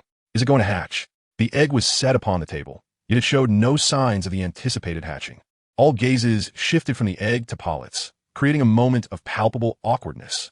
Politz remained silent, quietly attuning himself to the unfolding events. Gleipnir was exceedingly domineering, and Politz felt as though he had acquired another corporeal form, one that was curled up within an eggshell, frail and devoid of strength, seemingly languishing to death and silence. No, he must devise a solution. This body cannot perish. As a mere thought flickered in his mind, the magical energy within him surged forth like an unceasing stream of water in a pool. In a brief moment, the form within the dragon egg grew considerably stronger. The great black egg quivered slightly, then trembled once more.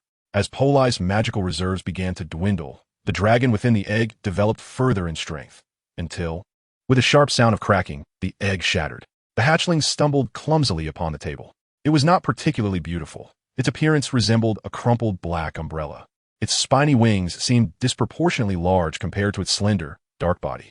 A long snout adorned with white nostrils protruded, and bumpy horns sprouted from its head, while its orange-red eyes bulged outward, devoid of any glimmer of consciousness due to Politz's suppressive magic, staring blankly ahead. Everyone was taken aback, save for Politz, who struggled to exert control over this entirely new body.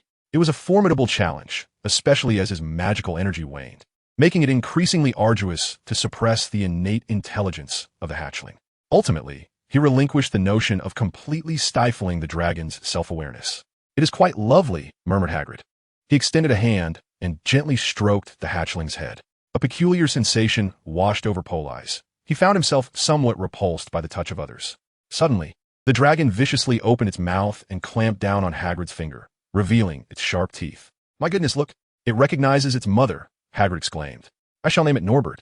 "Norbert," he declared with utmost seriousness. "Compared to its name," Harry remarked, "how fast does a Norwegian ridgeback grow?" After relinquishing his intent to suppress the dragon's will, Politz finally managed to divert his attention to conversation. "It matters not. It will be quite docile, even if it grows larger than a house." He then pretended to admonish the hatchling. "Norbert, lie down." With that thought firmly in his mind, the dragon obediently laid down. "Remember, Norbert, this furry fellow is your mother, and you must heed his words." It was an extraordinary sensation. By employing magic to suppress the dragon's consciousness, he could exert complete control over its every action. Conversely, if he chose not to suppress it, he could still influence its emotions and responses through his own consciousness. This feeling was akin to mastery, perfect mastery, over Norbert's every essence. He could transmit any thought or emotion to the hatchling at will. Such formidable magic was indeed terrifying. No wonder Tom was so swift to entrust it to him. The addictive allure of controlling a life in its entirety was palpable, instinctively driving one to seek more. Ultimately, after instilling a fondness for Hagrid within Norbert, Charlie resolutely severed his ties with the creature. No longer ensnared by the enchantment, he was nonetheless bound by the contract that had been forged. Even if Charlie chose to disregard Norbert's existence, or even unilaterally terminate the agreement, the insidious contract lingered, albeit now faint and elusive. Should Charlie ever wish to reinstate their connection, an immense reservoir of magical energy would be required to reestablish it. Everyone rejoiced at Hagrid's acquisition of a docile little dragon. While Norbert affectionately nuzzled Hagrid's face with his tongue, Charlie had received a dragon's doppelganger. Harry and Ron witnessed the dragon hatching and forged a friendship with Norbert, as Hagrid commanded him to give them affectionate kisses. However, one individual stood outside, rather displeased Dumbledore, "though I am aware that I ought not to intrude during such joyous occasions." He remarked, "I must inform you, Hagrid, that Hogwarts does not permit the keeping of dragons." The tall, slender, white wizard stood at the threshold of the small cabin, a smile gracing his lips as he observed the occupants and the little dragon on the table. He had been standing there for a while, fully aware of Hagrid's dragon-keeping endeavors, as foretold in the prophecy. He had understood that the narrative had commenced when he frequently borrowed books pertaining to fire dragons from a library. Gazing at the dragon standing on the table, its orange-red eyes fixed upon him, Dumbledore discerned that this was indeed a freshly hatched dragon. However, a thought crossed his mind. Quirrell had recently consumed unicorn blood, and it would take another fortnight before he could engage in such dark magic again. With a mixture of complexity in his emotions, Dumbledore surveyed the anxious faces of those gathered in the room, stretching lazily. "Ah, the Italian lasagna at noon is simply delightful. I may have indulged a bit too much. I ought to step outside for a breath of fresh air. What is it that you are all doing here? What lies upon the table? A large, dark mass is a sculpture?" Hagrid promptly enveloped Norbert in his embrace, shielding him from Dumbledore's view, and sheepishly replied, "Oh, it's nothing. Just a fire dragon sculpture that these children gifted to me." Hermione and Harry bounced over to the little dragon, exclaiming, "Yes. Hagrid, do you like the fire dragon sculpture we gave you?" Hagrid nodded vigorously. "Absolutely, I love it." "Norbert, stay still. Don't nibble on my ear." Observing the group's clumsy performance, Dumbledore turned on his heel and sauntered out of the cabin, remarking, "Oh dear, Italian lasagna is delicious, but rather hard to digest." Once Dumbledore departed, everyone let out a collective sigh of relief. Phew, that was terrifying. Thank goodness Professor Dumbledore has poor eyesight. Ron appeared to have narrowly escaped a harrowing experience. How could he possibly have poor eyesight? He deliberately let us off the hook. Hermione exclaimed with urgency, "Hagrid, you must find a way to deal with it swiftly." Hagrid glanced at the obedient little dragon nestled in his arms, a look of pitiful pleading on his face. "Is there any chance we could think of another solution?" Politz was taken aback, unable to fathom the consequences of being discovered by Dumbledore for utilizing Gleipnir. His mind was in disarray, his blood surging with excitement, leaving no room for contemplation. Dumbledore would not permit its immediate disposal. At the very least, he could coexist with it for a few days, yet nurturing it to maturity was an impossibility. Chapter 69. Handcrafted externals. Hagrid's expression visibly fell. Is it truly not feasible? Just look how well-behaved it is. He planted a kiss on Norbert's dragon head, and the little dragon reciprocated by languidly licking him. Harry and Ron were equally astonished. Norbert had demonstrated remarkable obedience since his birth, showing no signs of struggle or noise when Hagrid embraced him, as if he comprehended human speech. At that moment, Politz smiled and remarked, "Congratulations, Hagrid. It appears Norbert truly regards you as his mother." It is an innate instinct in birds to perceive the first object they encounter as their mother. It was surprising to discover dragons possessed this trait as well. Hagrid, overwhelmed with joy, exclaimed, "Mother! I am Norbert's mother." He joyously dashed around the cabin with the little dragon, causing a delightful chaos, until he accidentally kicked over a barrel of brandy, suddenly remembering, "Oh, right, you haven't eaten yet, have you? It's my fault I forgot to feed my baby." Politz was relieved to have interrupted the bond with Norbert, as large quantities of chicken blood were poured into the brandy barrel. Norbert eagerly buried his head into it, drinking voraciously, causing the liquid level to drop significantly. Having completed his first meal since birth, Norbert let out a resounding belch, accompanied by a small flame that ignited Hagrid's bedsheets. In the ensuing chaos, it was only through the quick actions of Politz and Hermione, utilizing water like a spring, that Hagrid's little cabin was spared from flames. Thus, a little dragon named Norbert took residence in Hagrid's hut. In the following week, Harry and Ron frequently visited Hagrid. Even Hermione, amidst her anxious study sessions, found herself drawn to Hagrid's cabin. After all, how many people had the chance to witness and touch a living baby dragon? Ron and Harry quickly grew fond of Norbert. Oh my goodness. Norbert absolutely cannot sleep with Fong anymore.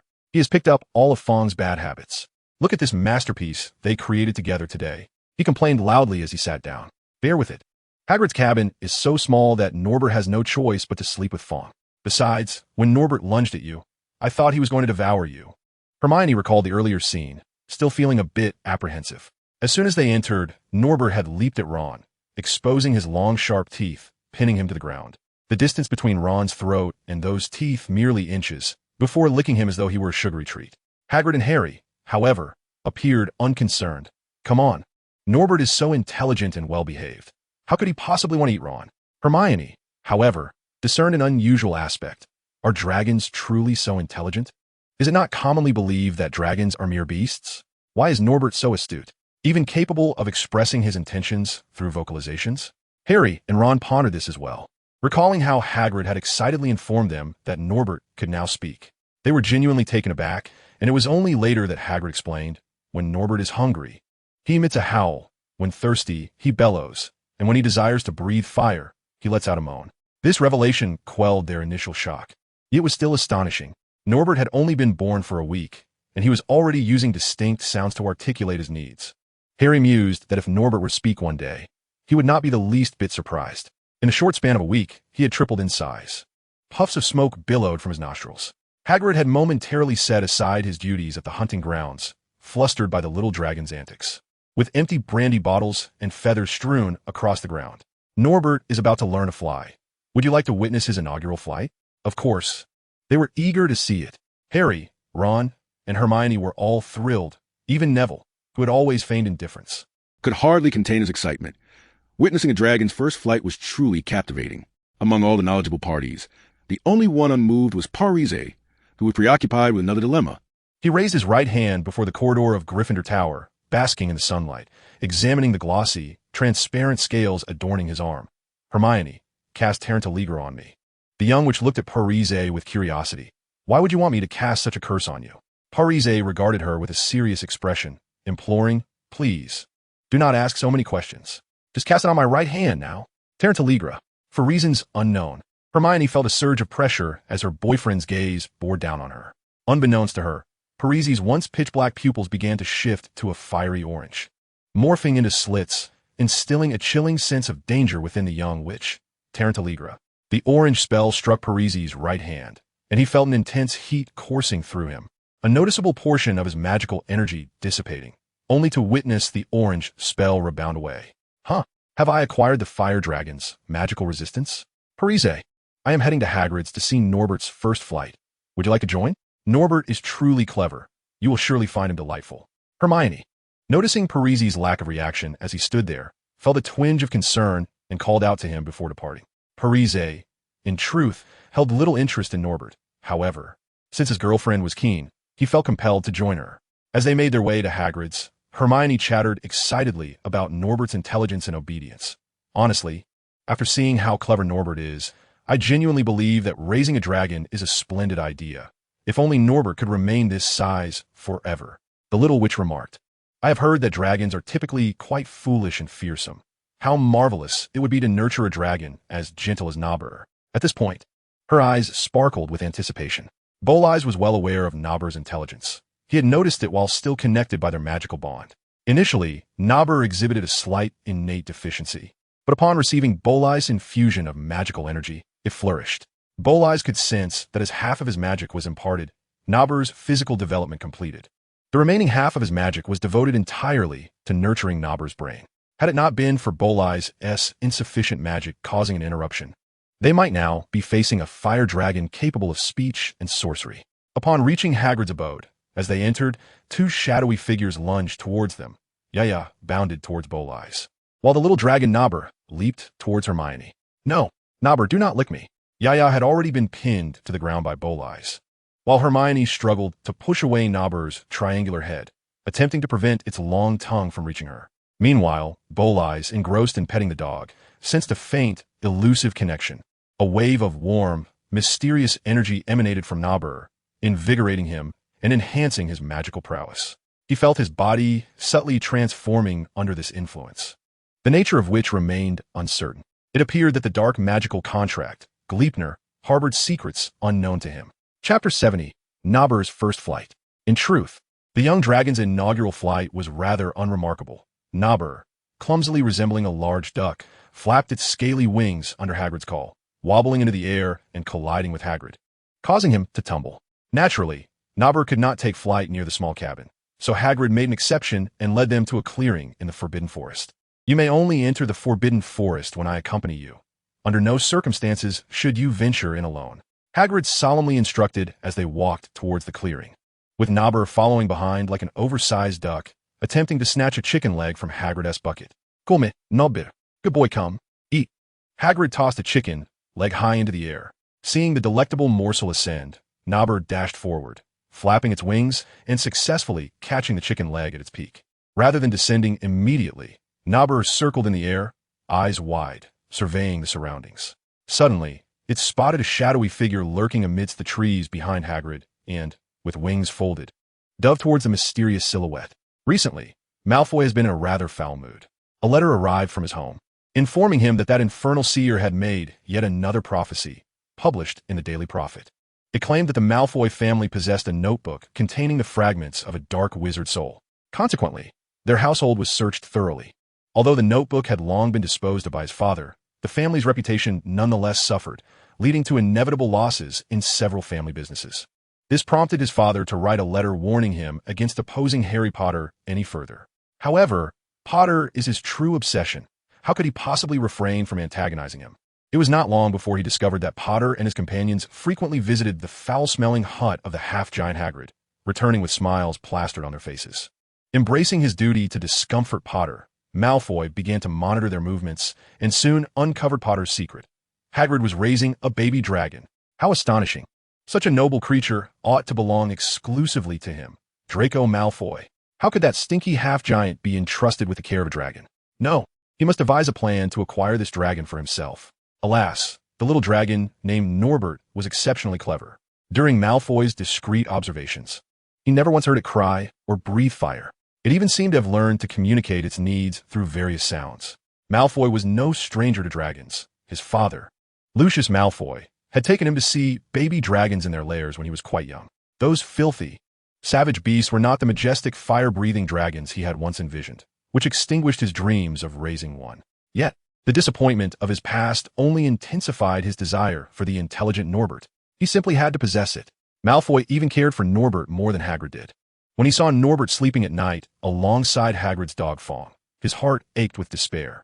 No, his noble dragon should not be slumbering in that wretched hut with a creature that could only serve as its meal. Malfoy's yearning to claim Norbert intensified, but the dragon was too well-behaved, never causing a ruckus like others of its kind. For an entire week, Hagrid had kept the dragon a secret. with none but the scheming Malfoy aware of its existence. When Malfoy attempted to inform Dumbledore, he was met with a bemused wave of the hand and a dismissive smile. That's impossible. Hagrid raising a dragon? Why haven't we heard its roars? Ah, yes. He had named the little dragon Norbert. The dragon, diving swiftly through the sky, captured everyone's attention, much like an eagle hunting a rabbit. Norbert pinned Malfoy to the ground, bearing its sharp fangs poised at his throat. Hagrid embraced Norbert tightly, showering it with affection and wearing an expression of pure delight. Good boy. Such a darling. What brings you here, Malfoy? Harry gazed at Malfoy, who lay on the grass, dazed by the sudden dive of Norbert, and remarked with irritation, Did you not see that? Ron crouched nearby, waving his hand before Malfoy. He seems utterly stunned. What should we do? All eyes were fixed on Malfoy, except for Hermione, who attentively observed Politz, who had been clutching his chest silently since earlier. Politz, are you all right? Do you feel unwell? Your face is quite flushed. Your forehead is burning. Let me take you to Madame Pomfrey. With that, she grasped Politz's arm, ready to lead him away. Politz managed a faint smile. I'm fine. Just feeling a bit nauseous for some reason. And with that, he expelled a burst of fire from his mouth. He had been silent because he felt a persistent discomfort in his chest, as if he needed to vomit but could not. The pressure had built to the point where he felt smoke could erupt from his mouth and nose. At that moment, all attention shifted to Malfoy, and he could no longer contain himself. Tilting his head back, he opened his mouth wide and unleashed a powerful jet of flame, roaring with intensity. Witnessing Politz breathe fire, Norbert could no longer restrain himself. He too had been feeling quite stifled in recent days. Now, nestled in Hagrid's embrace, he joined Politz in releasing a magnificent plume of dragon fire into the sky. Curiously, as Norbert expelled his flames, Politz felt a wave of relief wash over him. Although he had just shot fire into the heavens, the oppressive feeling in his heart remained unrelieved. Yet, with the act of breathing fire, his magical energy, which had been at a fever pitch for days, began to dissipate. Meanwhile, outside the Forbidden Forest, Dumbledore observed the two soaring columns of fire. The time is nearly upon us. Further within the castle, Quirrell stood bare-shouldered in his office, adorned with ghastly, decaying marks reminiscent of a corpse, still wrapped in a turban, even in his own office. He gazed intently out the window at the two pillars of fire. Can they truly endure until now? The rate of assimilation is rather sluggish. Chapter 71, Dumbledore's Punishment. In the end, Harry and the others dared not confront Malfoy, even as he boisterously declared, I'm going to tell Professor Dumbledore, you are raising a dragon in the Forbidden Forest. That oaf Hagrid will be thrown into Azkaban. You will all be expelled from Hogwarts. Oh, I see, Hagrid. Is that your new dragon sculpture? It's remarkably lifelike. It looks just like the real thing. What happened to the smaller one we gave you last time? You truly have a fondness for dragons, don't you? It must have been quite expensive.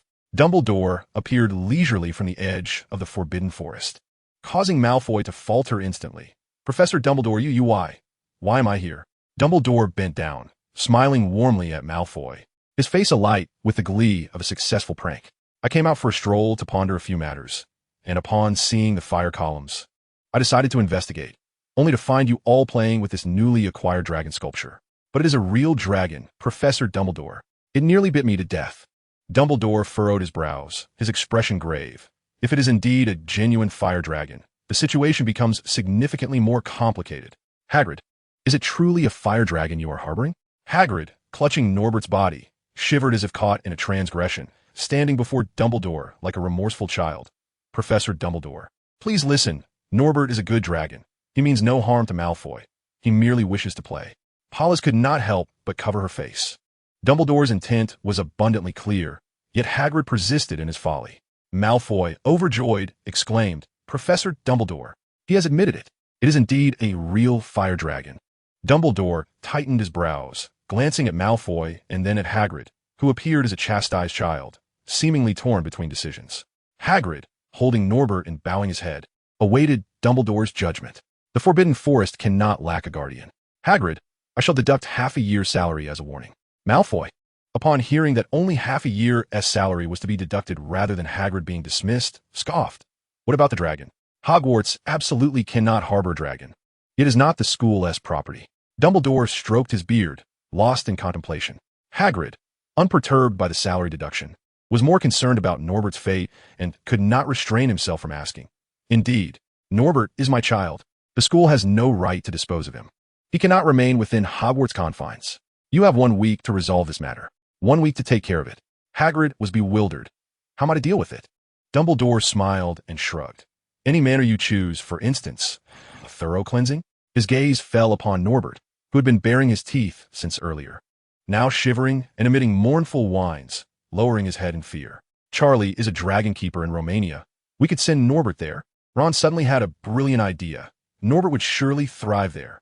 Hagrid, you could visit him. Even Malfoy was exhilarated, resolutely deciding that he must persuade his father to purchase the dragon sanctuary in Romania, thus ensuring that the clever Norbert would be his.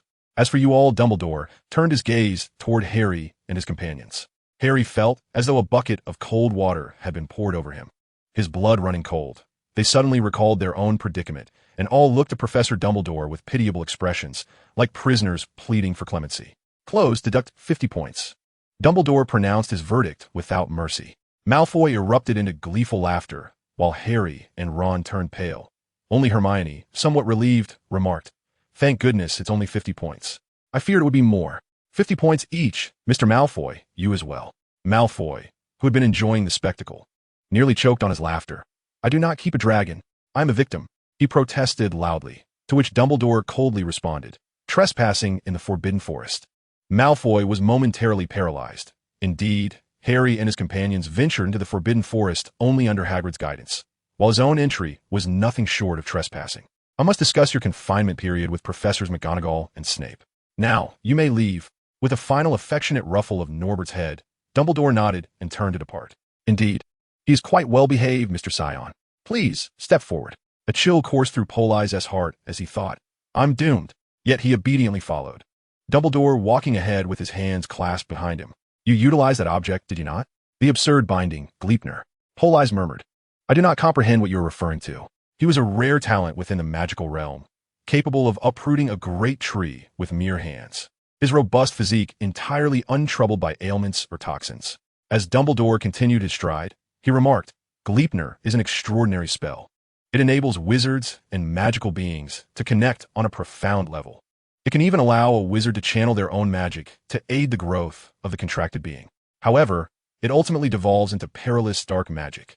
Not only does it gradually transform the contracted being into a slave of the wizard, but the contract is also bilateral. Imagine 2 buckets of water on a scale. When the contracted being is weak, the wizard's power can assist in their growth. But what if the contracted being becomes powerful? What if their numbers reach a certain threshold? The imbalanced power will inevitably rebound against the other side of the contract. Years passed, and Quirrell grew increasingly foul, his demeanor dull, and even beginning to stutter. Overwhelmed by the multitude of trolls from the giant tribe, his scale had begun to tip. What should I do? Politz pondered Quirrell's appearance, unable to suppress a shiver. I signed a Gleipnir contract with Norbert. Under duress, Politz revealed the truth. Dumbledore smiled knowingly and nodded. "Do not be afraid. Fortunately, your contracted entity is a dragon, which is far less daunting than a troll. Dragons possess low fertility, so you need not worry about a situation akin to Quirrell's during your lifetime." Then, Dumbledore offered a solution. Absolutely refrain from attempting to re-establish the contract. Due to the instinctual reactions of the contract, it will be difficult to influence it. However, once you reconnect, the balance will be immediately overturned unless you are confident in your ability to overpower a dragon with your magic. Chapter 72, The Absurd Binding. But Professor Dumbledore, is not Professor Quirrell a puppet of Tom? He became this way due to Tom's possession, did he not? As Politz absorbed Dumbledore's teachings, he initially felt profoundly moved. What a splendid professor! He elucidated and clarified the complexities at hand. However, upon reflection, he realized something was amiss.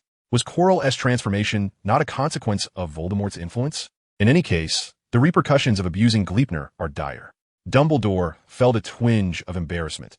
After crafting an elaborate theoretical framework, he had forgotten that his interlocutor was a young wizard familiar with prophecy. With a hearty cough, Dumbledore resolved to speak candidly. "The consequences were not as dire as I suggested, yet you must have sensed it. When the contract forms, your joys and sorrows can influence Nabur, and conversely, Nabur's emotions can affect you. Currently, Nabur is still young, and the wildness of the dragon has yet to manifest. Should Nabur mature, you may find yourself swayed by its will. In the most severe case, you might transform into a humanoid dragon. This is no jest." Dumbledore's expression was exceedingly grave. Politz pondered for a moment, concluding that it must indeed be true. He had felt it himself when Nabur, initially displeased by Hagrid's petting, evoked a similar discomfort in him. If such feelings proliferate, he might well become a perpetually disgruntled feline. Fortunately, he had severed the contract's bond. And what of Nobber's influence on me? Dumbledore smiled faintly. Does Chilo, with his robust physique and the strength of a giant, experience any effects? Politz nodded enthusiastically. Indeed, the only influence Nobber had on Politz was an increase in magical resistance and boundless energy. Elevated magical resistance is undoubtedly advantageous in the realm of magic, and the abundant energy may mean Hermione will have to work a bit harder. Yet that hardly seems a misfortune. One can only be grateful that Politz forged a bond with a fire dragon. The thought of contracting an 8-eyed giant spider, a basilisk, or a 3-headed dog is unfathomable. The mere contemplation sent a shiver down Politz's spine. Glipner is indeed dark magic. It must not be allowed to circulate. Harry and Ron were quite pleased that the matter was resolved so effortlessly. Politz concurred with their sentiments. Hermione, let us look on the bright side. We have achieved the best outcome, have we not? Hagrid was not expelled. Nobber will be sent to Romania, and during holidays, we can visit and play with him. Politz endeavored to comfort his girlfriend, yet the young witch remained discontent. But we lost a full 200 points. The House Cup is beyond hope, and Professor McGonagall must be furious. Looking on the bright side, Slytherin also lost 50 points. The girl's eyes brightened as she stood on her tiptoes and gently pecked Politz on the cheek. Are you willing to earn a point for Gryffindor? As a traditional young lady, Hermione struggled to understand her boyfriend's mindset. Despite his remarkable prowess, he seemed indifferent, often reluctant to seek the limelight. Moreover, he delighted in engaging in inexplicable antics, such as sneaking out for nightly escapades, and frequently followed Harry and Ron into mischief, which often led to her punishment. Could it be that Dumbledore's reprimand ignited in him a desire to atone? The young lady was nonetheless pleased by this development, for it spared her from the Penelope sisters' teasing about her choice of an inconspicuous underperformer as a boyfriend, despite her awareness of his exceptional qualities. Despite Harry and Ron's seemingly indifferent attitude towards the loss of points, Politz discerned their true feelings as they lay in bed that night, meditating to control the uncontrollable magic within him. The contract with Norbert had drastically lowered his progress in refining his own magical capacity, making it unlikely that even as an adult he could fully complete this endeavor. However, there was a silver lining. The total amount of magic had significantly increased. Oh no, 200 points. We're going to be mercilessly punished tomorrow, aren't we? Harry expressed his apprehensions to Ron, his voice tinged with fear. I dread the dawn of tomorrow. Yet, they had never before lost 200 points all at once, which only heightened Harry's anxiety. Yet, irrespective of their worries, the break of day was inescapable. Everyone was taken aback. The students of Gryffindor thought their eyes were deceiving them. How could the once full Gryffindor hourglass be completely empty overnight? Then, through Draco Malfoy's relentless gossiping, the entire school learned that Harry, Ron, Hermione, and Politz had raised a dragon with Hagrid, the keeper of keys and grounds, and that Professor Dumbledore had caught them, resulting in a deduction of 200 points. In an instant, Harry found himself at the center of a scandal. Once one of the most popular and respected figures in the school, he had now become the target of scorn. Even the students of Ravenclaw and Hufflepuff cast him disapproving glances, as they had long hoped to see Slytherin lose the House Cup. Wherever Harry went, whispers and pointed fingers followed him, with insults hurled without a hint of discretion. Conversely, as he passed by the Slytherins, they would clap, whistle, and cheer, exclaiming, "Thank you. Potter, you've done us a great favor." Among all, only Hermione fared slightly better. As many remarked, it was her boyfriend who dragged her into this. Thus, Politz bore the infamous title of the one responsible for the 100-point deduction. Yet, it seemed irrelevant to him. He continued to indulge in his daily leisure, eating and drinking as he pleased. With the gossip surrounding him, he simply chose to remain indoors, retreating to his dormitory to write stories. However, Politz was not entirely without worries. His wand was once again malfunctioning. If the compatibility of his ebony wand had previously been at 80, and his previous Bodhi wand had reached 95, the surge in his magical capacity due to Norbert's influence had drastically reduced his compatibility with the Bodhi wand, leaving it at a mere 70. According to Ollivander's theory, if a wizard's compatibility with a wand drops below 60, it becomes entirely unsuitable. It would be prudent to replace it promptly, as it would disturb the flow of magic. A compatibility of 70 is a delicate balance. If one does not seek perfect alignment and ultimate combat prowess, it may suffice. While it would not hinder him, it also would not enhance his abilities. The fluctuations in compatibility are remarkably swift. To put it succinctly, the majority of wizards experience a gradual decline in their affinity with their wands throughout their development.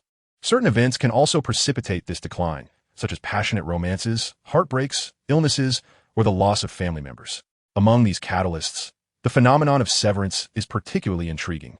According to Ollivander statistics, regardless of gender, wizards typically experience an average decrease of 10 in their compatibility with their wands following their first loss.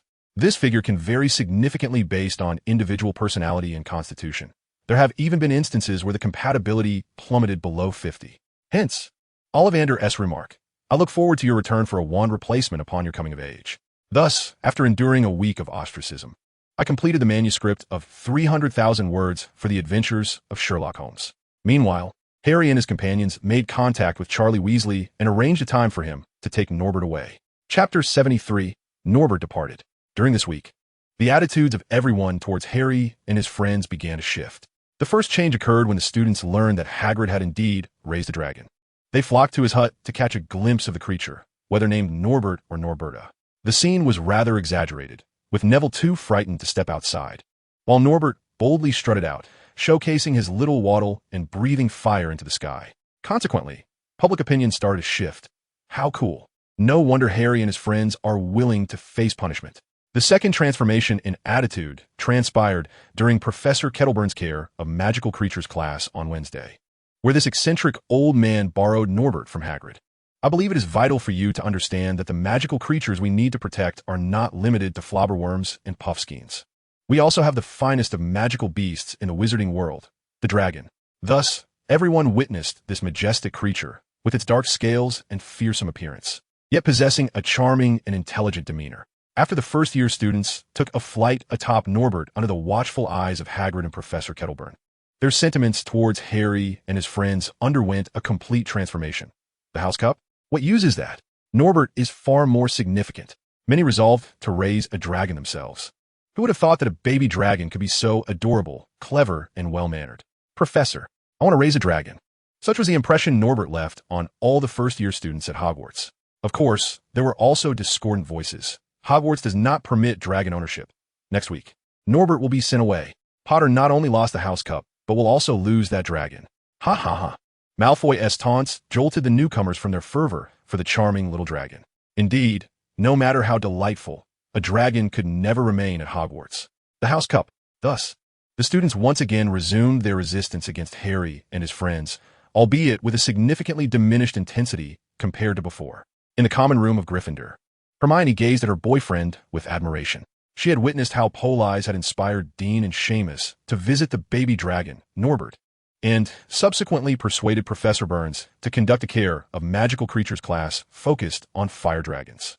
This shifted the prevailing sentiment at Hogwarts. Now, when she visited the library, no one pointed fingers at her for allegedly tarnishing Gryffindor's chances at the House Cup. Instead, they envied her for the privilege of nurturing Norbert personally. Hermione displayed her class schedule, marked with red circles, alongside another schedule designated for Politz, equally adorned with circles of crimson. Her plan for extra points had yet to unfold, and with the weekend approaching, it was time to bid farewell to Norbert. On Sunday morning, Charlie and his friends would arrive at the Quidditch pitch to take Norbert away. "It's truly marvelous that you obtained the professor's permission," Charlie's letter had proclaimed. "Norbert's customs application has been approved, and we can take him away without any pretense. He will arrive at his new home in Romania tomorrow." Thus, on that splendid Sunday morning, with clear skies and gentle breezes, Harry and his friends made their way to Hagrid's hut to collect Norbert. Hagrid had already secured Norbert in a large crate, fully prepared with an abundance of mice and some brandy to sustain him during the journey. In a low voice, Hagrid remarked, "I've also included his teddy bear, lest he feel lonely." From within the crate came the sound of soft snoring. Norbert was far from lonely, comfortably fed and asleep. Since the entire student body had become acquainted with him, Norbert had begun to grow rapidly, thanks to the constant offerings of food from students, with Malfoy being the most fervent contributor. Upon arriving at the Quidditch pitch with the crate, Harry and Ron were taken aback to find a throng of spectators. Nearly the entire Hogwarts student body had gathered. As they carried the crate, looking bewildered, Hermione observed Politz, noticing a hint of smugness on his face. Indeed, the contents of Charlie's letter had been inadvertently leaked by Politz. The news of Norbert's departure on that Sunday morning swept through Hogwarts like wildfire, largely attributed to a single tantalizing phrase. "I'm only telling you this." You must not share it with anyone else. Consequently, this rumor spread like a contagion, culminating in the current scene of farewell. Around 11 in the morning, four broomsticks descended upon the Quidditch pitch, and the charismatic Charlie Weasley, with his fiery hair, dismounted smoothly alongside his friends, waving at the surrounding crowd as if greeting adoring fans. In truth, it was not far from reality. During his time at Hogwarts, Charlie had been the embodiment of Hermione and Harry's ideal, a stellar student, captain of the Quidditch team, and a paragon of talent in the Weasley family. In stark contrast, Ron appeared rather overshadowed, maintaining a low profile and keeping his head down since Charlie's arrival.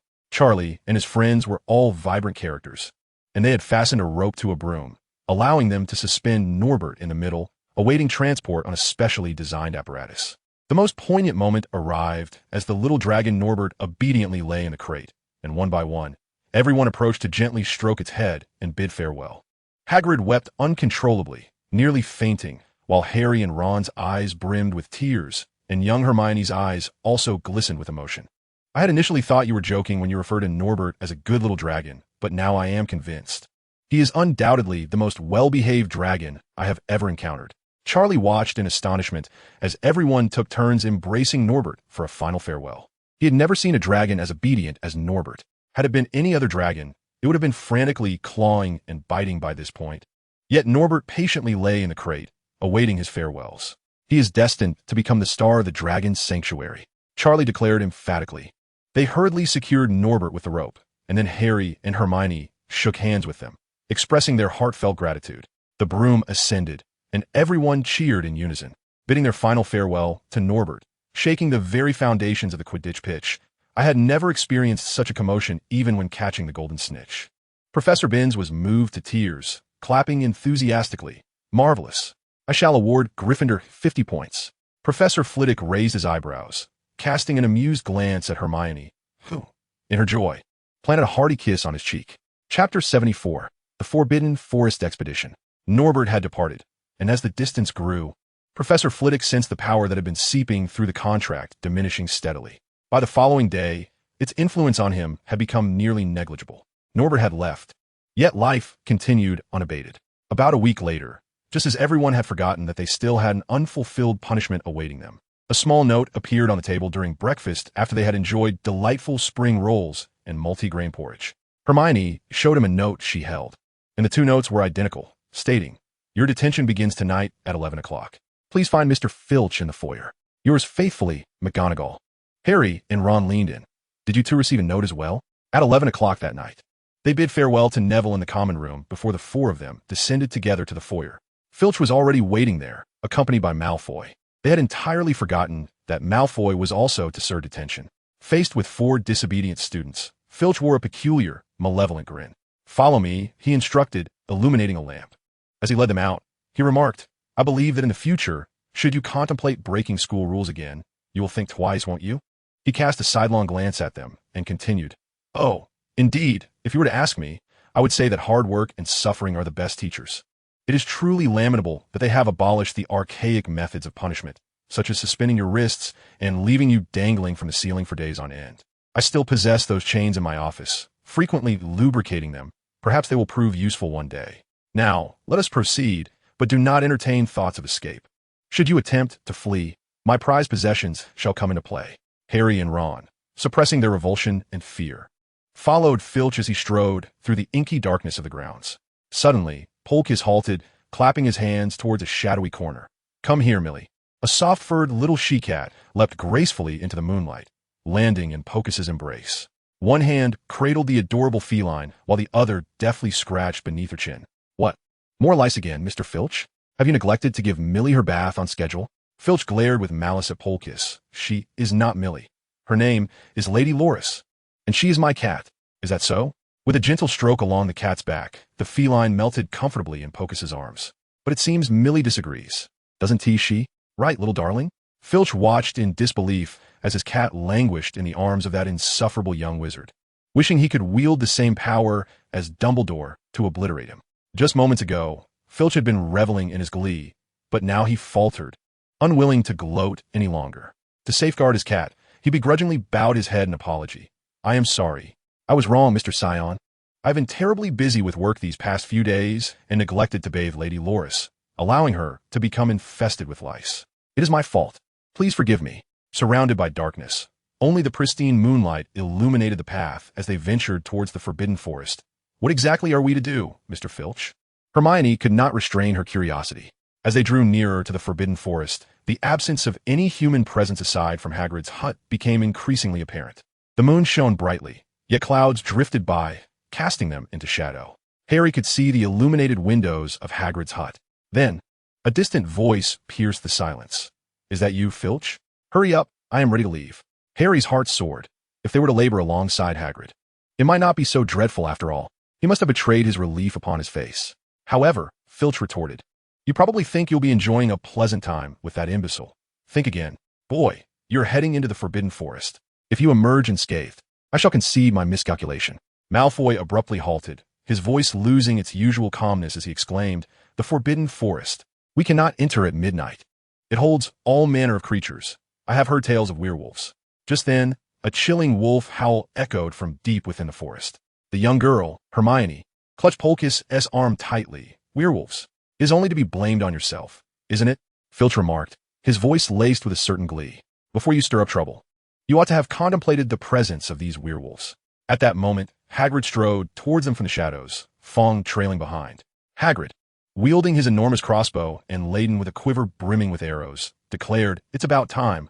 I've been waiting for half an hour. What say you, Harry, Hermione? You shouldn't be so courteous to them, Hagrid, Filch replied coldly. After all, they are here to face punishment. Is that the reason for your tardiness? Hagrid frowned at Filch and retorted, you've been reprimanding them. This is not a place for your lessons. Your task is complete. From now on, I shall take charge. Filch, in despair, reached out, return my Madame Loris. Polly, noticing Hermione's lingering anxiety, gently placed the cat into her arms. Here, Hermione, hold it, and you shall not feel afraid. The young girl accepted the cat, and indeed, in the dark of night, cradling an adorable kitten alleviated her fears considerably. At that moment, Polly addressed Hagrid. Let us proceed to the forbidden forest. Perhaps we might discover something of value within. Hagrid's calm demeanor influenced Hermione. Oh, what treasures lie within the forbidden forest? Hagrid burst into hearty laughter. The last time, I found a unicorn's tail hair nestled in a tree fork. A splendid find, worth 2 galleons a strand. Malfoy scoffed, muttering, I shall not enter that forbidden forest. If you wish to remain at Hogwarts, you have no choice but to go, Hagrid stated unflinchingly. You have erred, and now you must face the consequences. This task is for the servants, not for students. I thought we would merely write lines or something, Malfoy protested. If my father knew I was doing this, he would. Let me tell you, Hogwarts operates as such, Hagrid bluntly replied. Writing lines serves you no purpose. You must engage in something worthwhile, or you might as well leave. Malfoy remained motionless, glaring at Hagrid in fury, only to soon lower his gaze. Very well, Hagrid continued. Now listen closely. What we are about to undertake tonight is exceedingly perilous, and I wish to protect each of you from harm. Follow me this way. He led them to the edge of the forbidden forest, raising his lantern high, pointing to a narrow path that gradually disappeared into the dark thicket. As they gazed into the forest, a gentle breeze tousled their hair. Look over there, Hagrid instructed. Do you see that glimmer on the ground? The silvery substance is unicorn blood. A unicorn within the forest has been grievously injured. This marks the second occurrence within a week. Just last Wednesday, I discovered a dead one. We must strive to find that poor unicorn and relieve it of its suffering. What if the creature that harmed the unicorn finds us first? Malfoy inquired, his voice tinged with uncontainable dread. As long as you are with me or Fong, no creature in the forbidden forest shall harm you, Hagrid reassured them. Hagrid cautioned against straying from the path. All right, we shall split into 2 groups and follow the trail of blood. There are bloodstains everywhere, evidently. It has been wandering about since at least last night. Harry seemed eager to follow Hagrid, while Politz glanced at them, clasping Hermione's small hand as they trailed behind Fong. Malfoy looked at Harry, then at Fong's long teeth and at Politz with Hermione, perhaps recalling that these two had once rescued him. I want Fong too, he declared. Very well. However, I must warn you, Fong is a coward, so do not harbor overly high expectations. Fear not, Hagrid. We shall take care of ourselves, and I will protect them, Politz assured, holding his girlfriend tightly, while Malfoy did not spare them a glance. Chapter 75, The Wizard's Blood Oath. Though their path was marked by glowing blue bloodstains, indicating the presence of a unicorn, Politz was not particularly interested in encountering Unicorn or Voldemort. The young girl in his arms trembled, despite his gentle embrace. If anyone finds a unicorn, shoot off green sparks, understood? Take out your wands and practice. And if anyone encounters trouble, send up red sparks, and we will come to your aid. Now, everyone, be cautious. Let us proceed. Meow. Hermione's got millet. As the young girl continued to shiver, causing her discomfort, Politz nodded, flicking his wrist to reveal his wand, which slid silently into his hand. Indeed, let us go. No, I do not wish to enter. There must be werewolves inside. If bitten by a werewolf, my life would be over. Just don't tell Hagrid. Politz nodded slightly. That is indeed a good point. Your presence is inconsequential anyway, as you would be of no help. However, a question arose. Why should we assist you in deceiving Hagrid? Malfoy chuckled awkwardly. We are classmates. After all, classmates should support and understand each other. Previously, you did not extend such understanding while we were caring for Norbert. The young girl could not contain herself, having never encountered such shamelessness. She feared Politz might relent and acquiesce to Malfoy's request. Nonetheless, we could empathize with you to some extent. You are unlike us. You are Draco Malfoy, the heir of the Malfoy family. Should you actually be harmed by a werewolf, the future of the Malfoy lineage would indeed be in jeopardy.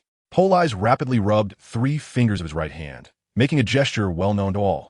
Hermione, witnessing her boyfriend's folly, tugged at his clothing urgently. Politz, what does that gesture mean? Malfoy must be punished. He deserves it. As a scion of a prominent family, Malfoy was not oblivious to the meaning behind the gesture. In a hoarse voice, he inquired, how much? Politz shrugged. You are the eldest son of the Malfoy family, the future heir of a noble pure-blood lineage. The honor of the Malfoy family is an invaluable treasure. Malfoy nodded repeatedly at Politz's praise, exclaiming, indeed, precisely. So, a mere few thousand galleons will suffice. What do you say? Not too much, is it? Malfoy was evidently taken aback by this figure, his voice hoarse as he inquired. How much? How much? Holding Hermione in his arms, Politz smiled brightly at him. 10,000, 20,000, 30, or 50,000, whatever you wish. You ought to at least offer 1,000 galleons. After all, we are embarking on an adventure for you. If either of us were to fall prey to a werewolf, it could spell doom for our lives. So truly, 1,000 galleons is not excessive. Malfoy gazed quietly at the individual before him for a long while, then weakly responded. I do not possess such wealth. My annual allowance is merely 3,000 galleons.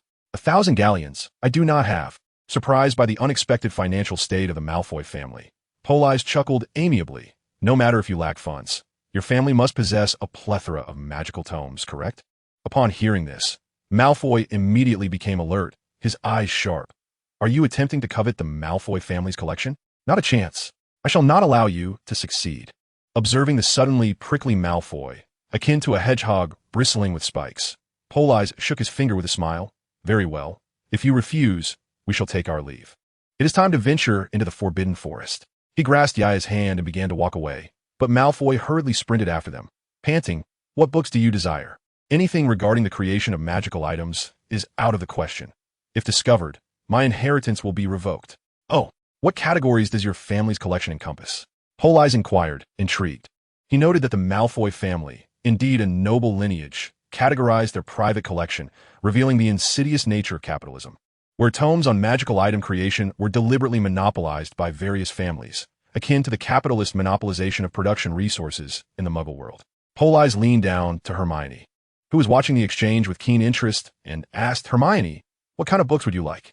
After a moment's contemplation, Hermione replied, perhaps something more advanced on transfiguration? Politz nodded. Did you hear that? All the transfiguration-related materials and magical theory from the Malfoy family. Malfoy exhaled in relief. As long as the request did not involve dark arts or advanced spells, he could acquiesce. He was essentially offering a portion of the transfiguration resources. And as for magical theory, that was hardly of any value to him. Very well. After today, I shall have my father send you the materials you seek. Wait, let us formalize a contract. Politz interrupted Malfoy's fervent assurances, raising his wand, which glowed a fierce crimson. Bring your wand closer and swear that you shall never renege. Otherwise, you will lose your magical powers. Malfoy, astonished by the ominous glow of Politz's wand, exclaimed, A wizard's blood oath? How could you wield such a vile magic? Come on, or we shall leave, urged Politz. Reluctantly, Malfoy placed his wand against Politz, and the two of them swore, Let Merlin witness our vow. We hereby vow to honor the agreement between us. Should anyone breach this pact, they shall forfeit all magical powers forever, never to be restored. Farewell, young Master Malfoy. We take our leave now. Politz, leading Yaya, was about to depart when Malfoy exclaimed, Wait, lead Yaya with me. We are heading into the Forbidden Forest, and, clearly, we require Yaya far more.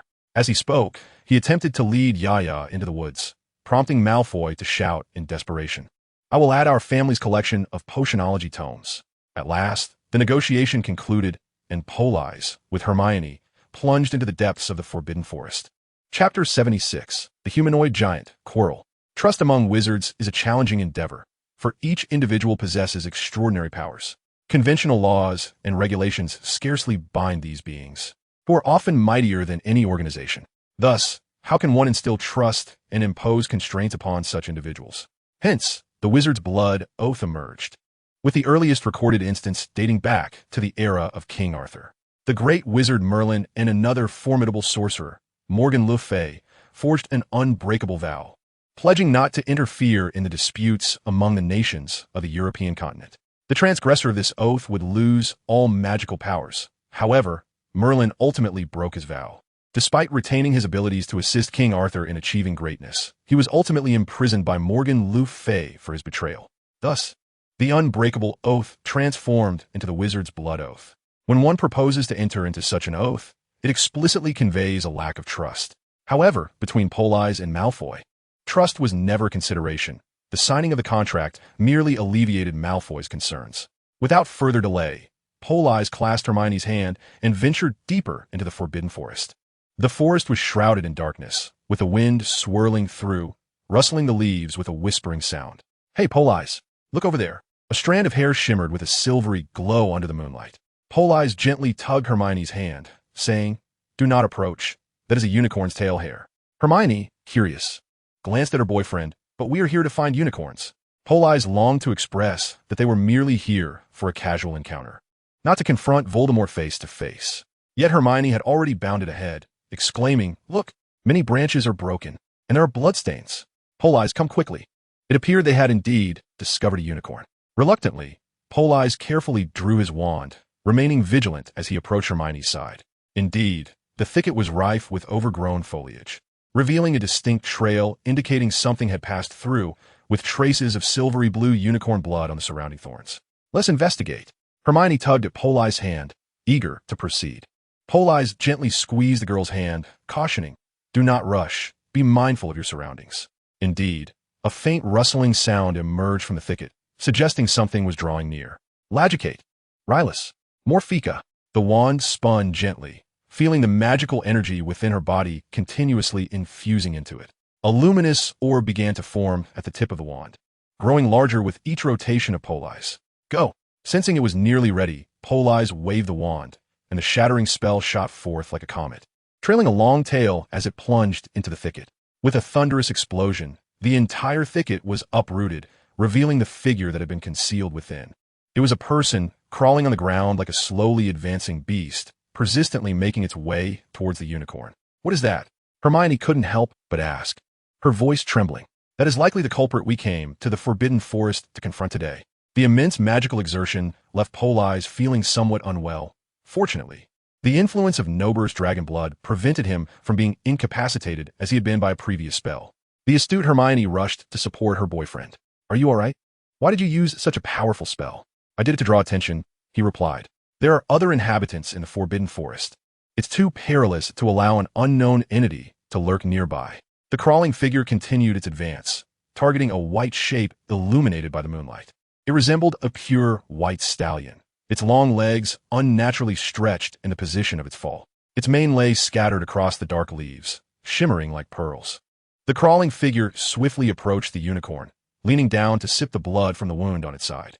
The sound of gulping was disturbingly loud as the ghastly figure raised its head, revealing a chest smeared with the unicorn's silvery blood.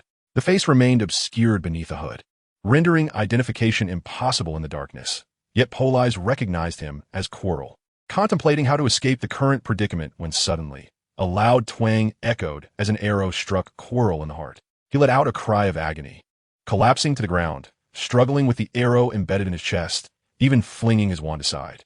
At that moment, a solid black centaur emerged from the shadows, proclaiming, Die, you unclean being. Politz was taken aback. Could it be that Quirrell the primary antagonist of the first Harry Potter book, was meeting his end at the hands of a centaur. This situation could not be so straightforward. Politz grasped Hermione, who was approaching to investigate, and cautioned, "Wait, there may be a trick." Indeed, in the next instant, the struggling Quirrell exerted himself and forcefully yanked the arrow from his heart. To their astonishment, the horrific wound was rapidly healing. Quirrell then howled, dropping to all fours and charging madly at the black centaur, without even retrieving his wand. The centaur scoffed disdainfully. "Have you lost your wits in the face of death? Without a wand, how could a human wizard possibly contend with a centaur?" As he spoke, he swiftly approached Chiron, pivoting sharply to launch a powerful kick with his horse-like body aimed at sending Chiron sprawling. In a sudden burst of movement, Chiron stepped forward, delivering a formidable punch to the centaur's hindquarters, his strength astonishing. The massive centaur was propelled into the air by the force of the blow, spewing forth blood in a frenzied manner. Capitalizing on his momentum, Chiron advanced once more, striking the centaur squarely on the head. A resounding thud echoed as the black centaur's skull shattered completely. Having vanquished the centaur, Chiron turned his malevolent gaze toward Politz and Hermione, hissing and panting as he scanned the surroundings in search of his wand. Politz, sensing the urgency of the moment and relieved that the discomfort from his depleted magical energy had dissipated, concentrated intently. Suddenly, the earth beneath him began to rise, morphing into a colossal mud ball. With another thought and a surge of magical energy, the mud ball transformed into an iron sphere, Vasidicicai, a vessel. After entering into a pact with Norbert, Politz's magical capacity had significantly increased. The energy required for casting spells was now negligible. As he unleashed his incantation, the immense iron sphere hurtled toward Chiron at an astonishing speed of nearly 200 miles per hour. As Politz's formidable projectile took shape, Chiron roared, his upper body muscles swelling dramatically as he grasped a nearby large tree. With a powerful heave, he uprooted the tree just as the iron sphere approached at high velocity. With a fierce cry, Chiron met the oncoming iron sphere with the tree trunk in hand. Chapter 77. The Fierce Battle in the Forbidden Forest. The 2-meter-high solid iron sphere charged at Chiron with an unstoppable force, racing at 200 miles per hour. Chiron roared again, his robe straining against his bulging muscles. After consuming the blood of a unicorn, the necrotic marks on his body rapidly healed, leaving no trace behind. Moreover, buoyed by his magical prowess, Chiron now appeared even more towering and robust than Hagrid. The tree trunk, once unwieldy in his grasp, now swung with the ease of a baseball bat as he braced for the incoming iron sphere. With a resounding crack and a thunderous boom, the massive tree trunk shattered upon impact. Yet the iron sphere was also sent careening away, crashing heavily into the ground and creating a deep crater. Hermione, witnessing the centaur manage to shatter the iron sphere, was struck with shock, yet she continued to unleash her most potent spells. "Hermione, don't use that. Step back and craft another iron sphere. I will handle him," Chiron urged. As Hermione persistently cast a stunning spell at Snape, Politz suddenly seized her by the arm, stating, "Ordinary spells are ineffective against him." Indeed, the azure light of the stunning spell repeatedly struck the centaur, who merely extended a hand to deflect the incoming magic, sending it wildly off course and creating fist-sized craters in the ground. Though reluctant, the young girl obediently complied, standing behind Politz and employing her exceptional transfiguration skills to create ammunition for him to launch. However, crafting a solid iron sphere 2 meters in height proved to be a formidable challenge. Summoning her utmost strength, she fashioned a collection of fist-sized solid iron balls, which she piled beside Politz. "I'm sorry, I couldn't produce a sphere that large. How about these?" Upon inspecting the iron balls Hermione had conjured, each roughly the size of a fist, with the largest being akin to a stool, Politz acknowledged that, while they lacked the destructive power of the colossal iron sphere, they had their own advantages. Obuva's launch. With a resounding clang, hundreds of iron spheres were propelled at a breathtaking velocity, incessantly striking the formidable Chilo. Ha! Ha! Ha! Chilo, witnessing the barrage of iron balls, relentlessly retaliated with his fists, even as his knuckles shattered and his hands turned to a pulpy mess. Yet, in the blink of an eye, his injuries vanished as if they had never existed. This could not continue. A decisive blow was imperative. With Hermione's supply of iron balls dwindling, she had only one fist-sized ball remaining. Vasidic's launch. Summoning every ounce of her strength for a final incantation, she aimed for Chilo's head. The iron ball, traveling at nearly 6 times the speed of sound, transformed into a crimson projectile, shattering his outstretched arm and subsequently obliterating his skull, scattering fragments and brain matter across the ground. "Yes, we defeated him," Hermione exclaimed, jubilantly bouncing at the sight of their adversary felled in one fatal strike. She was about to approach the unicorn's corpse, but Politz, with swift reflexes, seized her arm. "How curious. Where's my head?" The voice, deep and resonant, emanated from the headless corpse, which astonishingly rose once more. Soon after, Hagrid and Harry, having heard the commotion, approached, greeting Politz and Hermione. "Hey, Politz, Hermione, what on earth is this?" The headless body lunged toward Hagrid and the others. A shocking sight that rendered Harry and his companions momentarily stunned. From Politz's vantage point, he noticed Harry's scar glowing noticeably. The headless corpse, as if sensing a formidable foe, turned and fled rapidly into the depths of the Forbidden Forest, inadvertently tossing aside 2 centaurs, one white and one red, like mere obstacles. Wow, a headless monster. After a fierce struggle, it appeared that Harry's mere presence had been more effective than their relentless battle, leaving Politz somewhat disheartened. Once Chilo had retreated, Politz guided Hermione to the unicorn's lifeless body, gazing at the ethereal creature, its silver blood pooling from the wound. "Hey, Hagrid, the unicorn is dead. That headless monster you saw earlier did this." As Hagrid and the others approached, Hermione chattered on. "When we arrived, we saw him drinking the unicorn's blood. Only those who possess nothing yet yearn for everything are capable of committing such heinous crimes. The blood of a unicorn can prolong your existence, even when you are on the brink of death, but it demands a grave sacrifice in return. In your desperate bid to salvage your life, you have slaughtered a pure, innocent being. Thus, from the moment its blood touches your lips, you will possess a life that is but a shadow of existence, a cursed life." Politz approached, obstructing the gaze of the centaur. Before all of this transpired, we were already aware that Bane merely followed the guidance of the Morning Star. The platinum-haired centaur gazed skyward, his demeanor devoid of emotion, as if merely stating a fact. "Tonight, Mars shines brightly, yet the star of King David outshines it. Your companion has perished." The prophet-like Politz reiterated the grim truth, as another chestnut-hued centaur joined him, stating, "Innocent souls always fall first." Bane challenged fate and met his demise. "And we rejoice for him. Forenza, that is merely a foal, and her boyfriend is not pleased." The platinum-haired centaur, Forenza, seemed bewildered. "Oh, well, Ronan, tonight Mars shines exceptionally bright. Clearly, humans are ill-suited for conversing with centaurs, as the two soon delve into a dialogue that was incomprehensible to any outsider. The stars reveal that secret. Ronan, I must resist that evil. Forenza, centaurs never interfere with the choices of fate." Forenza roared in apparent fury. "Did you not see that unicorn? I have made my decision. I shall confront that lurking menace in the forest, even alongside humans." Thus, the two centaurs parted ways in discontent, and it soon became time for more pressing matters. Politz felt a measure of gratitude towards these 2 jesting centaurs. "Politz, you are remarkable. I saw from afar," Harry exclaimed, astonished. "I never imagined Snape possessed such strength, uprooting even massive trees for baseball." It was evident that Harry still believed that individual to be Professor Snape. As they surveyed the battlefield, all were taken aback by the horrific scene. It was so dreadful that even Hagrid felt a chill of fear. The slain unicorn, the centaur with a shattered skull, and a headless corpse that fled. The scene was astonishingly reminiscent of a tale from Storybook. Draco Malfoy had also arrived, drawn by the commotion in the Forbidden Forest. Although his legs trembled with fear, curiosity, and a tinge of concern for the loathsome Potter compelled him to follow, accompanied by his minion. This is utterly astonishing. It is hard to believe that such a scene has not occurred since the end of the Wizarding War. The Wizarding War? Rather than discussing the identity of the headless figure, Politz found himself intrigued by Malfoy's mention of the Wizarding War. What is that? Their confinement was evidently drawing to a close, and as they exited the Forbidden Forest, Malfoy began recounting what he knew about the Wizarding War to Politz. This narrative unfolds after the era of King Arthur. Following the Great King's demise, Britain once again fell into disarray, with the kingdom's sorcerers engaging in conflict after the passing of Merlin. Each sorcerer, a noble in their own right, resided in a castle of their own.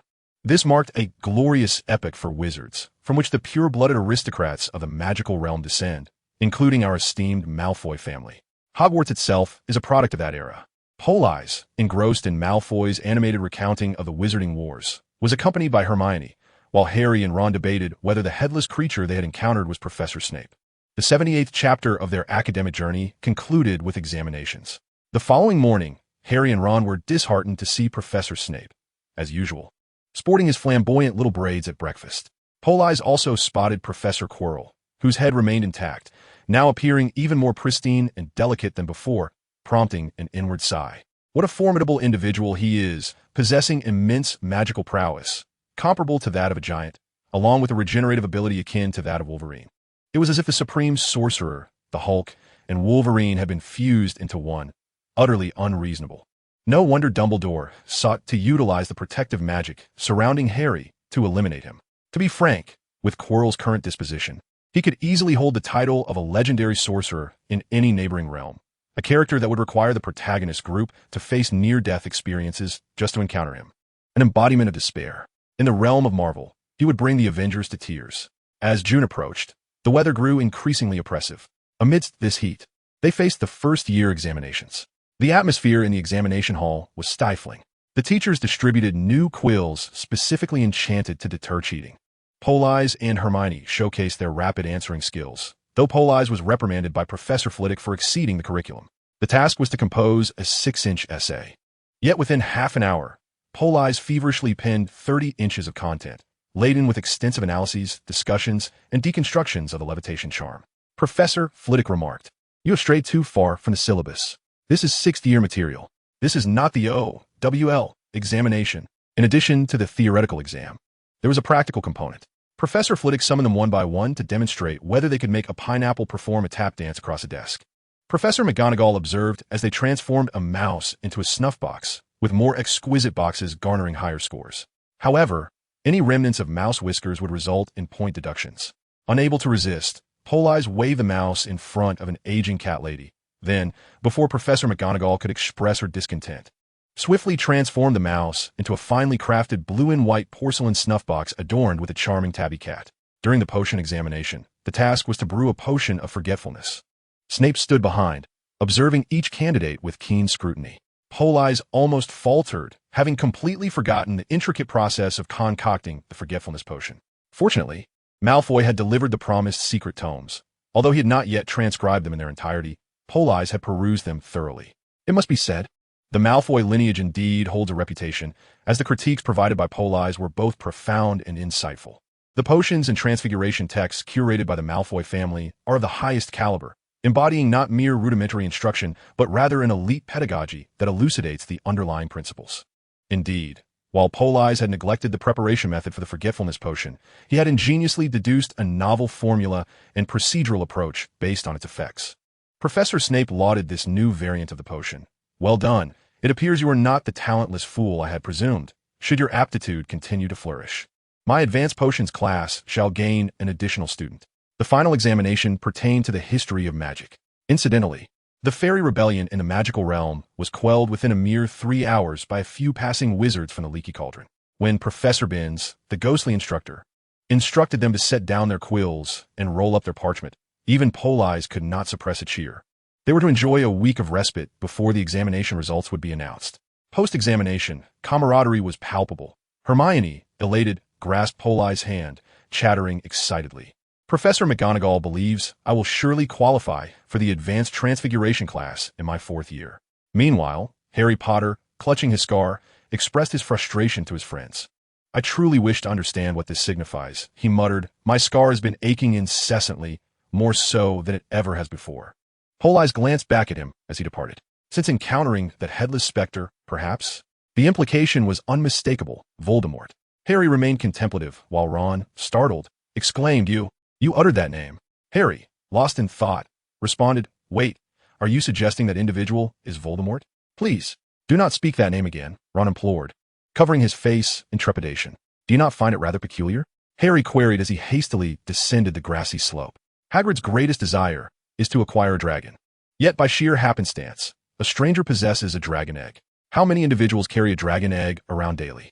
That is, after all, a breach of wizarding law. Do you not think it fortuitous that they found Hagrid? Why did I not consider this before? Let us seek out Hagrid and inquire about Norbert. Harry grasped Politz's hand, pulling him along forcefully. "Politz, assist me." In the meadow outside the hut, Hagrid was busy shelling peas into a small basket.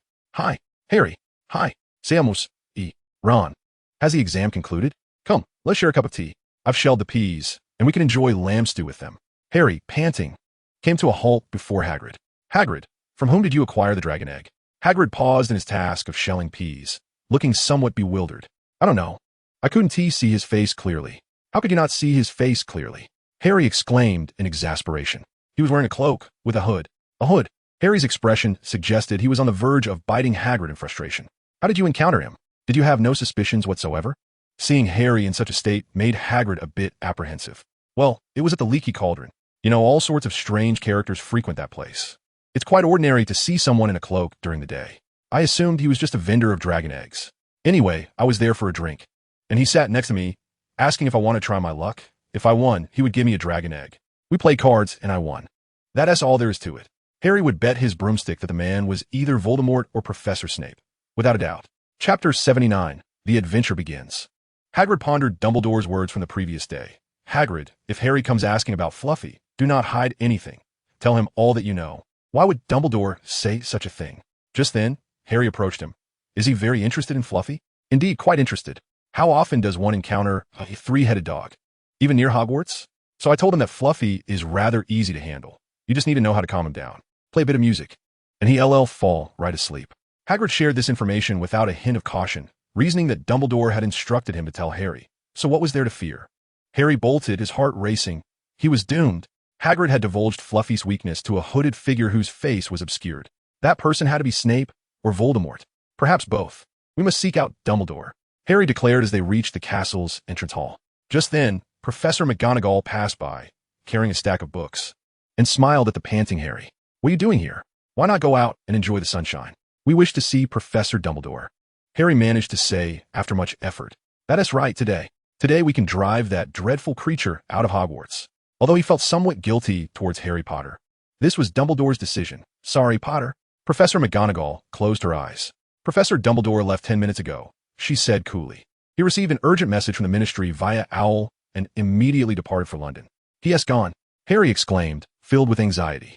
At that moment, Dumbledore was an exceptionally remarkable wizard, inundated with responsibilities, and time was of the essence. Yet, this matter was of utmost importance. Is what you have to say more significant than matters of the Ministry of Magic? Harry boldly declared, casting aside all caution. Professor, it pertains to the Philosopher's Stone. Professor McGonagall allowed herself a faint smile, choosing not to discard the book in her hands, but instead continued in accordance with the prophecy. How could you possibly know about the Philosopher's Stone? This is not information meant for you. But Professor, someone is attempting to steal it. I must inform Professor Dumbledore. Very well, go bask in the sunshine. Forget about the Philosopher's Stone. It is not your concern. Professor McGonagall closed her eyes, contemplating that this burden should not fall upon them. Yet, her good intentions proved futile. That very night, when Harry was certain Professor McGonagall was far enough away to be unheard, he hurriedly said, Snape is going to traverse the trapdoor tonight. He has acquired everything he needs and has successfully lured Dumbledore away from the school. That letter was undoubtedly delivered by him. I dare say the Ministry would be utterly astonished by Dumbledore's sudden appearance. With a smile that seemed to contain a hint of malice, Snape stood quietly behind him, his remaining softness gradually hardening. Indeed, he was James's child. Good afternoon, Snape remarked as Harry turned sharply, having just finished speaking. He raised a hand and spoke in a relaxed tone. On a day like this, you ought not to remain indoors, he said, his facial muscles contorting into a peculiar smile. We were just saying, Harry began, uncertain of his own words. You ought to be more cautious, Snape warned. Roaming about like this may lead others to suspect you of nefarious intentions. Gryffindor cannot afford to lose any more points, can it? Harry grasped his friend's hands and turned to leave. Potter, I must caution you. If you dare to flout the school rules as you have before, I shall personally see to your expulsion. Snape's words were resolute. Harry recognized the seriousness in his tone. Yet after a brief moment of contemplation, he resolved, this is something we must undertake. Although he was tempted to dissuade Snape from his futile efforts, Harry made his decision. I shall seek out Hermione to assist in monitoring Snape. Polly slapped her forehead in realization. All right, how about this? We shall go at once. As long as we secure the Philosopher's Stone and destroy it, we shall triumph. At this declaration, Harry appeared startled, while Ron's expression reflected a hint of amusement. Are you mad? That is the Philosopher's Stone. Polly, of course, was intrigued by the stone. Merely having it in hand for examination would surely be more meaningful than perusing 10 tomes, wouldn't it? Harry's face lit up with excitement. Exactly. If we destroy the Philosopher's Stone, neither Snape nor Voldemort will be able to obtain it. Thus, They dashed to their dormitory, and upon entering the common room, they found Hermione quietly engrossed in a book. Noticing their hurried approach, she curiously inquired, "Where are you off to?" The young girl was displeased. "You intend to traverse that door without me? I wish to go as well. Having a girlfriend who is excessively intelligent can be quite troublesome." Politz firmly placed his hand on her shoulder, exclaiming, "This matter is far too perilous. You cannot go." Hermione twisted her body to free herself from Politz's grasp and retorted boldly, "I must witness such thrilling events. I cannot allow you to enjoy it alone." Indeed, it made perfect sense that the Sorting Hat had placed this spirited girl in Gryffindor. Seeing that words could not deter Hermione, Politz wrapped his arms around her and kissed her lips. To be candid, the kiss was rather uncomfortable. The young girl struggled fiercely, her braces scraping against his tongue painfully. Fortunately, she did not bite him. After a while, Hermione calmed down and asked, "Can we really not go?" In truth, there was little risk involved. It was merely that Politz did not wish for his girlfriend to grow too close to Harry and Ron. "Neville, you should join us," he called out. Neville, who had been quietly engrossed in a book titled Utilizing Your Herbology Knowledge in Wizard Duels, was taken aback by the sudden summons. "What is it? Can I be of assistance?" he inquired. "Absolutely, come along," Harry exclaimed, suddenly realizing Neville's potential contribution. Thus, Harry, Ron, Politz, Hermione, and Neville set off in a grand procession towards the corridor on the right side of the fourth floor. Behind them, Dumbledore shook his head in resignation, halting Professor McGonagall, who was about to admonish them. "Let them embark on their adventure, Minerva," he said, but Quirrell has already entered. She protested. "I will follow them," he replied, and with a flick of his wand, he became transparent. Chapter 8. Traversing the Trapdoor. The group of 5 first-year students arrived at the foot of the fourth-floor staircase. Gazing at the closed door along the corridor to the right, all eyes turned to Politz, the one who had led them here. He turned to face Harry and tapped his wand against his head, declaring, "Disillusionio?" Harry's form gradually faded from view as Politz grasped his hand, instructing, "Come, remain silent. If I ask you to do something later, you shall comply, understood?" "Yes." Harry nodded. Though now invisible, he could only respond in a hushed tone. Politz then waved his hand and commanded, "Let us go." Approaching the door, he announced, "Alohomora," and pushed it open.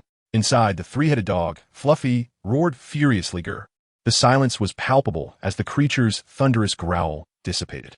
Politz waved his wand once more, conjuring a wooden puppet that held a bow with a single string. Thwack, thwack, thwack.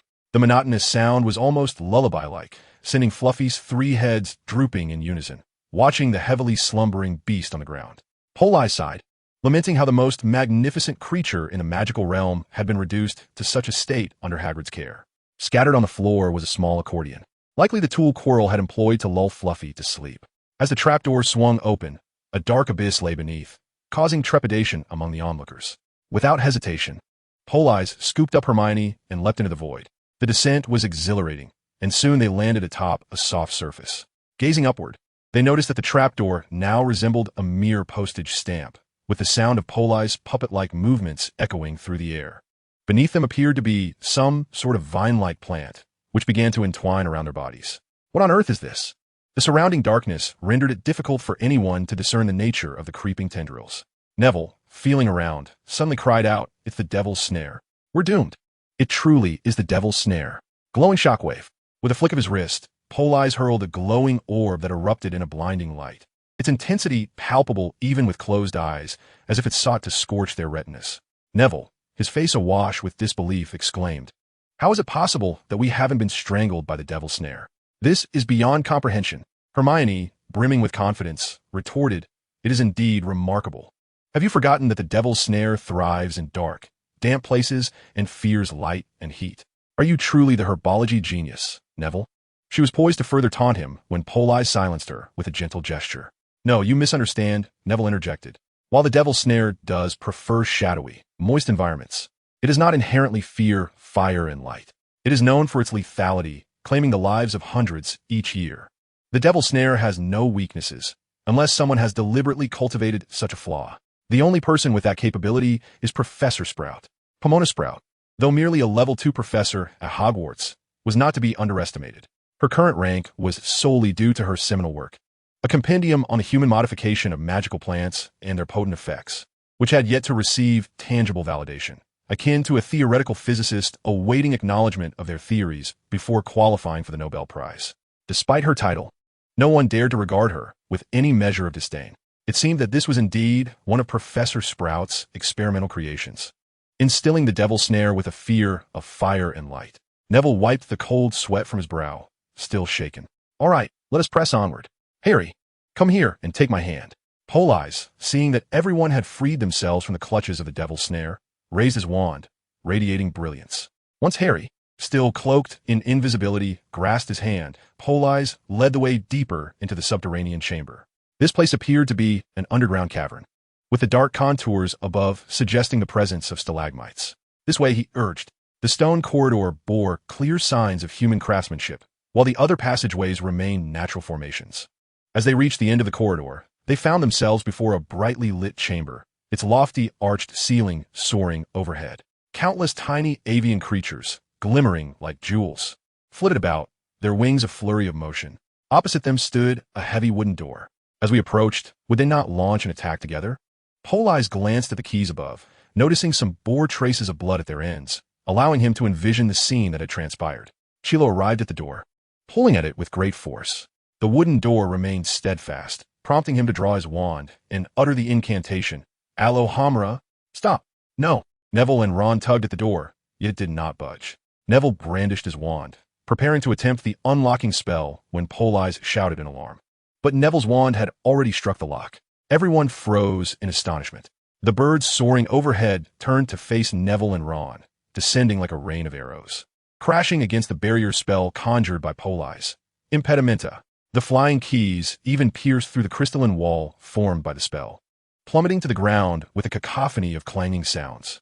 We cannot use magic. It would provoke their assault. We need a key to unlock the door. Yet, there are hundreds of keys scattered on the floor. Ron scrutinized the lock of the door. We must search for an antique key, likely silver, shaped like a doorknob. Hermione raised the key triumphantly. This must be it. The key was inserted into the lock, and with a twist, the door swung open. As soon as the door opened, the key flew away, and the keys on the ground once again ascended, fluttering about the room.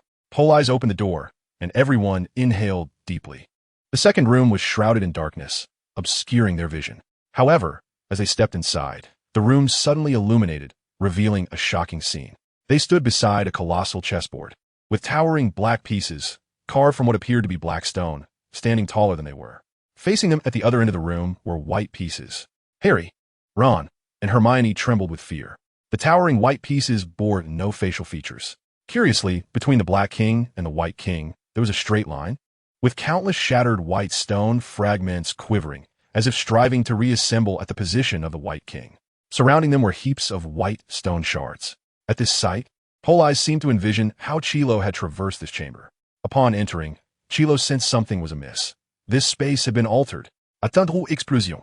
Impatient, Chilo attempted to blast open the door with magic. However, the magical energy surged, the incantation was spoken, and even the materials serving as fuses were consumed. Yet no explosion ensued. Must we play a game of chess with these stone pieces to advance to the next room? Quickly, Chilo, for me, and for yourself. Seize the Philosopher's Stone. As you command, my master. He stepped onto the chessboard, taking the place of a piece, and began to engage in the game. However, it was evident that his skills were lacking. After suffering several consecutive defeats, Chilo grew furious. Following a strike from the opposing White Queen, he did not collapse, but instead remained steadfast on the board. So that is how it is. He summoned all his magical prowess to augment his strength to an extraordinary degree. Even a combined assault from all the pieces would be futile against him. With a mere flick of his fist, he shattered the towering stone piece. Ignoring all caution, he forcefully moved to the opposite side of the board, smashing the White King. After which the door swung open. Chapter 81. Power and Wisdom.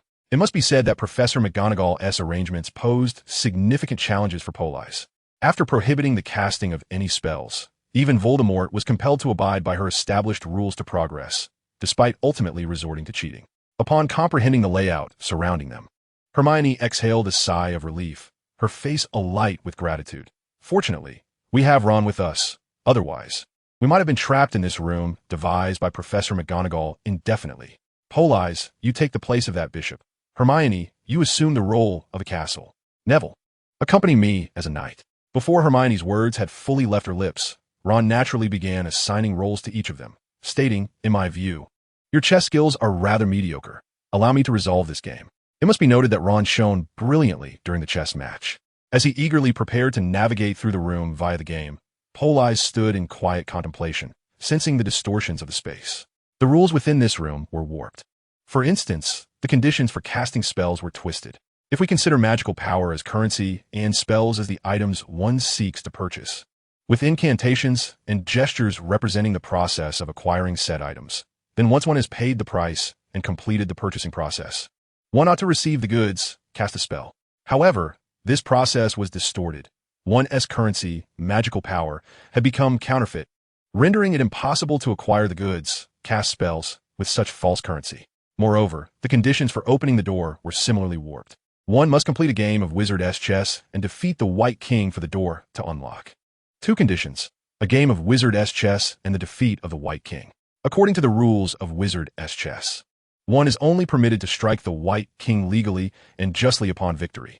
Otherwise, one would be deemed in violation by the other pieces and subjected to a collective assault. In this twisted realm where all magic was forbidden, only a giant could act outside the rules. Fortunately, Politz possessed the same means of cheating as Chilo. Ever since witnessing Chilo's performance in the Forbidden Forest, Politz had begun to explore the powers bestowed upon him by Nabur, having now identified 3 distinct characteristics. 1. Dragon Skin Charm, which manifested a layer of transparent, illusory scales upon his skin, granting him the magical defensive capabilities equivalent to that of a fire dragon. 2. Dragon Wing Charm, which, if he exerted himself to the utmost, allowed him to unfurl a pair of dragon wings behind him that could sustain his gliding, albeit minimally. The Dragon Breath technique transforms magical energy directly into flames, expelled forcefully from the mouth. Given the technique's potency and its magical consumption, it remains somewhat inadequate. However, in a situation where magic cannot be unleashed, circumstances alter dramatically. Everyone leaps from the chessboard. Once all have prostrated themselves, Politz takes a deep breath, channels his magical energy, and unleashes a fervent blaze. Even the white stone chess pieces are reduced to molten lava upon contact with this torrent of magical flames. As the White King melts into a pool of magma, the door leading to the next chamber swings open. Ron stands outside the chessboard, anxiously biting his nails, experiencing a profound sense of helplessness for the first time. No matter how tranquil and beautiful the magical realm appears, reminiscent of a dream, the powerful remain formidable. Even in one's area of expertise, the opponent can compensate for everything with overwhelming strength. Having exhaled for too long, Politz feels slightly dizzy from oxygen deprivation. The chessboard has become unsteady. As the melted quartz chess pieces transform into flowing lava, submerging even the tops of Politz's boots, which are now utterly incinerated. He stands barefoot in the magma, bizarrely feeling as if his feet are soaked in warm water. Bending down to touch the lava feels akin to plunging one's hand into water heated to 60 degrees. There's a slight sting, yet it is entirely bearable, even igniting an impulse to roll on the ground. Fortunately, he restrains this urge. It seems Nobur's gift encompasses far more than I initially perceived. His body now stands amidst nearly 2,000 degrees of white quartz lava, merely feeling a mild warmth. This fire resistance would indeed allow him to bathe in a volcano, albeit with the likelihood of screaming in agony, which is already quite terrifying. The door to the next chamber has opened, releasing a pungent, eye-watering stench from the other side. Coupled with the rising temperature of the lava, is soon unbearable, prompting everyone to scream and cover their mouths and noses as they rush into the next room. Politz, too, must descend from the chessboard, returning to the spot where he had placed Harry. He reaches out and retrieves the boy, who remains obediently standing there, unmoved. Satisfied, he pats Harry on the shoulder. Excellent, do not speak. When I instruct you, follow my command. Inside the next chamber lies a gigantic troll, its head adorned with a gruesome, bloodied lump, lifeless. Hermione, Neville, and Ron have already made it to the entrance of the next room, waiting for Politz to join them. Hermione, with utmost seriousness, counts on her fingers. The devil's snare was Professor Sprout's arrangement. The flying key must have been Professor Flitwick's doing. The chess room was arranged by Professor McGonagall, and the troll is likely Professor Quirrell's arrangement. Next comes Professor Snape's, and then Professor Dumbledore's. Upon hearing this, Ron can no longer contain himself and pushes the door open. So what are we waiting for? Snape is about to acquire the Philosopher's Stone. Due to Ron's recklessness, they all had to rush into the next chamber, which was an exceedingly barren and unremarkable room. Before them stood a solitary table adorned with an assortment of bottles, varying in size and hue. What shall we do? We are trapped here, Neville exclaimed in a state of panic, his freckled face reflecting sheer terror. Look, their essay note on the table. Among giants and dwarfs, the grim is not concealed. Fourth, the second on the left, and the second on the right. Though distinct in appearance, share the same essence. Upon reading the note, Neville and Ron gazed at Hermione in despair, yet a smile illuminated her face. This is not magic, but rather a logical deduction. Many wizards possess formidable magical prowess, yet lack the acumen for logical reasoning, thereby condemning themselves to eternal entrapment. Clearly, however, one has underestimated the might of powerful wizards. Politz picked up a bottle, and, as expected, it was empty. He retrieved another, only to find it equally void. Every bottle was devoid of contents. Chapter 82, Dragonhide Charm. It was evident that Quirrell had consumed every potion within the bottles, including deadly toxins and nettle wine. One of the giant's abilities is its robust digestive system and resistance to toxins. This leaves us in a dire predicament. Politz himself was unperturbed by the black and purple flames. The Dragonhide Charm's resilience to temperature and magic intrigued him. He had already tested it, and by amplifying the charm with his magical energy, he could traverse through both flames at will. The current challenge was to devise a method to transform the Dragonhide Charm into a conventional spell that could be cast upon Harry and the others in the shortest possible time. Observing the emptiness of all the bottles, despair washed over them, and Neville plopped down onto the ground, murmuring, "We're doomed. We won't be able to escape. Let us just wait here for the professors to rescue us." Ron too sat down despondently, exchanging glances with Neville as if they were two fools. Politz waved his hand. "Hermione, Harry, do you trust me?" Hermione nodded vigorously. "Yes. Of course, I believe in you." Harry, recalling how Politz had silenced him earlier, simply grasped Politz's hand. Sensing their trust, Politz waved his wand, transforming the bottles on the table into paper and quills. He handed a sheet to Hermione. "Here, Hermione. Assist me in calculating the relationship between the frequency of the spell and the corresponding actions. Determine how much magical energy and vibrational frequency is required to create a spell capable of withstanding temperatures of 3,000 and 5,000 degrees, along with the necessary incantation gestures." Professor Flitwick's The Origins and Compilation of Spells elaborated on the connection between wand movements during spellcasting and the vibrational frequencies of magic. It even provided formulas. Fortunately, both Politz and Hermione had perused this tome. The sole obstacle remained, but Politz, we lack spell samples.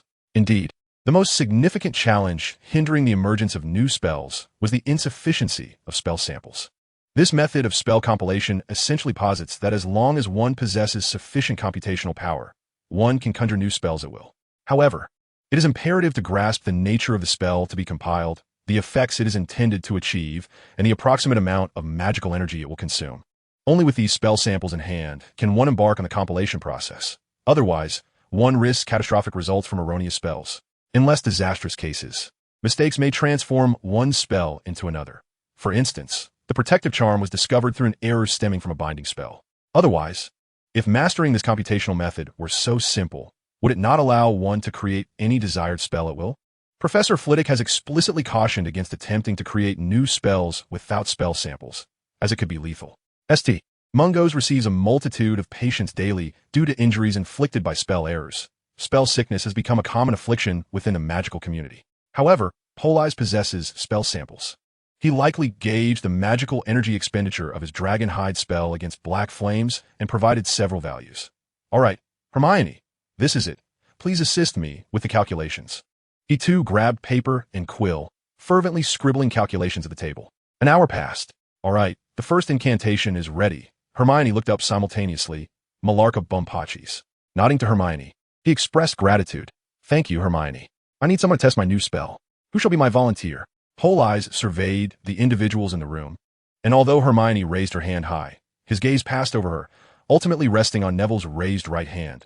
"Thank you, Neville. You are truly courageous." Ron gazed incredulously at Neville. "Are you mad? Neville, you could be blown to bits by a spell error. It's merely a spell conjured by two young wizards in an hour, and you wish to be the test subject?" With a slight smile, Neville declined to argue. Taking a step forward, "My grandmother once told me to trust your smartest friend. It is the best shortcut to success." He retrieved his wand and tapped it lightly against his head. Dragonscale Esai, Malarca Bumpaches. The outcome was promising. No catastrophic explosion occurred, and a layer of shimmering, translucent scales appeared upon Neville. He smiled warmly adjusted his robes, and confidently stepped into the flames. The purple fire crackled against his garments, a remnant of the transformation magic being consumed by the flames. Yet, remarkably, Neville remained unscathed. In fact, he seemed quite comfortable. Politz, come quickly. This feels delightful. It's like taking a hot bath in this blaze. Were it not for the brilliance of Hermione from Hogwarts, the average individual would struggle to comprehend his words. Meanwhile, Ron wore an expression of sheer bewilderment. Who am I? Where am I? What are they talking about? Why can't I understand? As they safely departed from the room, Politz raised a hand. Harry, come here, stand before me, and heed my words. When I open the door, do not be taken aback. Regardless of who is in that room, even if you should see Dumbledore standing there, do not be startled. After a brief pause, Politz continued. The ideal scenario would be for the room to be empty. If we destroy the Philosopher's Stone, we can leave. If there is someone inside, maintain your silence. Stand behind him and await my command. If I am unable to handle him, you must leap forward and seize his head. Never let go. Then we shall triumph. Do you understand? Yes, Harry replied. Politz tapped his wand gently against both Harry's head and his own, of course, refraining from using magic on himself. I shall open the door, and when the moment comes, you simply run over. After preparing for battle, Politz took a deep breath and boldly stepped into the black flames. It felt scorching, akin to touching boiling water. Only when his magic began to circulate did that burning sensation dissipate as he pushed open the door. Inside stood a figure. Not Snape, nor Voldemort, but Quirrell. He faced the entrance, shaking his head, with an opulently adorned large mirror behind him. With a smile, he remarked, I knew it would be you, Politz Shown. You see, we are quite alike, remarkably so. Ever since the night you shattered my skull, I anticipated your arrival. Just now, I was arguing with the Dark Lord about who would enter this room after us. I posited it would be you, while his Dark Majesty insisted it would be Harry Potter. Clearly, I have prevailed. A grotesque smile contorted his face, more distorted and terrifying than his usual facade. Chapter 83. The Ineffectual Protective Charm. You truly resemble me. You exhibit the same intelligence, pride, confidence, and equally the same foolishness. As Quirrell spoke, his expression was peculiar, tinged with nostalgia, admiration, disdain, and mockery.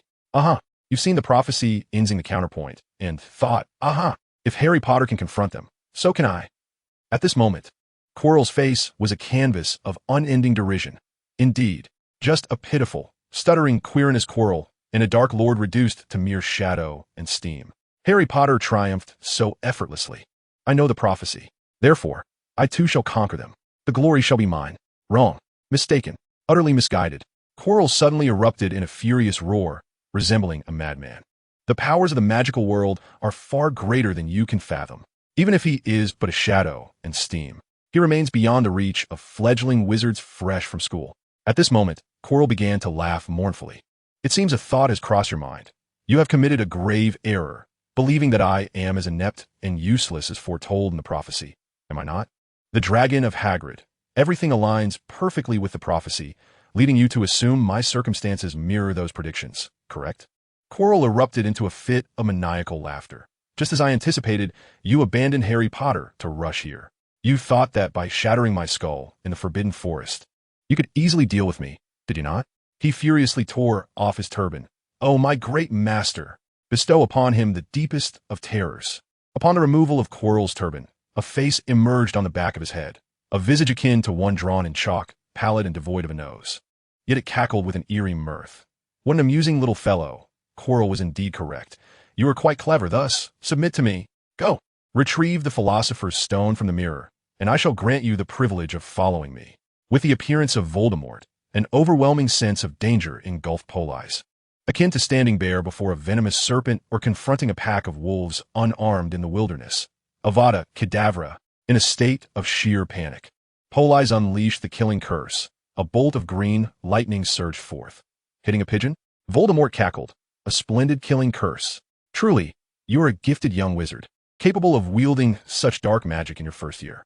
Have you savored the intoxicating delight of taking another's life? Would you care to try again? I can arrange for you to eliminate Quirrell, provided you first pledge your allegiance to my Knights of Walpurgis. No, master, you cannot. Silence. Queerness. You wretched fool. It is your honor to sacrifice for me. Voldemort's face contorted as he approached Quirrell, whose visage was now forced to the back of his head. Yes, just like that. Do you enjoy magic? Leave Hogwarts. Such feeble power will only squander your talents. Come, join my knights of Walpurgis. I shall bestow upon you unmatched power and a glorious future." Quirrell, not Voldemort, gestured invitingly towards Politz, and it seemed as though whispers filled his ears. "Submit to him. Yield. You yearn to submit." Unconsciously, he raised his hand, instantly feeling an overwhelming joy that made him yearn to grasp Voldemort's hand. Ah, the soul-sucking curse? Were you an ordinary young wizard, you might have fallen for it. This wandless and silent casting is utterly terrifying. Fortunately, Politz, at his core, is an adult. He gritted his teeth and forcefully lowered his half-raised hand. Instantly, a profound sense of loss and despair surged within him. "My Lord Voldemort, is this how you express your sincerity? The soul-sucking curse. No wonder your ranks continue to swell." Having been seen through by Politz, Voldemort felt a twinge of embarrassment. "Do not misunderstand. I am merely assisting you in making the most prudent choice as swiftly as possible. Use the soul-sucking curse." Voldemort, his face devoid of a nose, revealed a twisted smile. "Many individuals struggle to truly comprehend their desires. I can only proactively assist them in recognizing their innermost thoughts. Therefore, I often find it necessary to intervene personally to facilitate their understanding." Suddenly, a crimson light flickered at Voldemort's fingertips. A disarming spell? The abruptness of Voldemort's action startled Politz, as the spell struck his hand and caused his wand to fall to the ground. However, the dragonhide charm he bore absorbed the impact, rendering it inconsequential. "Is this your sincerity, Mr. Tom Riddle?"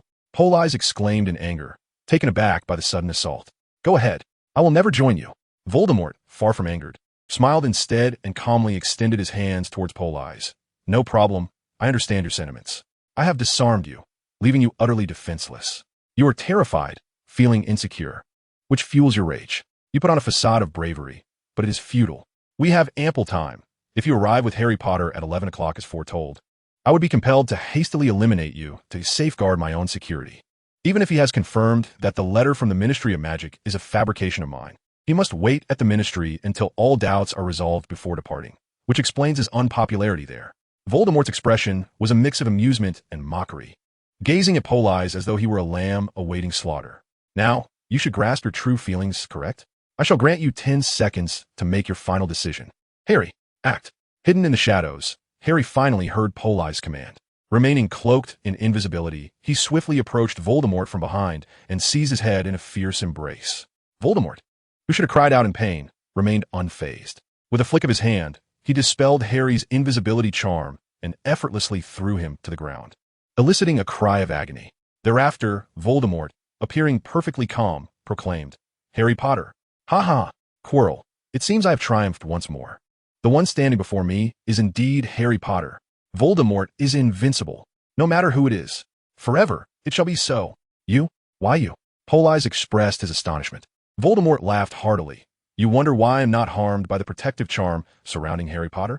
Did you think that after witnessing the prophecy, I would not prepare myself?" On the night of July 31st, 1980, at number 4, Little Angel Orphanage, a woman who appeared to be in her 20s quietly approached the entrance while cradling a swaddled infant. Gently placing the swaddled child down, she knocked softly on the door before swiftly fleeing, covering her face.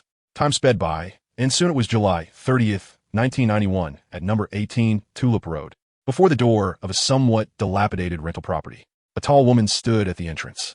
She donned a resplendent emerald robe, adorned with spectacles, her demeanor serious and grave, unmistakably portraying the essence of a stern and austere woman. Gently, she rapped upon the door, inquiring, "Is this the residence of Mr. Politz?" "Who?" A rich, sultry voice emanated from within, reminiscent of a middle-aged man whose throat bore the rasp of excessive smoking. The lady hesitated momentarily, glancing at the address in her hand. Today, she intended to visit the homes of 3 Muggle families with young wizards. Time was of the essence. "I am Professor McGonagall, Deputy Headmistress of Hogwarts School of Witchcraft and Wizardry. Might I inquire if Mr. Politz resides here? Are you his father? Would you kindly open the door? I'm rather pressed for time." "You say you're McGonagall from Hogwarts?" The voice within quivered, betraying a hint of panic, losing its previously robust, sultry timbre, now tinged with youthful innocence and clarity. Politz was vigorously stirring beef in a pan. For 11 years since his arrival in this world, he had harbored many speculations about it, though his doubts had begun at the age of 5, when a magical outburst occurred due to bullying by older children at the orphanage. Yet at that time, His focus was primarily on mastering the English language. After he had achieved proficiency, the orphanage he resided in went bankrupt, lacking Lovecraft, Dumas, and many others. It was regrettable that, although he had perused their works, he could not replicate them from memory. Only recently, after numerous failed submissions, had he finally earned his first payment for an article adapted from the Divine Comedy, entitled The Charming Doctor and the Witty Detective. With the means to sustain himself, he rented this house, affording him 3 hearty meals a day. Had someone informed him earlier that he would attend Hogwarts, he would have been elated. However, now, with his second work, The Adventures of Sherlock Holmes, nearing publication, the news that he must abandon everything to return to school was jarring. You are at the wrong place. Alhambra. The door swung open under the power of magic. Professor McGonagall, might I refuse enrollment? Facing the stoic figure of Professor McGonagall, seated on the sofa, Politz instinctively adopted an adult's voice. This was a small trick he had discovered while navigating his magical abilities, allowing him to mimic any desired vocal tone by channeling magic through his vocal cords. Thus, an 11-year-old's voice resonated with the gravitas of an adult, leaving Professor McGonagall astonished. Oh, child, how peculiar. I mean, it's truly remarkable. How did you manage that? With a casual shrug, he replied, a bit of meditation, a touch of willpower, and they flow in accordance with my intent. That is impossible, Professor McGonagall exclaimed, for even she had only just begun to touch upon such a realm. How could this muggle-born wizard, who had not undergone any formal training, achieve such magical transformation? Indeed, the technique that Politz has discovered is a sophisticated form of transfiguration, known as magical transmutation. Unlike the conventional transfiguration that necessitates incantations and wands, magical transmutation is predicated upon the power of one's will. It is the self's volition that allows the transformation of all things, akin to a creator acting at their whim. Of course, Politz is far from attaining such mastery at present, yet this already attests to the remarkable talents of this child. Professor McGonagall was astonished. Did you discover this on your own? Politz pondered for a moment. Although he had a foundation from reading online literature in his previous life, it would not be inaccurate to claim that he had derived this knowledge independently. Thus, he asked with earnestness while presenting Professor McGonagall with a plate of his stir-fried beef with green peppers. Professor McGonagall, may I not attend your Hogwarts? With a smile that conveyed silent contemplation, Politz addressed the professor. You see, I have already learned to control my magical power. I assure you it will not harm others, and I can vow that I shall never use it for malevolent purposes. In fact, I could refrain from wielding it for a lifetime. So, can I be excused from attending school? Professor McGonagall regarded the boy before her with seriousness. He had astonished her in numerous ways today. First, he had self-taught an advanced technique of magical transmutation, and then there was his resolute reluctance to attend Hogwarts. Shouldn't he, an ordinary muggle-born wizard, be elated at the prospect of enrolling in a magical school? His demeanor was reminiscent of the voice he had imitated, a man of independent thought and worldview, rather than a mere adolescent. Yet, fulfilling her duty, she pressed on. Do you truly not wish to study magic at Hogwarts? No, he replied. Why? Of course. He could not voice his true reason. I cannot afford the tuition. Professor McGonagall smiled gently. Do not worry, child. Hogwarts does not charge tuition fees, and there are scholarships available for students like you. Why? Politz's sudden inquiry took Professor McGonagall aback. You are a school, are you not? Why go to such lengths? No tuition fees and scholarships. What is the reasoning behind this? Professor McGonagall felt that she would not be able to complete her plan of visiting 3 Muggle families today. Every little wizard deserves the opportunities they are entitled to. Hogwarts was established precisely for this purpose. With a resigned sigh, Politz said, Please provide me with a book list. He understood the reasoning behind it. The silent, uncontrolled magical powers of young wizards could transform into terrifying monsters. Compared to the aftermath of vanquishing such creatures, guiding young wizards into the magical realm serves a dual purpose, solving the problem of uncontrolled magic while simultaneously replenishing the dwindling population of the magical world. This is the essence of a magical school. However, Politz truly did not wish to partake in the games of Savior. Chapter 84. Defeating Voldemort. The situation had escalated to a terrifying degree. Politz's wand had been knocked away, and the much-anticipated weapon, Harry Potter, had failed. As Voldemort's maniacal laughter echoed around him, he found himself powerless against the Dark Wizard. Fortunately, Voldemort had not yet relinquished his pursuit of the Philosopher's Stone. Grasping Harry by the collar, he thrust him before the mirror of Ariste, demanding, Hurry, retrieve the Philosopher's Stone. Otherwise, I shall kill you both. Harry struggled fiercely, exclaiming, Let go of me, you fiend. Scoundrel, I shall never surrender the stone to you. After holding Harry before the mirror for a brief moment, Voldemort set him down and reached for Harry's pocket. Suddenly, a voice resonated through the room, piercing the tension. "Ha, Tom, you just mocked Mr. Sither for his blind belief in prophecies. Yet it seems that you are not the only one to have erred in such a manner." The once confident Voldemort became frantic, firing the killing curse indiscriminately at suspicious corners of the room, leaving chaos in his wake. Politz, rubbing his neck, dispelled the sound-altering charm, declaring, "In judgment of the evil heart, I release the killing curse." His fingertips glimmered with a vibrant light as he cast Avada Kedavra. The curse, released with a murderous intent, glowed green, while the curse born of a heart seeking justice glowed azure. The azure spell struck Voldemort, causing Quirrell's head to emit a piercing scream.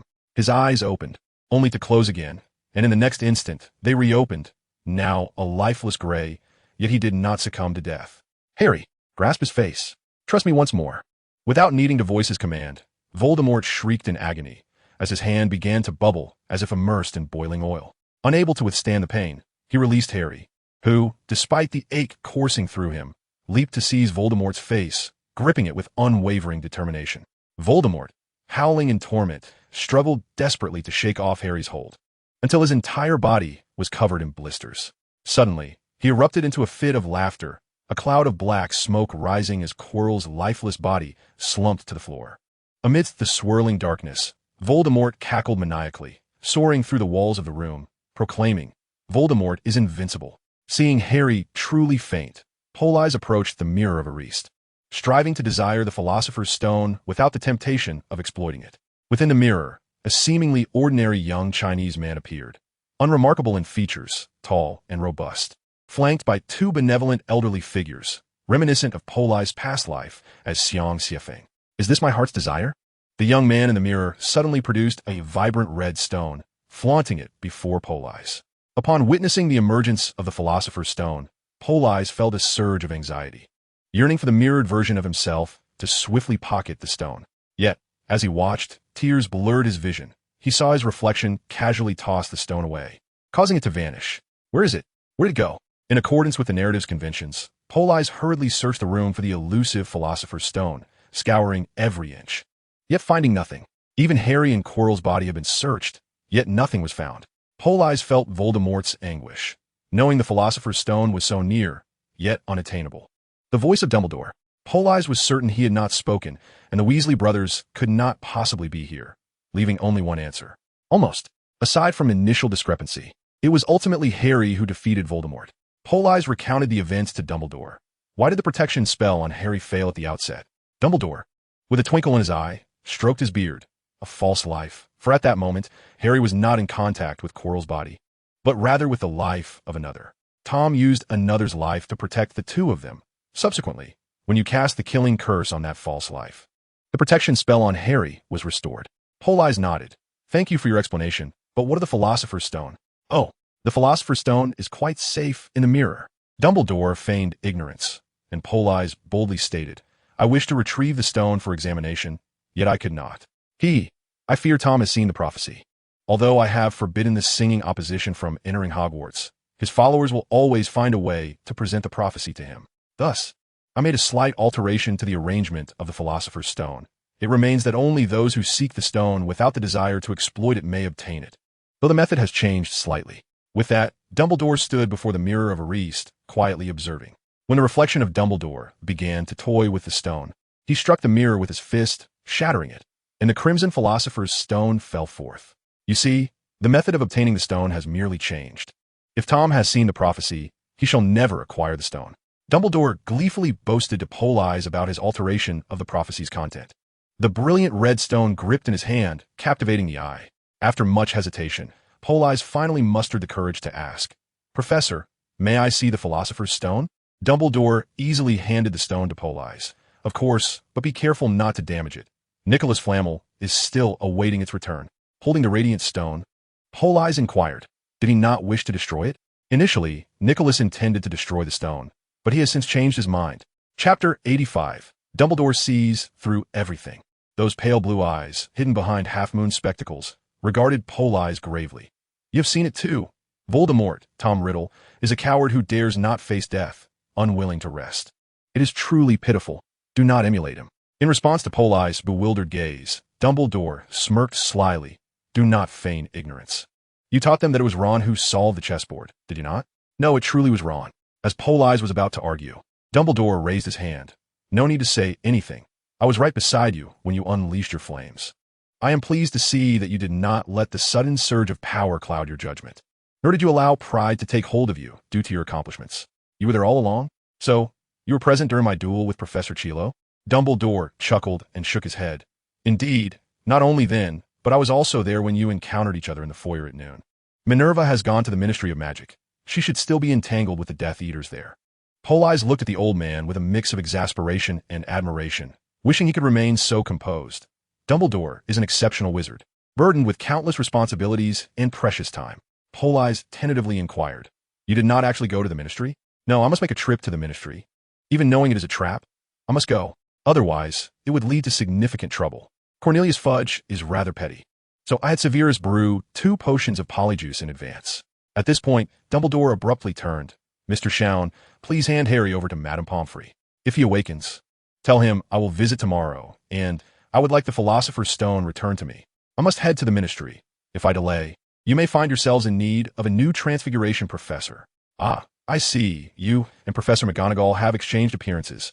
Politz remarked, realizing the audacity of Dumbledore, who could nonchalantly navigate Hogwarts in McGonagall's guise. After returning the Philosopher's Stone, Dumbledore strode purposefully out of the room. Politz waved his wand, releasing Harry from the levitation charm, and as he held Harry's body, he exited the final chamber. In the room arranged by Snape, the 2 magical flames had vanished, leaving only an empty table behind. Continuing onward, the chamber of the troll was deserted. The creature had seemingly been dealt with by Dumbledore. With the troll's disappearance, the air in the room felt considerably fresher. In the chessboard chamber, Ron lay in a corner, staring blankly at the ceiling, resembling a fish out of water, his eyes gleaming with a strange light. Ron, where are Neville and Hermione? Ron lifted his head, glancing at Harry and Politz floating above. Harry, what happened to Harry? Why is he unresponsive? Is he dead? Suddenly, Ron, who had just appeared as a lost soul, became agitated, rushing towards Politz with clenched fists, shouting, You killed Harry. I will kill you. Gently placing Harry down, Politz effortlessly kicked Ron over.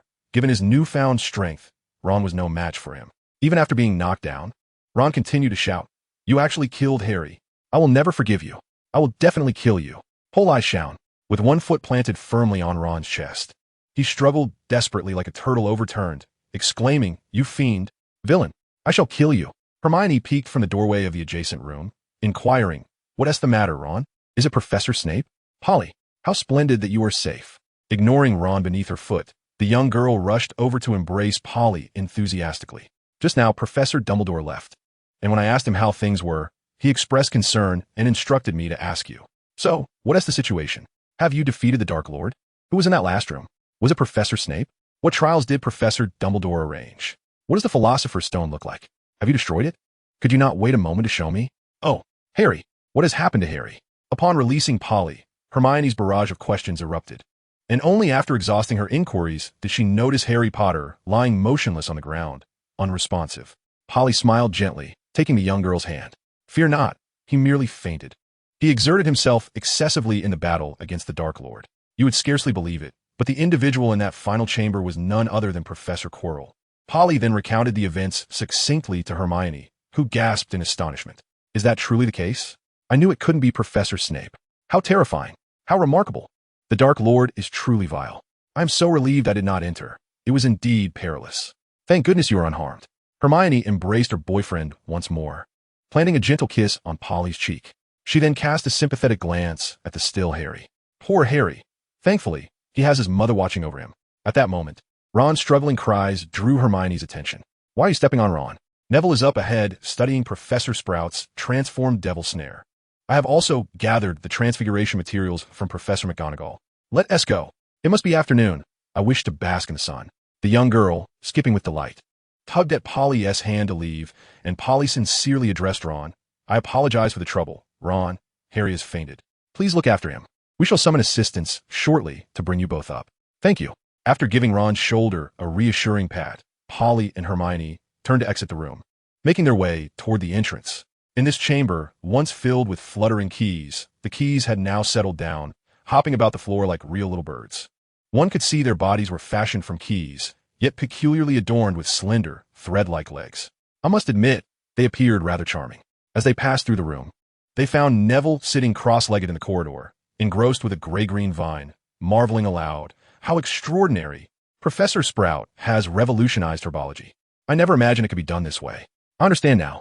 Looking up, he noticed a tiny patch of light overhead, no larger than a postage stamp. Neville, has Dumbledore departed? How'd he leave? With a commanding presence, Professor Snape descended like an elegant eagle, several brooms tucked under his arm. "What is it? Have you changed your mind, Neville?" Neville, still engrossed in his examination of the Devil's Snare, replied, "It's not me. It's Politz and Hermione." He nodded at Professor Snape with a smile, accepting the brooms from him, and prepared to mount one. Just then, Snape inquired, "And Harry? Is he all right?" "He's fine," Neville assured with a grin.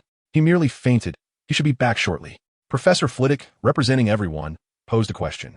Since Politz had given him a good thrashing, this witty little man had developed a friendly rapport with Politz, often exchanging light-hearted banter. Consequently, he felt no hesitation in addressing Politz. Hagrid chimed in with concern. "Dumbledore just came out and said we should gather here and wait for you all." Snape then remarked that they were engaged in a matter of great significance for the wizarding world, also mentioning Professor Quirrell's involvement with the Dark Lord. "However, we wish to know more. Why are only the two of you out? Where are Harry and Ron?" Professor Sprout interjected, "What of Longbottom? Is he unharmed?" The two professors clearly possessed more knowledge. Upon seeing Politz emerge unscathed, they understood that the issue had been resolved, and their only concern now was the safety of the students. Gratefully, Neville nodded to everyone. "We're all right. Although there were some hiccups, we're all well. Only Harry fainted." At this, Professors Flitwick and Sprout shared a knowing glance and nodded in understanding. Ron was tending to Harry, while Neville continued to investigate the improved Devil's Snare developed by Professor Sprout, who noted that he was making progress. A look of satisfaction spread across Sprout's kind face. "Indeed, that child. I had intended to pass this technique on to him. It would be splendid if he could discover it on his own." After a brief wait, Professor Snape returned with Harry and Ron, carefully levitating Harry with a floating charm while his other arm supported Ron, who appeared quite uncomfortable. Once this was accomplished, Madame Pomfrey began ushering people away. "You all disperse. The patient requires rest." At this moment, Dumbledore smiled at her reassuringly. "Rest assured, when I came to assist you, everything had already concluded. But what of Harry? Are they all well?" Professor McGonagall's face bore a hint of guilt. "We really should not have acted in such a manner. It was not their responsibility. We should bear the full burden ourselves." That evening, Dumbledore had specifically ordered a grand French feast.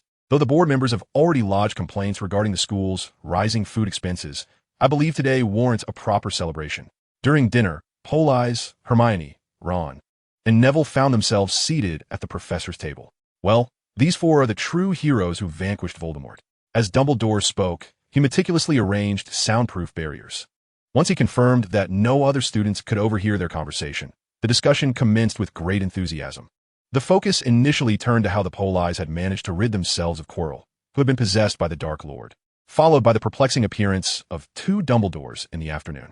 Regarding the first inquiry, Politz succinctly recounted the events, deliberately omitting his knowledge of the prophecy, despite the discerning gazes of Professor Snape and Professor Flitwick upon him. He also concealed the matter of his agreement with Hagrid concerning the dragon Norbert and the ability to breathe fire, attributing the credit for breaching Professor McGonagall's chessboard to Ron. It was indeed a rare and amusing situation. The chess pieces I conjured were beyond my own mastery, I must admit. "Mr. Weasley, you are a genius," Professor McGonagall declared, regarding Ron with a solemn nod. "Everyone possesses their own strengths and weaknesses. Clearly, your talent lies in chess. As long as you pursue this path, success will undoubtedly follow." Overwhelmed by McGonagall's praise, Ron was left in tears. Then came the matter of the two Dumbledores. Dumbledore offered a simple explanation, stating that he suspected the letter from the Ministry of Magic might be a ruse, prompting him to acquire some Polyjuice potion from Professor Snape. He and Professor McGonagall exchanged identities, and indeed, his suspicions were confirmed. The letter was a trap. When McGonagall arrived at the Ministry, she found no officials present. Neither the minister nor any department heads were there, only unfamiliar new employees. Initially, they inundated her with a plethora of useless documents, attempting to buy time. When McGonagall grew impatient and sought to leave, the ministry staff suddenly struck, casting unforgivable curses upon her. Fortunately, She employed her animagus form to evade the first wave of assault. She desperately fled the ministry, only to be besieged by numerous dark wizards, the situation reaching a perilous climax. In a critical moment, the leading dark wizard, who had been exerting immense pressure on her, suddenly collapsed, alleviating the tension and allowing Professor McGonagall to await Dumbledore's timely arrival for assistance. With a wry smile, she remarked, "Indeed, I am getting on in years. In my youth, I would have dealt with those rascals single-handedly." In the ensuing days, Harry remained in a coma, while life at Hogwarts continued unabated. The sole difference being the absence of a foul-smelling defense against the dark arts professor. Thankfully, Professor Quirrell had always been inconspicuous, and with all defense against the dark arts classes concluded for the year, no one noticed his absence during those days. However, the following day, all members of Gryffindor found themselves embroiled in the final showdown against Ravenclaw, at which point they discovered Harry was missing, lying unconscious in the infirmary. Thus, everyone who was aware of Harry and hoped for his swift recovery flocked to the infirmary, only to be sternly dismissed by Madame Pomfrey. The patient requires rest. Depart at once. Harry remained in a deep slumber until the final Quidditch match of the year commenced, leaving Ron in a state of despondency. It's over, without Harry. We are doomed to lose. Ultimately, his foreboding proved accurate, as Ravenclaw triumphed, seizing the golden snitch under the dire circumstances of 120-0, thereby reversing the tide of the match. Hermione, who had come to observe the game, remarked disdainfully about the lackluster performance. It's utterly tedious. Both teams merely require one seeker. Incidentally, Ravenclaw's seeker was a second-year girl of Chinese descent named Cho Chang, with a round face adorned with a few white freckles and pronounced facial features. This sight compelled Politz, a reincarnated individual from China, to clasp the hand of the young witch beside him, exclaiming, "Oh my, she's quite unattractive." Hermione cast him a puzzled glance. Cho Chang is renowned as the beauty of Ravenclaw and is quite popular at Hogwarts. Politz, bewildered by the aesthetic preferences of this foreign land, grasped Hermione's hand earnestly and declared, "In my eyes, she pales in comparison to even your little toe." His unabashed compliment left the young girl blushing, prompting her to step on his toes with considerable force. Chapter 87. Harry Potter and the Dissonance of Singing. Harry remained unconscious for 3 full days, awakening in the afternoon of the 3rd day, his mind still anchored to the moment he vanquished Voldemort. The echoes of Voldemort's anguished cries lingered in his ears, and there stood Dumbledore at his bedside, beaming, "Good afternoon, Harry." His tone was light and cheerful. Harry stared at him in bewilderment, and after a moment, Dumbledore, still smiling, grew concerned at Harry's dazed expression. Madame Pomfrey, I believe something is amiss with Harry's mind." Dumbledore waved his finger. "No, Harry, let us refer to him as Voldemort. It is imperative to use the correct nomenclature. A fear of a name only serves to augment the fear of the entity itself. So, Voldemort has fled, has he not? He is indeed a formidable adversary, cruel, cold, merciless, and powerful to the point of inducing despair. I sense the abandoned Quirrell, fleeing without regard for his fate. He shall return, will he not?" Dumbledore nodded affirmatively. "Indeed, he is exceedingly fearsome. Many wizards within the magical community are ensnared in his grasp, willingly sacrificing everything for him. However, his days of ease are numbered, for another powerful wizard has set his sights upon him. Are you not curious as to why Mr. Politz possesses such precise knowledge of Quirrell and Voldemort's circumstances?" Harry nodded, intrigued by why, as a fellow first-year wizard, Politz could so calmly confront the terrifying Voldemort, even managing to defeat him directly. Yet he never speaks of it, merely urging me to trust him. "Alas," Dumbledore sighed, remarking, "A clever little fellow, indeed, but alas, he appears to be a tad too clever, and, regrettably, he has taken Miss Hermione Granger with him." Harry, somewhat perplexed by Dumbledore's mention of Hermione, inquired, "What has happened to her?" With a twinkle in his eye, Dumbledore replied, "Oh, nothing of consequence. When I arrived, she was waiting at the entrance with Mr. Ron Weasley and Mr. Neville Longbottom for you to awaken. Upon seeing me approach, she was whisked away by Mr. Politz. Just then, the voice of Madame Pomfrey resonated from the infirmary door. "All right, you have only 5 minutes. Remember, no loud noises, or I shall have to expel you." Ron and Neville hurriedly entered, and as soon as he did, Neville opened his arms to embrace Harry, only to suddenly realize, "Oh, I made a mistake." Feeling the piercing gaze of Madame Pomfrey upon him, Neville quickly released Harry from his grasp, and Ron came over to sit at Harry's bedside. Harry recounted the events that transpired upon entering the room, while Ron shared everything that had occurred afterward.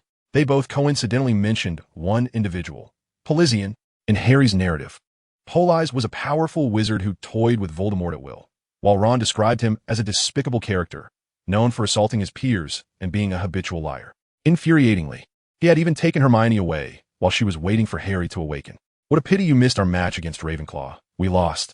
And the scores for the House Cup are out. Slytherin has triumphed. Ron's tone was laden with regret, and Harry felt a twinge of sorrow. I am truly sorry, Ron, for being in a coma for so long. No, it is not your fault. We all know you defeated the Dark One. Observing the lively exchange between Ron and Harry, Dumbledore seemed somewhat impatient. He rose to his feet, stating, "Well, Harry, it appears you are on the mend. I must take my leave now, and do recover swiftly. A surprise awaits you at the end-of-year feast. But, Professor, I have so many questions about the truth." Truth, such a beautiful yet perilous word, Dumbledore sighed. Very well. I believe this magazine can answer all your inquiries. I truly must take my leave now. He produced a crumpled magazine from his robes, placing it on the bedside table. It was the August 30th edition of Singing Contradictions. What is this? The others awaited Dumbledore to unveil the truth, yet he had left behind merely a magazine. I know this one, Singing Contradictions. It is said to be quite irreverent and can be regarded as humorous. Ron picked up the tattered magazine, flipping to the first page, where he read aloud, Harry Snape and the Philosopher's Stone. The shock of the title compelled Ron to exclaim it, while Harry, as if jolted by electricity, sat up straight, asking, "What did you say? Harry Snape and the Philosopher's Stone?" The voice was laden with disbelief and fear. He had just glanced at the magazine's date, August 30th, 1991, before their enrollment. In an instant, without even needing Ron to read the story aloud, Harry grasped a multitude of revelations. He understood why Politz displayed such familiarity with everything at Hogwarts, and why Voldemort seemed to exude an air of prior knowledge, as if he awaited victory with a smile. Without delving into the tumultuous thoughts racing through Harry's mind, nor addressing Ron's insistence on checking whether Harry was a girl after seeing him, Politz was currently in the room of requirement with Hermione.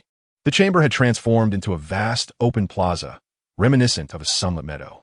Politz, mounted on his commanding broomstick, turned to Hermione and said, "I am about to begin. Remember to cast sparks at me just as I did, without hesitation." Hermione's face was smeared with soot, her robes bearing charred marks, evidence of Politz's rigorous training session earlier that afternoon. "Hermione," he continued, "after this endeavor, I've realized our foundational knowledge is commendable, yet our practical experience is woefully lacking. If we were to confront someone like Voldemort, even with greater knowledge and power, we would be defeated. Therefore, I must conduct specialized training. Would you like to join me?" The prospect of training alongside her boyfriend delighted her. "But I want to see Harry. Madame Pomfrey said he would likely wake up today. Ron, Neville, and I have arranged to wait by the hospital wing. He will certainly awaken." Politz firmly grasped her hand. "No, we are not going. Follow me." He then led her, amidst the bustling crowd, to the 8th floor's room of requirement, envisioning a more spacious practice area. During this journey, Hermione expressed her displeasure at having to forsake Ron and Neville due to Politz's insistence, but that discontent swiftly crumbled under his fervent kiss. "All right, darling," he said, "I have faced Voldemort head-on twice and discovered something intriguing.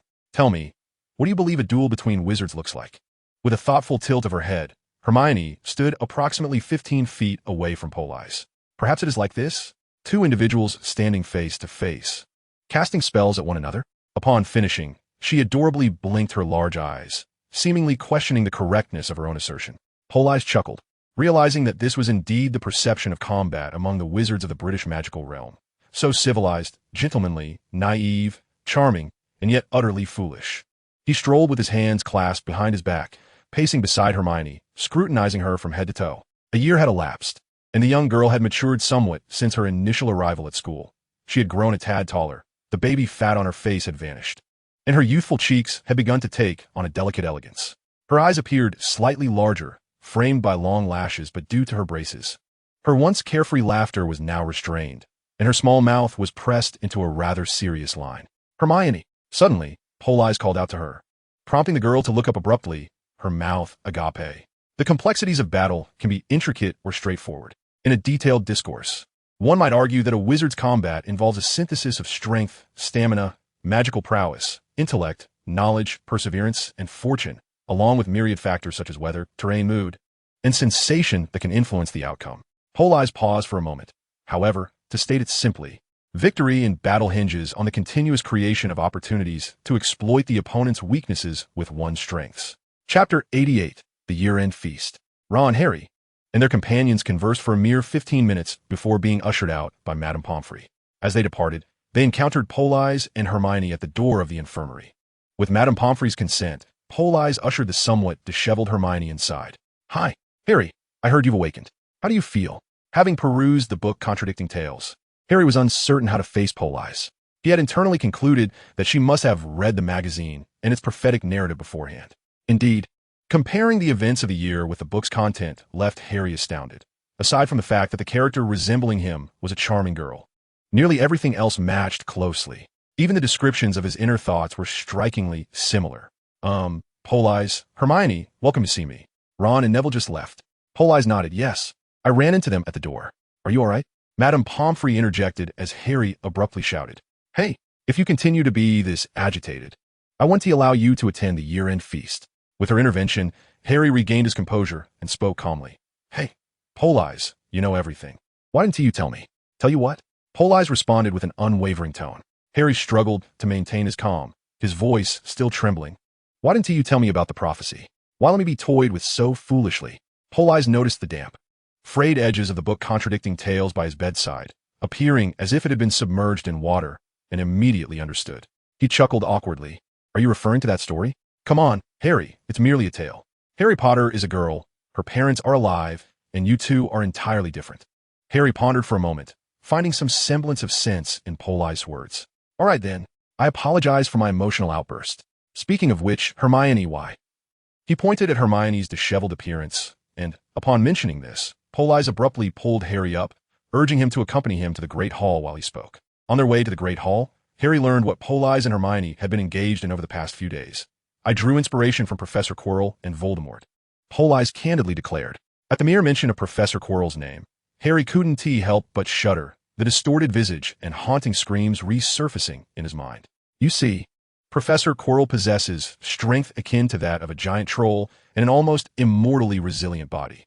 I reckon that when he battles other wizards, he likely casts the armored charm upon himself, seizes a hefty tree trunk, and charges at his adversaries, employing sheer brute force to shatter everything in his path." Harry recalled the harrowing sight of Professor Quirrell roaring and swinging a tree trunk against the massive iron ball launched by Politz that fateful night in the Forbidden Forest, nodding apprehensively. "Indeed, his strength is fearsome, much like that of a troll. Then there is Voldemort, who has also inspired me. Unless you have confronted him directly, you cannot fathom the extent of his capabilities. He is the most adept practitioner of the soul-sucking curse I have ever encountered. Wandless magic, incantation-free magic, not to mention gestureless magic. It is no wonder that even in his diminished state, as nothing more than a shadow and vapor, he can compel Professor Quirrell to submit. Engaging him is perilous. Even the slightest lapse in mental fortitude could spell doom. Even Politz relies on the wisdom accrued from his youthful experiences to navigate such treacherous waters. Thus, I pondered, what constitutes true combat, Harry? Why do you think we are capable of defeating Voldemort? Harry instinctively replied, "Because of the protective magic surrounding me." However, reflecting on Politz's encounters in battle, he swiftly corrected himself. Is it because we are wiser?" Politz nodded slightly. "Yes, but also no. The intricacies of combat can be both complex and simple. When intricate, factors such as strength, stamina, magical prowess, intelligence, knowledge, luck, the weather, the slipperiness of the ground, and even whether one had an extra bite of bread for breakfast can all influence the outcome. Yet, if we distill these chaotic elements, the essence of true combat ultimately lies in the strength of both parties. The key to victory is how effectively one utilizes their strengths against their opponent. It is always the stronger who prevails over the weaker. Our ability to defeat Voldemort was not due to anything else but the fact that, at that moment, you and I combined were simply more formidable than he and Quirrell together. Hence, I contemplated how to more effectively harness our strengths while inhibiting our opponent's abilities, thus ensuring that we remain perpetually more powerful. Politz gestured towards Hermione.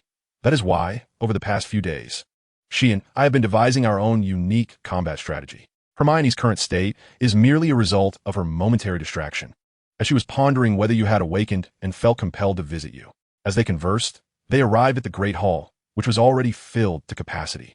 The auditorium was resplendently adorned in the emerald and silver hues representing Slytherin, celebrating their triumphant victory in the House Cup for the 7th consecutive year. A colossal banner depicting the Slytherin serpent hung on the wall behind the main guest seat. As Harry and his friends entered, an abrupt silence enveloped the hall, only to be swiftly replaced by a cacophony of chatter. He made his way to the Gryffindor table, taking a seat beside Ron. While Politz pulled Hermione down next to Neville, everyone stood, their eyes fixated on Harry. Fortunately, moments later, Dumbledore arrived, and the clamor in the hall gradually subsided. Another year has passed, Dumbledore exclaimed joyfully. Before you indulge in these delectable dishes, I must trouble you to listen to an old man's cliches. What a splendid year this has been. I dare say your minds must have expanded considerably compared to the past. Ahead lies an entire summer. A perfect opportunity for you to digest all that knowledge and make room for new insights before the next term begins. Now, as far as I know, we must commence with the awarding of the House Cup. The scores for each house are as follows. 4th place, Gryffindor, with 312 points. 3rd place, Hufflepuff, with 352 points. Ravenclaw, 426 points. And Slytherin, 472 points. A thunderous cheer and stomping erupted from the Slytherin table. Harry observed Draco Malfoy pounding a goblet against the table, an utterly distasteful sight. He whispered to Ron, "He won't be pleased for long." Indeed, well done, Dumbledore remarked. However, several recent events must also be taken into account. The hall fell into a profound silence, and the smiles of the Slytherins dimmed slightly. Dumbledore cleared his throat. "I have a few final points to award. Let me see. The first goes to Mr. Ron Weasley." Ron's face turned a deep crimson, resembling a sun-kissed carrot. He has mastered one of the most splendid chess games in many years at Hogwarts. For this, I award Gryffindor 50 points. The cheers from Gryffindor nearly threatened to lift the enchanted ceiling. The stars above seemed to tremble in response. Percy could be heard vociferously informing the other prefects that my brother, my youngest brother, who successfully navigated Professor McGonagall's giant chessboard. The second award goes to Mr. Politz. In the face of roaring flames, he invented an entirely new spell, Dragon Hide. For this, I award him 50 points. Politz stood calmly, casting a fierce glare at the old bee, realizing his secret had been revealed. However, upon reflection, he concluded that Dragon Hide was not an overly remarkable spell. Aside from its formidable resistance to fire, its efficacy against other spells was inferior to the shield charm. Thus, he gracefully nodded, "Thank you, everyone. I have already conferred with Professor Flitwick. Dragonhide will be included in the third-year textbook for Hogwarts spell instruction." The students of Gryffindor were nearly beside themselves with joy, pounding their fists upon the tables in exuberance. In mere moments, their score had surged by 100 points. Meanwhile, the students of Slytherin sensed a disheartening shift in fortune, exchanging glances of concern. As Gryffindor's points continued to ascend at a breathtaking pace, they ultimately surpassed Slytherin. Were one to stand outside the Great Hall at that moment, one might have thought an explosion had occurred, for the cheers from a Gryffindor table rose like a tidal wave. Harry, Ron, and Neville stood to cheer loudly, while Parvati deftly maneuvered Hermione through the throng of exuberant celebrants.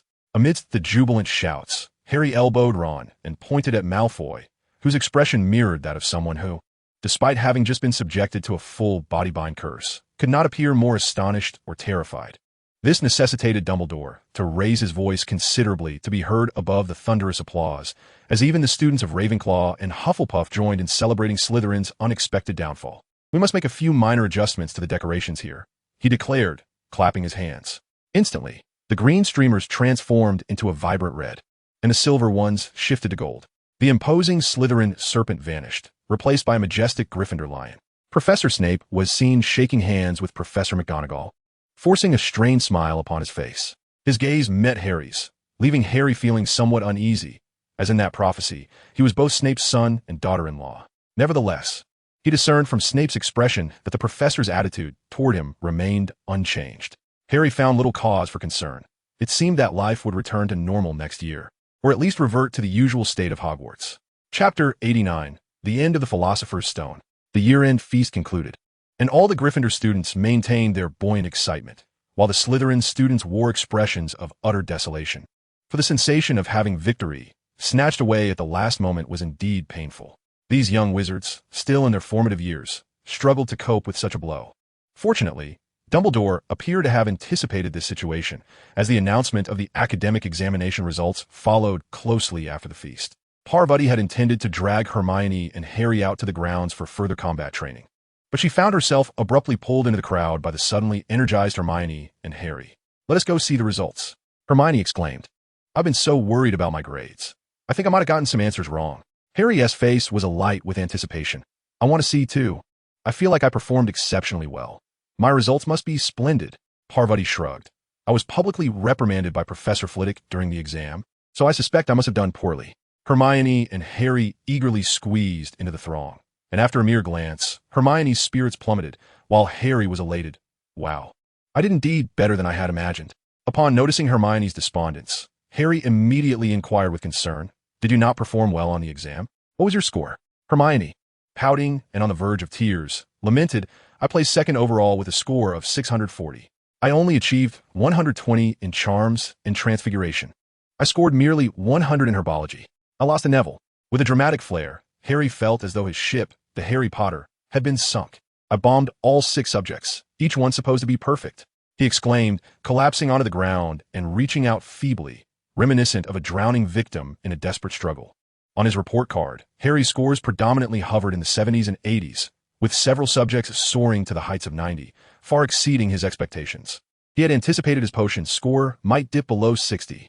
Beyond their small circle, Ron found himself encircled by his brothers, who exclaimed, "Fantastic, Ron. Not a single subject below 60.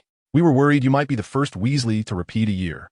Meanwhile, a small interlude unfolded as Neville approached Hermione, demanding his toad, Trevor. "Hermione, you lost. Your herbology score is 100. Mine is 120. Now, return Trevor." The displeased Hermione rummaged through her pocket, producing a plump green toad and thrusting it into Neville's hands. "Who wants your wretched toad? I've been wanting to dispose of it. It was you who insisted on keeping it." Neville chuckled, a hint of maturity gracing his youthful face. "No, I already have Vincent." From the collar of Neville's robe, a vine-like appendage emerged, waving a greeting at Hermione. With a slight smile, Neville introduced, "Allow me to present my new pet, Vincent, an intelligent, self-cultivating devil snare, entirely nurtured by me, and a crucial companion for my future. It's just a tad shy.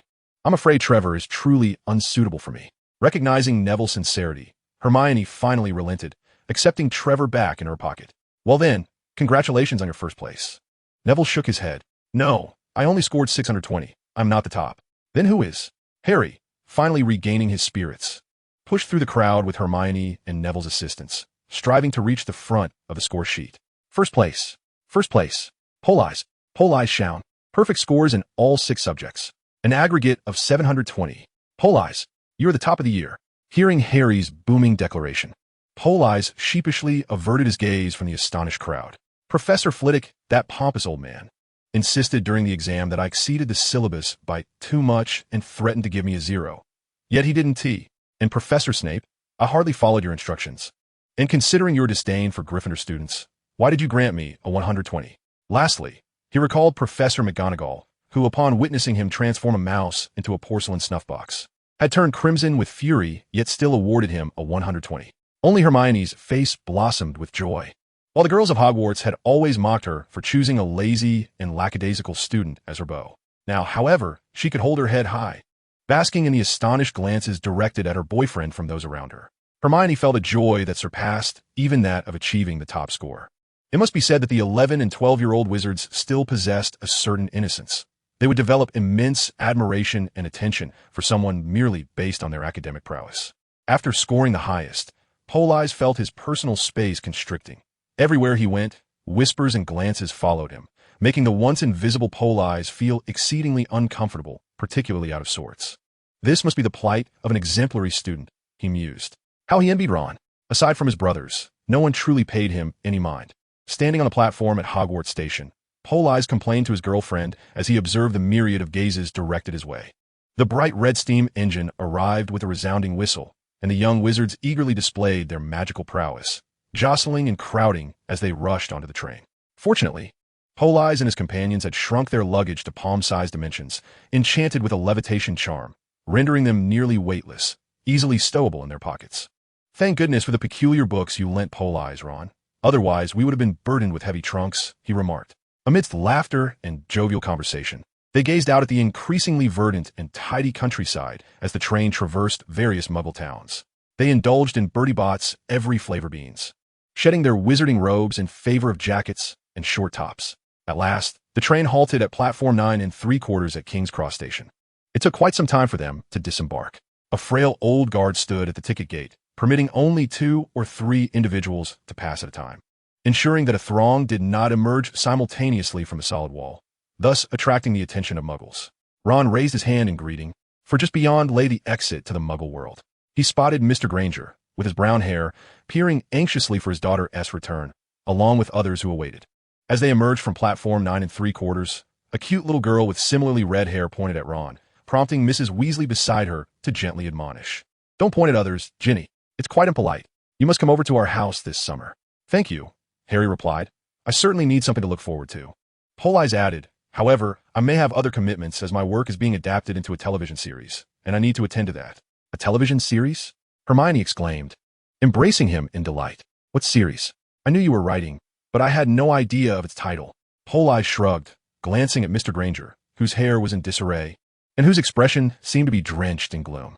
He gently kissed Hermione on the forehead and revealed, "The Adventures of Sherlock Holmes." There is no longer a need to conceal the identity of Conan Doyle. He requires a formal persona to mask his wealth. Especially since it has been reported by the old headmaster that some have begun to claim that The Adventures of Sherlock Holmes is his work. Chapter 90, Muggles and Wizards. Although Politz declined the invitation, Ron displayed little in the way of disappointment. Truth be told, he had only wished to invite Harry, and had it not been for his mother's watchful presence, he might not have invited Hermione at all, let alone Politz. At that moment, Harry's uncle, Mr. Vernon, arrived, driving his car, his face still a deep crimson, adorned with a bushy beard, and from a distance he bellowed at Harry, "Hurry up, lad. We can't wait for you all day." "Oh, have a pleasant time," Hermione said, casting a glance at the fiercely angry Mr. Vernon, managing to convey this to Harry. "Yes, I shall enjoy myself," Harry replied with a relaxed demeanor, mischievously winking. "They are unaware that we are forbidden from using magic at home. This summer, I intend to have a splendid time with Dudley." With that, Harry joyfully climbed into the car and departed. On the other side, Mr. Granger and his wife approached, greeting Mrs. Weasley with cheerful enthusiasm. "Hello, how do you do? Are your children also students at that Hogwarts School of Witchcraft and Wizardry?" Mrs. Weasley assessed them with a glance, quickly discerning that they were a couple of muggles. It was not a matter of prejudice. Rather, the magical community and the muggle world traditionally lacked common ground. Unlike her husband Arthur, who was endlessly curious about the muggle realm, Mrs. Weasley, upon receiving the Granger's greeting, nodded with a smile. However, this smile bore a touch of distance and formality compared to the warm and exuberant smile she reserved for Harry. "Yes, indeed. I have 7 children, all students at Hogwarts. This is my youngest son, Ron. He should be in the same year as your child. And you are?" Mr. Granger, smiling amiably, adjusted his white coat and replied, "Greetings, I am Hugo Granger, a dentist." Expecting a warm exchange with Mrs. Weasley, Mr. Granger was taken aback as she merely nodded in response. "Hello, I am Molly Weasley. It is a pleasure to meet you, Mr. Granger." The atmosphere grew more awkward. Mr. Granger was entirely oblivious to the concepts of the Ministry of Magic or the Department for the Regulation and Control of Magical Creatures. He understood what a muggle was, as his clever daughter had explained that it referred to those who could not perform magic. Surely, the head of such a department must be an esteemed individual. Thus, he could only awkwardly smile at Mrs. Weasley and remark, "It seems your husband is quite a distinguished man. Thank you for your hard work." Politz, observing from the sidelines, shook his head in disbelief. Mr. Granger was utterly clueless. The current Department for the Regulation and Control of Magical Creatures was merely a bureaucratic entity, overworked and underfunded. Lacking both authority and influence, the so-called distinguished head was so impoverished that he could barely afford a roof over his head. As Mr. Granger engaged in a delightful conversation with Mrs. Weasley, he was abruptly interrupted by his daughter. Apologetically, he nodded to Mrs. Weasley, saying, "I beg your pardon, esteemed lady. My daughter lacks understanding. We shall continue our conversation another time." Mrs. Weasley managed a reluctant smile and nodded in acknowledgement, indicating her indifference. Hermione, chastised by her father, pouted in slight grievance, exclaiming, "What esteemed figures! Her children are all fools and troublemakers." Politz, observing the comedic family dynamic, couldn't help but stifle a laugh. In that brief moment, he felt he had discerned the true nature of his future father-in-law. Mr. Granger represented the burgeoning middle class of the city, a common man who valued a respectable lifestyle. His profession as a dentist offered him a slight edge in social circles, yet did not command the respect he yearned for. It was evident that he aspired for a leap in social status, which explained Hermione's ambitious demeanor. Children from such backgrounds often exhibit a competitive spirit, driven by sensitivity, vulnerability, and insecurities. When faced with significant setbacks, they can easily succumb to despair. Much like the Hermione from the original narrative, who ultimately resigned herself to marrying Ron. Thus, with a proactive step forward, Politz extended his hand to Mr. Granger, saying, "In truth, Honorable Mr. Granger, there is no need for excessive courtesy towards Mrs. Weasley. Her family belongs to the magical realm, distinctly separate from ours. Moreover, the title of Director of Muggle Affairs is hardly one of great prestige. It could be likened to that of an archivist at Downing Street." Mr. Granger swallowed hard, beginning to comprehend his daughter's earlier behavior. He felt a wave of embarrassment wash over him for having shown such deference to the wife of an archivist. It was utterly disgraceful. His gaze shifted to the young man before him, approximately 11 or 12 years of age, matching his daughter's age, with dark hair and eyes, a Roman lineage suggesting nobility. He was handsome, and Mr. Granger hoped he would not grow to be otherwise. There was a certain scholarly air about him, indicating a respectable upbringing. Upon this assessment, Politz holding his daughter's hand seemed less objectionable. "And you are?" Mr. Granger inquired. Politz shrugged and introduced himself. "Politz Shaun, Hermione's boyfriend." Mr. Granger hesitated, then glanced at Politz's hand clasped with Hermione's, still feeling a twinge of discomfort. "Shaun, may I ask if you are a Muggle from the Muggle world, or a child of the magical realm?" Politz replied with an easy smile. "I am, of course, from the Muggle world, a thoroughly ordinary individual. In fact, before attending Hogwarts, I was an abandoned orphan." Upon hearing of Politz's origins as an orphan, Mr. Granger felt an overwhelming sense of discomfort at the sight of him holding his daughter's hand. Casting a disdainful glance at the outstretched hand of Politz, noticing Politz's dark hair and eyes, his opinion soured further. Humph. Merely a discarded, illegitimate child. Perhaps the result of some wayward girl indulging in forbidden fruit. How could he possibly be worthy of my daughter? Mr. Granger found it peculiar how this insufferable lad appeared so charming merely by adjusting his collar. Magic. It must surely be magic. The audacious boy dared to employ sorcery against me. What? You are Arthur Conan Doyle, the esteemed author of the adventures of Sherlock Holmes? No, that is implausible. I have met Mr. Conan Doyle. He is a man in his 30s. Mr. Granger struggled to convince himself. Although the social circles of London had long whispered that the frequently seen Conan Doyle was merely an imposter, could it truly be that his daughter's 11-year-old beau was the elusive literary giant himself? Politz smiled faintly. "Have you forgotten? I am a wizard of the magical realm. Age is but an illusion to me, should you be concerned about my youthful 11 years." He grasped Hermione's small hand. "Come, Hermione." Chapter 91, Aging Potion. Hand in hand, they ventured into the King's Cross Station waiting room, seeking a secluded corner. With a flick of his wand, he proclaimed, "Muggles, begone." Having cast the Muggle-repelling charm, Politz retrieved his diminutive suitcase and with a tap declared, "Expand." The use of the aging potion is fraught with peril. An overdose or unstable potion could result in death from old age. After considerable deliberation, Politz administered approximately 14 drops of the potion, transforming from his 11-year-old self to that of a 25-year-old. His jacket and jeans could not withstand the rapid expansion, bursting apart. Hermione gasped, "Oh." She instinctively shielded her eyes, but peeked through her fingers. Politz looks rather handsome now that he has grown, and his physique is quite commendable. Politz chuckled, gazing at the now truly youthful Hermione, who had transformed into a young lady. At 18, he stood nearly 6 feet tall, while Hermione remained petite, around 4 feet, making them appear less like a couple and more akin to a father and daughter or siblings.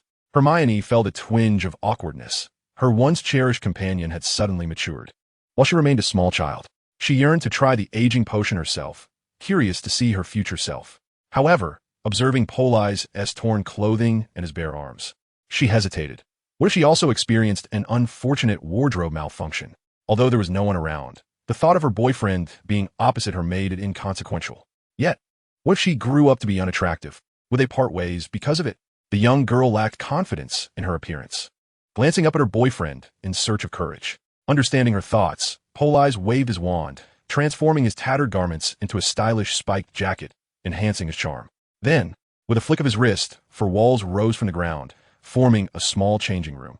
"All right, you can change here. I shall wait outside." Upon concluding his words, he stepped back a few paces, exiting the changing room and quietly waiting outside.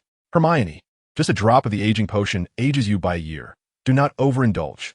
"All right," Hermione replied. After a brief moment, a slender, rosy arm extended from the changing room, and the girl playfully exclaimed, "Oh, Merlin, why am I so short? It's so inconvenient." With a graceful shift An enchanting beauty emerged from the changing room. At this moment, Hermione appeared to be about 20 years old, slightly older than Politz. Her long brown hair cascaded smoothly over her shoulders, possessing a hint of adult allure compared to her previously tousled childhood locks. She donned a simple yet tailored men's suit, exuding a touch of elegance, while her feet were adorned with ordinary flat shoes. She briskly walked to her boyfriend's side, awkwardly noting that her height barely reached his neck, towering at nearly 6 feet 3 inches. "I'm so short. It's so annoying. Is there a potion to increase height?" Gently wrapping his arms around the girl, Politz cradled her head and leaned down to place a soft kiss by her lips. "Why would you want to be taller? Isn't this just perfect?" The two, now prepared, once again intertwined their hands and stepped out of the waiting area, approaching Mr. and Mrs. Granger. "Hi, Mom and Dad." Hermione twirled before them, leaving the Grangers utterly astounded. "Oh, Hermione, you've grown up. This is truly unbelievable. Surely, I am fit to be Conan Doyle now. Am I worthy of Hermione?" The handsome youth adjusted his hat, his deep-set dark eyes reflecting profound wisdom, leaving Mr. Granger speechless. "Why you two cannot marry yet?" Politz chuckled lightly. "Of course. It is all an illusion, yet an illusion remains just that. We are still merely 11-year-old children, my father." Mr. Granger, feeling quite uncomfortable, waved his hands dismissively. "Just call me Hugo. At your service, Hugo. If you don't mind, I must take my leave. I have an appointment with the BBC regarding copyright matters. Farewell." After exchanging hugs with the Grangers, Politz closed his eyes and stepped forward, apparate. Mr. Granger gazed in disbelief as Politz vanished in a thin air. Hermione, where has your boyfriend gone?" Hermione smiled. "He used apparition to leave." "Apparition? Is that instant teleportation?" Mr. Granger finally understood. "It seems my son-in-law is indeed a powerful wizard." Mrs. Granger laughed. "Aren't you concerned about him, Hugo?" Hermione glanced back toward the waiting area they had just exited, recalling that Politz had cast a muggle-repelling charm, seemingly forgetting to lift it upon departure. All spells must end. Hermione then departed with her parents. Thus, from that day forth, King's Cross Station housed an inaccessible waiting area, giving rise to countless terrifying tales. Chapter 92, Conan Doyle. For Politz, this summer has been somewhat tedious, influenced by the sudden demise of the bear. The current economy of the large yawn is slightly lackluster. Even the BBC cannot muster much in the way of pounds to produce new dramas. Thus, the licensing fee for the charming military doctor and the clever detective is a mere £60,000. Following this, he dealt with an individual who claimed to be Conan Doyle. This person turned out to be a relative of an editor at the London Daily. Having learned from his kin that the esteemed author Conan Doyle merely submitted manuscripts by post and never made personal appearances, greed took hold after this revelation. As no one had ever seen the true face of Conan Doyle, he audaciously proclaimed himself to be the author of the adventures of Sherlock Holmes, deceiving many within London's high society and nearly becoming the son-in-law of a member of parliament. In fact, by the time Politz made an appearance on social media, this charlatan had already become engaged to Miss Johnson, the daughter of MP Charlie. Had Politz concealed his true identity for another 6 months, they would have been wed officially. The only silver lining was that his relationship with Hermione had grown closer after he thwarted the impostor. Mr. Granger no longer hesitated to invite him into their home, proudly showcasing his future son-in-law, a great author, to relatives and friends. On July 31st, Politz visited the hapless Harry Potter at 4 Privet Drive in Little Whinging along with Hermione, bringing with him a birthday cake. He yearned for Hogwarts, longing so deeply it ached in his very core. He missed the castle, the secret passages, and the ghosts, as well as his classes. Perhaps with the exception of potions under Professor Snape. He reminisced about the letters delivered by owls, the feasts in the Great Hall, the 4 poster beds in his dormitory, and the little wooden hut by the forbidden forest where Hagrid tended the grounds. He missed Quidditch, the most popular sport in the magical realm, with its 6 towering goalposts, for flying balls, and 14 players riding broomsticks. To them, having a wizard in the family was a source of great shame. Uncle Vernon even confined Harry's owl, Hedwig, to its cage, forbidding it from delivering messages to anyone in the magical world. Harry bore no resemblance to this family.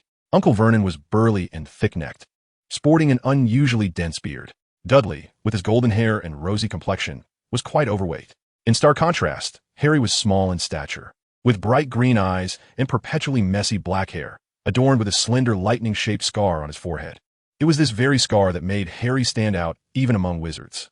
This mark was the sole remnant of his mysterious past, the only clue as to why he had been placed on the Dursleys' doorstep 11 years ago.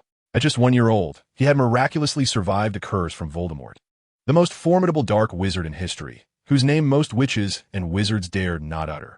Harry's parents had perished at the hands of this dark sorcerer, yet Harry had escaped, leaving only this lightning-shaped scar as a testament to his extraordinary fate. Moreover, inexplicably, it seemed as though Voldemort's dark power had been shattered ever since that malevolent curse had failed upon Harry.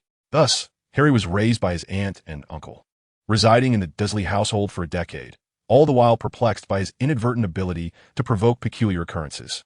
The Dursleys merely claimed that his parents had perished in a car accident, attributing the scar upon his forehead to the same tragedy. They had forgotten that this day coincidentally marked Harry's 12th birthday. Naturally, Harry held little hope. They had never bestowed upon him any decent gifts, let alone a birthday cake. However, to completely overlook it seemed excessive. At that moment, Uncle Vernon cleared his throat with exaggerated seriousness and proclaimed, "We all know today is a momentous occasion." Harry lifted his head, scarcely believing his ears. "Today, we shall be graced by the presence of a distinguished guest," Uncle Vernon continued. Harry lowered his gaze and resumed eating his toast. Of course, he thought bitterly, Uncle Vernon was referring to that absurd dinner party. He had been incessantly speaking of it for the past fortnight. A celebrated author from London, renowned in high society, had accepted Uncle Vernon's invitation for dinner. This was the most illustrious author of recent years. His name was even known to Her Majesty the Queen. She had even uttered the intention of bestowing upon him a knighthood. "I believe we should review the evening's arrangements once more," Uncle Vernon stated. "At 8 o'clock, everyone should be in position. Petunia, you should be in the living room, waiting to graciously welcome them." Very well, Aunt Petunia responded. "Dudley, you shall be ready to open the door." Dudley donned an insipid, affected smile. "Shall I hold their coats for them, Mr. Conan Doyle and Miss Hermione Granger? They will surely appreciate it." Aunt Petunia exclaimed with delight. "Excellent, Dudley," Uncle Vernon said. Then, he abruptly turned to Harry. "And you?" "I shall remain in my bedroom." Making no sound, pretending I'm not at home, Harry replied, shock nearly compelling him to shout. What had he just heard? Conan Doyle? Was that not the pseudonym of Politz? And Hermione Granger? Had she ceased even to disguise herself? Harry had never anticipated the arrival of that foolish dinner party with such eagerness. Indeed, Uncle Vernon growled, "I will usher them into the living room and introduce you to Petunia and pour them drinks. At 8:15, I shall announce dinner." Aunt Petunia interjected, "Dudley, you will say, 'Shall I take you to the dining room, Miss Granger?'" as he extended his chubby arm towards the invisible lady. "What a proper little gentleman," Aunt Petunia sniffed. "Politz and Hermione will mock me to no end. Please, do not do this," Harry silently prayed. Chapter 93. Harry's Birthday. "And you?" Uncle Vernon asked Harry in a menacing tone. "I shall remain in my bedroom." Making no sound, pretending I'm not at home, Harry replied listlessly. "Right then. Now, we should express some words of praise at the dining table. Penny, do you have any suggestions?"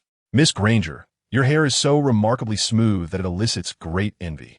You and Mr. Doyle are truly a perfect match." "Very well, Dudley. How about this? Mr. Doyle, our teacher has asked us to write about the person we admire most. And I chose you." This revelation would undoubtedly overwhelm Aunt Penny and Harry. Penny was so overjoyed that tears streamed down her face as she embraced her son tightly. Meanwhile, Harry hid his head beneath the table, fearful of being seen laughing heartily. "Ha ha! Dudley would admire Politz." Harry felt as if he might explode from stifling his laughter, desperately covering his mouth to prevent an outburst. "And you, Harry?" Harry straightened up, striving to maintain a serious expression. "I remain in my bedroom, silent, pretending I'm not home." "That's right," Uncle Vernon said emphatically. "Mr. Doyle and his fiancée are completely unaware of your existence, and we should keep it that way. If fortune smiles upon us, perhaps we can persuade Mr. Doyle to promote my drilling machine to his friends, and then we shall become wealthy. Penny, do you prefer the villa in Majorca or a cruise ship?" Harry was not particularly thrilled. He did not believe the Dursleys would hold him in any higher regard in Majorca than they did on Privet Drive. "Well, I shall go into town to fetch Dudley and my suit. And you," he shouted at Harry, "do not interfere while your aunt is doing laundry." Harry slipped out the back door.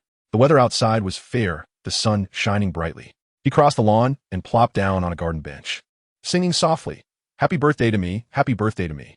Harry felt as if he were on the brink of madness, beginning to question whether his experiences at Hogwarts had merely been a dream, a splendid yet fleeting dream.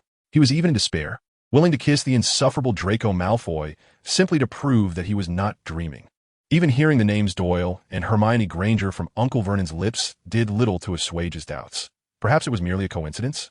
Politz and Hermione were but young witches, How could they possibly be engaged, let alone on the verge of becoming a knight in England? Harry would even face that terrifying Voldemort once more, the horrifying villain who had plagued him with endless nightmares. Last semester at Hogwarts, he and his companions had confronted and defeated the very being that instilled fear throughout the magical world. Politz, Hermione, Ron, Neville, where are you? It was utterly strange. Ron had promised to write to him, yet it seemed that no one had thought of him. They had not sent him a single letter. Now, had they even forgotten his birthday? Time and again, Harry nearly resorted to using magic to open Hedwig's cage and send a letter to Ron and Hermione. But that would be far too reckless. Underage wizards are prohibited from using magic outside of school. Harry refrained from divulging this regulation to the Dursleys, fully aware that their trepidation stemmed from the fear of being transformed into beetles by him, which is why they refrained from locking him, along with his wand and broomstick, in the cupboard beneath the stairs. Removing his glasses, Harry wiped away his tears, which flowed abundantly, blurring his vision. Right, I told you he must be here. Hey, Harry, didn't you say you were going to have some fun with your uncle and his family? Why are you crying? That voice, was it Draco Malfoy? Harry was overwhelmed with joy, eagerly rushing towards the direction of the sound. Malfoy, I missed you. Spotting a hazy figure, he embraced it tightly and planted a fervent kiss. Hey, Harry, get off. But that was Dudley's voice. Ha ha ha ha ha. Beside them, Politz and Hermione were in fits of laughter, collapsing into each other's arms, while Dudley, taken aback by his cousin's unexpected affection, turned to face the two peculiar children, extending his hand. I did as you instructed. Now give me the delicious cake. Hearing Malfoy's voice, Harry couldn't resist rushing forward to embrace Malfoy and give him a kiss.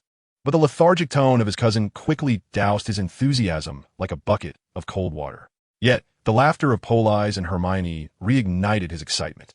Politz, Hermione, you haven't forgotten me. Harry promptly donned his glasses, and, indeed, he saw his two friends, Politz and Hermione, standing right beside him. Politz was holding a curious creature with greenish skin and large eyes, while Hermione was cheerfully feeding Dudley a small cake. Dudley, upon receiving the cake, was utterly delighted. He had never tasted anything so delectable. The cake was particularly sweet and flavorful, offering a variety of tastes such as chocolate, strawberry, blueberry, grape, and honey. All he needed to do was to ensure that those two odd children remained discreetly positioned behind him. What could be simpler? It wasn't until Harry had embraced him and planted a kiss that he suddenly realized. Are these your friends? Classmates? Dudley shouted, scrambling away with his trousers sagging, Mum. Harry, he's up to his old tricks again, and he's brought those strange classmates with him. Ah, it seems you are in for a punishment today. I truly apologize, Politz said, casually tossing the little elf, Dobby, onto the ground, where he promptly vanished with a pop. Witnessing this scene, Harry's heart swelled with joy. You haven't forgotten my birthday. This is wonderful. Hermione produced a small cake and offered it to Harry. Don't cry. Here, have a slice. This is Florian's multi-flavor cake. Holding the petite cake, Harry felt a surge of sweetness within him. Are you here to celebrate my birthday? Where's my birthday cake? Where have you hidden it? Politz grinned mischievously and shrugged. Sorry, Harry, but Hermione and I only came to familiarize ourselves with the area as we are attending the Dursleys' dinner this evening. The cake you just ate was indeed your birthday cake. Polly and Hermione exchanged enigmatic smiles, playfully wiggling their fingers. Let's discuss everything after 7:30 this evening. Happy birthday, Harry. In the blink of an eye, his two friends vanished, yet Harry felt no sorrow. He turned his gaze towards the sun, wishing for its swift descent. Eager for the arrival of the evening feast,